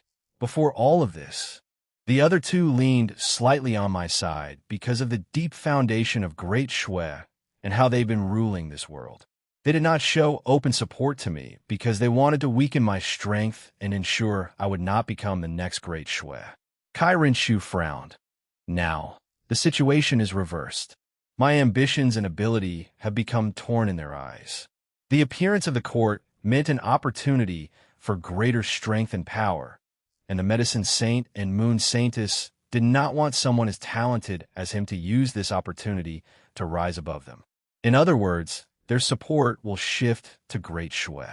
If I don't navigate things clearly, they will band together and eliminate me. Many thoughts flashed in his mind as he pondered the best move to make to achieve his goal of world domination. Become a core member of whatever factions the Empress is from, he concluded, with their support. It's a simple matter to rule this world, not to mention the protection and resources of such a faction. I might even have a chance to. An otherworldly beauty appeared in his mind, and the feeling to possess her at all costs resurfaced. Then, a shiver ran down his spine as he remembered that gaze. He smiled wryly as he realized he could not blaspheme her even when she was absent. I don't think I would lose to the top geniuses in the heavenly world. So, wouldn't it be easy to get their notice? The only problem is my identity and background. Sex only accepted young children to train their loyalty. It might be a problem because of his age. Let's see what happens. However, there is no need to hurry. I can also see if I can find the origin of that Tao opening sect.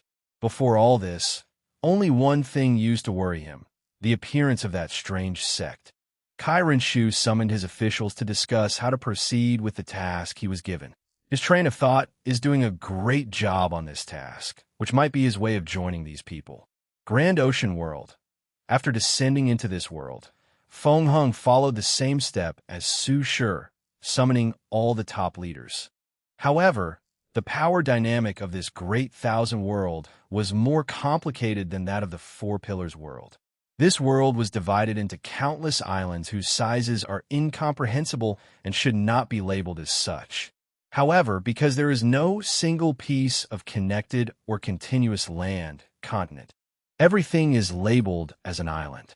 An island lord rules each island, and this title is not just one that dictates the locale. The natives of this world created a slightly unique path of the origin system through the use of the island. An island lord can connect their soul, law, and primarily their domain to their controlled territory, draw power from it, and boost their strength. On their island, the lord has absolute power because of the boost. Because of this ability, all territories in this plane are extremely valuable and sought after. The bigger the territory, the stronger the boost, and thus, the more valuable the island. After arriving, Feng Hung manifested a towering golden Buddha visible to the entire world before summoning the Supreme Ten, the 10 most powerful island lords with the largest territories. Respect to the Venerable Buddha. 10x, Feng Hung, who sat on a cushion instead of a throne, calmly looked at these individuals. This poor monk came to land under the order of the Heavenly Emperor to take control, improve the world, bless the life of mortals, and spread my teaching. This is how things will proceed from now on. He instilled in their minds information about the conferred God list, divine positions, and the 20 of their share. He also directly announced to them their duty of elevating the civilizations of mortals. The response of these individuals was less than lukewarm. They looked at each other, but did not say a single word. Feng Hung understood why. This world values territory and sovereignty immensely, and his existence was like suddenly announcing he was the island lord king of this world, and they were unwilling to accept such a thing. After all, throughout history, only one man successfully controlled all the islands in the world. And some of these people have been fighting for generations without any success or progress. But now, Feng Hung appeared out of nowhere and took control. If you have any questions, you can ask. This poor monk will answer you. HM, Lord Buddha, about our territories? Lady who asked. Her family had controlled Stormwind Island for over 1,000 generations, and she had worked extremely hard to become this generation's island lord. She did not want to abandon all her power. As long as you accomplish your duties, this poor monk won't interfere with your power, Feng Hung replied calmly. He could hear the collective sigh of relief after these words. Do we have to convert to Buddhism? Of course not. Faith is a personal experience, and this poor monk would never force anyone to believe. These island lords once again felt reassured. Such a mighty being had no need to lie to them. There are other benefits to becoming a member of the court. I have established a point system that will allow you to exchange powerful cultivation techniques or rare resources. With these techniques, you can enter the quasi-emperor realm. These lords finally displayed excitement. What they want the most is strength and territory. However, a few wise individuals gave the Lord Buddha a strange gaze. They understood these techniques were definitely Buddhist scriptures, meaning even if they didn't join Buddhism, they would have a karmic connection to it. Do you have any more questions? No one had anything to say. Feng Hung pointed to another monk next to him. This is Monk Fawn. He will be the main god of this world and your overseer. If you have any trouble, you can address it to him. Fawn bowed slightly to these people to show respect, while also releasing a silver of his aura. Everyone saluted back. The benefit this poor monk offered is the bare minimum, added Feng Hung. As long as any of you laymen do a good enough job, you can even receive permission to travel to the myriad emperor world and access the path of longevity. After dismissing these people, Feng Hung left Fawn to deal with the weaker island lords while his focus was on the sea. He discovered the sea race of this place acted similarly to the one back home and decided to tap into this population. The Heavenly Emperor's actions have shown the benefit, and Feng Hung would not leave this untapped potential untouched. Although he expected some resistance, it was futile before his might despite only sending a projection. Purple Sky World. Ao Shun exhaled deeply, releasing his frustration. As expected, this world resisted his rule after knowing they were from the demon race and had to suppress them. Luckily, he was smart enough to strike a quick deal with Su Shur to borrow some people from her. The purpose of these teachers was to convince the natives of this world that humans ruled the heavenly court and the demon race was granted permission for their actions. Things calmed down after the Academy's teacher's effort, but soon became chaotic when he did not hide his desire to give many of the native positions to the demon race or when he announced he was building demon schools. He once again had to suppress these people while controlling his urge not to kill them all. Finally, after using both threat and diplomatic means, he achieved what he set out to come to this place. However, a small part of him was resentful that he had to go through all this trouble just because of his race. Ao Shin exhaled before proceeding to the next world. He would be busy for a while with the expansion of the demon school. And this chapter is the last one for a different POV. Chapter 1045 Patent Sudden Movement 1045 Patent Sudden Movement Heavenly Court.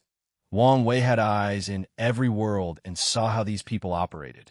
For the most part, the lower realm natives did not resist because of the sheer difference in power. However, some more belligerent or xenophobic resisted no matter how much blood was shed. One of the top supreme lands was unlucky and chose a rebellious world, forcing them to ask the court for help. In general, things are proceeding smoothly, thought Wang Wei. It's only a matter of time before the court's tentacles spread to every corner of this world community. The next thing is to keep an eye on those thieves. He looked in the distance. There were too many eyes paying attention to this community. With such a large commotion, these people immediately began to try every means to learn what was happening, so he had to block them temporarily. Wang Wei sneered before moving his eyes away. The next step was the creation of the patent system. True Heavenly Tao, be my witness. I wish to create a patent system to protect my creations or innovative ideas. Wang Wei's voice echoed throughout the myriad Emperor world, and a few seconds later, the eye of true Heavenly Tao manifested. He immediately used his divine sense to convey this new system, explaining its ins and outs and defining its intricacies. Half an hour later, Wang Wei's voice was no longer limited to the myriad Emperor world, but to every corner of the endless void. All cultivators in the world then knew of the existence of the patent system.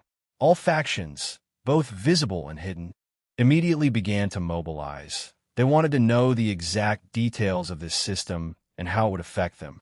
Well, things did not proceed as I wanted, muttered Wang Wei, not hiding his disappointment. True Heavenly Tao accepted his patent system, but was not as detailed or restrictive as he had expected. Firstly, it only protects inventions or ideas that have a wide-scale effect on the entire lower dimension. As such, Wang Wei's dream world, mortal civilization, enlightening temple, and the heavenly court were protected. People must pay him patent fees for using or replicating his ideas in their respective world communities, and he has the right to deny them. Then, true Heavenly Tao will reinforce the rules and protect his assets. However, other things, for example, Yin Liling's automatic cauldron or Tong Rubing's talisman weapon, would not be protected by this patent system. In other words, people can gain merit by replicating these things in their community, and if Wang Wei wants to protect his ideas, he has to use force or something like the former curse he placed on the Heavenly Emperor position. Such a limit was not the only disappointing thing. True Heavenly Tao will hold records of people with patents, but these records are not part of an eternal emperor's existence. In simpler terms, Wang Wei would not be able to use his name on the record to revive himself. If someone erased all his history, they would not have to worry about true Heavenly Tao's record. Wang Wei's biggest surprise was that tech changes in innate environment are not an accepted patent since many people had this idea. So, he is prepared to collect payment for anyone who uses the idea from his formation to change their environment. He won't help anyone since he chose the environmental advantage as one of the things he would leave only for the Myriad Emperor world, but he also won't allow anyone to use his ideas for free. Things have been going so well that I almost forgot this was not Earth. In the cultivation world, one of the fundamental rules is the strong prey on the weak, and heavenly Tao encourages such practice. Wang Wei shook his head. The only positive of this patent system was the lack of term limits. He can hold this pattern for as long as he lives, and even leave for an heir if something happens to him. From now on, the key luck or blessing from these patents will form another layer of protection for the Tao opening sect. Wang Wei waved his hand to take his merit for this system. He now had to create an independent patent system after taking over the Commerce Hub. However, such a man-made system is easily susceptible to corruption, unlike if it was under true heavenly Taoist supervision. I don't need to worry too much about the future. I will do my best, but it's up to them to preserve what I leave. He will create a strong and balanced man-made patent system, but it will still be up to the individual to maintain it. Wang Wei was intrigued and decided to see what other people had accepted patents. According to his divination, there were a few, but only 3 caught his attention. The first one was the person who created a universal language that is still used to this day. All cultivators interacting with different world communities will know 3 languages. Their native language, the Tao language to explain the laws of heaven and earth, and the universal language. Although direct communication through divine sense will also ignore language barriers. People will not easily communicate this way with strangers, so spoken words are still needed. Additionally, some cultivation systems will not develop divine sense until the very late stage, making this issue even more prominent. The other 2 noteworthy patents were the Commerce Hub and the Void Battlefield. The Commerce Hub created a universal currency for the lower dimension, a universal trading system, and even a universal bank. Wang Wei watched how the merit of the Commerce Hub was divided amongst many factions, most of which held high positions at the core of the hub. A few of the Foundation factions or individuals had long died and had no descendants, so true heavenly Tao handed the merit to the group and let them decide how to divide it. His gaze shifted to a faraway world, to a thin mortal girl working on the farm. She was the descendant of one of the Commerce Hub's founders. The merit entered her body and immediately granted her a body suitable for cultivation, a basic technique of her world, followed by a peak gold key luck dragon. She was shocked, and so were the other farmers around her. Then, she ran home, packed her things, and swiftly left the village. Calm, quick, and decisive. Fought Wang Wei, but not cruel enough. The best choice was to eliminate the people who saw her and delay the trouble that was coming. Wang Wei removed his gaze and focused on something else. What to do? The patent for the Void Battlefield belongs to a sect with 3 great emperors.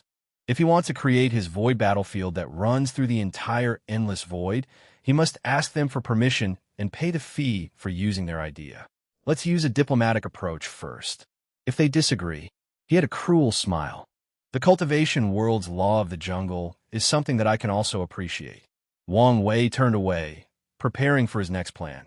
He had a few more things to do before continuing healing and cultivating. He suddenly stopped as he sensed something. He divined what he wanted, but felt resistance. So he temporarily activated all his strength to proceed. The corpse-selling sect is about to move? His eyes lit up as he navigated the infinite strings of fate, trying to find the future or fate he desired. They want to acquire a patent involving the death business and recycling dead bodies. Beforehand, they need to make some changes to how they operate. This is my chance. He immediately contacted Wang Ju and told her about the news. This was the perfect opportunity to either infiltrate or find more information about the corpse-selling sect. Wang Wei smiled at this good news, no longer minding the unpleasant experience with the patent. However, he soon returned to a contemplative expression. He wondered whether this new movement on their part was simply because of the appearance of the new patent system, or whether there were greater implications. For example, was this an indication of death, reverence's return? This theory is not too far-fetched. With Mithria and Supreme Unity gone, these people in limbo should be restless and preparing for their return. It's possible the corpse-selling sect is gathering merit and luck to facilitate his revival. Wang Wei frowned. For once, I'm on Supreme Unity's side. I hope he does not allow these people to return yet. He does not want to be Death Reverence's enemy now. Not only was the latter probably a primal paragon, but from what Wu Hong told him, he was a weird person with a terrifying secret. It would be a nightmare to make such an enemy in the current period of his cultivation journey. Should I just ignore the corpse-selling sect? Contemplated Wang Wei. No, they are one of the greatest unstable variables of my era. They must be eliminated. His eyes became firm and no longer wavered in his decision. He returned to his throne and activated a communication array that displayed a screen. And, previously, the Commerce Hub scaled to a few hundred world communities. I have officially retconned it to a third of the lower dimension, or more than 1,000 world communities. Chapter 1046 Alliance 1046 Alliance. Wang Wei looked at Shirkian opposite him and instantly realized she was different. He was not referring to the natural nobility of an emperor, but the fact she no longer had that sense of worry looming over her. How may I address you? I chose the title Karmic Wing Empress. She uttered softly. An excellent and fitting name, he commented. Thank you. I assume you're the former issue was dealt with? Of course. She replied with a brilliant smile. And I have to thank you for that. I didn't do anything. No. Without you lending me the deception inheritance, I would never have a chance to win my battle, Shirkian explained. So I owe you. In that case, I won't be a hypocrite and accept your gratitude. I also have not forgotten my promise, added Shirkian. I handed your ambassador the promised Grand Dao Source Seed and Immortal Mansion. He told me, not a Wang Wei. What about the Alliance? I have no issue. The Alliance only benefited her while paying very little, and that's all she cares about.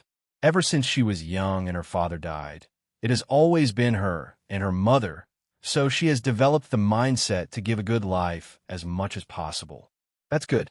Wang Wei began to discuss with her, primarily regarding his patents. He never refuted anyone who wanted to establish a court as long as they paid the fee, but this was not the same for the others. After all, establishing the court himself served him no good and would only increase his trouble. On the other hand, the dream world and enlightening temple were off-limits. He wanted to establish these things in these worlds to receive the most benefit. If he allowed these people to copy his idea, his earnings would decrease between 20 to 42, and he could not accept such a thing. Unfortunately, it will cause an issue since these worlds will not easily allow foreigners to intervene in their affairs. He has to prepare for the eventual confrontation between other world communities. Wang Wei's plan is to lure these people with the benefit of the mortal civilization. According to his calculations, these people will elevate mortals simply for the merit. Then, the majority will no longer care and even actively destroy these civilizations out of fear of mortal rise and revolution or disdain to change the status quo. Little do these people know that their actions are laying the foundation for the spread of the dream world and, mainly, the Enlightenment Temple. After all, without an educated population, how can craft and art develop? The discussion with Shirkian proceeded smoothly. As his ally, he granted her access to the dream world without spreading it himself. However, she could not use it now since he had a deal with Tong Ruobing and Mu Lei to give them a heads up for the dream world before other worlds. His other allies will also have this advantage, but only after the Star Beast world. However, it was only an advantage of a few hundred years. After this exchange, he had a second meeting with another ally, Shi Shangyang, or the Cosmic Dominion Empress. The two looked at each other for a moment, each with their own thoughts. Wang Wei found her Cosmos Dao rather interesting as it did not merely involve Star Dao, but a few other things as well. He also knew she found another unique key after proving the Dao. It's been a while, fellow Daoist, saluted Wang Wei. Indeed. Before we begin our alliance talks, can I ask you a few crucial questions? Please. Have you contacted your family since you've descended? Not really. Their celestial clan has ways for brief communication in the source key space. So, she knows they've set up somewhere, and they know she successfully proved the Tao and became an eternal. But that's about it. Any contact with the upper dimension? I'm afraid not. What about your family? Do they have ways to track what's happening in the eternal ascension world? Probably not. And if they did, the people left behind should be laying invisible for an extended period to prevent people from finding them and catching our trail, replied Shi Shangyin truthfully. She would not typically reveal such precious news to anyone, but she has already deduced that Wang Wei was the destined one that his family wanted her to contact. In that case, I have some news of the recent situation that may be of interest to the Celestial Clan, uttered Wang Wei before informing her of the recent invasion, the occupied 7 moons, and the disappearance of the 2 sons. Shi Shangyan's eyes narrowed the more she heard. She understood that such information could fundamentally affect the clan's plans, so she must report the news at all costs. Thank you, fellow Taoist, for this information. I will relay it to my family, replied Shi Shangyin with a gentle smile. However, internally, she was wary. She wished to know why he was telling her all this information. Could he just want to improve our relationship? No, such a person with deep thought would never do things for such a simple reason, she analyzed. So, what's his purpose? Many thoughts flashed in her mind. She thought of many possibilities, including using the Celestial Clan to further muddle the water in the upper dimension. Besides making good relationships, that's the most likely deduction. Consider this news a sign of good faith for our alliance, said Wang Wei with a smile. The two discussed everything, and Wang Wei essentially granted her the same deal as Shirkian. Better yet, he was more lenient in the negotiation since she had more potential than Shirkian and the demon-suppressing emperor. After the communication ended, Wang Wei secretly watched Shi Shangyan, but she did not immediately relate the news as he expected. Clever little girl, he thought before entering his retreat. Time flew like a river, and before he knew it, 4,000 years had passed by before Wang Wei woke up. This was the longest retreat since the beginning of the era. He purposely made the retreat short because of the short lifespan of mortals, but this expansion was not something that could be done in a short period. He checked the world, and the only significant thing that had happened was a change in the Enlightening Temple. Mortals who achieved strength on par with quasi-emperors were memorialized as sages with their own statues in the temple.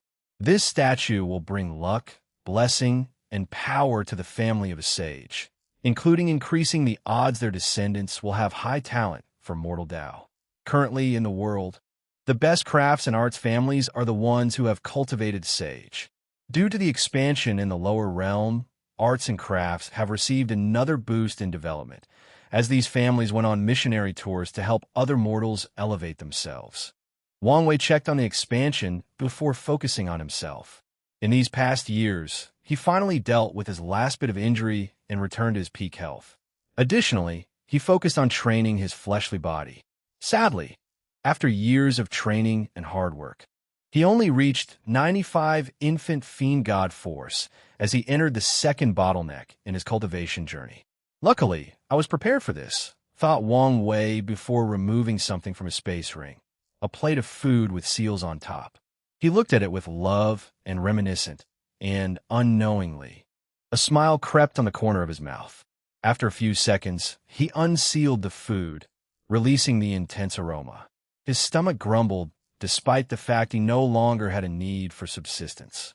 Wang Wei slowly took a bite before closing his eyes to savor every second of it. He could taste the super intense flavor, which originated from her sealing the flavor from 10 of the same dish into one bowl.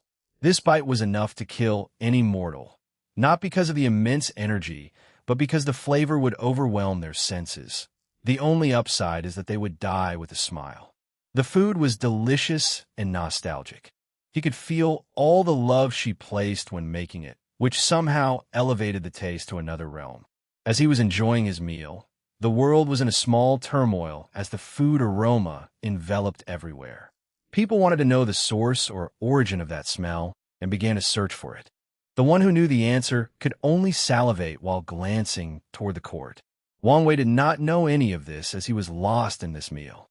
As he chewed his food, he could feel his essence flower ability activating and his true power Tao realm rapidly increasing. Wang Wei entered the fifth realm of the true power Tao realm. The Dragon Phoenix realm the stage, known as one of the most difficult challenges to opening the Gate of Power. Chapter 1047 Dragon Phoenix Realm 1047 Dragon Phoenix Realm. Wang Wei closed his eyes, and he saw a gate in his body. It was tall, gray, dull, and with the character for essence written at the center. The gate was still somewhat blurry since he was still in the first step of the Dragon Phoenix realm. Wang Wei opened his eyes and clutched his hands. The current strength of his flesh was the threefold battle realm, and if he wanted to be specific, 38. 5 of the Grand Tao Source. His fleshly body had surpassed his actual cultivation level of 32 Grand Tao Source. Let's start with the tribulations, he muttered. He did not immediately start, but sent a message to his mother to begin spreading the enlightening temple across the more stable worlds in the lower realm. He also sent his clone to secretly protect her, since he would focus on the tribulation. Once everything was taken care of, he closed his eyes and started. This particular realm in the true power Tao realm is difficult for 2 reasons: cultivation and tribulation. There are only 10 steps, but each step equals 3. 5 of the Grand Tao Source.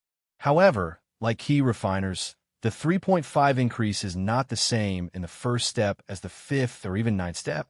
As such, it's difficult to cultivate in this realm, and it can burn resources like crazy to push the body to such heights. However, that's not even the most difficult aspect. The minimum requirement to open the Gate of Power and reach the adult Fiend God realm is 10 steps plus passing a third of the indestructible body tribulation. Wang Wei started his first tribulation by choosing poison, a side door of medicine Tao. An unknown dark green poisonous cloud enveloped him and began to poison every inch of his body, making it react in some strange ways, including rashes. The pain was intense, almost reaching that wretched tribulation in the ancient dragon realm. He did not know how long the process lasted, but his body seemed to have sublimated when it ended. It took Wang Wei a moment to realize what had happened. So, that's what it means by indestructible Empyrean, he thought.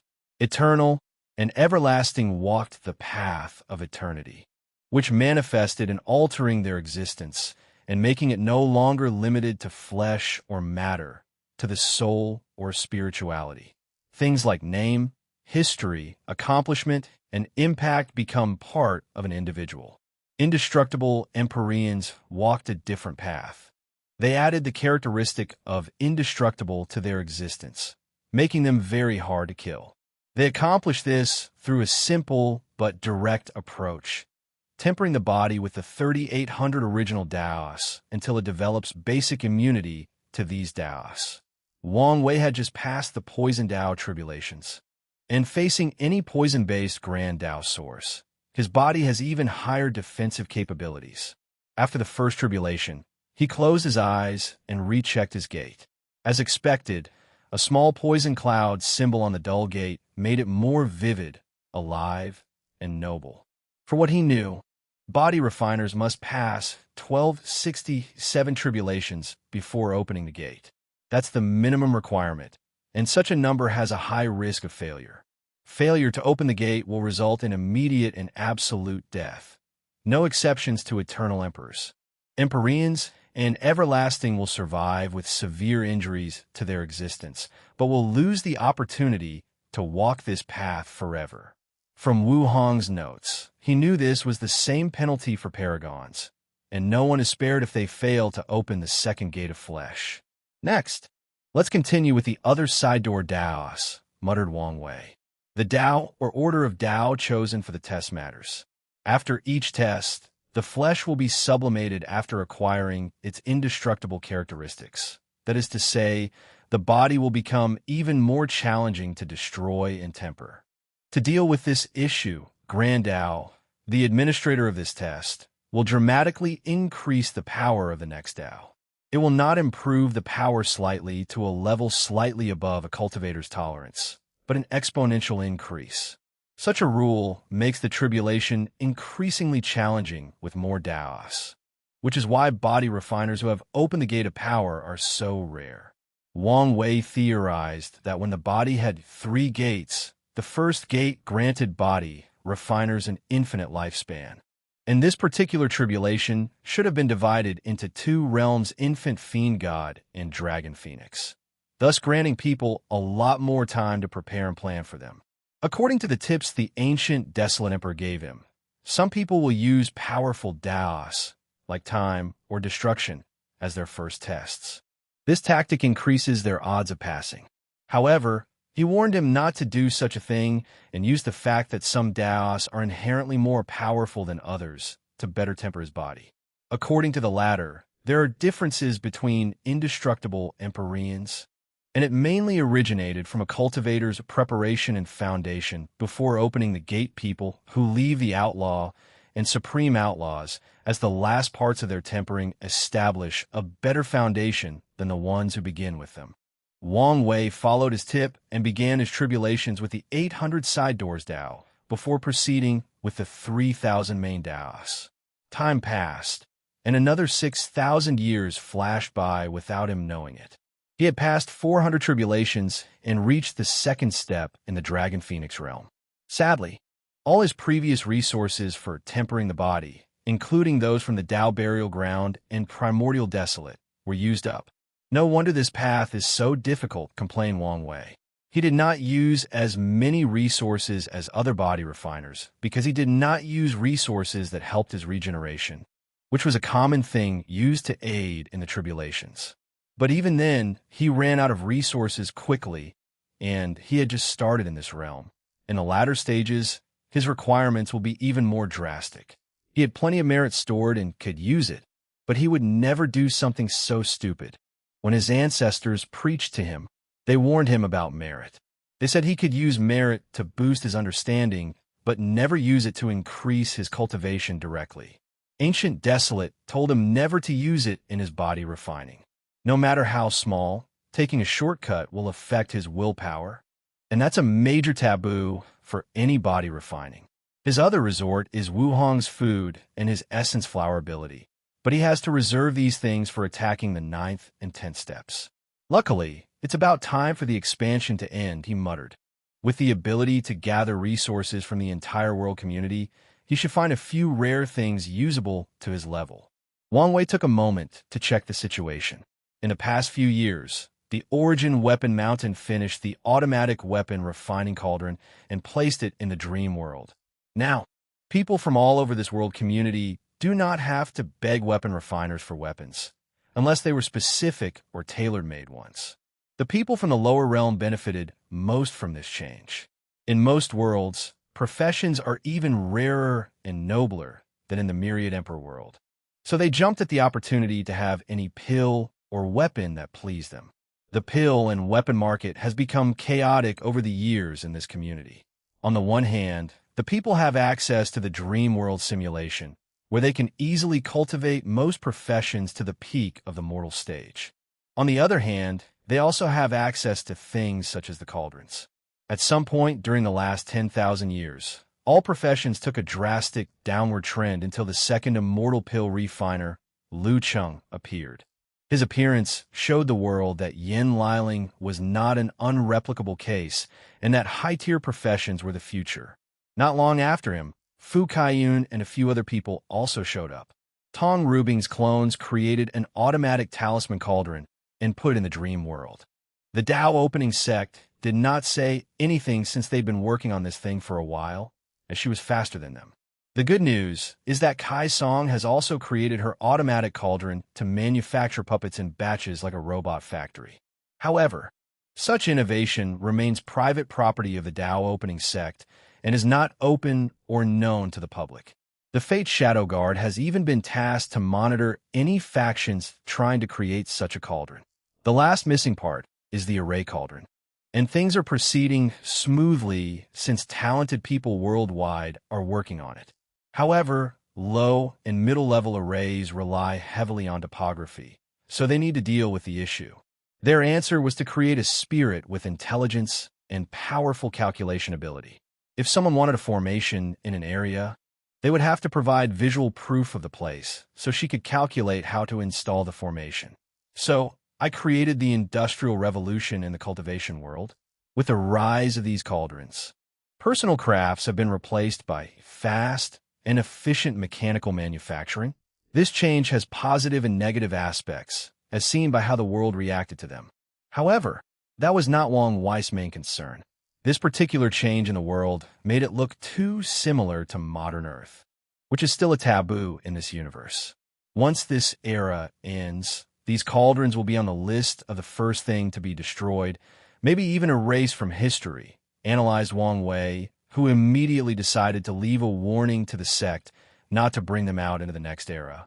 They can preserve the knowledge, but only keep it to them, especially Kai Song's cauldron.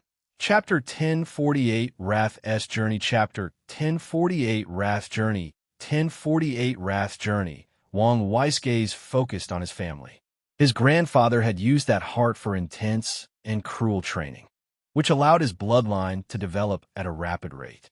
Wong Wei had not had contact with Yang Wei for a long time, but his intuition told him the latter had found the Nine Sons Emperor. That is to say, his grandfather can have his revenge match very soon. His father was still in retreat. His clones, or incarnations in the swordsmanship world, had already reached the void-shattering realm, and he was on his way to finish his nine-extremity foundation. As for his mother, she was in the lower realm, spreading the enlightening temple. More than 2,000 years ago, she achieved her cultivation goals and began the final step of gathering merit to prove the Tao. My deception method seemed to have worked, thought Wong Wei as he realized true heavenly Tao was less strict with the Tao opening sect or the people close to them. As such, his mother had a high chance of becoming an empress. This gives more hope for Li Jun and Yin Liling. His gaze shifted outside of the myriad emperor world to other world communities. A few significant changes had occurred. The primary one was that a few heavenly emperors had appeared. These people gritted their teeth and paid the fee to Wong Wei after true heavenly Tao became the one protecting his patent. The most powerful of the heavenly emperors is undoubtedly He Shi, the battle god emperor. Many people in the Commerce Hub are still stubborn and do not want to pay the fee, especially after learning about the myriad emperor world's expansion in the lower realm and the other things they've created that can gather merit. They wanted to copy it and build their own dream world and maybe even enlightening temple. However, these patents are not even open to the public. So, the only way to get their hands on them is to kill Wong Wei and force the Tao opening sect to permit them. And if the sect does not agree, eradicate it until there are no inheritors to these patents. After knowing their thoughts, He Shi came to these people with the promise of helping him kill Wong Wei. And they believed him because he revealed the Spirit Genesis sect's greatest kept secret, the broken Empyrean artifact. Such information brought great confidence to these people from the Commerce Hub. And He Shi used this opportunity to grab more power and rapidly recuperate from the loss he suffered at Wong Wei's hands. Although the sect was not back to its full power, since it could not easily compensate for the things lost in the garden, his actions drastically reduced the time they needed to recuperate. Of course, He Shi's life was not all positive. Wong Wei had already planted a bone stuck in his throne in the form of Gao Buchan. The latter became a part of his court, whose entire purpose was to contradict and make things difficult for him. He Shi would not accept such a thing, so he tried eradicating Gao Buchan and his factions. Luckily, Desolate One was his protector and fought with him. Desolate One lost that battle fairly easily, but he also revealed Wong Wei's talisman, forcing He Shi to stop since he did not want to reveal his trump card. Does he want to lure me into his world and use that artifact? Thought Wong Wei with a sneer. Although he could not divine information about He Shi due to the artifact, the Fate Shadow Guard had already infiltrated the upper echelons of the Commerce Hub, so these people's actions did not escape his sight. I've been patient with you because of my worry for Emperor Jia. It seems it's time to stop being cautious and eliminate you. No matter what Emperor Jia hides or does, the truth will be revealed once he deals with He Shi. Wong Wei's gaze shifted to the Star Beast world. He sent words to Tong Ruobing and Mu Lei that they could start spreading the dream world based on their previous agreement. Afterward, a screen appeared before him, and a few seconds later, Wrath's beautiful face appeared wearing a crimson dress. "Why is it so hard to see you?" she asked. "That's not my fault. When I'm available, you're in retreat. When you're free, I'm the busy one," shrugged Wang Wei. "I thought you were avoiding me. And why would I do something like that? Who knows what shady individuals like you do? I feel like you have a warped view of what kind of person I am." "No, I see you for what you are. And what is that? It's best that I keep my thoughts out so as not to ruin our acquaintanceship. I thought we were friends," said Wang Wei with a smile. "Friends? If we are friends, why don't you publicly meet me and announce we are working together?" Wang Wei coughed slightly, a little absurd at this conversation. He felt like he was conversing with his mistress, who grew resentful of her status and wanted a genuine relationship. Back to the main topic. "I've kept my part of the bargain and saved as the remaining devil races," said Wang Wei before summoning a red crystal ball containing a small world. With a wave, he sent it across an infinite distance to her. Wrath held the thing in her hands. "What about the devil gods?" "My property, of course." There were 4 remaining devil gods, and Wrath once exchanged one with him. The remaining 3 were his resources, and he would not hand them over. "I thought we were friends? Shouldn't friends be more gracious or giving?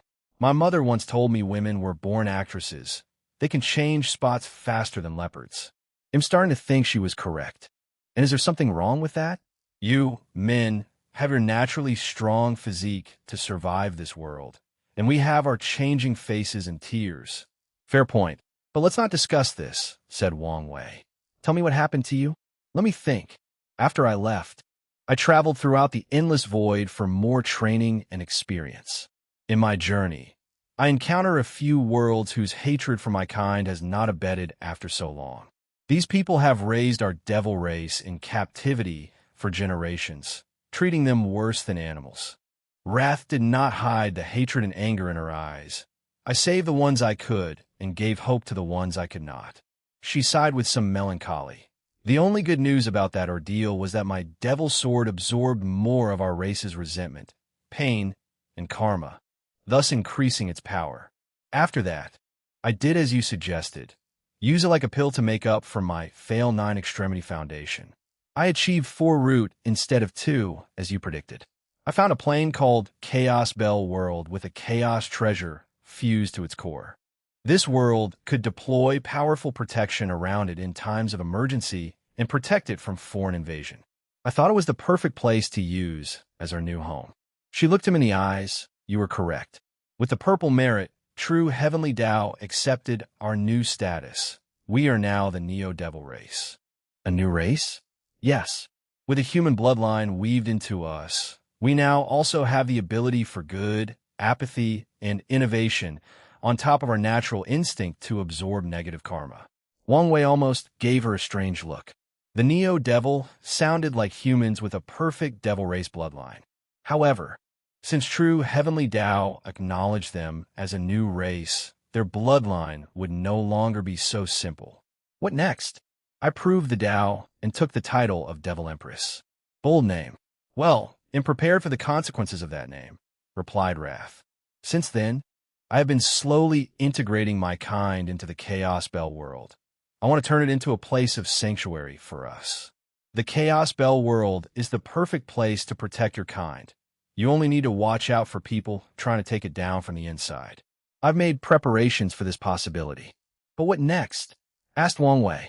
You can't expect the Neo-Devil to stay cooped up in their home world forever. Isolation is the best way to protect us, said Wrath. I will try to change the world's view of us before I leave, but if I fail, this method will at least preserve our existence for a few eras. I have a way that may help, added Wang Wei before explaining the dream world to her. Yes, communication and understanding are the best ways to eradicate hatred in generational history. As long as my people interact more with the world and show them their new selves, it's only a matter of time before we can find true acceptance.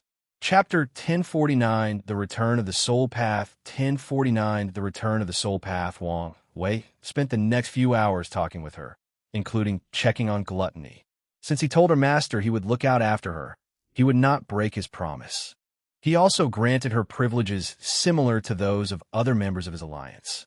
After the conversation ended, Wang Wei took a moment to ponder about his life and goals as he discovered how much farther he had to go for his dreams to be accomplished. Although he is one of the most powerful individuals in the lower dimension, he still has to be careful not to be seen in public with wrath and the devil rays to protect the longevity of his era. Such an act is a form of restriction, and he did not like it, but that's how things must be. If he were powerful enough and could reach the half-step transcendent realm as soon as possible and not worry about true heavenly Taoist effect on his new era, he would not have to do such a thing. As cliché as these words are, everything is simply because I'm not strong enough, analyzed Wang Wei. After shaking his head, he proceeded with his next task by contacting Liang Shixian. Is everything set up? Directly asked the second-generation divine race. It is, but you seem in a hurry. I'm just tired of my weak self, he replied. Plus, my situation is a little dangerous. Would you mind sending someone to come pick me up? All right. With a thought, Liang Shixian appeared before him at the court, shocking the young god. He looked around, wondering how he could reach this place so quickly and despite the barricade of their divine race's small world. Relax, have a cup of tea, and tell me what's going on, said Wang Wei as he changed the throne room to a setting more suitable for receiving guests. Liang Shixian sat down, sipped the tea, and exhaled before narrating his experience. As you knew, our divine race's small world only allowed second-generation gods to leave after cracks began to appear in the absolute beginning magic. And, for a refresher, read CH 570 God King. The elders sent many of us to other worlds to try to cultivate many emperors and eventually tackle this issue.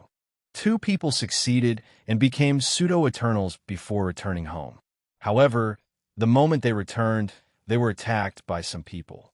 Civil war? Asked Wang Wei calmly. Yes. They apparently wanted to weaken these 2 to prevent them from acquiring more power for the younger generation.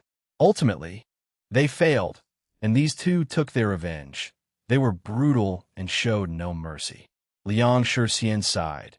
All signs indicated that the second-generation gods were about to take absolute control until the absolute beginning magic suddenly failed, broken without any explanation. The first-generation gods should have a deep foundation that suddenly revealed itself, commented Wang Wei. Exactly. He was a powerful ancestor who could not function properly even in our small world. But now, he was free. With him alone, he could hold our 2 Eternals, dragging the war to be longer than it should have been. Now, so many people have begun to escape to avoid this war, leading to a drastic weakening of our kind. Wang Wei listened attentively as he realized this is what would have happened to the Tao opening sect or many other factions had the older generation decided to keep power to themselves while still being immortal. Extreme monopolies have been one of the leading causes for the cultivation of the world's lack of development, and if the older generation never relegated power, the world would have been in a much worse state. So, still haven't changed your mind on the Emperor path? Asked Wang Wei. No, I still disdain it. Wang Wei shook his head. I've talked about the dream world before, so let me show it to you. You could take a few days before we begin. All right. Wang Wei showed him how to enter before also checking things himself. The dream world was not divided into millions of servers, for lack of a better term. The largest or main server is where individuals from all worlds can meet and interact, followed by countless smaller servers based on an individual's plane. For example, if a Myriad Emperor world native only wants to converse with people from his home, they must enter that particular server. If they wish to speak to someone else from the lower realm, they must enter the most significant server or receive an invitation to enter that person's world server. The battle tower was also divided into servers with many different lists. For example, there was a list of the most powerful cultivators in the 4-pillar world, which Kai Renshu took. That title, of course, went to Wang Wei in the Myriad Emperor world. Li Jun held the position of the most powerful heaven chosen in the Myriad Emperor world and the main server. Kai Renshu actually ranked 28th. And considering this list included millions of worlds, it was very impressive. Of course, a few talented individuals, like Di Jiaying, Wang Wei's father and mother, or Dong Lifan, chose not to participate yet in the rankings. Wang Wei checked the rankings and was satisfied to see Li Jun and Yin Liling at the top of a list in 2 servers. Even Tai Gang tops the list for the best legion, beating out Li Jun's Slaughter Legion and a few other talented military strategists. Wang Wei looked into the distance. The Star Beast world had just acquired its own server, so the lists were about to be shuffled. Soon afterward, the Demon Suppression world, the Chaos Bell world, Ji Lanfang's Immortal Ascension world, and Shirkian and Shishangayan's worlds will also have their own server. The next non-alliance world to get their server should be the Martial Hegemony world. That's when our expansion truly begins. However, such a world might cause some headaches. Hopefully, Su Shi can provide some help to the situation, thought Wang Wei. A few days later, Liang Shixian was ready, and Wang Wei took him to a special location in the dream world. The second-generation god looked at the golden hues floating everywhere, and his eyes shone brightly. Such a significant amount of incense, he commented. He does not think he had seen such an extravagant amount. That's normal, since it's from an entire world community, replied Wang Wei calmly. You know the plan, so let's begin. Liang Shixian sat cross-legged on the floor and began to cultivate. He ran the cultivation method Wang Wei created and immediately began to condense his soul ring and divine flame. The soul has certain innate qualities, one of which is its immortal essence. Without cultivator interference, a mortal's soul would not die or be destroyed and continue the endless cycle of reincarnation. The first part of this technique or path is to condense a soul ring born from the soul's immortal characteristic. This process is extremely difficult and virtually impossible for most mortals without a higher being's aid. However, Liang Shixian was a god and cultivated soul law. After numerous attempts, he condensed a soul ring above his divine soul. The next step was to absorb the incense and combine it with the ring.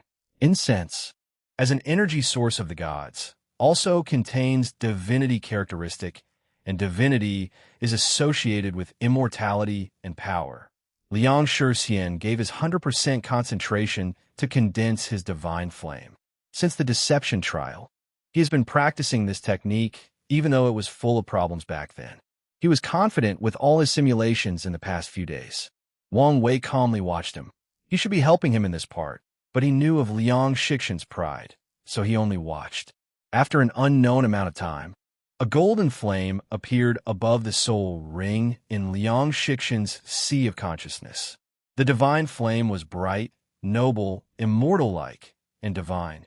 It released a burst of power that washed away every corner of Liang Shixian's soul and body. Now, not only was his soul immortal, but his body also shared the characteristics. How do you feel? Powerful, but also disappointed, said Liang Shixian. He could tell his strength was only on par with second-class emperors. You should be proud. Other people would never have this level of strength after becoming god kings. If not for your affinity with incense and your talent as a second-generation god, you would probably only be on par with third class. Liang Shixian shook his head, but Wang Wei did not say anything. He warned him beforehand and should have expected this outcome. What can you do? Besides bypassing most defenses and directly attacking the soul, I seem capable of temporarily borrowing power from the Grandao source, he replied. That makes sense. Your soul is powerful enough to bear its power. However, I'm guessing the duration is very short compared to Dao ancestors. A god king's divine flame was the same as a Dao ancestor's inner world or an immortal venerate's immortal mansion. If it's destroyed, they lose their strength and suffer serious injuries. Yes, long-lasting battles against them are not recommended. Wang Wei nodded. Do you want to immediately announce the return of the soul path? No, I'm currently too weak, denied Liang Shixian. I have some privileges as its founder, and I will use them to become an eternal class powerhouse. Then I will announce them. Will it take long? Asked Wang Wei. Not really, but I might need more incense. As long as you pay for it, That's fine. Liang Shixian did not mind since the latter fulfilled their agreement and owed him nothing. Chapter 1050 Return of the Soul Path 2 1050 Return of the Soul Path 2 Liang Shixian did not immediately continue his retreat, but entered the battle tower. He chose his first opponent, an immortal venerable. As soon as the battle started, he mobilized the power of his divine flame, releasing a spiritual pressure that rendered the immortal venerable immobile. My soul power can affect his soul, body, and even the operation of his immortal mansion, summarized Liang Shixian. With a thought, he crushed his opponent into meat paste. He chose a regular Tao ancestor for his next opponent, and Liang Shixian also restricted his strength to the same level. He had one purpose for this battle: to find how long a regular God King could last in battle while borrowing the power of the Grand Tao Source. The answer was 7 days of constant battle.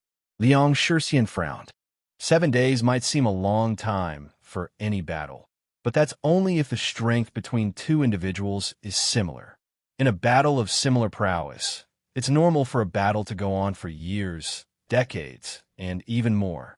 Given the lifespan of immortals, Liang Shixian would not be surprised if someone told him two emperors fought for millions of years, non-stop, without determining a victor. God Kings must not rely too heavily on the Grand Tao Source. Our main battle method should be direct soul attacks, or using illusion and other mind-interfering methods. Analyzed Liang Shixian. Maybe we should use other laws to make up for it? Normal laws would be useless in battles of this level, unless they had something similar to heaven laws. We can create our own divine law, thought Liang Shixian. God Kings will not have ready-made incense for them to walk this path. So, they must create their own divine kingdom with followers that provide them with enough worship for the transition. Then, with the help of a great emperor, sadly, or other immortal beings, they will condense their soul ring and divine flame.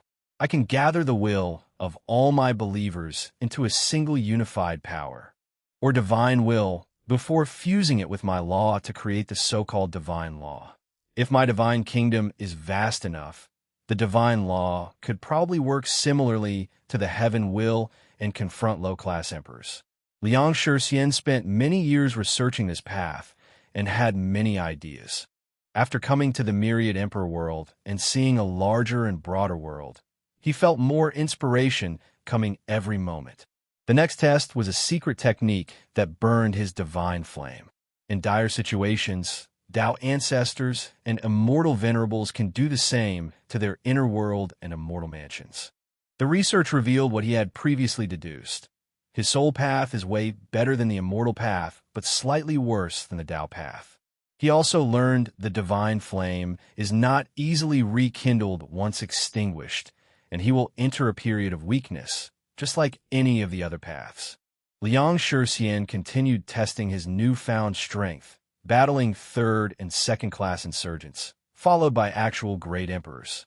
When facing an emperor, he could not borrow the power of the Grand Tao Source, but he was also not suppressed by the emperor's awakening or soul power. On the contrary, he obliterated his opponent's soul, leaving an empty body. Liang Shixian gathered much data on this new path and formed many ideas and plans for the future of this path. Afterward, he returned to the incense area of the dream world to continue cultivating. As he absorbed more incense, he saw the intensity of his divine flame slowly increasing. If I want to become a God Lord and God Emperor, the divine flame must reach its limit before I condense a second ring and flame. His eyes couldn't help but shine in anticipation. However, he knew he still had a long way to go. Liang Shixian did not continue cultivating, but proceeded to use the special right granted to him by heaven and earth for creating this path. He absorbed a large quantity of incense to build a divine kingdom inside his sea of consciousness. He took inspiration from Dong Lifen's Fortune Dynasty path to build a vast divine kingdom in his mind, full of worshippers made entirely out of incense. He even gave them life by using his soul law. Liang Shixian knew such an act would force him to give most of his merit to Wang Wei, but he did not care. After he finishes, he will be an eternal tier insurgent and not the weak kind. If only all god kings were allowed to create a divine kingdom inside their sea of consciousness, thought Liang Shixian. If that were the case, his soul path would be very close to the emperor path, if not on par. Let's try this divine will and divine law idea.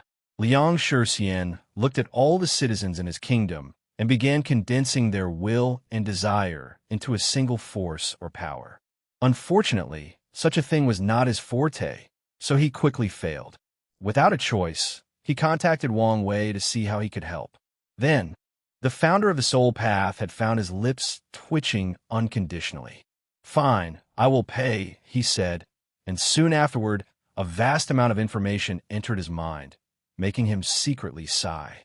Even with his current strength, he could not see the limit of that cheap bastard's power.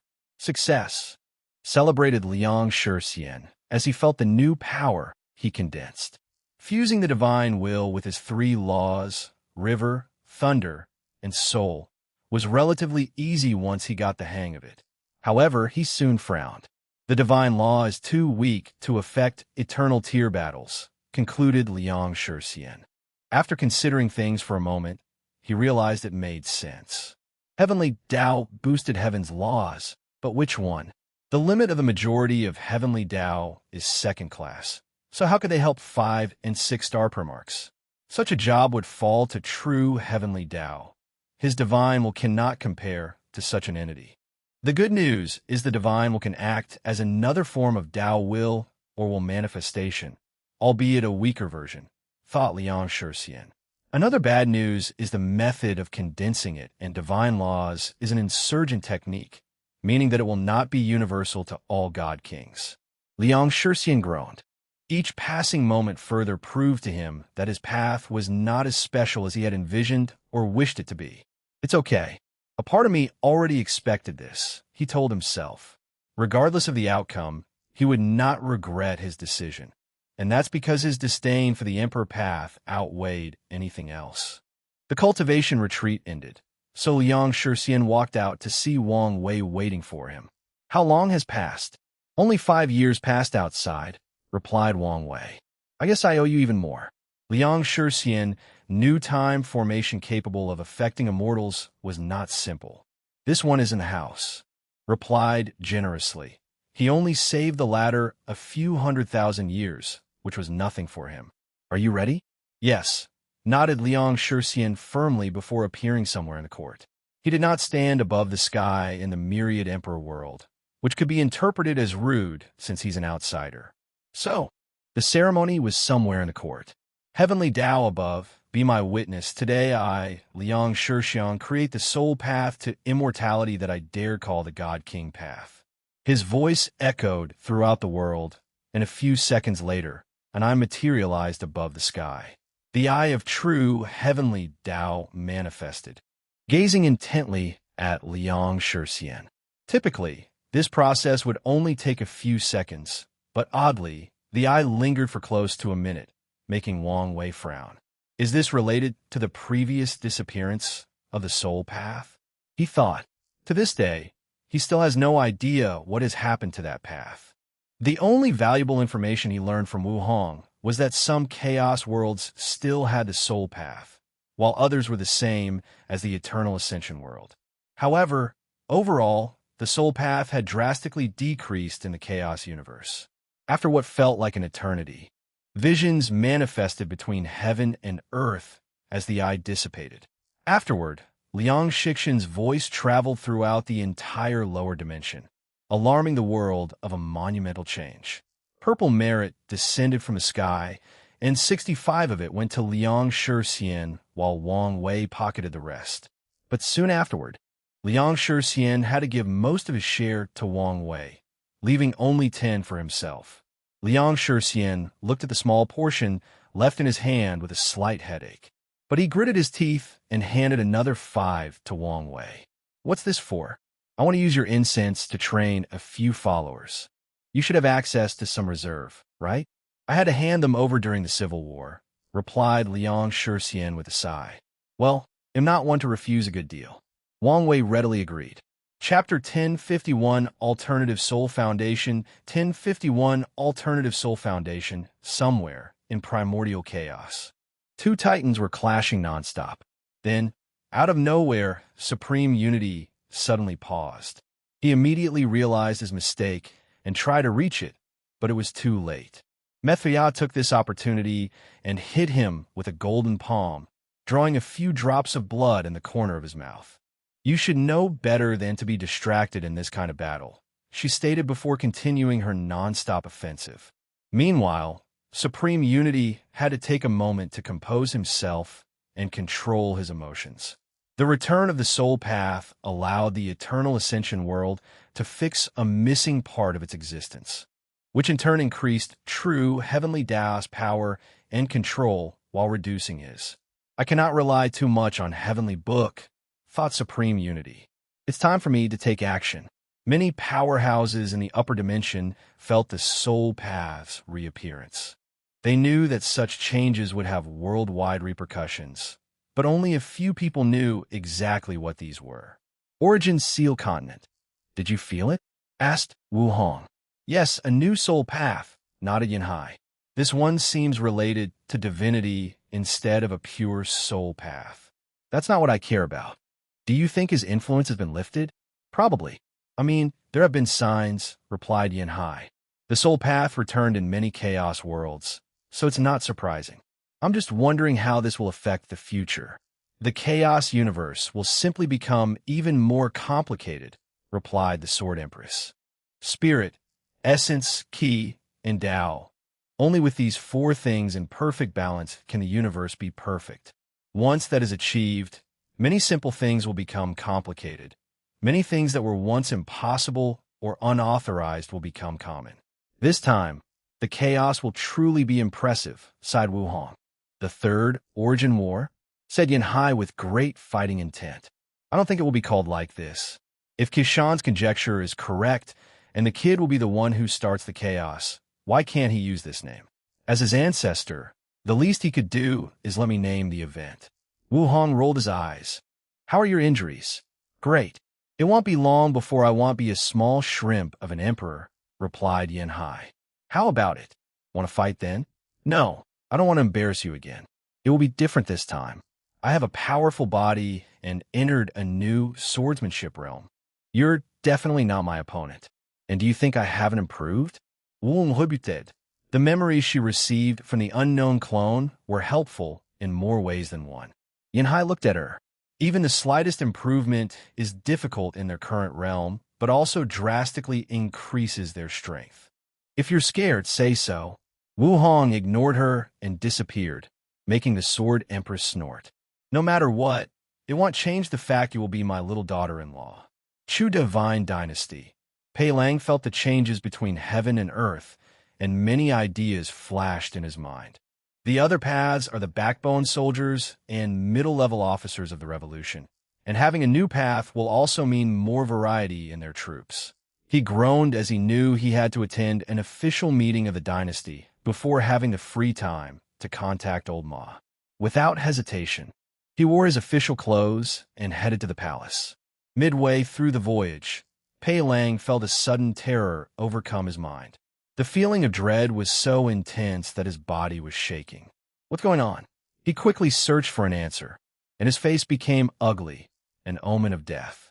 His intuition was warning him that death was rapidly approaching. What happened? Was my identity exposed? This was unlikely. Pei Lang was not stupid and knew someone was protecting him. Otherwise, he would never be able to hide from certain individuals. "Calm down," he repeated over his mind while breathing. "No matter the situation, as long as I can become a boundless paragon, my chances of surviving this catastrophe should improve." As Pei Lang attended today's meeting, his facial expression never revealed any anomaly.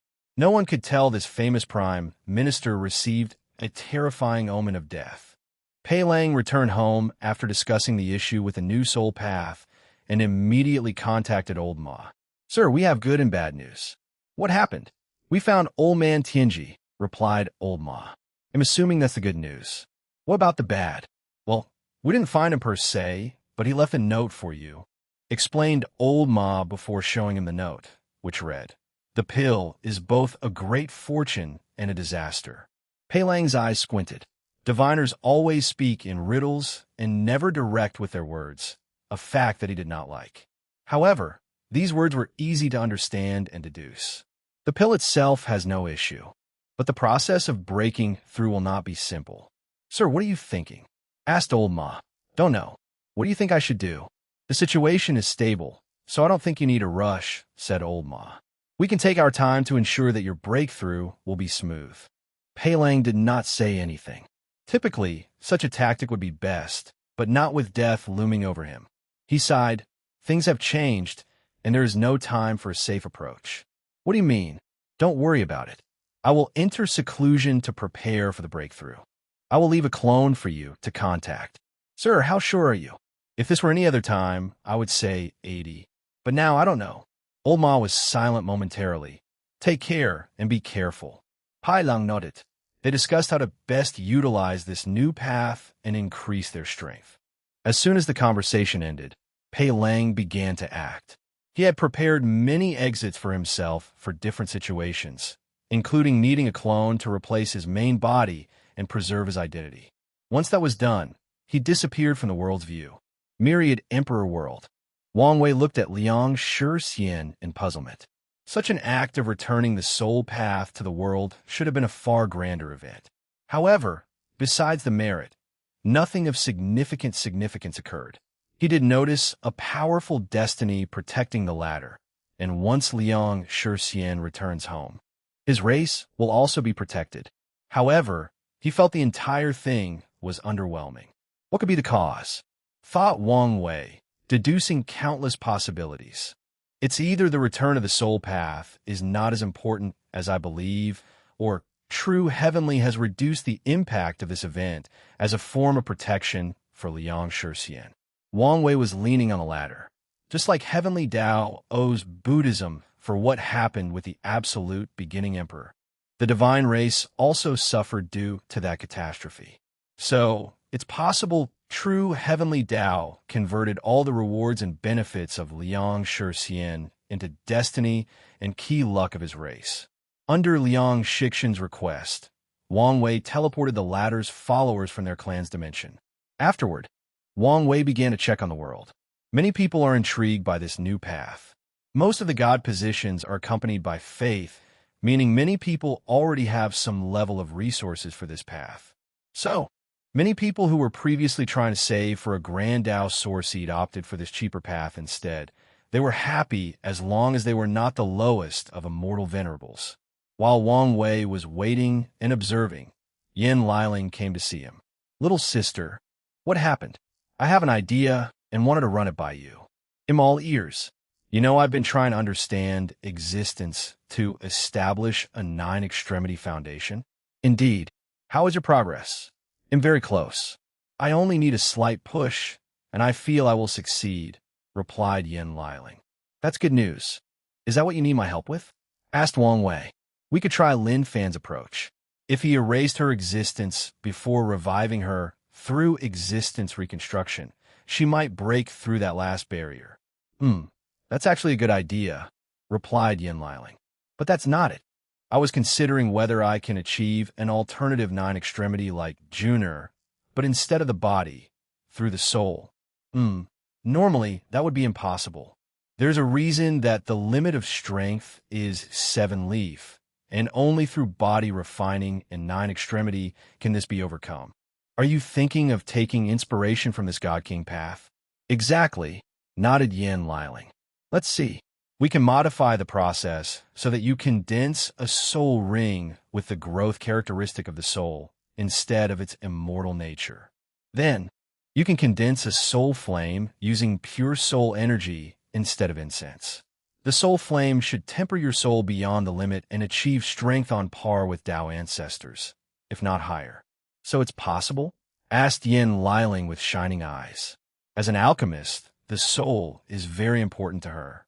So this way is more compatible to her than the 9-extremity foundation. We could try.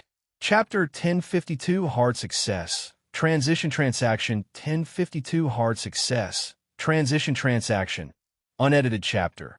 Wang Wei frowned as he watched Yin Liling in the simulation trying to condense the growth soul ring.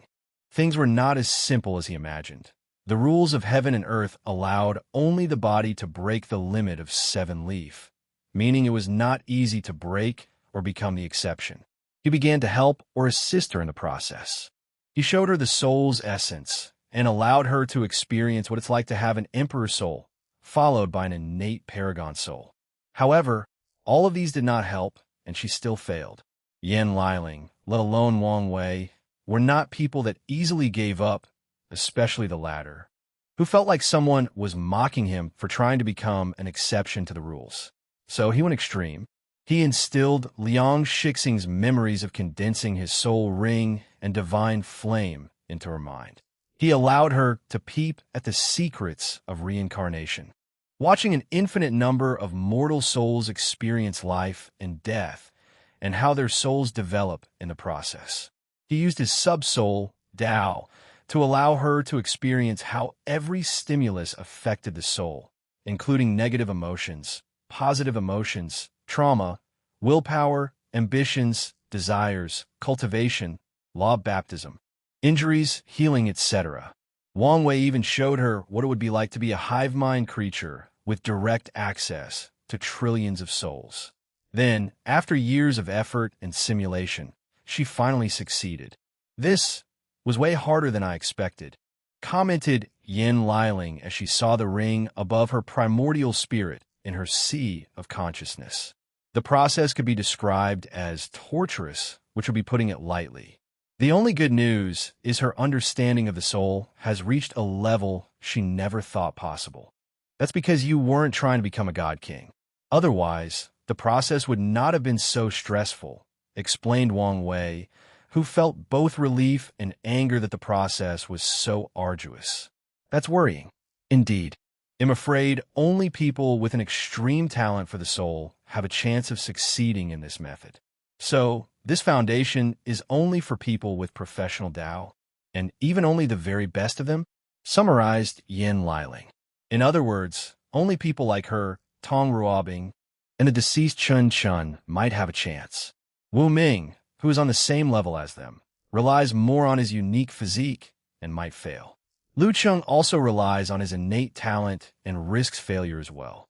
After all, Yin Liling used the force control skill, which is an even better version of his talent. But it was not enough for the procedure. The fact that there are 3 people with the talent for this kind of foundation is a testament to how many unparalleled geniuses this generation has, observed Yin Liling. Wang Wei groaned after hearing these words. He still has not given up on his father achieving 10 supremacy and thought this method might allow him to refine an innate emperor soul. But it appeared this attempt was futile. It seems Dad might have to wait for a foundation reestablishment in the later years of his cultivation journey if he wants a chance at 10 supremacy, analyzed Wang Wei. Let's proceed to the next part, added Wang Wei, and Yin Liling continued with the simulation. The next part was also difficult, but not as extreme as the first. They had ample pure soul energy from the dream world's excellent business model, and Yin Liling now had a deeper understanding of soul Tao to increase the likelihood of success and accelerate the process. The combination of pure soul energy and the soul ring and ensuring the innate soul flame, name chosen by Yin Liling, contained the characteristic of nurturing further to aid the growth or development of the primordial spirit took significant work between the two before finally succeeding. "How does it feel?" asked Wang Wei as he saw the final product. "Excellent. I can feel my soul growing with each passing minute," explained Yin Liling. "It won't be long before I can bear the power of the Grand Tao Source for a short period, meaning I will be able to refine Tao pills." "That's great to hear," replied Wang Wei before frowning a little. "I'm starting to think my plan for you guys to prove the Tao is unnecessary. At this point, it would be best to wait for the right generation and participate in the battle." "No need. I am more than happy to safeguard your era after you leave," replied Yin Liling. "And I know Junior feels the same. But there's no need. We want to, and that's what matters." Wang Wei sighed, "All right. I just had a great idea. What if I fuse the origin pill flame with the innate soul flame? Hmm. It should increase your soul's potential or higher limits, while also increasing your pill refining ability, analyzed Wang Wei. However, as you know, this thing is very exclusive, so it won't be easy to fuse. We have the time. That's true. Do you want to condense the soul ring and flame now, or continue with the simulation? Asked Wang Wei. It's best that I finish everything in one fell swoop. As you wish, but things are about to happen on the outside, so I will leave a projection to continue helping you. That's all right. Wang Wei left the dream world, and a little over 500 years had passed on the outside. Of course, Yin Liling had spent countless times higher inside the simulation with his help. With a single thought, he checked the world and muttered, "Things are about to set up in place." A few days after his exit, visions manifested all over the myriad Emperor world, followed by a mighty and noble cry of a dragon. All eyes immediately focused on the northern continent, and not long afterward, the world knew a new Eternal had appeared, Primal Darkness Dragon Emperor. The majority of the people were lukewarm about this new change. By this time in the era, Emperors and Eternals had become too normal. With the advancement of civilization and the dream world, mortals are more connected and have more knowledge about the cultivation world. So, even with their relatively short lifespan, they have records of things that happened 10,000 years ago. Wang Wei once prayed for the mortal children that have to learn such a long history. Luckily for them, their spirit is higher than regular individuals. The only people who genuinely care about Ao Shin's achievement are the top lineages, as his new power increases the level of threat he poses. And the people who still refuse to acknowledge the rise or even presence of the demon race. Ao Shin and the demon have only become an even greater threat to these people. They even critiqued the Heavenly Emperor for his passive or even encouraging attitude toward the demon race. Wang Wei did not care about how the world reacted to these changes. He looked at the northern continent, and a smile crept on his mouth as he thought of something.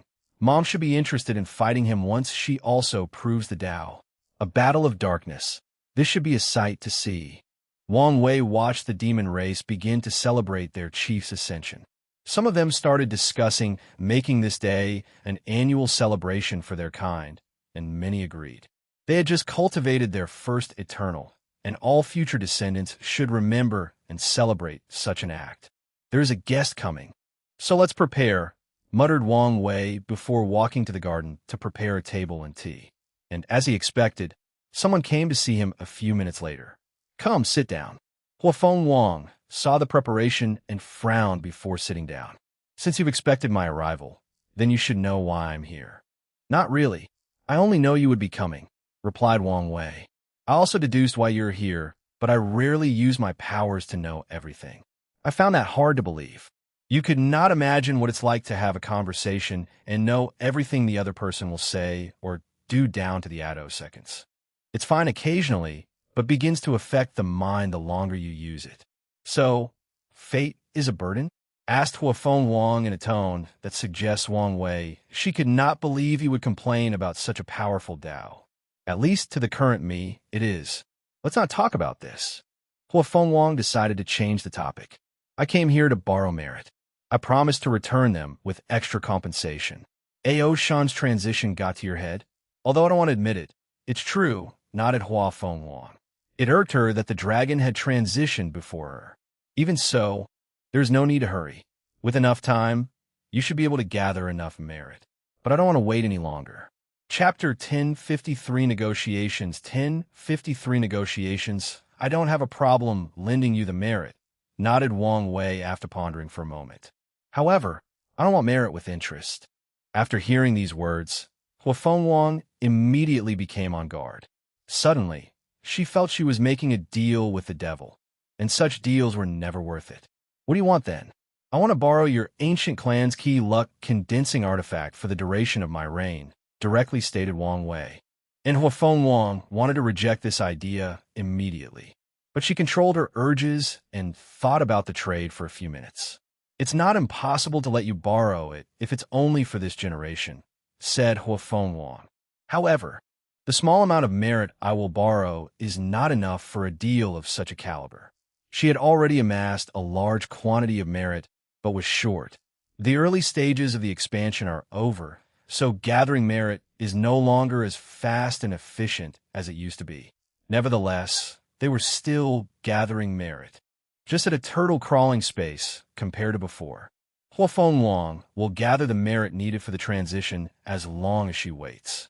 After seeing AO shun success, she only asked for a loan because of her competitive nature. That's a fair point. What do you think is a fair exchange? Let me think. Besides the merit I need, I want a few world communities for the ancient clan when the court further expands, said Huafeng Wang. Additionally, I want the position of regent for 10 generations. Wang Wei shook his head. Do you feel it's not worth it? Asked Huafeng Wang.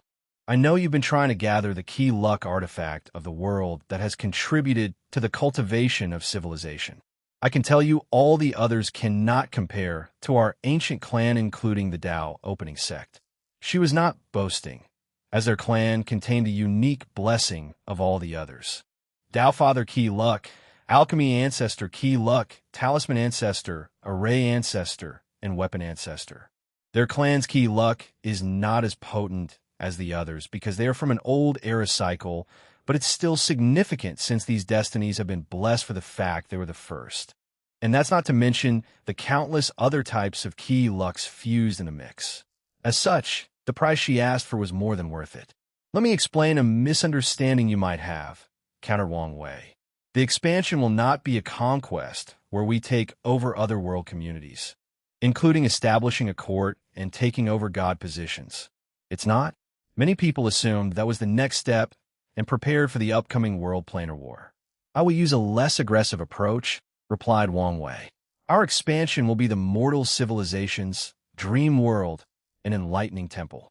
Over-aggression and conquering will be detrimental to the longevity of his era. So, he will use a more peaceful approach.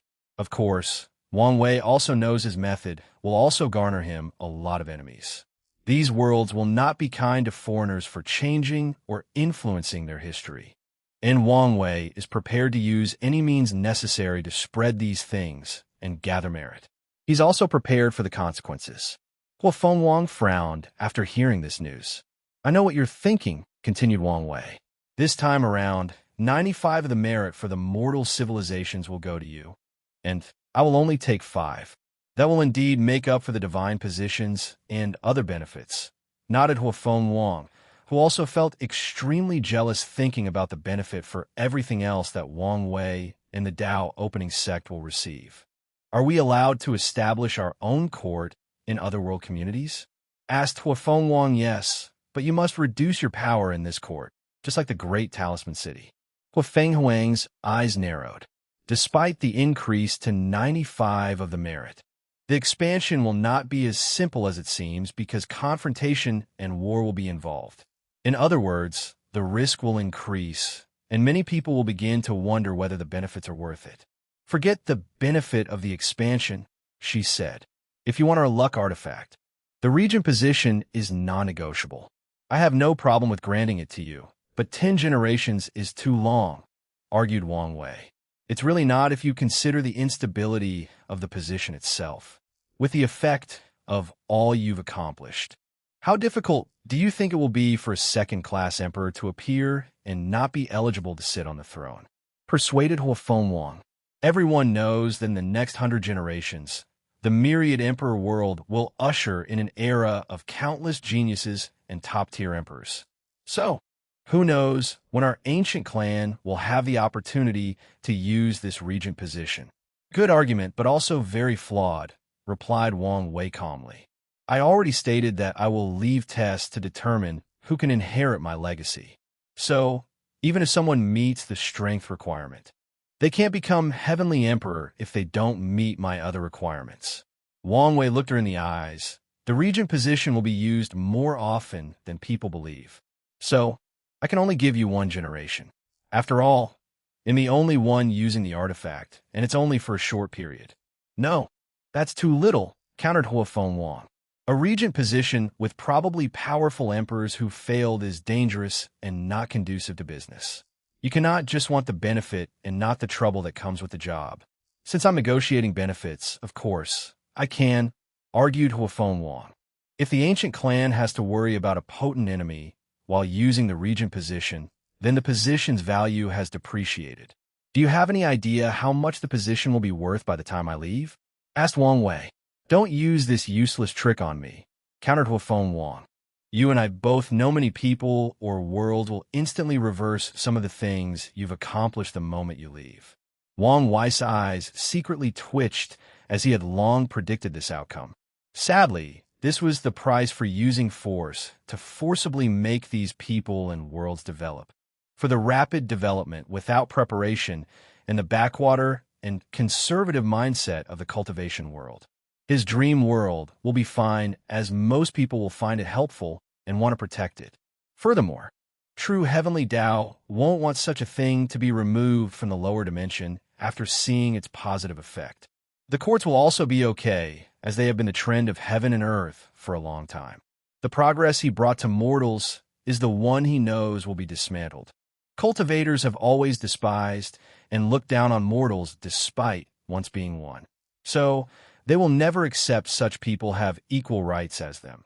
Even worse, many won't even accept the fact that mortals are no longer the dirty and ignorant individuals they were and should be. Luckily, the mortals will have the enlightening temples to protect them and give them a fighting chance. And if some world might create a miracle where a mortal's art could reach the level of an immortal, these worlds will be saved. Things will not crumble as fast as you say, replied Wang Wei calmly.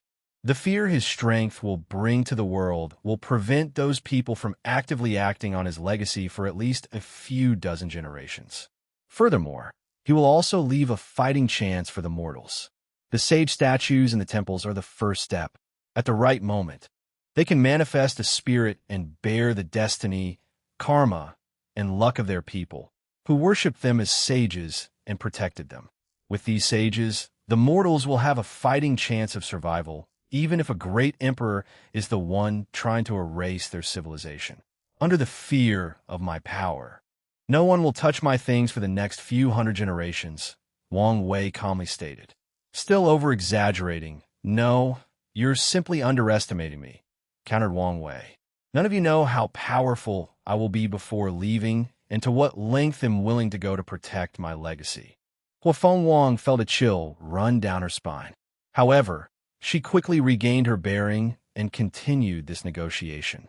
They talked for more than an hour before agreeing. In the end, Wang Wei was not willing to give the regent position for more than one generation. There were too many benefits to being a regent, and he only had to use the ancient clan's luck until his ascension.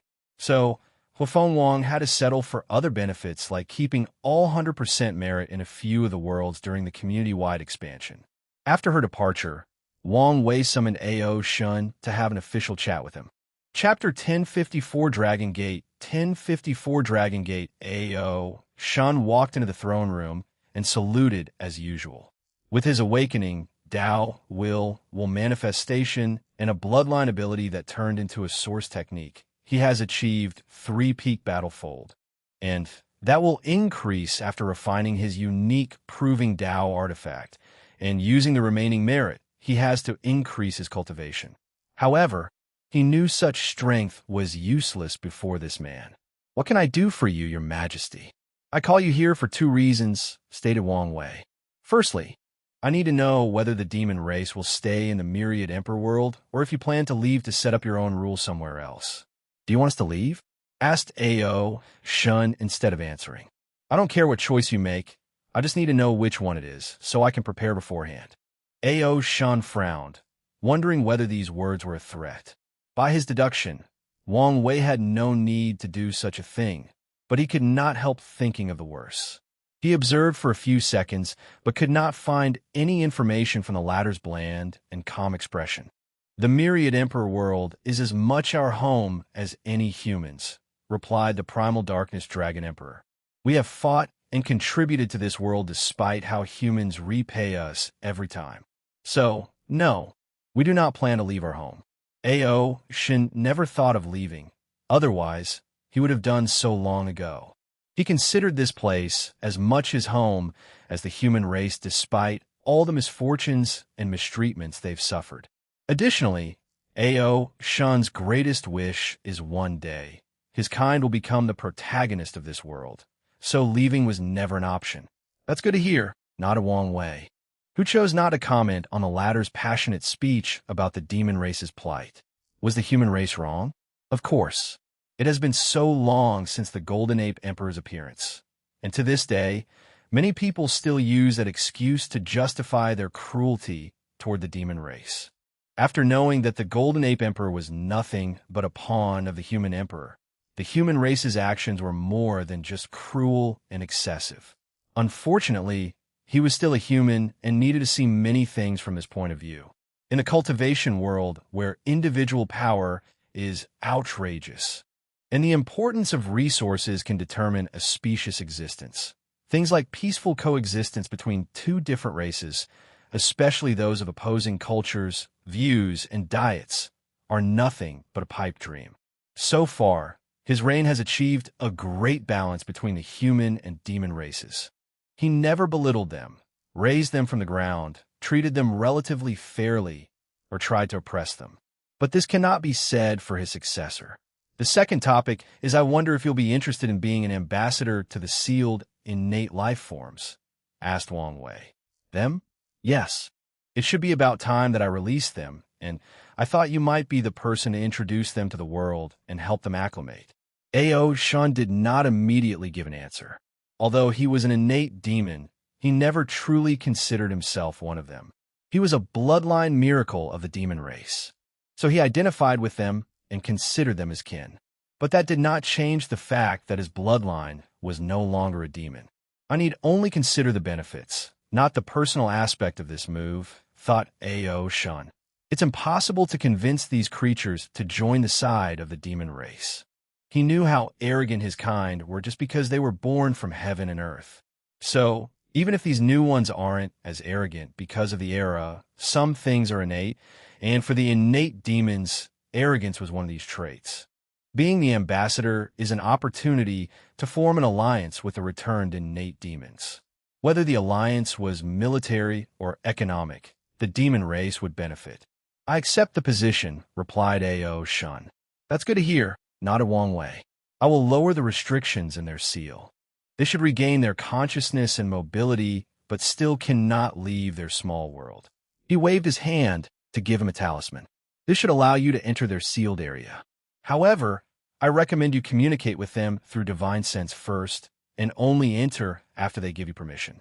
Ao Shun nodded as he would do the same even without these words. He understood the need for respect of his kind, so he would never barge in, even if he could. Well, I know you should be busy after your transition, so I won't keep you. Your Majesty, I have something I would like to ask. Go ahead, replied Wong Wei. Will the demon school continue to expand? Yes, but you won't be the only one sharing the merit. Al Shane's bro Fuhovid. He had already tasted the sweetness of being in charge of this project, so it was not a good feeling knowing everybody would have share now. I understand, replied Ao Shun while secretly sighing. The demon race needs a patent-worthy invention. Sadly, such a thing is rarer than how eternal emperors used to be. After borrowing, he left the throne room before disappearing from the court. Above the sky in the northern continent, he looked at the moon as he sensed a tribulation similar to his.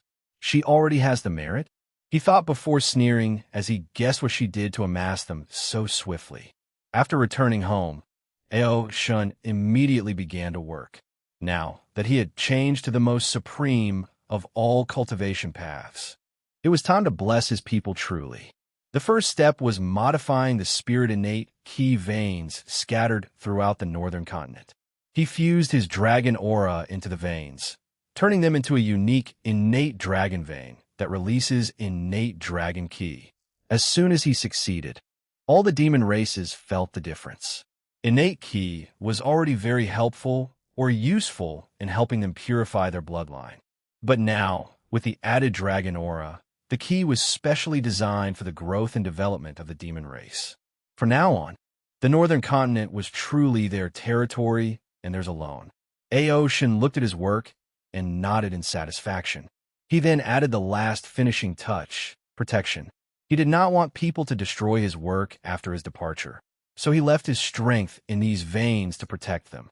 Although he prepared a potent race protecting Array to protect the northern continent, Ao Shun wanted to be extra cautious. Ao Shun teleported to a very well-hidden dimension of the demon race. He stared at a towering white gate with dragon designs.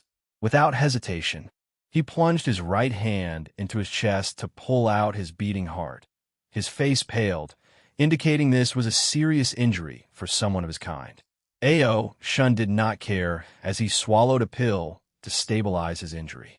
Under his control, the heart flew to the gate before fusing into it, turning it red while releasing intense lights. After a few seconds, the gate moved on its own as it flew exactly 99,999 kilometers in the air before opening its door to release water and forming what resembled a waterfall. A fish leaping the dragon gate to become a true dragon, muttered Ao Shun with a wide grin. This dragon gate is the ultimate foundation he will leave behind to the demon race. Every generation, the most talented demons can come here to purify their blood by swimming up the water. The ones who successfully reach the gate will even have the opportunity to revert to innate and become like him or elevate their bloodline to be on par with innate demon gods. He had this idea after seeing the captured Wong clan member. Although he only saw the kid briefly, he guessed some of the essence of his bloodline. Ao Shun walked to the waterfall and tasted it. Still needs a lot of work, he commented. He used many resources, including many different bloodlines, to build this gate, but it was still incomplete. Firstly, he would love to get more innate demon god bloodline to fuse with the gate. So that's another reason he accepted the Heavenly Emperor's proposal. Secondly, he needs to further nourish the gate with bloodline, but that will have to wait until his body reaches a higher level in the true power Dao realm. Lastly, he needs a very potent thunder resource to add to the gate. According to Ao Shun's vision, this artifact would also assist his kind in their tribulation. He knows how terrifying the tribulation is for changing the bloodline or any other type of tribulation, and this thing will be of great use. Ao Shun left this place to participate in the festivities. He still had a few more things to accomplish before he could visit the innate demon gods. Chapter 1055 Seed of Distrust 1055 Seed of Distrust Heavenly Court. Wang Wei observed the talisman with the character's ancient clan in his hand. The ancient clan was not a monolith, so their key luck artifact was many and took different shapes. However, the overall condensed luck of everybody manifested in the talisman in his hand. I thought it would be much harder for Hua Feng Huang to get her hands on this thing. It seems her control of the clan is greater than I gave her credit for, thought Wang Wei before looking at the moon. He saw her tribulation, and it was something to scoff at. True heavenly Tao was ruthless in the tribulation, most likely as a way to deter people from walking the path of transition. This is probably why, despite the ancient clan giving birth to a few 4- and 5-star primarchs, no one has actually transitioned. Of course, this kind of tribulation is child's play compared to his immeasurable tribulation, but it's not something ordinary heaven-chosen can handle. After observing for a while, Wang Wei put away the talisman before visiting Su Shi. After she made the court her residence, they talked often and further developed their friendship. Innate demon god race, small world. This world is wrong, said Primordial Life, a giant woman with 4 spike horns and small celestial bodies orbiting around them. Yes, there seems to be some incongruity with our birth, agreed Primordial Death, a gendered-neutral colossal being with all black eyes, no pupil, and 6 arms. Primordial Might, why don't you say anything? The others asked, looking at another Titan with significant muscle, blue skin, and 4 eyes. If you check the history of this world, you would understand why, replied Primordial Might. The others followed his lead and used their divine sense to scan the books of small supreme lands. So we used to rule this land? Asked Primordial Death. The 3 looked at each other. They had no memories of their ancestors and did not inherit any of their legacies. However, the previous history has made their situation more complex to navigate. So what should we do? Asked Primordial Life. We do not have any connections to our ancestors. Our focus should be integrating into this world. Replied Primordial Might. Just accept things like this. Rebutted Primordial Life. Did you not sense that gaze after we were unsealed? Primordial Might asked, and everyone shivered at the mention of these words. They remembered that fear and warning. This is not our world, and the sooner we accept this, the better chance we have at surviving and eventually thriving, warned Primordial Might. He was the embodiment of the power law and also the idea that might is right. Since the human race hunted their predecessors to extinction, he believed they had the right to rule this world. Okay, in that case, let's discuss with the demons to see what they think, nodded Primordial Life. So they contacted the Ancestral Dragon, Empress Phoenix, and Origin Kylan. The conversation went all right initially until A.O. Shun showed up, telling them he was the ambassador of the court to introduce and initiate them into the world. The primordial gods noticed A.O. Shun's identity and became suspicious of his motives towards the innate demons. Luckily, the latter did not act rashly, and his actions showed nothing suspicious during the short meeting. However, the primordial gods realized their counterpart might have a direct ally in the form of the acquired demon race, while they had nothing. So, they prepared for the possible break. A.O. Shun, you've become too predictable, thought Wang Wei as he watched these interactions. He knew the dragon would want allies for his demon race, and counted on him to act on it. Now, the seed of suspicions has been planted on the primordial gods, which would lead to the separation of these two groups and eventually weaken them. The demon race can have the innate demons, and we will take the primordial gods, thought Wang Wei. He had already severed the connection between the current and former innate demon gods to prevent their history from affecting these creatures. But that was not enough. It has not changed the fact they had such a glorious history. So Wang Wei needed to prepare in case one of them, maybe in the future, had the idea of reclaiming the glory of their ancestors. So he decided to weaken them at the earliest inception. He would not give them time to form any bond or trust, as he immediately planted a seed of doubt in their mind on the first day they regained consciousness and interacted with the world. The next step is to completely separate them, even until they have completely different cultures and ideologies. That way, in the future, even if one of them has some ideas, it will become 100 times more difficult to execute them without the support of the other. Wang Wei calmly watched everything before continuing to wait and observe. He received news that the totem warrior path had finally been perfected without any issues. Wu Ming had done an excellent job training the court's divine generals and soldiers. These positions involved many benefits, so many cultivators volunteered to become court members in this capacity. So, the Totem Warrior Legion and Devil Legion received countless daily applications. The cycle of the seasons rotated. It was 3 years later that Feng Wang finally passed. The world celebrated the birth of the sacred Beast Empress. Sadly, just like A.O. Shun, people were now too used to the appearance of eternal emperors and did not care as much. They respected her as they should to a powerhouse of this caliber. But it was not the same. The only ones who truly celebrated were the ancient clan, as Feng Wang was their first Eternals in a very long time. Despite their arrogance, they have been afraid of their clan's decline, and the appearance of an Eternal is proof of their revival. So, they all looked forward to the future. A little over a month after the sacred Beast Empress appearance, golden lights enveloped the western White Tiger continent, followed by visions of gilded lotus and Buddhist chants. An intense amount of Buddhist Tao rhymes then enveloped the entire continent. Did he succeed? Muttered Wang Wei as he watched the show. No, not succeed, but something else. As expected, Feng Hung, the Taozen Buddha Emperor, appeared to announce the appearance of a new scripture.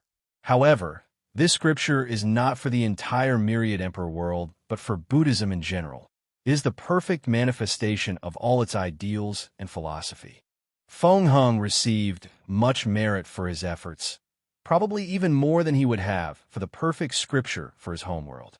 Over the past 10,000 years, Buddhism has spread to every corner of this world community, overshadowing Taoism or other religions, cults, or schools of thought. And that's despite Wang Wei's restrictions not to shove religion on people and Feng Hung's desire not to repeat the old mistakes. In other communities, the seed of Buddhism already planted by Wang Wei and Feng Hung has not improved much, but they have preserved their strength, waiting for the opportune time. Many things at home are about to be settled, muttered Wang Wei. That's a good thing for the upcoming outward expansion. He looked in the distance, his eyes focused on a tiny, small 1,000 worlds. His mother was finishing the last few enlightening temples before her ascension to immortality. Nothing should go wrong, but I cannot help but worry, thought Wang Wei. As he waited patiently for the day, he received news from Miscellaneous One and returned to the sect. Which one did you finish? Asked Wang Wei. The Immortal Key Array, replied Miscellaneous One as he showed him the final result of his hard work. Like you wanted, immortal venerables can link their mansions to the array, and it will help them cultivate. I also added tears as you recommended. Wang Wei nodded. Since he instructed the creation of these things, the situation has changed, so he needed a different approach. The Tao opening sect was too powerful, so they did not need the appearance of any immortal sovereigns. That's why, even if they have enough ki to cultivate one, they never use it and leave it for future emergencies. This thing came at the perfect time, commented Wang Wei. He knew there might be a backlash because he would not expand his court into other world communities. Many of these people were already preparing for war, wanting to fight for their benefit. However, the array is the perfect incentive to replace the court positions these people would have acquired for the expansion. You did a great job, praised Wang Wei before leaving the sect with the array. He first secretly set up the main array in the Myriad Emperor world before establishing interconnected branches in all worlds in the community. His array Tao, which had now reached over 10, made it easier to do so. And this approach drastically strengthened the overall power of this formation. Once Wang Wei finished, he did not announce the news to anyone as he waited for the next court meeting to give the news. Chapter 1056 Family Celebration 1056 Family Celebration. Wang Wei did not have to wait long as a few months later. His mother secretly visited him. Her time was ready, and she was stressed about the upcoming event. Wang Wei reassured her by preaching existence to her, and this approach immensely helped Yin feel more confident. Then, the day finally arrived. While Yin prepared in the Yu clan, Wang Wei, Wang Tian, and Wang Chong watched everything from a screen in the court. Do you think she will be okay? Asked Wang Tian, walking back and forth to the point his father became annoyed and smacked him in the back of his head to stop. According to the old man, his jittering made him more nervous, so he had to stop. Wang Wei, who was trying to keep himself from laughing, said with difficulty, "She's fine. After all, don't you know who she gave birth to? Are you praising her or yourself?" Asked Wang Tian, rolling his eyes. Of course, her. Wang Wei was not lying, as he was born with an immense destiny and the tremendous karmic weight that comes with it. The fact she survived his birth is a miracle, and also due to the support of the Tao opening sect's luck and destiny. But her survival is a testament to her talent, ability, and potential. Wang Tian exhaled. The atmosphere in the room allowed him to calm down. He knew his wife's capabilities, especially after finding herself and her ambitions. So, he decided there was no need to panic, and he only needed to trust her. The time for the ceremony arrived, and Yu Yan began. She called upon heaven and earth respectfully before summarizing her accomplishment of bringing balance between mortals and cultivators. She emphasized how peaceful the world has become because of her actions. The eye of heavenly Tao manifested and judged her actions. Then, after she offered the required merit, the latter lowered a heaven will to her. Muttered Wang Wei. What is it? Is something wrong? Asked Wang Tian, but his son did not answer. Instead, a powerful and mysterious aura emanated from his body. Nothing? Said Wang Wei. No, I would not have this weird feeling if it were nothing. He no longer hesitated and swallowed an illusionary pill, raising his strength to the Empyrean tier. Found you. little rat, said Wang Wei with a sneer before making a crabbing motion. In his palm were two potent souls condensed into crystals. Intruders? Asked Wang Chong. Yes. Do you know who? She, replied Wang Wei, who recognized the strange power that was protecting these people from his detection. He waited for the perfect time to strike. He sneered with a terrifying killing intent that made the room freeze. What are you going to do? Wang Wei crushed these souls after getting the information he wanted. I already planned to attack him and the Commerce Hub after the expansion to the Martial Hegemony world. The plan won't change. Despite his anger, he knew not to act out of emotions, so he soon calmed down. However, if the Spirit Genesis sect had a small chance of surviving his wrath before, they no longer had this opportunity. Wang Wei focused on his mother. As soon as she absorbed the heaven will, he felt relieved as she knew she was now under true heavenly Taoist protection. Now, he only had to wait for the final result. He watched with bated breath as the first flower appeared around his mother, indicating she met the first requirement of 20 grand Tao source. Soon afterward, she condensed her Tao will, and the second flower materialized. Come on, honey. We're more than halfway done, commented Wang Tian as he looked with excitement. He knew the last one was the real hurdle and the one that mattered the most. Then, after what felt like an eternity, the four of them watched the third flower condense, followed by a grand vision surrounding the entire world. Wang Wei sighed in relief. His eyes saw the truth. If he had not put up that stupid play for true heavenly Tao, his mother's chances of becoming an eternal would have been drastically lowered. Life is truly like a game, and you must know the rules and play if you want to reach the top, thought Wang Wei. There were many things in the cultivation world he was not happy with, for example, the raising goo method of the Emperor Path. However, he lives by the philosophy that he has to play the game and follow the rules until he can become a rule maker. Otherwise, if he tries to be special and break the rules while weak, the only fate awaiting him is one worse than death. Let's go see her, said Wang Tian, not hiding his excitement. No, it's not over yet, said Wang Wei, and he was correct. I am Yu Yin, daughter of Yu Yong and Yun Zhaojun. Today, I have proven the Tao and taken on the title of Eternal Darkness Empress. I'm also the first sage of merit of this blessed era. As soon as she finished these words, something anomalous occurred. Her vision began to spread throughout the lower realm, and her voice echoed throughout most of the lower dimension. A golden figure of Yu Yin appeared above heaven and earth, and most people in the entire dimension saw the figure. All cultivators instantly knew that a sage of merit was born. This was her golden body of merit.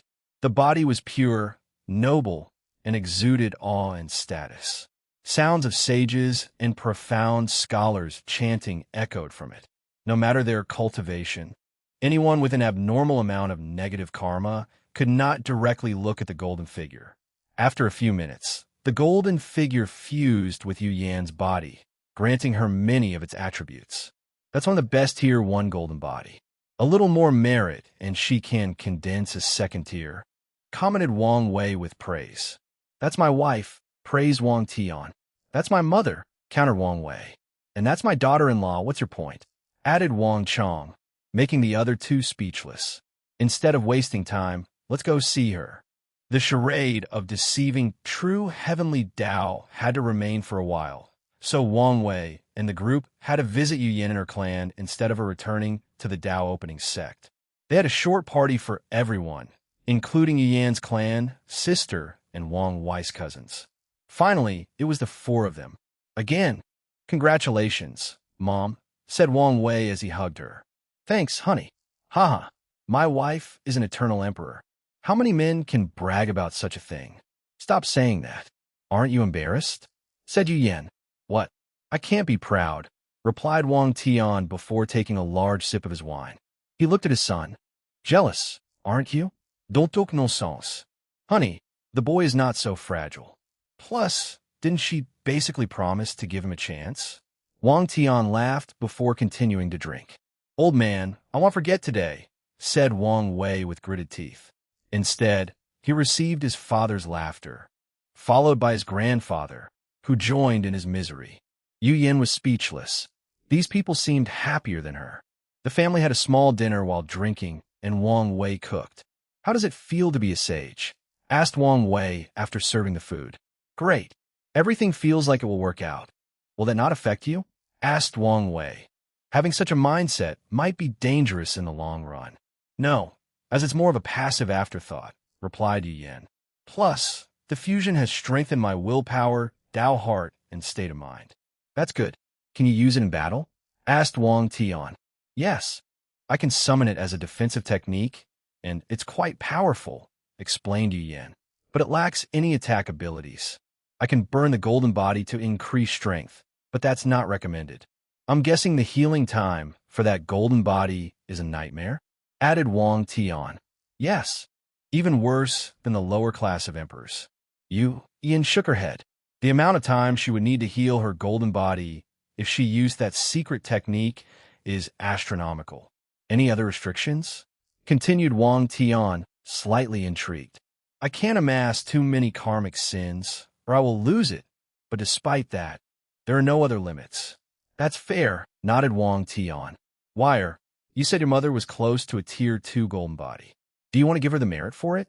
"I was about to bring that up," nodded Wang Wei. "What do you think?" "No need," replied Yu Yin. "I have a plan." "Do tell." "I've been thinking about how to make our turn in the heavenly court after Wire. And I think I have an idea," said Yu Yin before explaining her plan. "I had a similar idea, just for swordsmen," added Wang Tian with shining eyes. He looked at his son. "What do you think?" "Both those ideas are worthy of patents," replied Wang Wei. "However, Mom, you should do everything possible to prepare the Yu clan to hold this patent." "I will." Chapter 1057 Battle of Darkness. 1057 Battle of Darkness. The Tao opening sect will not allow anything to happen to the Yu clan, but they still need to be able to hold their weight. Additionally, after their departure, something like this patent was enough to cause a fallout between these two factions, so Wang Wei wanted to be prepared. "Now I feel left out," said Wang Chong. These people were planning their reign as heavenly emperor, which made him realize he might be the only non-heavenly emperor in the family. And even if he becomes one, who knows how long in the future. Wang Tian placed his hands on his father's shoulder and gave him more drinks. "Drown your sorrow with the wine." Wang Chong wanted to beat his son. What kind of weird method of reassurance was this? "What? Can't hold your liquor, old man?" Wang Chong saw the veins popping on his forehead. "Okay, let's see who can't drink." "That's more like it," said Wang Tian. "Come on, son. Let's compete." "I'm good," replied Wang Wei while giving him hints with his eyes. Today was about his mother. If these idiots get too drunk, who knows what they will do and say and possibly ruin things. Sadly, they were already too drunk to notice or realize. "You're boring," said Wang Tian before drinking with his father. Wang Wei looked at his mother. "I will stop them in time. Don't worry about it. Let them enjoy themselves. After all, you will only share your secret staff without reservation on such rare occasions." Yu Yin did not mind, as she also enjoyed her drinks at a more moderate pace. "It's been a while since we got together and truly relaxed," she continued. "We have been so busy with our lives and goals. I miss the old days." "I do too," nodded Wang Wei. "When do you think we will truly have peace and tranquility?" asked Yu Yin. "Probably after truly reaching beyond the pinnacle of this universe," replied Wang Wei. "But even then, we might have different troubles." "A sad truth, but a truth nonetheless," sighed Yu Yin. "I sense you're a little sad. Is it because we can't go back to the past?" "That's not it," replied Yu Yin. "I miss my mother and father. I always dreamt they would see the day I became an emperor. It's unfortunate." "I can help you see them," said Wang Wei. "I can summon a projection from the river of time, a projection from the time before their death. Or better yet, I can find their reincarnation and help them recuperate their past self-memories." Yu Yin thought for a few seconds. Forget it. Life is never perfect, so he'll accept the fact they will never see the current me. "Well, it's your choice," replied Wang Wei, who was slightly glad he would not have to see that bastard Yong. No matter how long has passed, he will never forget him for taking away his grandmother. "It's been so long. Haven't you forgotten and forgiven? Asked Yu Yan. Never, replied Wang Wei calmly. I've never seen this petty side of you. It's there but rarely comes out, replied Wang Wei, and Yu Yan could only shake her head. They changed the topic until a few minutes later, Wang Chong stumbled in their direction. Boy, how is the preparation for my battle going? I found a 9 sons emperor, but that's all I know so far, replied Wang Wei. The talisman he gave Yang Guowei indicated he had found his father, but no more information could be sent given the distance between them. Until the next exchange with the rebellion. You won't know much. So it's near, slurred Wang Chong. It seems I need to step up my training. He walked away to continue drinking. The party continued for a few days, and Wang Tian and Wang Chong drank so much that they lost their vision for more than a week afterward. When the party finished, Yu Yin sent a challenge to Ao Shun, even before preaching to the world. Void battlefield. The proud dragon appeared in this empty, all-white space. He looked at the woman opposite him and said, Your Majesty, and am giving you that level of respect simply because of your son. Do you want to use me as a stepping stone? You're overthinking things, Yu Yin replied calmly. We have the same Tao, so I thought our first battle would be best against each other. I think it would be a great learning experience. Don't you think so? Ao Shun looked intently at her before his brow finally relaxed. You have a point. Then let's begin. He immediately activated his awakening, which took the form of black dragon-theme armor around his body. His strength increased by 3, followed by 2 of his Tao will, 5 for will manifestation, 2 for his flesh, and 3 for a source technique for his chaos bloodline. His proving Tao artifact had not been refined yet, and his soul was still ordinary, so this was the extent of his power. Yu Yin followed in his footsteps. Her awakening manifested as 2 pairs of dark wings floating behind her. However, the boost she received was only 2, and her Tao was also 2, while manifestation was 3, the fleshly body was another 3, and 5 for proving Tao artifact. Her son gave her all the resources needed for an ultimate artifact. As Yu Yin felt the power coursing through her veins, she was satisfied, especially knowing she still had tremendous room for growth. She must still refine a Darkness Emperor soul and cultivate the force control skill to the highest level. Once she accomplishes these 2 things, her strength will rise another 2-fold, not to mention the growth of her fleshy body, Tao will, and will manifestation. Let's begin, said Yu Yin. World of darkness, a pure, raw, and untainted blackness soon replaced the power of void in this infinite battlefield. Affecting my senses with darkness? Aren't you underestimating me too much?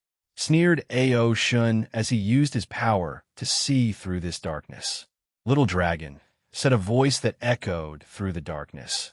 It seemed to originate simultaneously everywhere and at one specific point. The darkness is merely a passing point in your life. Your true passion and desire is chaos.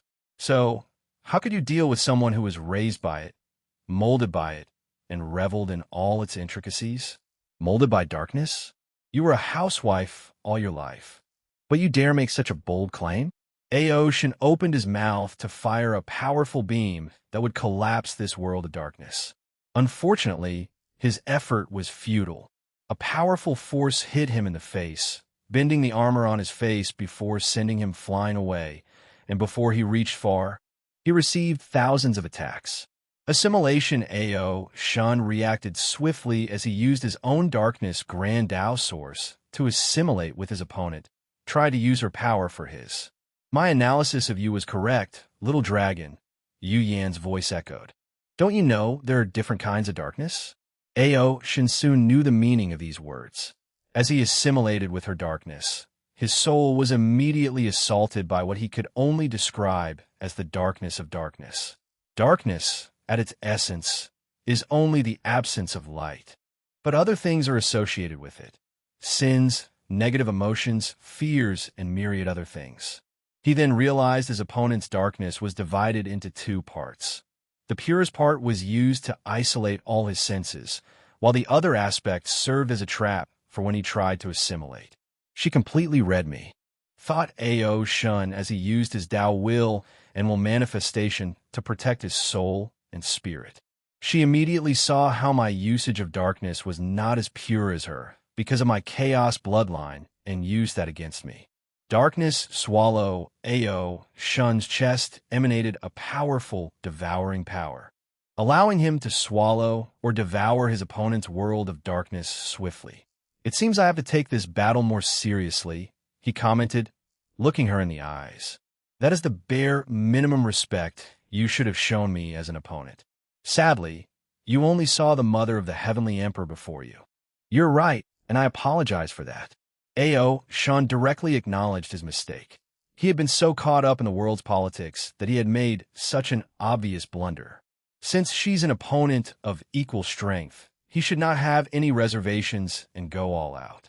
Without hesitation, he transformed into a colossal dragon covered in black armor. "Now, I can use all my strength," he declared boldly. "You're not the only one with a noble bloodline," rebutted Yu Yin before activating her pseudo-human fiend god bloodline. "Still needs to reach 11th revolution." And her body grew to the same size as Ao Shun, along with tattoos on her right arms that resembled tribal markings. "This fight might be more interesting than I originally thought," commented Ao Shun. "I feel the same."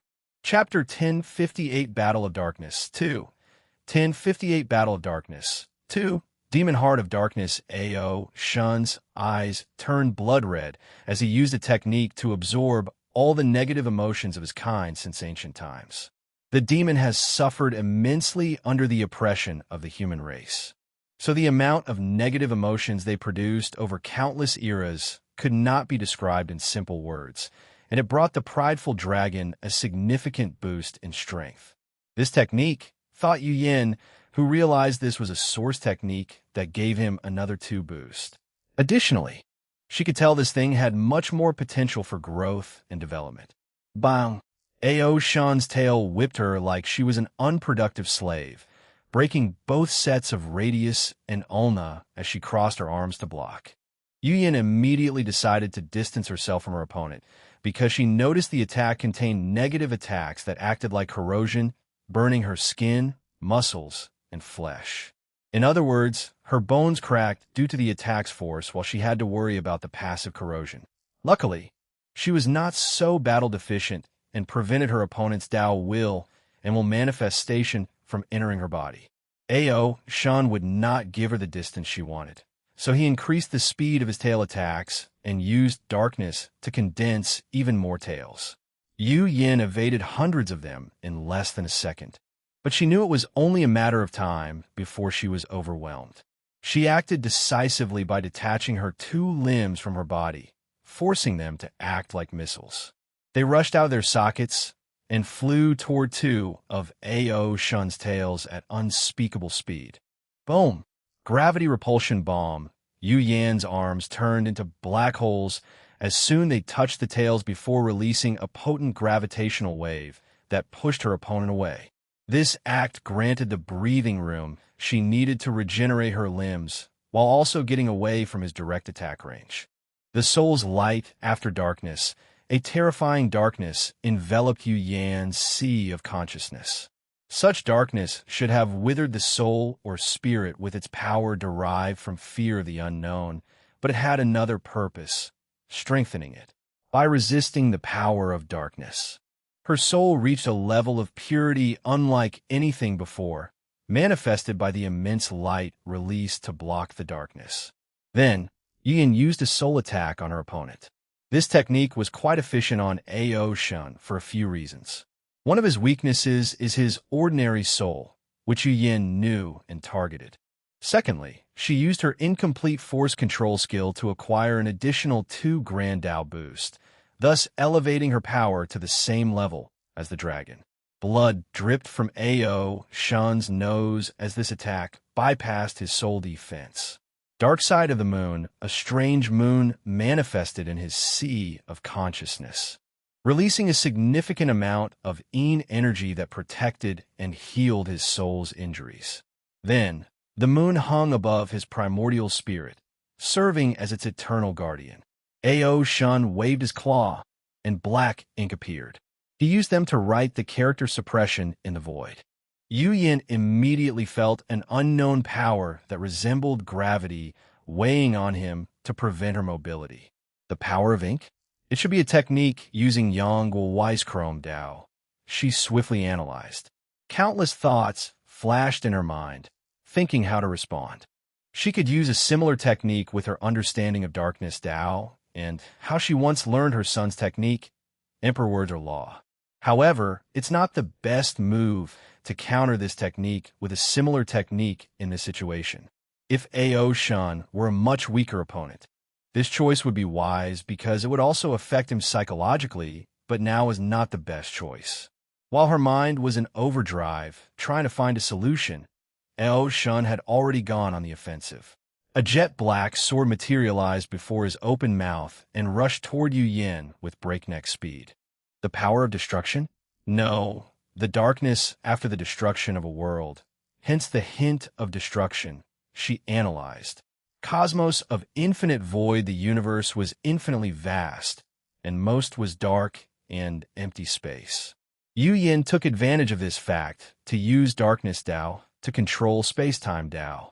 She created an infinite cosmos before, so this sword of destruction would have to navigate the infinite space before it could reach her. She also applied this technique to suppression ink technique.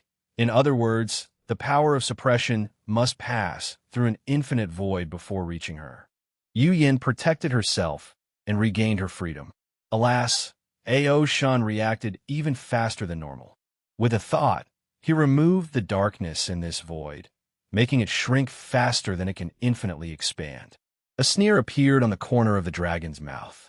He had seen Wang Wei and Di Tian's fight in the dream world and fought against him. One of his defensive techniques was the same, but using Space Dao. Ao Shun had prepared how to deal with it, so Yu Yin did not stand a chance. Blind spot, the human retina, has a spot where the optic nerves connect, and this area contains no light-sensitive cells, meaning no one can see. This area is called a blind spot, and humans do not see a black spot in their vision because of the brain's ability to guess or make up what is there. Ao Shun's attack was based on this fact. Once he uses this technique, even extra senses, i.e., divine sense, will be useful. Push! 3 black spheres appeared out of nowhere and impaled Yu Yin. She never saw them coming. Her battle instinct made her body move independently, evading more of them. Her battle experience is higher than I originally gave her credit for, thought Ao Shun, knowing that her movement cannot be learned or acquired without years of battle experience. He knew his opponent was smart by the intricate plan of her first attack, but intelligence was different from battle IQ and experience. Ao Shun continued his attack, but did not do as much damage as he had anticipated. His technique was not so easily dealt with, even if his opponent was a master of darkness. He included Soul Spirit Dao from his Chaos bloodline in it. 2 more spears barrado Yu Yan's defense before she realized using pure darkness was not enough to break this technique. Illumination, she raised her hand to manifest an intense light that dispersed any darkness-based technique in her surroundings. A light sub-Dao? Given your family, I should have expected as such, commented Ao Shun. However, I'm still surprised. I thought you would be the kind that focuses on the purity of darkness and would never be associated with light Dao. How can I understand the essence of darkness without profound knowledge of its antithesis? Replied Yu Yin. She was not one of those swordsmen enamored with the idea of purity. So, light has always been one of her sub-Dao, especially since her goal has always been to combine light and darkness Dao to establish the best foundation for the Yu clan. The essence of darkness, huh? How about we see which of our darkness is the best? Fine by me. I'll shang immediately acted.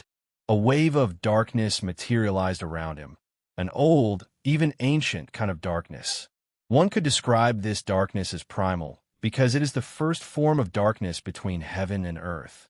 When primordial chaos had first formed and was slowly transitioning from a state of nothingness to a state of matter and energy, this was the form of darkness that existed. It could be argued as the first color that ever existed in the universe. Yu Yin did not want to be outdone as she released her darkness. It was not as ancient as her opponent, but it had its characteristics, eternal or everlasting. Before the universe materialized, darkness was prescient, and when it eventually ends, darkness will still exist. Darkness is eternal. The two different types of darkness clashed, turning the void battlefield into a black and white world. If this battle had occurred outside, the myriad Emperor world would have been plunged into an incomprehensible darkness, scaring all sentient beings. The clash ended with Ao Shun returning to his human shape and Yu Yin floating in the void with a pale face. "You won," she said. "That may be so, but your darkness still trumps mine," replied Ao Shun. He was the final victor because of his strength, but the essence of his darkness was not on par with hers. It's understandable since, as she said, his heart was in his chaos bloodline. "A win is a win," said Yu Yin with a smile. She thanked him for the fight before disappearing. "Heavenly Court, what do you think?" asked Yu Yin. "It was a great fight," replied Wang Wei. "No need to sugarcoat it. Tell me the truth. Your battle experience is shoddy compared to the top genius of my generation," replied Wang Wei directly, not mincing his words. Chapter 1059 Next Batch. 1059 Next Batch. Is it that bad? Asked Yu Yin. "You didn't see it because this was not a life and death battle," continued Wang Wei. "Otherwise, Ao Shun would have mistreated you even with the same strength. Of course, you wouldn't die with the golden body, but it would be a different story without it." Yu Yin was silent. She expected she would not be on par with the geniuses of this extraordinary generation. After all, she never participated in her Heavenwell battle and spent most of her time as a non-combatant. But she never thought the difference would be so vast. "How do you feel?" asked Wang Wei. "Sad, despite expecting this outcome," replied Yu Yin. "I never expected how much my role as a mother and housewife would affect me." She had a wry smile as she repeated Ao Shun's derivative comment. "Regret it? No, I never regretted loving my family.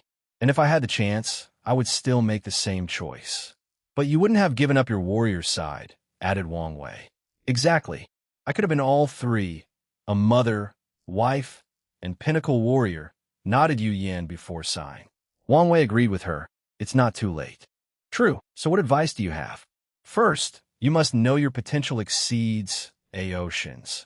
"Yes, but only because I'm your mother." "And what's wrong with that?" rebutted Wang Wei.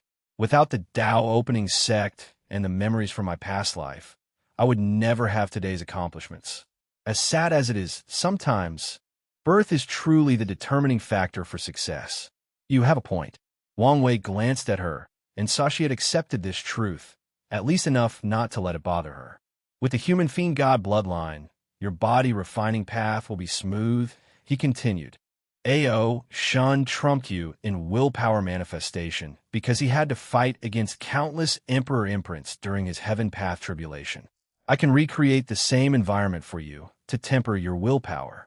You can slowly train your Tao will until the 5 boost level, but the process is slow and tedious. It's best to wait until you re-establish your foundation to 9 extremity, and you will naturally reach that level. You have the blueprint for the best possible Darkness Emperor soul, and only need a rare material to speed up the process and ensure no issue. Lastly, it's the issue of battle IQ and experience." Wang Wei paused briefly. "You can use Li Jun's Battle Dream technique. It will be like you were using the Battle Tower every day without stopping. This should be enough to raise your battle experience to a higher level, but that's not enough. You also need the drive, ambition, and killing instinct of a top heaven chosen. I will also create a world for you to train." "A world like your father?" "Im intrigued. Tell me more." "It will be designed for you to constantly fight and kill, starting from a mortal and through every cultivation stage. I will create top talents for you to fight. However, be warned that your memories will be modified to instill a sense of urgency. Knowing this is a training world and cannot die will affect the training process." "I'm fine with that," nodded Yu Yin. "Will I have to restart cultivating or slowly awakening the strength I have now?" "Reawakening," replied Wang Wei. "The objective is for you to be able to utilize your current strength beyond its limits, like a top heaven chosen. That makes sense. Yu Yan's eyes twinkled. Do you want to start now? Or are you busy? I will start immediately. However, I recommend raising your battle experience before using this world. Otherwise, I doubt you will survive the later stages. Yu Yan accepted his advice. She chatted briefly before leaving. Her husband saw the fight and wanted to reassure her that one defeat meant nothing. She appreciated the sentiment, but was not affected after the chat with her son. Wang Tian felt relieved his wife was not bothered, so he asked her to spend a few years of romance together. Yu Yan's mind was on her training, so she only agreed to a week, much to Wang Tian's chagrin. Meanwhile, Wang Wei did not waste time and immediately started creating the world for his mother. He designed the thing like a video game with difficulty. With all the Emperor imprints he gathered for the battle tower, it was relatively easy to recreate the young version of many great emperors throughout history. So, in the most difficult setting of this world, his mother will have to fight against talents on the level of the absolute beginning emperor Wu Hong, his father, himself, and many geniuses of his generation. Of course, he limited the power ceiling as the purpose was to train his mother's battle experience and IQ. The process took a few days because he wanted to be as meticulous as possible. Then, with a wave of his hand, the new world, inside a shining orb, teleported to his mother. Next, let's get busy, muttered Wang Wei. His next destination was the swallowing zone to check on the Genesis fruit. After nourishing it with the dream power gathered from an entire world community, the changes to the fruit were visible to the naked eye. Wang Wei was now convinced that once he spread the dream world to all 3,800 world communities, he should be able to gather enough energy to almost ripen this fruit. And if he considered the few immortal sovereigns he would feed it, there should be no problem to ripen it. His next destination was the Nether Hell. Wang Wei would often check on Old Man Nether and reinforce the seal. He did not want any trouble with his forbidden place until he was ready. After returning to the court, he sent invitations to different places across the endless void. Soon after, a portal opened before him, and a projection of wrath walked with many neo-devils behind her, including gluttony and a few members of the 7 sins that survived the cleanup. Wang Wei was surprised as he thought she would not want these close friends, brothers, and sisters to be entangled in such dangerous affairs. Are you sure our identity won't be an issue? Asked Wrath. Don't worry. If I don't want to accept you, I've already planned a backup to reimburse you. Wrath looked at him in the eyes. I'm trusting you with my family. Do you understand this? I do, and I won't let you down. Good. Wrath soon left after a few more words, and Wang Wei put these people away. A few minutes later, more great emperor projections appeared, with people following them. Soon, Tong Ruobing and Mu Lei, Ji Lanfang, Shi Qian, Shi Shangyan, and the Demon Suppression Emperor appeared. They had a long meeting to introduce everybody since they were in an alliance. They discussed many things, including trading between their worlds and communities, and set up rules for their military alliance. Once the meeting ended, most people dispersed. Ji Lanfang stayed because he wanted to see his friend, Wang Tian.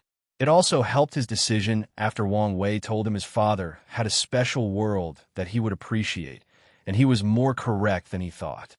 After meeting Wang Tian, Ji Lanfang also entered the swordsmanship world and did not want to leave. Luckily, he was a projection, or the people from his sect would have thought their heavenly emperor was abducted. Shi Shangyan briefly chatted with Wang Wei afterward, only telling him he sent her family the news. But there's been no response as of yet. The Demon Suppression Emperor asked for a tour of the myriad emperor world, and Wang Wei obliged. Shi Qian said she had something important to discuss, but said she could wait until he had all his affairs in order, so she became a temporary guest in the court. Wang Wei summoned Wang Qi with the next batch of people to be trafficked to the upper dimension. Then, a few days later, Wang Qi returned with the resources in hand. There were no issues with the devil race. No, they didn't even ask, replied Wang Qi, and Wang Wei pondered. There were 2 reasons for this response. Firstly, the upper dimension is not as prejudiced against the devil race, where their history has long been forgotten or erased after the rise of these parasites. Maybe a combination of the two. He dismissed Wang Qi before checking the resources. As expected, he commented, according to his agreement with these people, the resource exchange is based on the talent of the individuals sent. After a preliminary analysis of the batch's talent, they will calculate what to send. Then, there will be additional rewards based on their performance after absorbing the heaven will. Last time, he sent the best of the best, so the reward was exceptional. After these people descended, they sent him the bonus, which was exceptional as everyone became Eternals. But this batch, the preliminary talent, could not compare to the former. Luckily, Wang Wei had made up for it with numbers. After putting things away, he took out something else. Chapter 1060 New Branch 1060 New Branch. Wang Wei had a bright smile as he read Wu Hong's letter. The content was simple. He only thanked her for the advice, and she replied that it was no problem. However, he cared more about the gesture's intent than the content. He carefully placed it away in the protected area of his space. He wouldn't write another letter for a while, as he understood that haste makes waste. His plan for courting her again was not to initially be too intense and let nature take its course. Wang Wei summoned Shirkian in the garden. You said you wanted to talk with me. I need a favor, Shirkian said, and am prepared to pay for it. Go ahead, nodded Wang Wei as he served her tea. As you may have already known, my father is one of the people I send to my group. Found his reincarnation? Yes, nodded Shirkian. I took this opportunity to strip him of his immortal essence, so he could have a chance with the Emperor path. Wise move. The problem is my mother, continued Shirkian. I also want her to change path. Wang Wei frowned. If you want me to help you strip her of her immortal essence, that's beyond my ability. Without experiencing reincarnation, the other paths cannot change to the Emperor paths. This is one of the absolute rules of heaven and earth. That's why the transitioning method would not work for insurgents of the Tao, Immortal, and God path. It won't even work for Dong Lifen's Fortune Dynasty path. No, I know that's impossible, said Shirkian, waving her arms. I've convinced her to reincarnate, but we're both worried. I was wondering if you could help me accelerate her reincarnation. Accelerate? How fast? If possible, I want her to be born in the next 10,000 years. Wang Wei frowned as he sipped his tea. Although I have the ability, I'm afraid I cannot help you. Why? Asked Shirkian swiftly. If you're worried about the remuneration, we can discuss a fair price. Wang Wei shook his head. That's not the issue. I simply do not want to interfere in Samsara's affairs to such an extent. Just for this? Wang Wei sighed. You simply do not know the terrifying secrets involved. If you did, you would be prudent like me. He also wanted to accelerate his grandfather's reincarnation so the family would be together. But the best he is willing to do is to bless him with ample luck so that he has no issue in his reincarnation and that he is reincarnated in Wang clan. Besides that, he did not interfere too much in the process. Shirkian pondered briefly before sighing. She knew Wang Wei was a reasonable person, so he must have his reason for rejecting her. Is there anything you can do? I can allow her memories to return early and ensure she is born in the light race, but that's about it. That's fine, she nodded. I know people can reincarnate with a powerful artifact from their previous life to protect them. Do you know how? Wang Wei pointed at her forehead and sent the information she wanted directly into her mind. Thank you. As for compensation, I will. No need, said Wang Wei. Consider it a favor from a friend. One day, if I'm in need, you can come to return it. Shirkian paused before cupping her hands to salute. I will. Wang Wei watched Shirkian leave and prepare for his next meeting. However, before he even took a step, he felt something. He looked in the direction of the Western continent. Buddhism's Kiluk. Did something happen? The power of fate flashed in his eyes, and he saw the source of this change. Them? Wang Wei saw a distant world. And it was the place of origin of the two barbarian brothers and sisters from the Deception trial.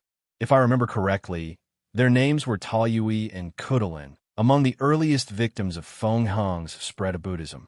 He previously thought these brothers and sisters would eventually remove the influence Buddhism had on them, but he was only partially correct. The sister Kudalin did so, and she eventually proved the Tao and became an eternal emperor.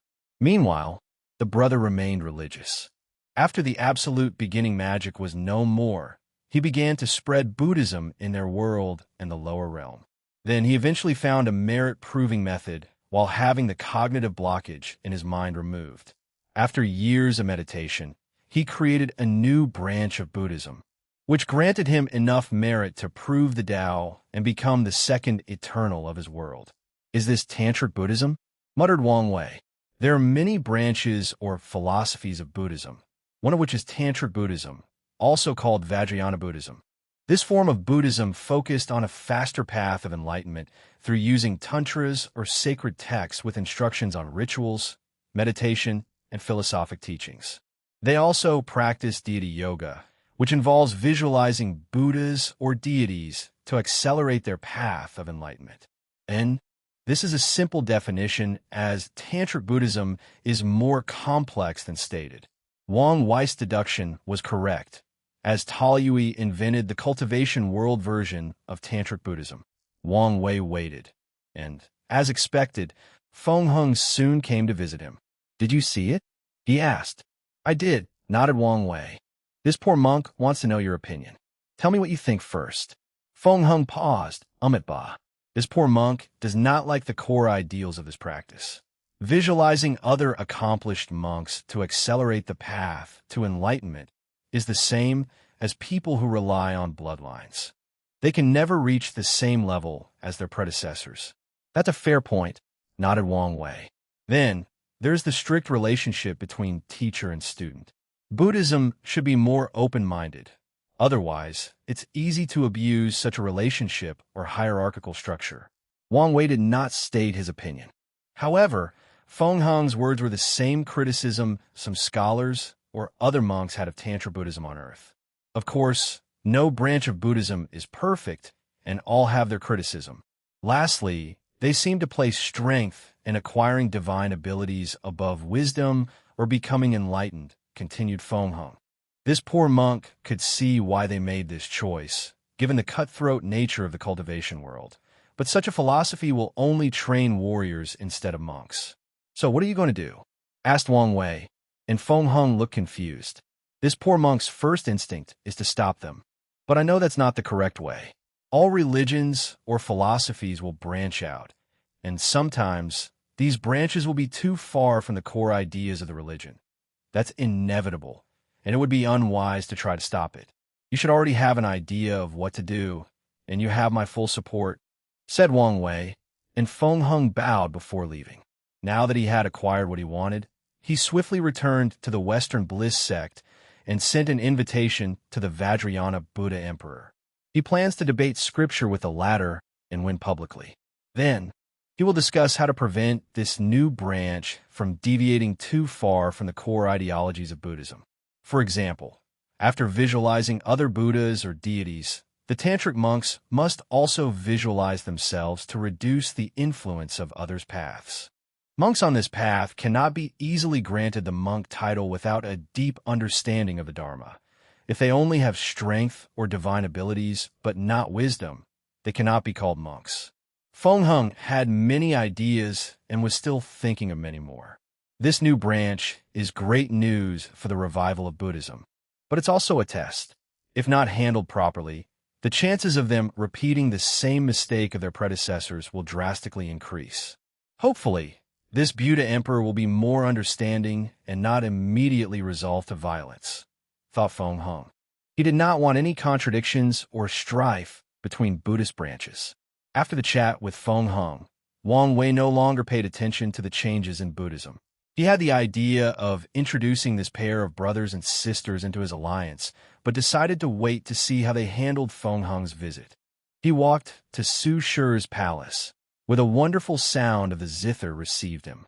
"Still think it was unfortunate you did not major in the zither or sound Tao," he said as he walked inside.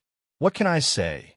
Fate chose a different path for me," she replied with a gentle smile, and Wang Wei scoffed at these words. "Is it time?" asked Su Shi. "Yes." She nodded. "As I said previously, don't expect much. The martial hegemony world will not accept outside influence in the world. even a peaceful or cooperative one. I recommend expanding to another world. I know, but I must try, replied Wang Wei. Plus, the people want war, and I might as well give them one. Susha looked at him, but did not say any more. She was already prepared and did not waste time to leave. Chapter 1061 Ambassador 1061 Ambassador Heavenly Court. While Wang Wei waited for news from Su Shi, he decided to read the cultivation system of the martial hegemony world for the who knows how many times. A world's cultivation system often reflects many things, and he wanted to see if he could be inspired to find a better solution for dealing with that world. The first step, as in most systems, was body tempering. The martial artists in this world began their cultivation journey by tempering their bodies and increasing their blood qi. The process was nothing exceptional, at least a Wang Wei standard. The second realm was the inner strength realm, a form of qi that evolved from blood qi after combining it with the spiritual qi between heaven and earth and the meridians in the human body. The second realm had 3 stages: qi refining, meridian strengthening, and acupoints opening. Inner strength was a relatively weak qi, but its overall potency can be increased through purification, and strengthening the meridians and opening acupoints did so. The third realm is the inner core, and it was a realm similar to the origin system, where the qi used in this system was condensed into a core to increase its purity and potency. There is a high chance that Qin was inspired by this cultivation system, given that the martial hegemony world was the closest world community to the myriad emperor world, and he should have traveled there. The fourth realm is the life realm. Martial artists convert the energy in their inner core into pure life energy. A martial artist's overall physical stats drastically increase as vitality increases, especially their regenerative abilities. The fifth realm is the death realm.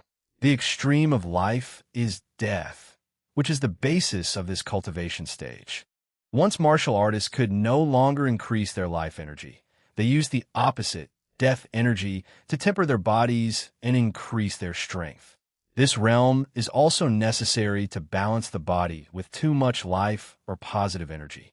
Additionally, people in this world also have some death-related ability because of the death energy. The sixth realm is the nirvana realm, or the life and death realm. Martial artists will use the constant evolution of life and death energy to break the limit of their bodies. This realm is very dangerous and must be traversed with extreme care. It's also the realm that best demonstrates a person's talent and foundation, displayed by the number of nirvana a heaven-chosen survived. The seventh realm is the martial realm. A martial artist must create his or her own martial art or train a previous one to a high enough level that his or her soul, spirit, and will sublimate to a higher level. The martial will manifest as a rune in their sea of consciousness. Some talented individuals will also be granted a heaven martial art, a created martial art that is so wonderful and perfect that heavenly Tao will bless it to make it unique and more powerful. The martial rune will turn golden as a sign that someone has a heaven martial art. Wang Wei noted that this realm is what makes this system unique or competitive to the best systems in the endless void. In just one realm, cultivators must condense their soul, temper their Tao heart. Without sufficient level, it's impossible to condense a martial will and begin to get involved with willpower. Martial artists in this system will find it easier to manifest their willpower because of this cultivation stage. The eighth realm is the enlightenment realm, a fancy way of saying the law comprehension realm. With their martial will, martial artists now have access to the laws of heaven and earth and can comprehend and wield them. Heaven martial arts will become even more powerful once they are fused with the power of law. The ninth realm is the golden body realm. This realm has changed over the history of the martial hegemony world. Previously, martial artists would use the laws of heaven and earth to baptize their bodies and elevate them to a higher level. However, this realm was eventually changed after knowing this would block their way to the true power Tao realm. The golden body realm now involves taking one martial art that a cultivator feels embodies themselves, their spirit, goals, and ambitions, and combining it with the laws of heaven and earth to manifest that martial art into reality. In other words, it's another version of the Dharma body. The golden body has 5 divisions: brass, copper, iron, silver, and gold. Iron is the minimum requirement to hold the heaven will. Martial artists in this system can fuse with the golden body to become quasi-emperors. Using the rotation of life, yin, and death, yang, to temper the body, it would probably help to add it to the training regiment, muttered Wang Wei. Martial hegemony world. After leaving the court, Su Shi visited the academy briefly before heading in her direction. With a few steps, she crossed the separation between world communities and arrived at her destination. Su Shi pondered the best approach as she looked over this world that shared much of her rise and history. As a sign of respect, she decided not to barge in directly, but released her aura and waited. Not long afterward, 3 individuals showed up, 2 men and 1 woman. The man in the middle was thin with long arms, a scar on his neck, and wearing blue. On his right was a middle-aged woman in black tight-fitting martial clothes. She was extremely fit as her arms were toned and muscular. She wore iron gloves. The one on the left was a young man with one of those sinister faces or smiles and a saber hanging on his waist. It did not help that he was wearing deep greens that reminded people of poison. 1 eternal and 2 immortal sovereigns, thought Su Shi, who knew of this information since Wang Wei did not want her to go in blind and she had her own information system. As such, she knew these people had only recently appeared, which was most likely the result of the balance mechanism. Her eyes focused on the thin man in the middle. Dulax Qian Hung, long time no see. It's you, said the thin man as he instinctively touched the scar on his neck. Although it took him a moment to recognize her, since she never appeared without a face cover, he would never forget that voice or the temperament of the woman who scarred his body and gave him the greatest humiliation in his life. Qian Hung's eyes went red momentarily before he said with gritted teeth, "Why are you here? Why the hostility? You can't still be bitter about your defeat. I am not prideful enough not to let one defeat regulate my life," said Qian Hung. "But you come to our world, take our heaven's will, and abandon your status as a citizen without hesitation. Do you think you would still be welcome?" "That's fair," sighed Su Shi. She told Wang Wei this would happen. Unfortunately, only she and Ao Shun have any connection to the martial hegemony world, and the dragon only has terrible memories from there and refuses the offer to be the ambassador. "Why are you here?" asked Qian Hung, trying very hard to regulate his emotions and control himself. "I came on behalf of the myriad emperor world's heavenly court. I need to discuss." Su Shi had not even finished her words when Qian Hung summoned his proving Tao Artifact 2 axes. His golden body was based on an axe-wielding martial art he created, so he used the axe part as his proving Tao artifact. Without hesitation, he appeared before her and slashed down. The sheer power of his attack split the endless void full of chaotic space-time energy.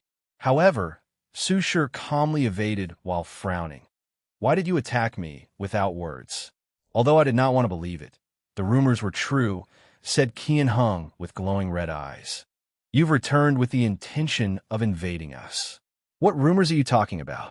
"So, your first instinct is not to refute the claim, but to want to find the source," sneered the female immortal sovereign, known as Lightning Fist. "There's no need to say all these words with a foreigner. So, let's just cut her up into pieces," added the snake saber immortal sovereign, licking his saber while looking at Su Shi with dangerous eyes. "I'm just trying to prevent any contradictions. Can you look me in the eyes and tell me you're not here to invade?" asked Qian Hung, and Su Shi paused. "Depends on how you respond to my message." "I knew it," yelled Qian Hung before attacking again. Su Shi calmly evaded while explaining, "Listen to my words first." "No need. All of you invaders are the same," countered Qian Hung, relentless in his attack. Sadly, he and Su Shi seemed to have an obvious speed disparity. "Come together," he ordered, and the others joined the fight. Chapter 1062, Reasonable Stubbornness, 1062 reasonable stubbornness, Lightning Fist gathered all her immortal ki and converted them into lightning and thunder that surrounded her hands. Then, with unparalleled speed, she rushed towards Su Shi and punched her 1,000,000,000 times in less than an attosecond. Meanwhile, the Void-Time Empress calmly evaded these punches without a single piece of perspiration on her forehead, looking as elegant as always. Additionally, Su Shi raised her 2 fingers and, with a swift motion, blocked Qian Heng's axe, pushing him 12 meters away. Snake Saber perfectly times his attack. According to his calculations, Su Shi should not have had time to respond, as her focus and strength were on someone else. So, his eyes glowed with excitement as he envisioned the beautiful sight of his saber cutting through her beautiful flesh. Sadly for him, his saber passed through her as if she had never existed. He then remembered that this woman controlled a powerful law: time. He clicked his tongue before retreating to the back. His way of fighting involved fighting his opponent's flaw and attacking at the perfect opportunity. "You should understand that this battle is pointless," said Su Shi, her voice calm yet powerful. "So, why don't you listen to my words before fighting? It seems you've become even more arrogant since we last met," sneered Qian Heng. "I'm just showing you the vast difference between us," replied Su Shi, "and my power still pales in comparison to him. You can talk to me, but no one can resist once he descends." Qian Heng and the others frowned, but the axe-wielder's facial expression soon returned to his resolute self. "It doesn't matter who our enemy is. Our martial hegemony world has enough of foreign powers intervening in the sovereignty of our world. So, we will fight until the last one stands. Then you will all die as fools. Death is better than subjugation," countered Qian Heng as he raised his axes. "I prepared this technique for you. I hope you can block it." Space-time cleaving, he rushed toward him, and his long right arm swung the axe with such ease that it was as if it were made out of air. More importantly, the axe contained a unique momentum with the sole purpose of cleaving time itself into 2. Su Shi did not bat an eye. Over the past 10,000 years, her strength has reached the peak of the 4-fold battle realm and almost reached 5-fold. After years of study, she has also changed her battle style, incorporating her musical talent and aesthetic from her younger years. A string that resembled one from a gyukin materialized before her, but this thing was far from simple. In simple terms, it was not a string, but time itself manifested in the shape of a string. Clink! Qian Heng's axe hit the string, but nothing happened. He did not cleave time as he wished. The Axe Overlord Emperor, a title used because Dual Axe Emperor was already taken, facial expression contorted before releasing his second axe. His martial art and even law followed a unique principle. The second axe is always more powerful than the first one, unless he needs to use feint and prevent his enemy from reading his attacks. Clink! Qian Heng mobilized his Grand Dao source and all his boost for the second axe, and his effort was rewarded by bending the strings slightly due to the force of his attack. However, that was the extent of his attack. Impossible. Su Shi did not say a word. A string is naturally fragile, but there are ways to increase its tensile strength, like coiling it. So, she applied the same idea to this string of time. A regular string of time was enough for Qian Heng's 2-fold power, let alone this one. Lightning Fist did not give up.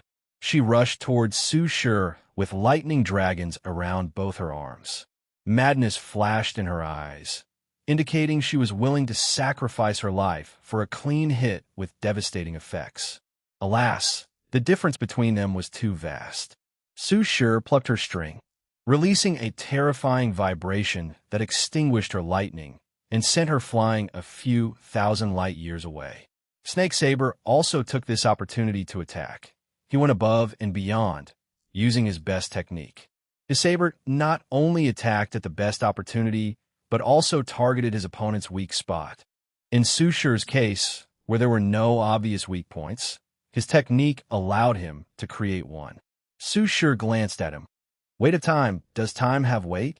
No, but in the hands of this empress, its fundamental laws can be twisted or weaved as she sees fit. So, she changed time itself to behave like physical objects with the proper density, mass, and weight, and had Snake Saber bear the brunt. The evil-looking young man was forced to kneel in the void as his face contorted harsher than a twister. In the end, he exploded his body and regenerated in the distance to get away from her. This technique. Do you understand now? Asked Su Shi. This is a losing fight. Why don't you listen to me first before we start fighting? Am I still breathing? Asked Qian Heng, and Su Shi did not answer. Then this fight is over. At this point, your stubbornness is annoying, Su Shi frowned. You see it as stubbornness, but we see it as fighting for our world's rights, for the people's voice, for the right to control our fate, no matter what it eventually becomes. No one will take your rights, countered Su Shi. I'm here more of a business opportunity. Before the celestial harmony world invaded us, they said they only wanted to spread Taoism. But what happened? They controlled us for an entire era, committing who knows how many tragedies, sneered Qian Heng. It seems I have to restrain you before you can talk. Su Si Sai, finally showing your conqueror mindset, sneered Lightning Fist, who had returned to her position. Su Shi was calm, and with one thought, all the chaotic space-time energy in the endless void became docile and available for her use. These martial artists became frightened as they realized the world around them had drastically slowed down, and they could not move no matter what they tried. With her hands behind her back, Su Shi slowly walked toward them, her step bouncing off the void, less than a meter from their faces. She pointed her jade-like fingers, and a rune appeared on their forehead, sealing all their strength and power. Without her control, they would have fallen off from the void as they lost their ability to fly. Now we can talk properly, uttered Su Shi. For starters, why don't you tell me where you heard the words, "We were going to invade your world"? I have nothing to say to you. Qian Heng, you should understand I have shown enough restraint, continued Su Shi. Otherwise, I could get the information from your soul, and there is nothing you can do to stop me. So, don't make things harder than they have to. You. Qian Heng looked at her with pure hatred. It's from the Commerce Hub, isn't it? Asked Su Shi. So what if it is? Don't you see they are using you as pawns? Of course I do. I'm not stupid, replied Qian Heng. After knowing the importance of the myriad emperor world, I knew many eyes would be on us because of our locations. However, this does not change the fact that their information was correct. For the last time, we're not here to invade. Then, why are you here? Have you heard of the Heavenly Court? Qian Heng frowned. I've heard some information, but the Commerce Hub seemed determined to limit the spread of this information. That's not normal since they don't want His Majesty to get more powerful through the patent fee, nodded Su Shi. Let me explain. She told them about the court and its setup, explaining that their world would not intervene in their court or hold any positions. However, they must work together to spread things like the mortal civilizations, Demon School, Dream World, and Enlightening Temple. These are just the obvious effects of our alliance. But there are more, finished Su Shi. Why do we need your help to do all these things? Asked Qian Heng. Because they are our ideas, our inventions, countered Su Shi. Fair point, nodded the Axe Overlord Emperor. Let me say in another way. Why should our world change? What if we want to preserve our way of life and our culture? Su Shi stopped herself from saying, because her ways were better and more developed. Don't you think about the benefit? I am indeed tempted. But I care more about preserving our martial way of life, especially after those Taoist priests tried to eradicate us. The world does not need rapid changes, but recuperation of our culture and ways. Qian Heng knew future emperors might feel differently and establish a heavenly court, but this path was not for him. It went against his ideals and beliefs of how the world needed to recuperate. Su Shi looked at him before looking at the other two. She saw the same convictions in those eyes, meaning it would be pointless to bypass Qian Heng. She sighed heavily. I admire your conviction. Sadly, His Majesty is determined to bring the lower dimension to the heavenly court era. Su Shi waved her hand to free them. Consider this a gift for granting me the opportunity to prove the Tao, she said, and as a last act of kindness, I want to participate in this upcoming war.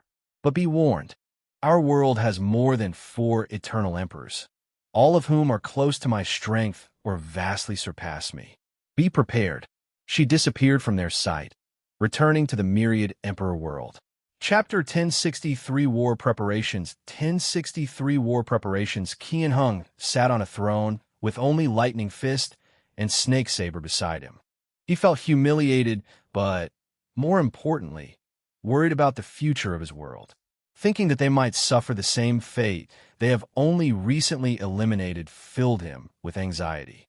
"What should we do?" asked Lightning Fist. Qian Hung groaned.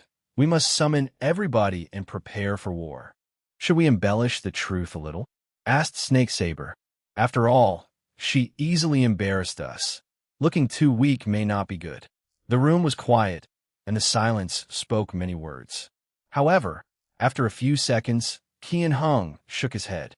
"As tempting as that is, we don't want our people to underestimate our enemies.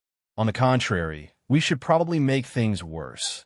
Instill fear to ensure they band together to face this upcoming threat. But too much fear might have an adverse effect," countered Lightning Fist. "Indeed," groaned Qian Hung. "If the people are too afraid,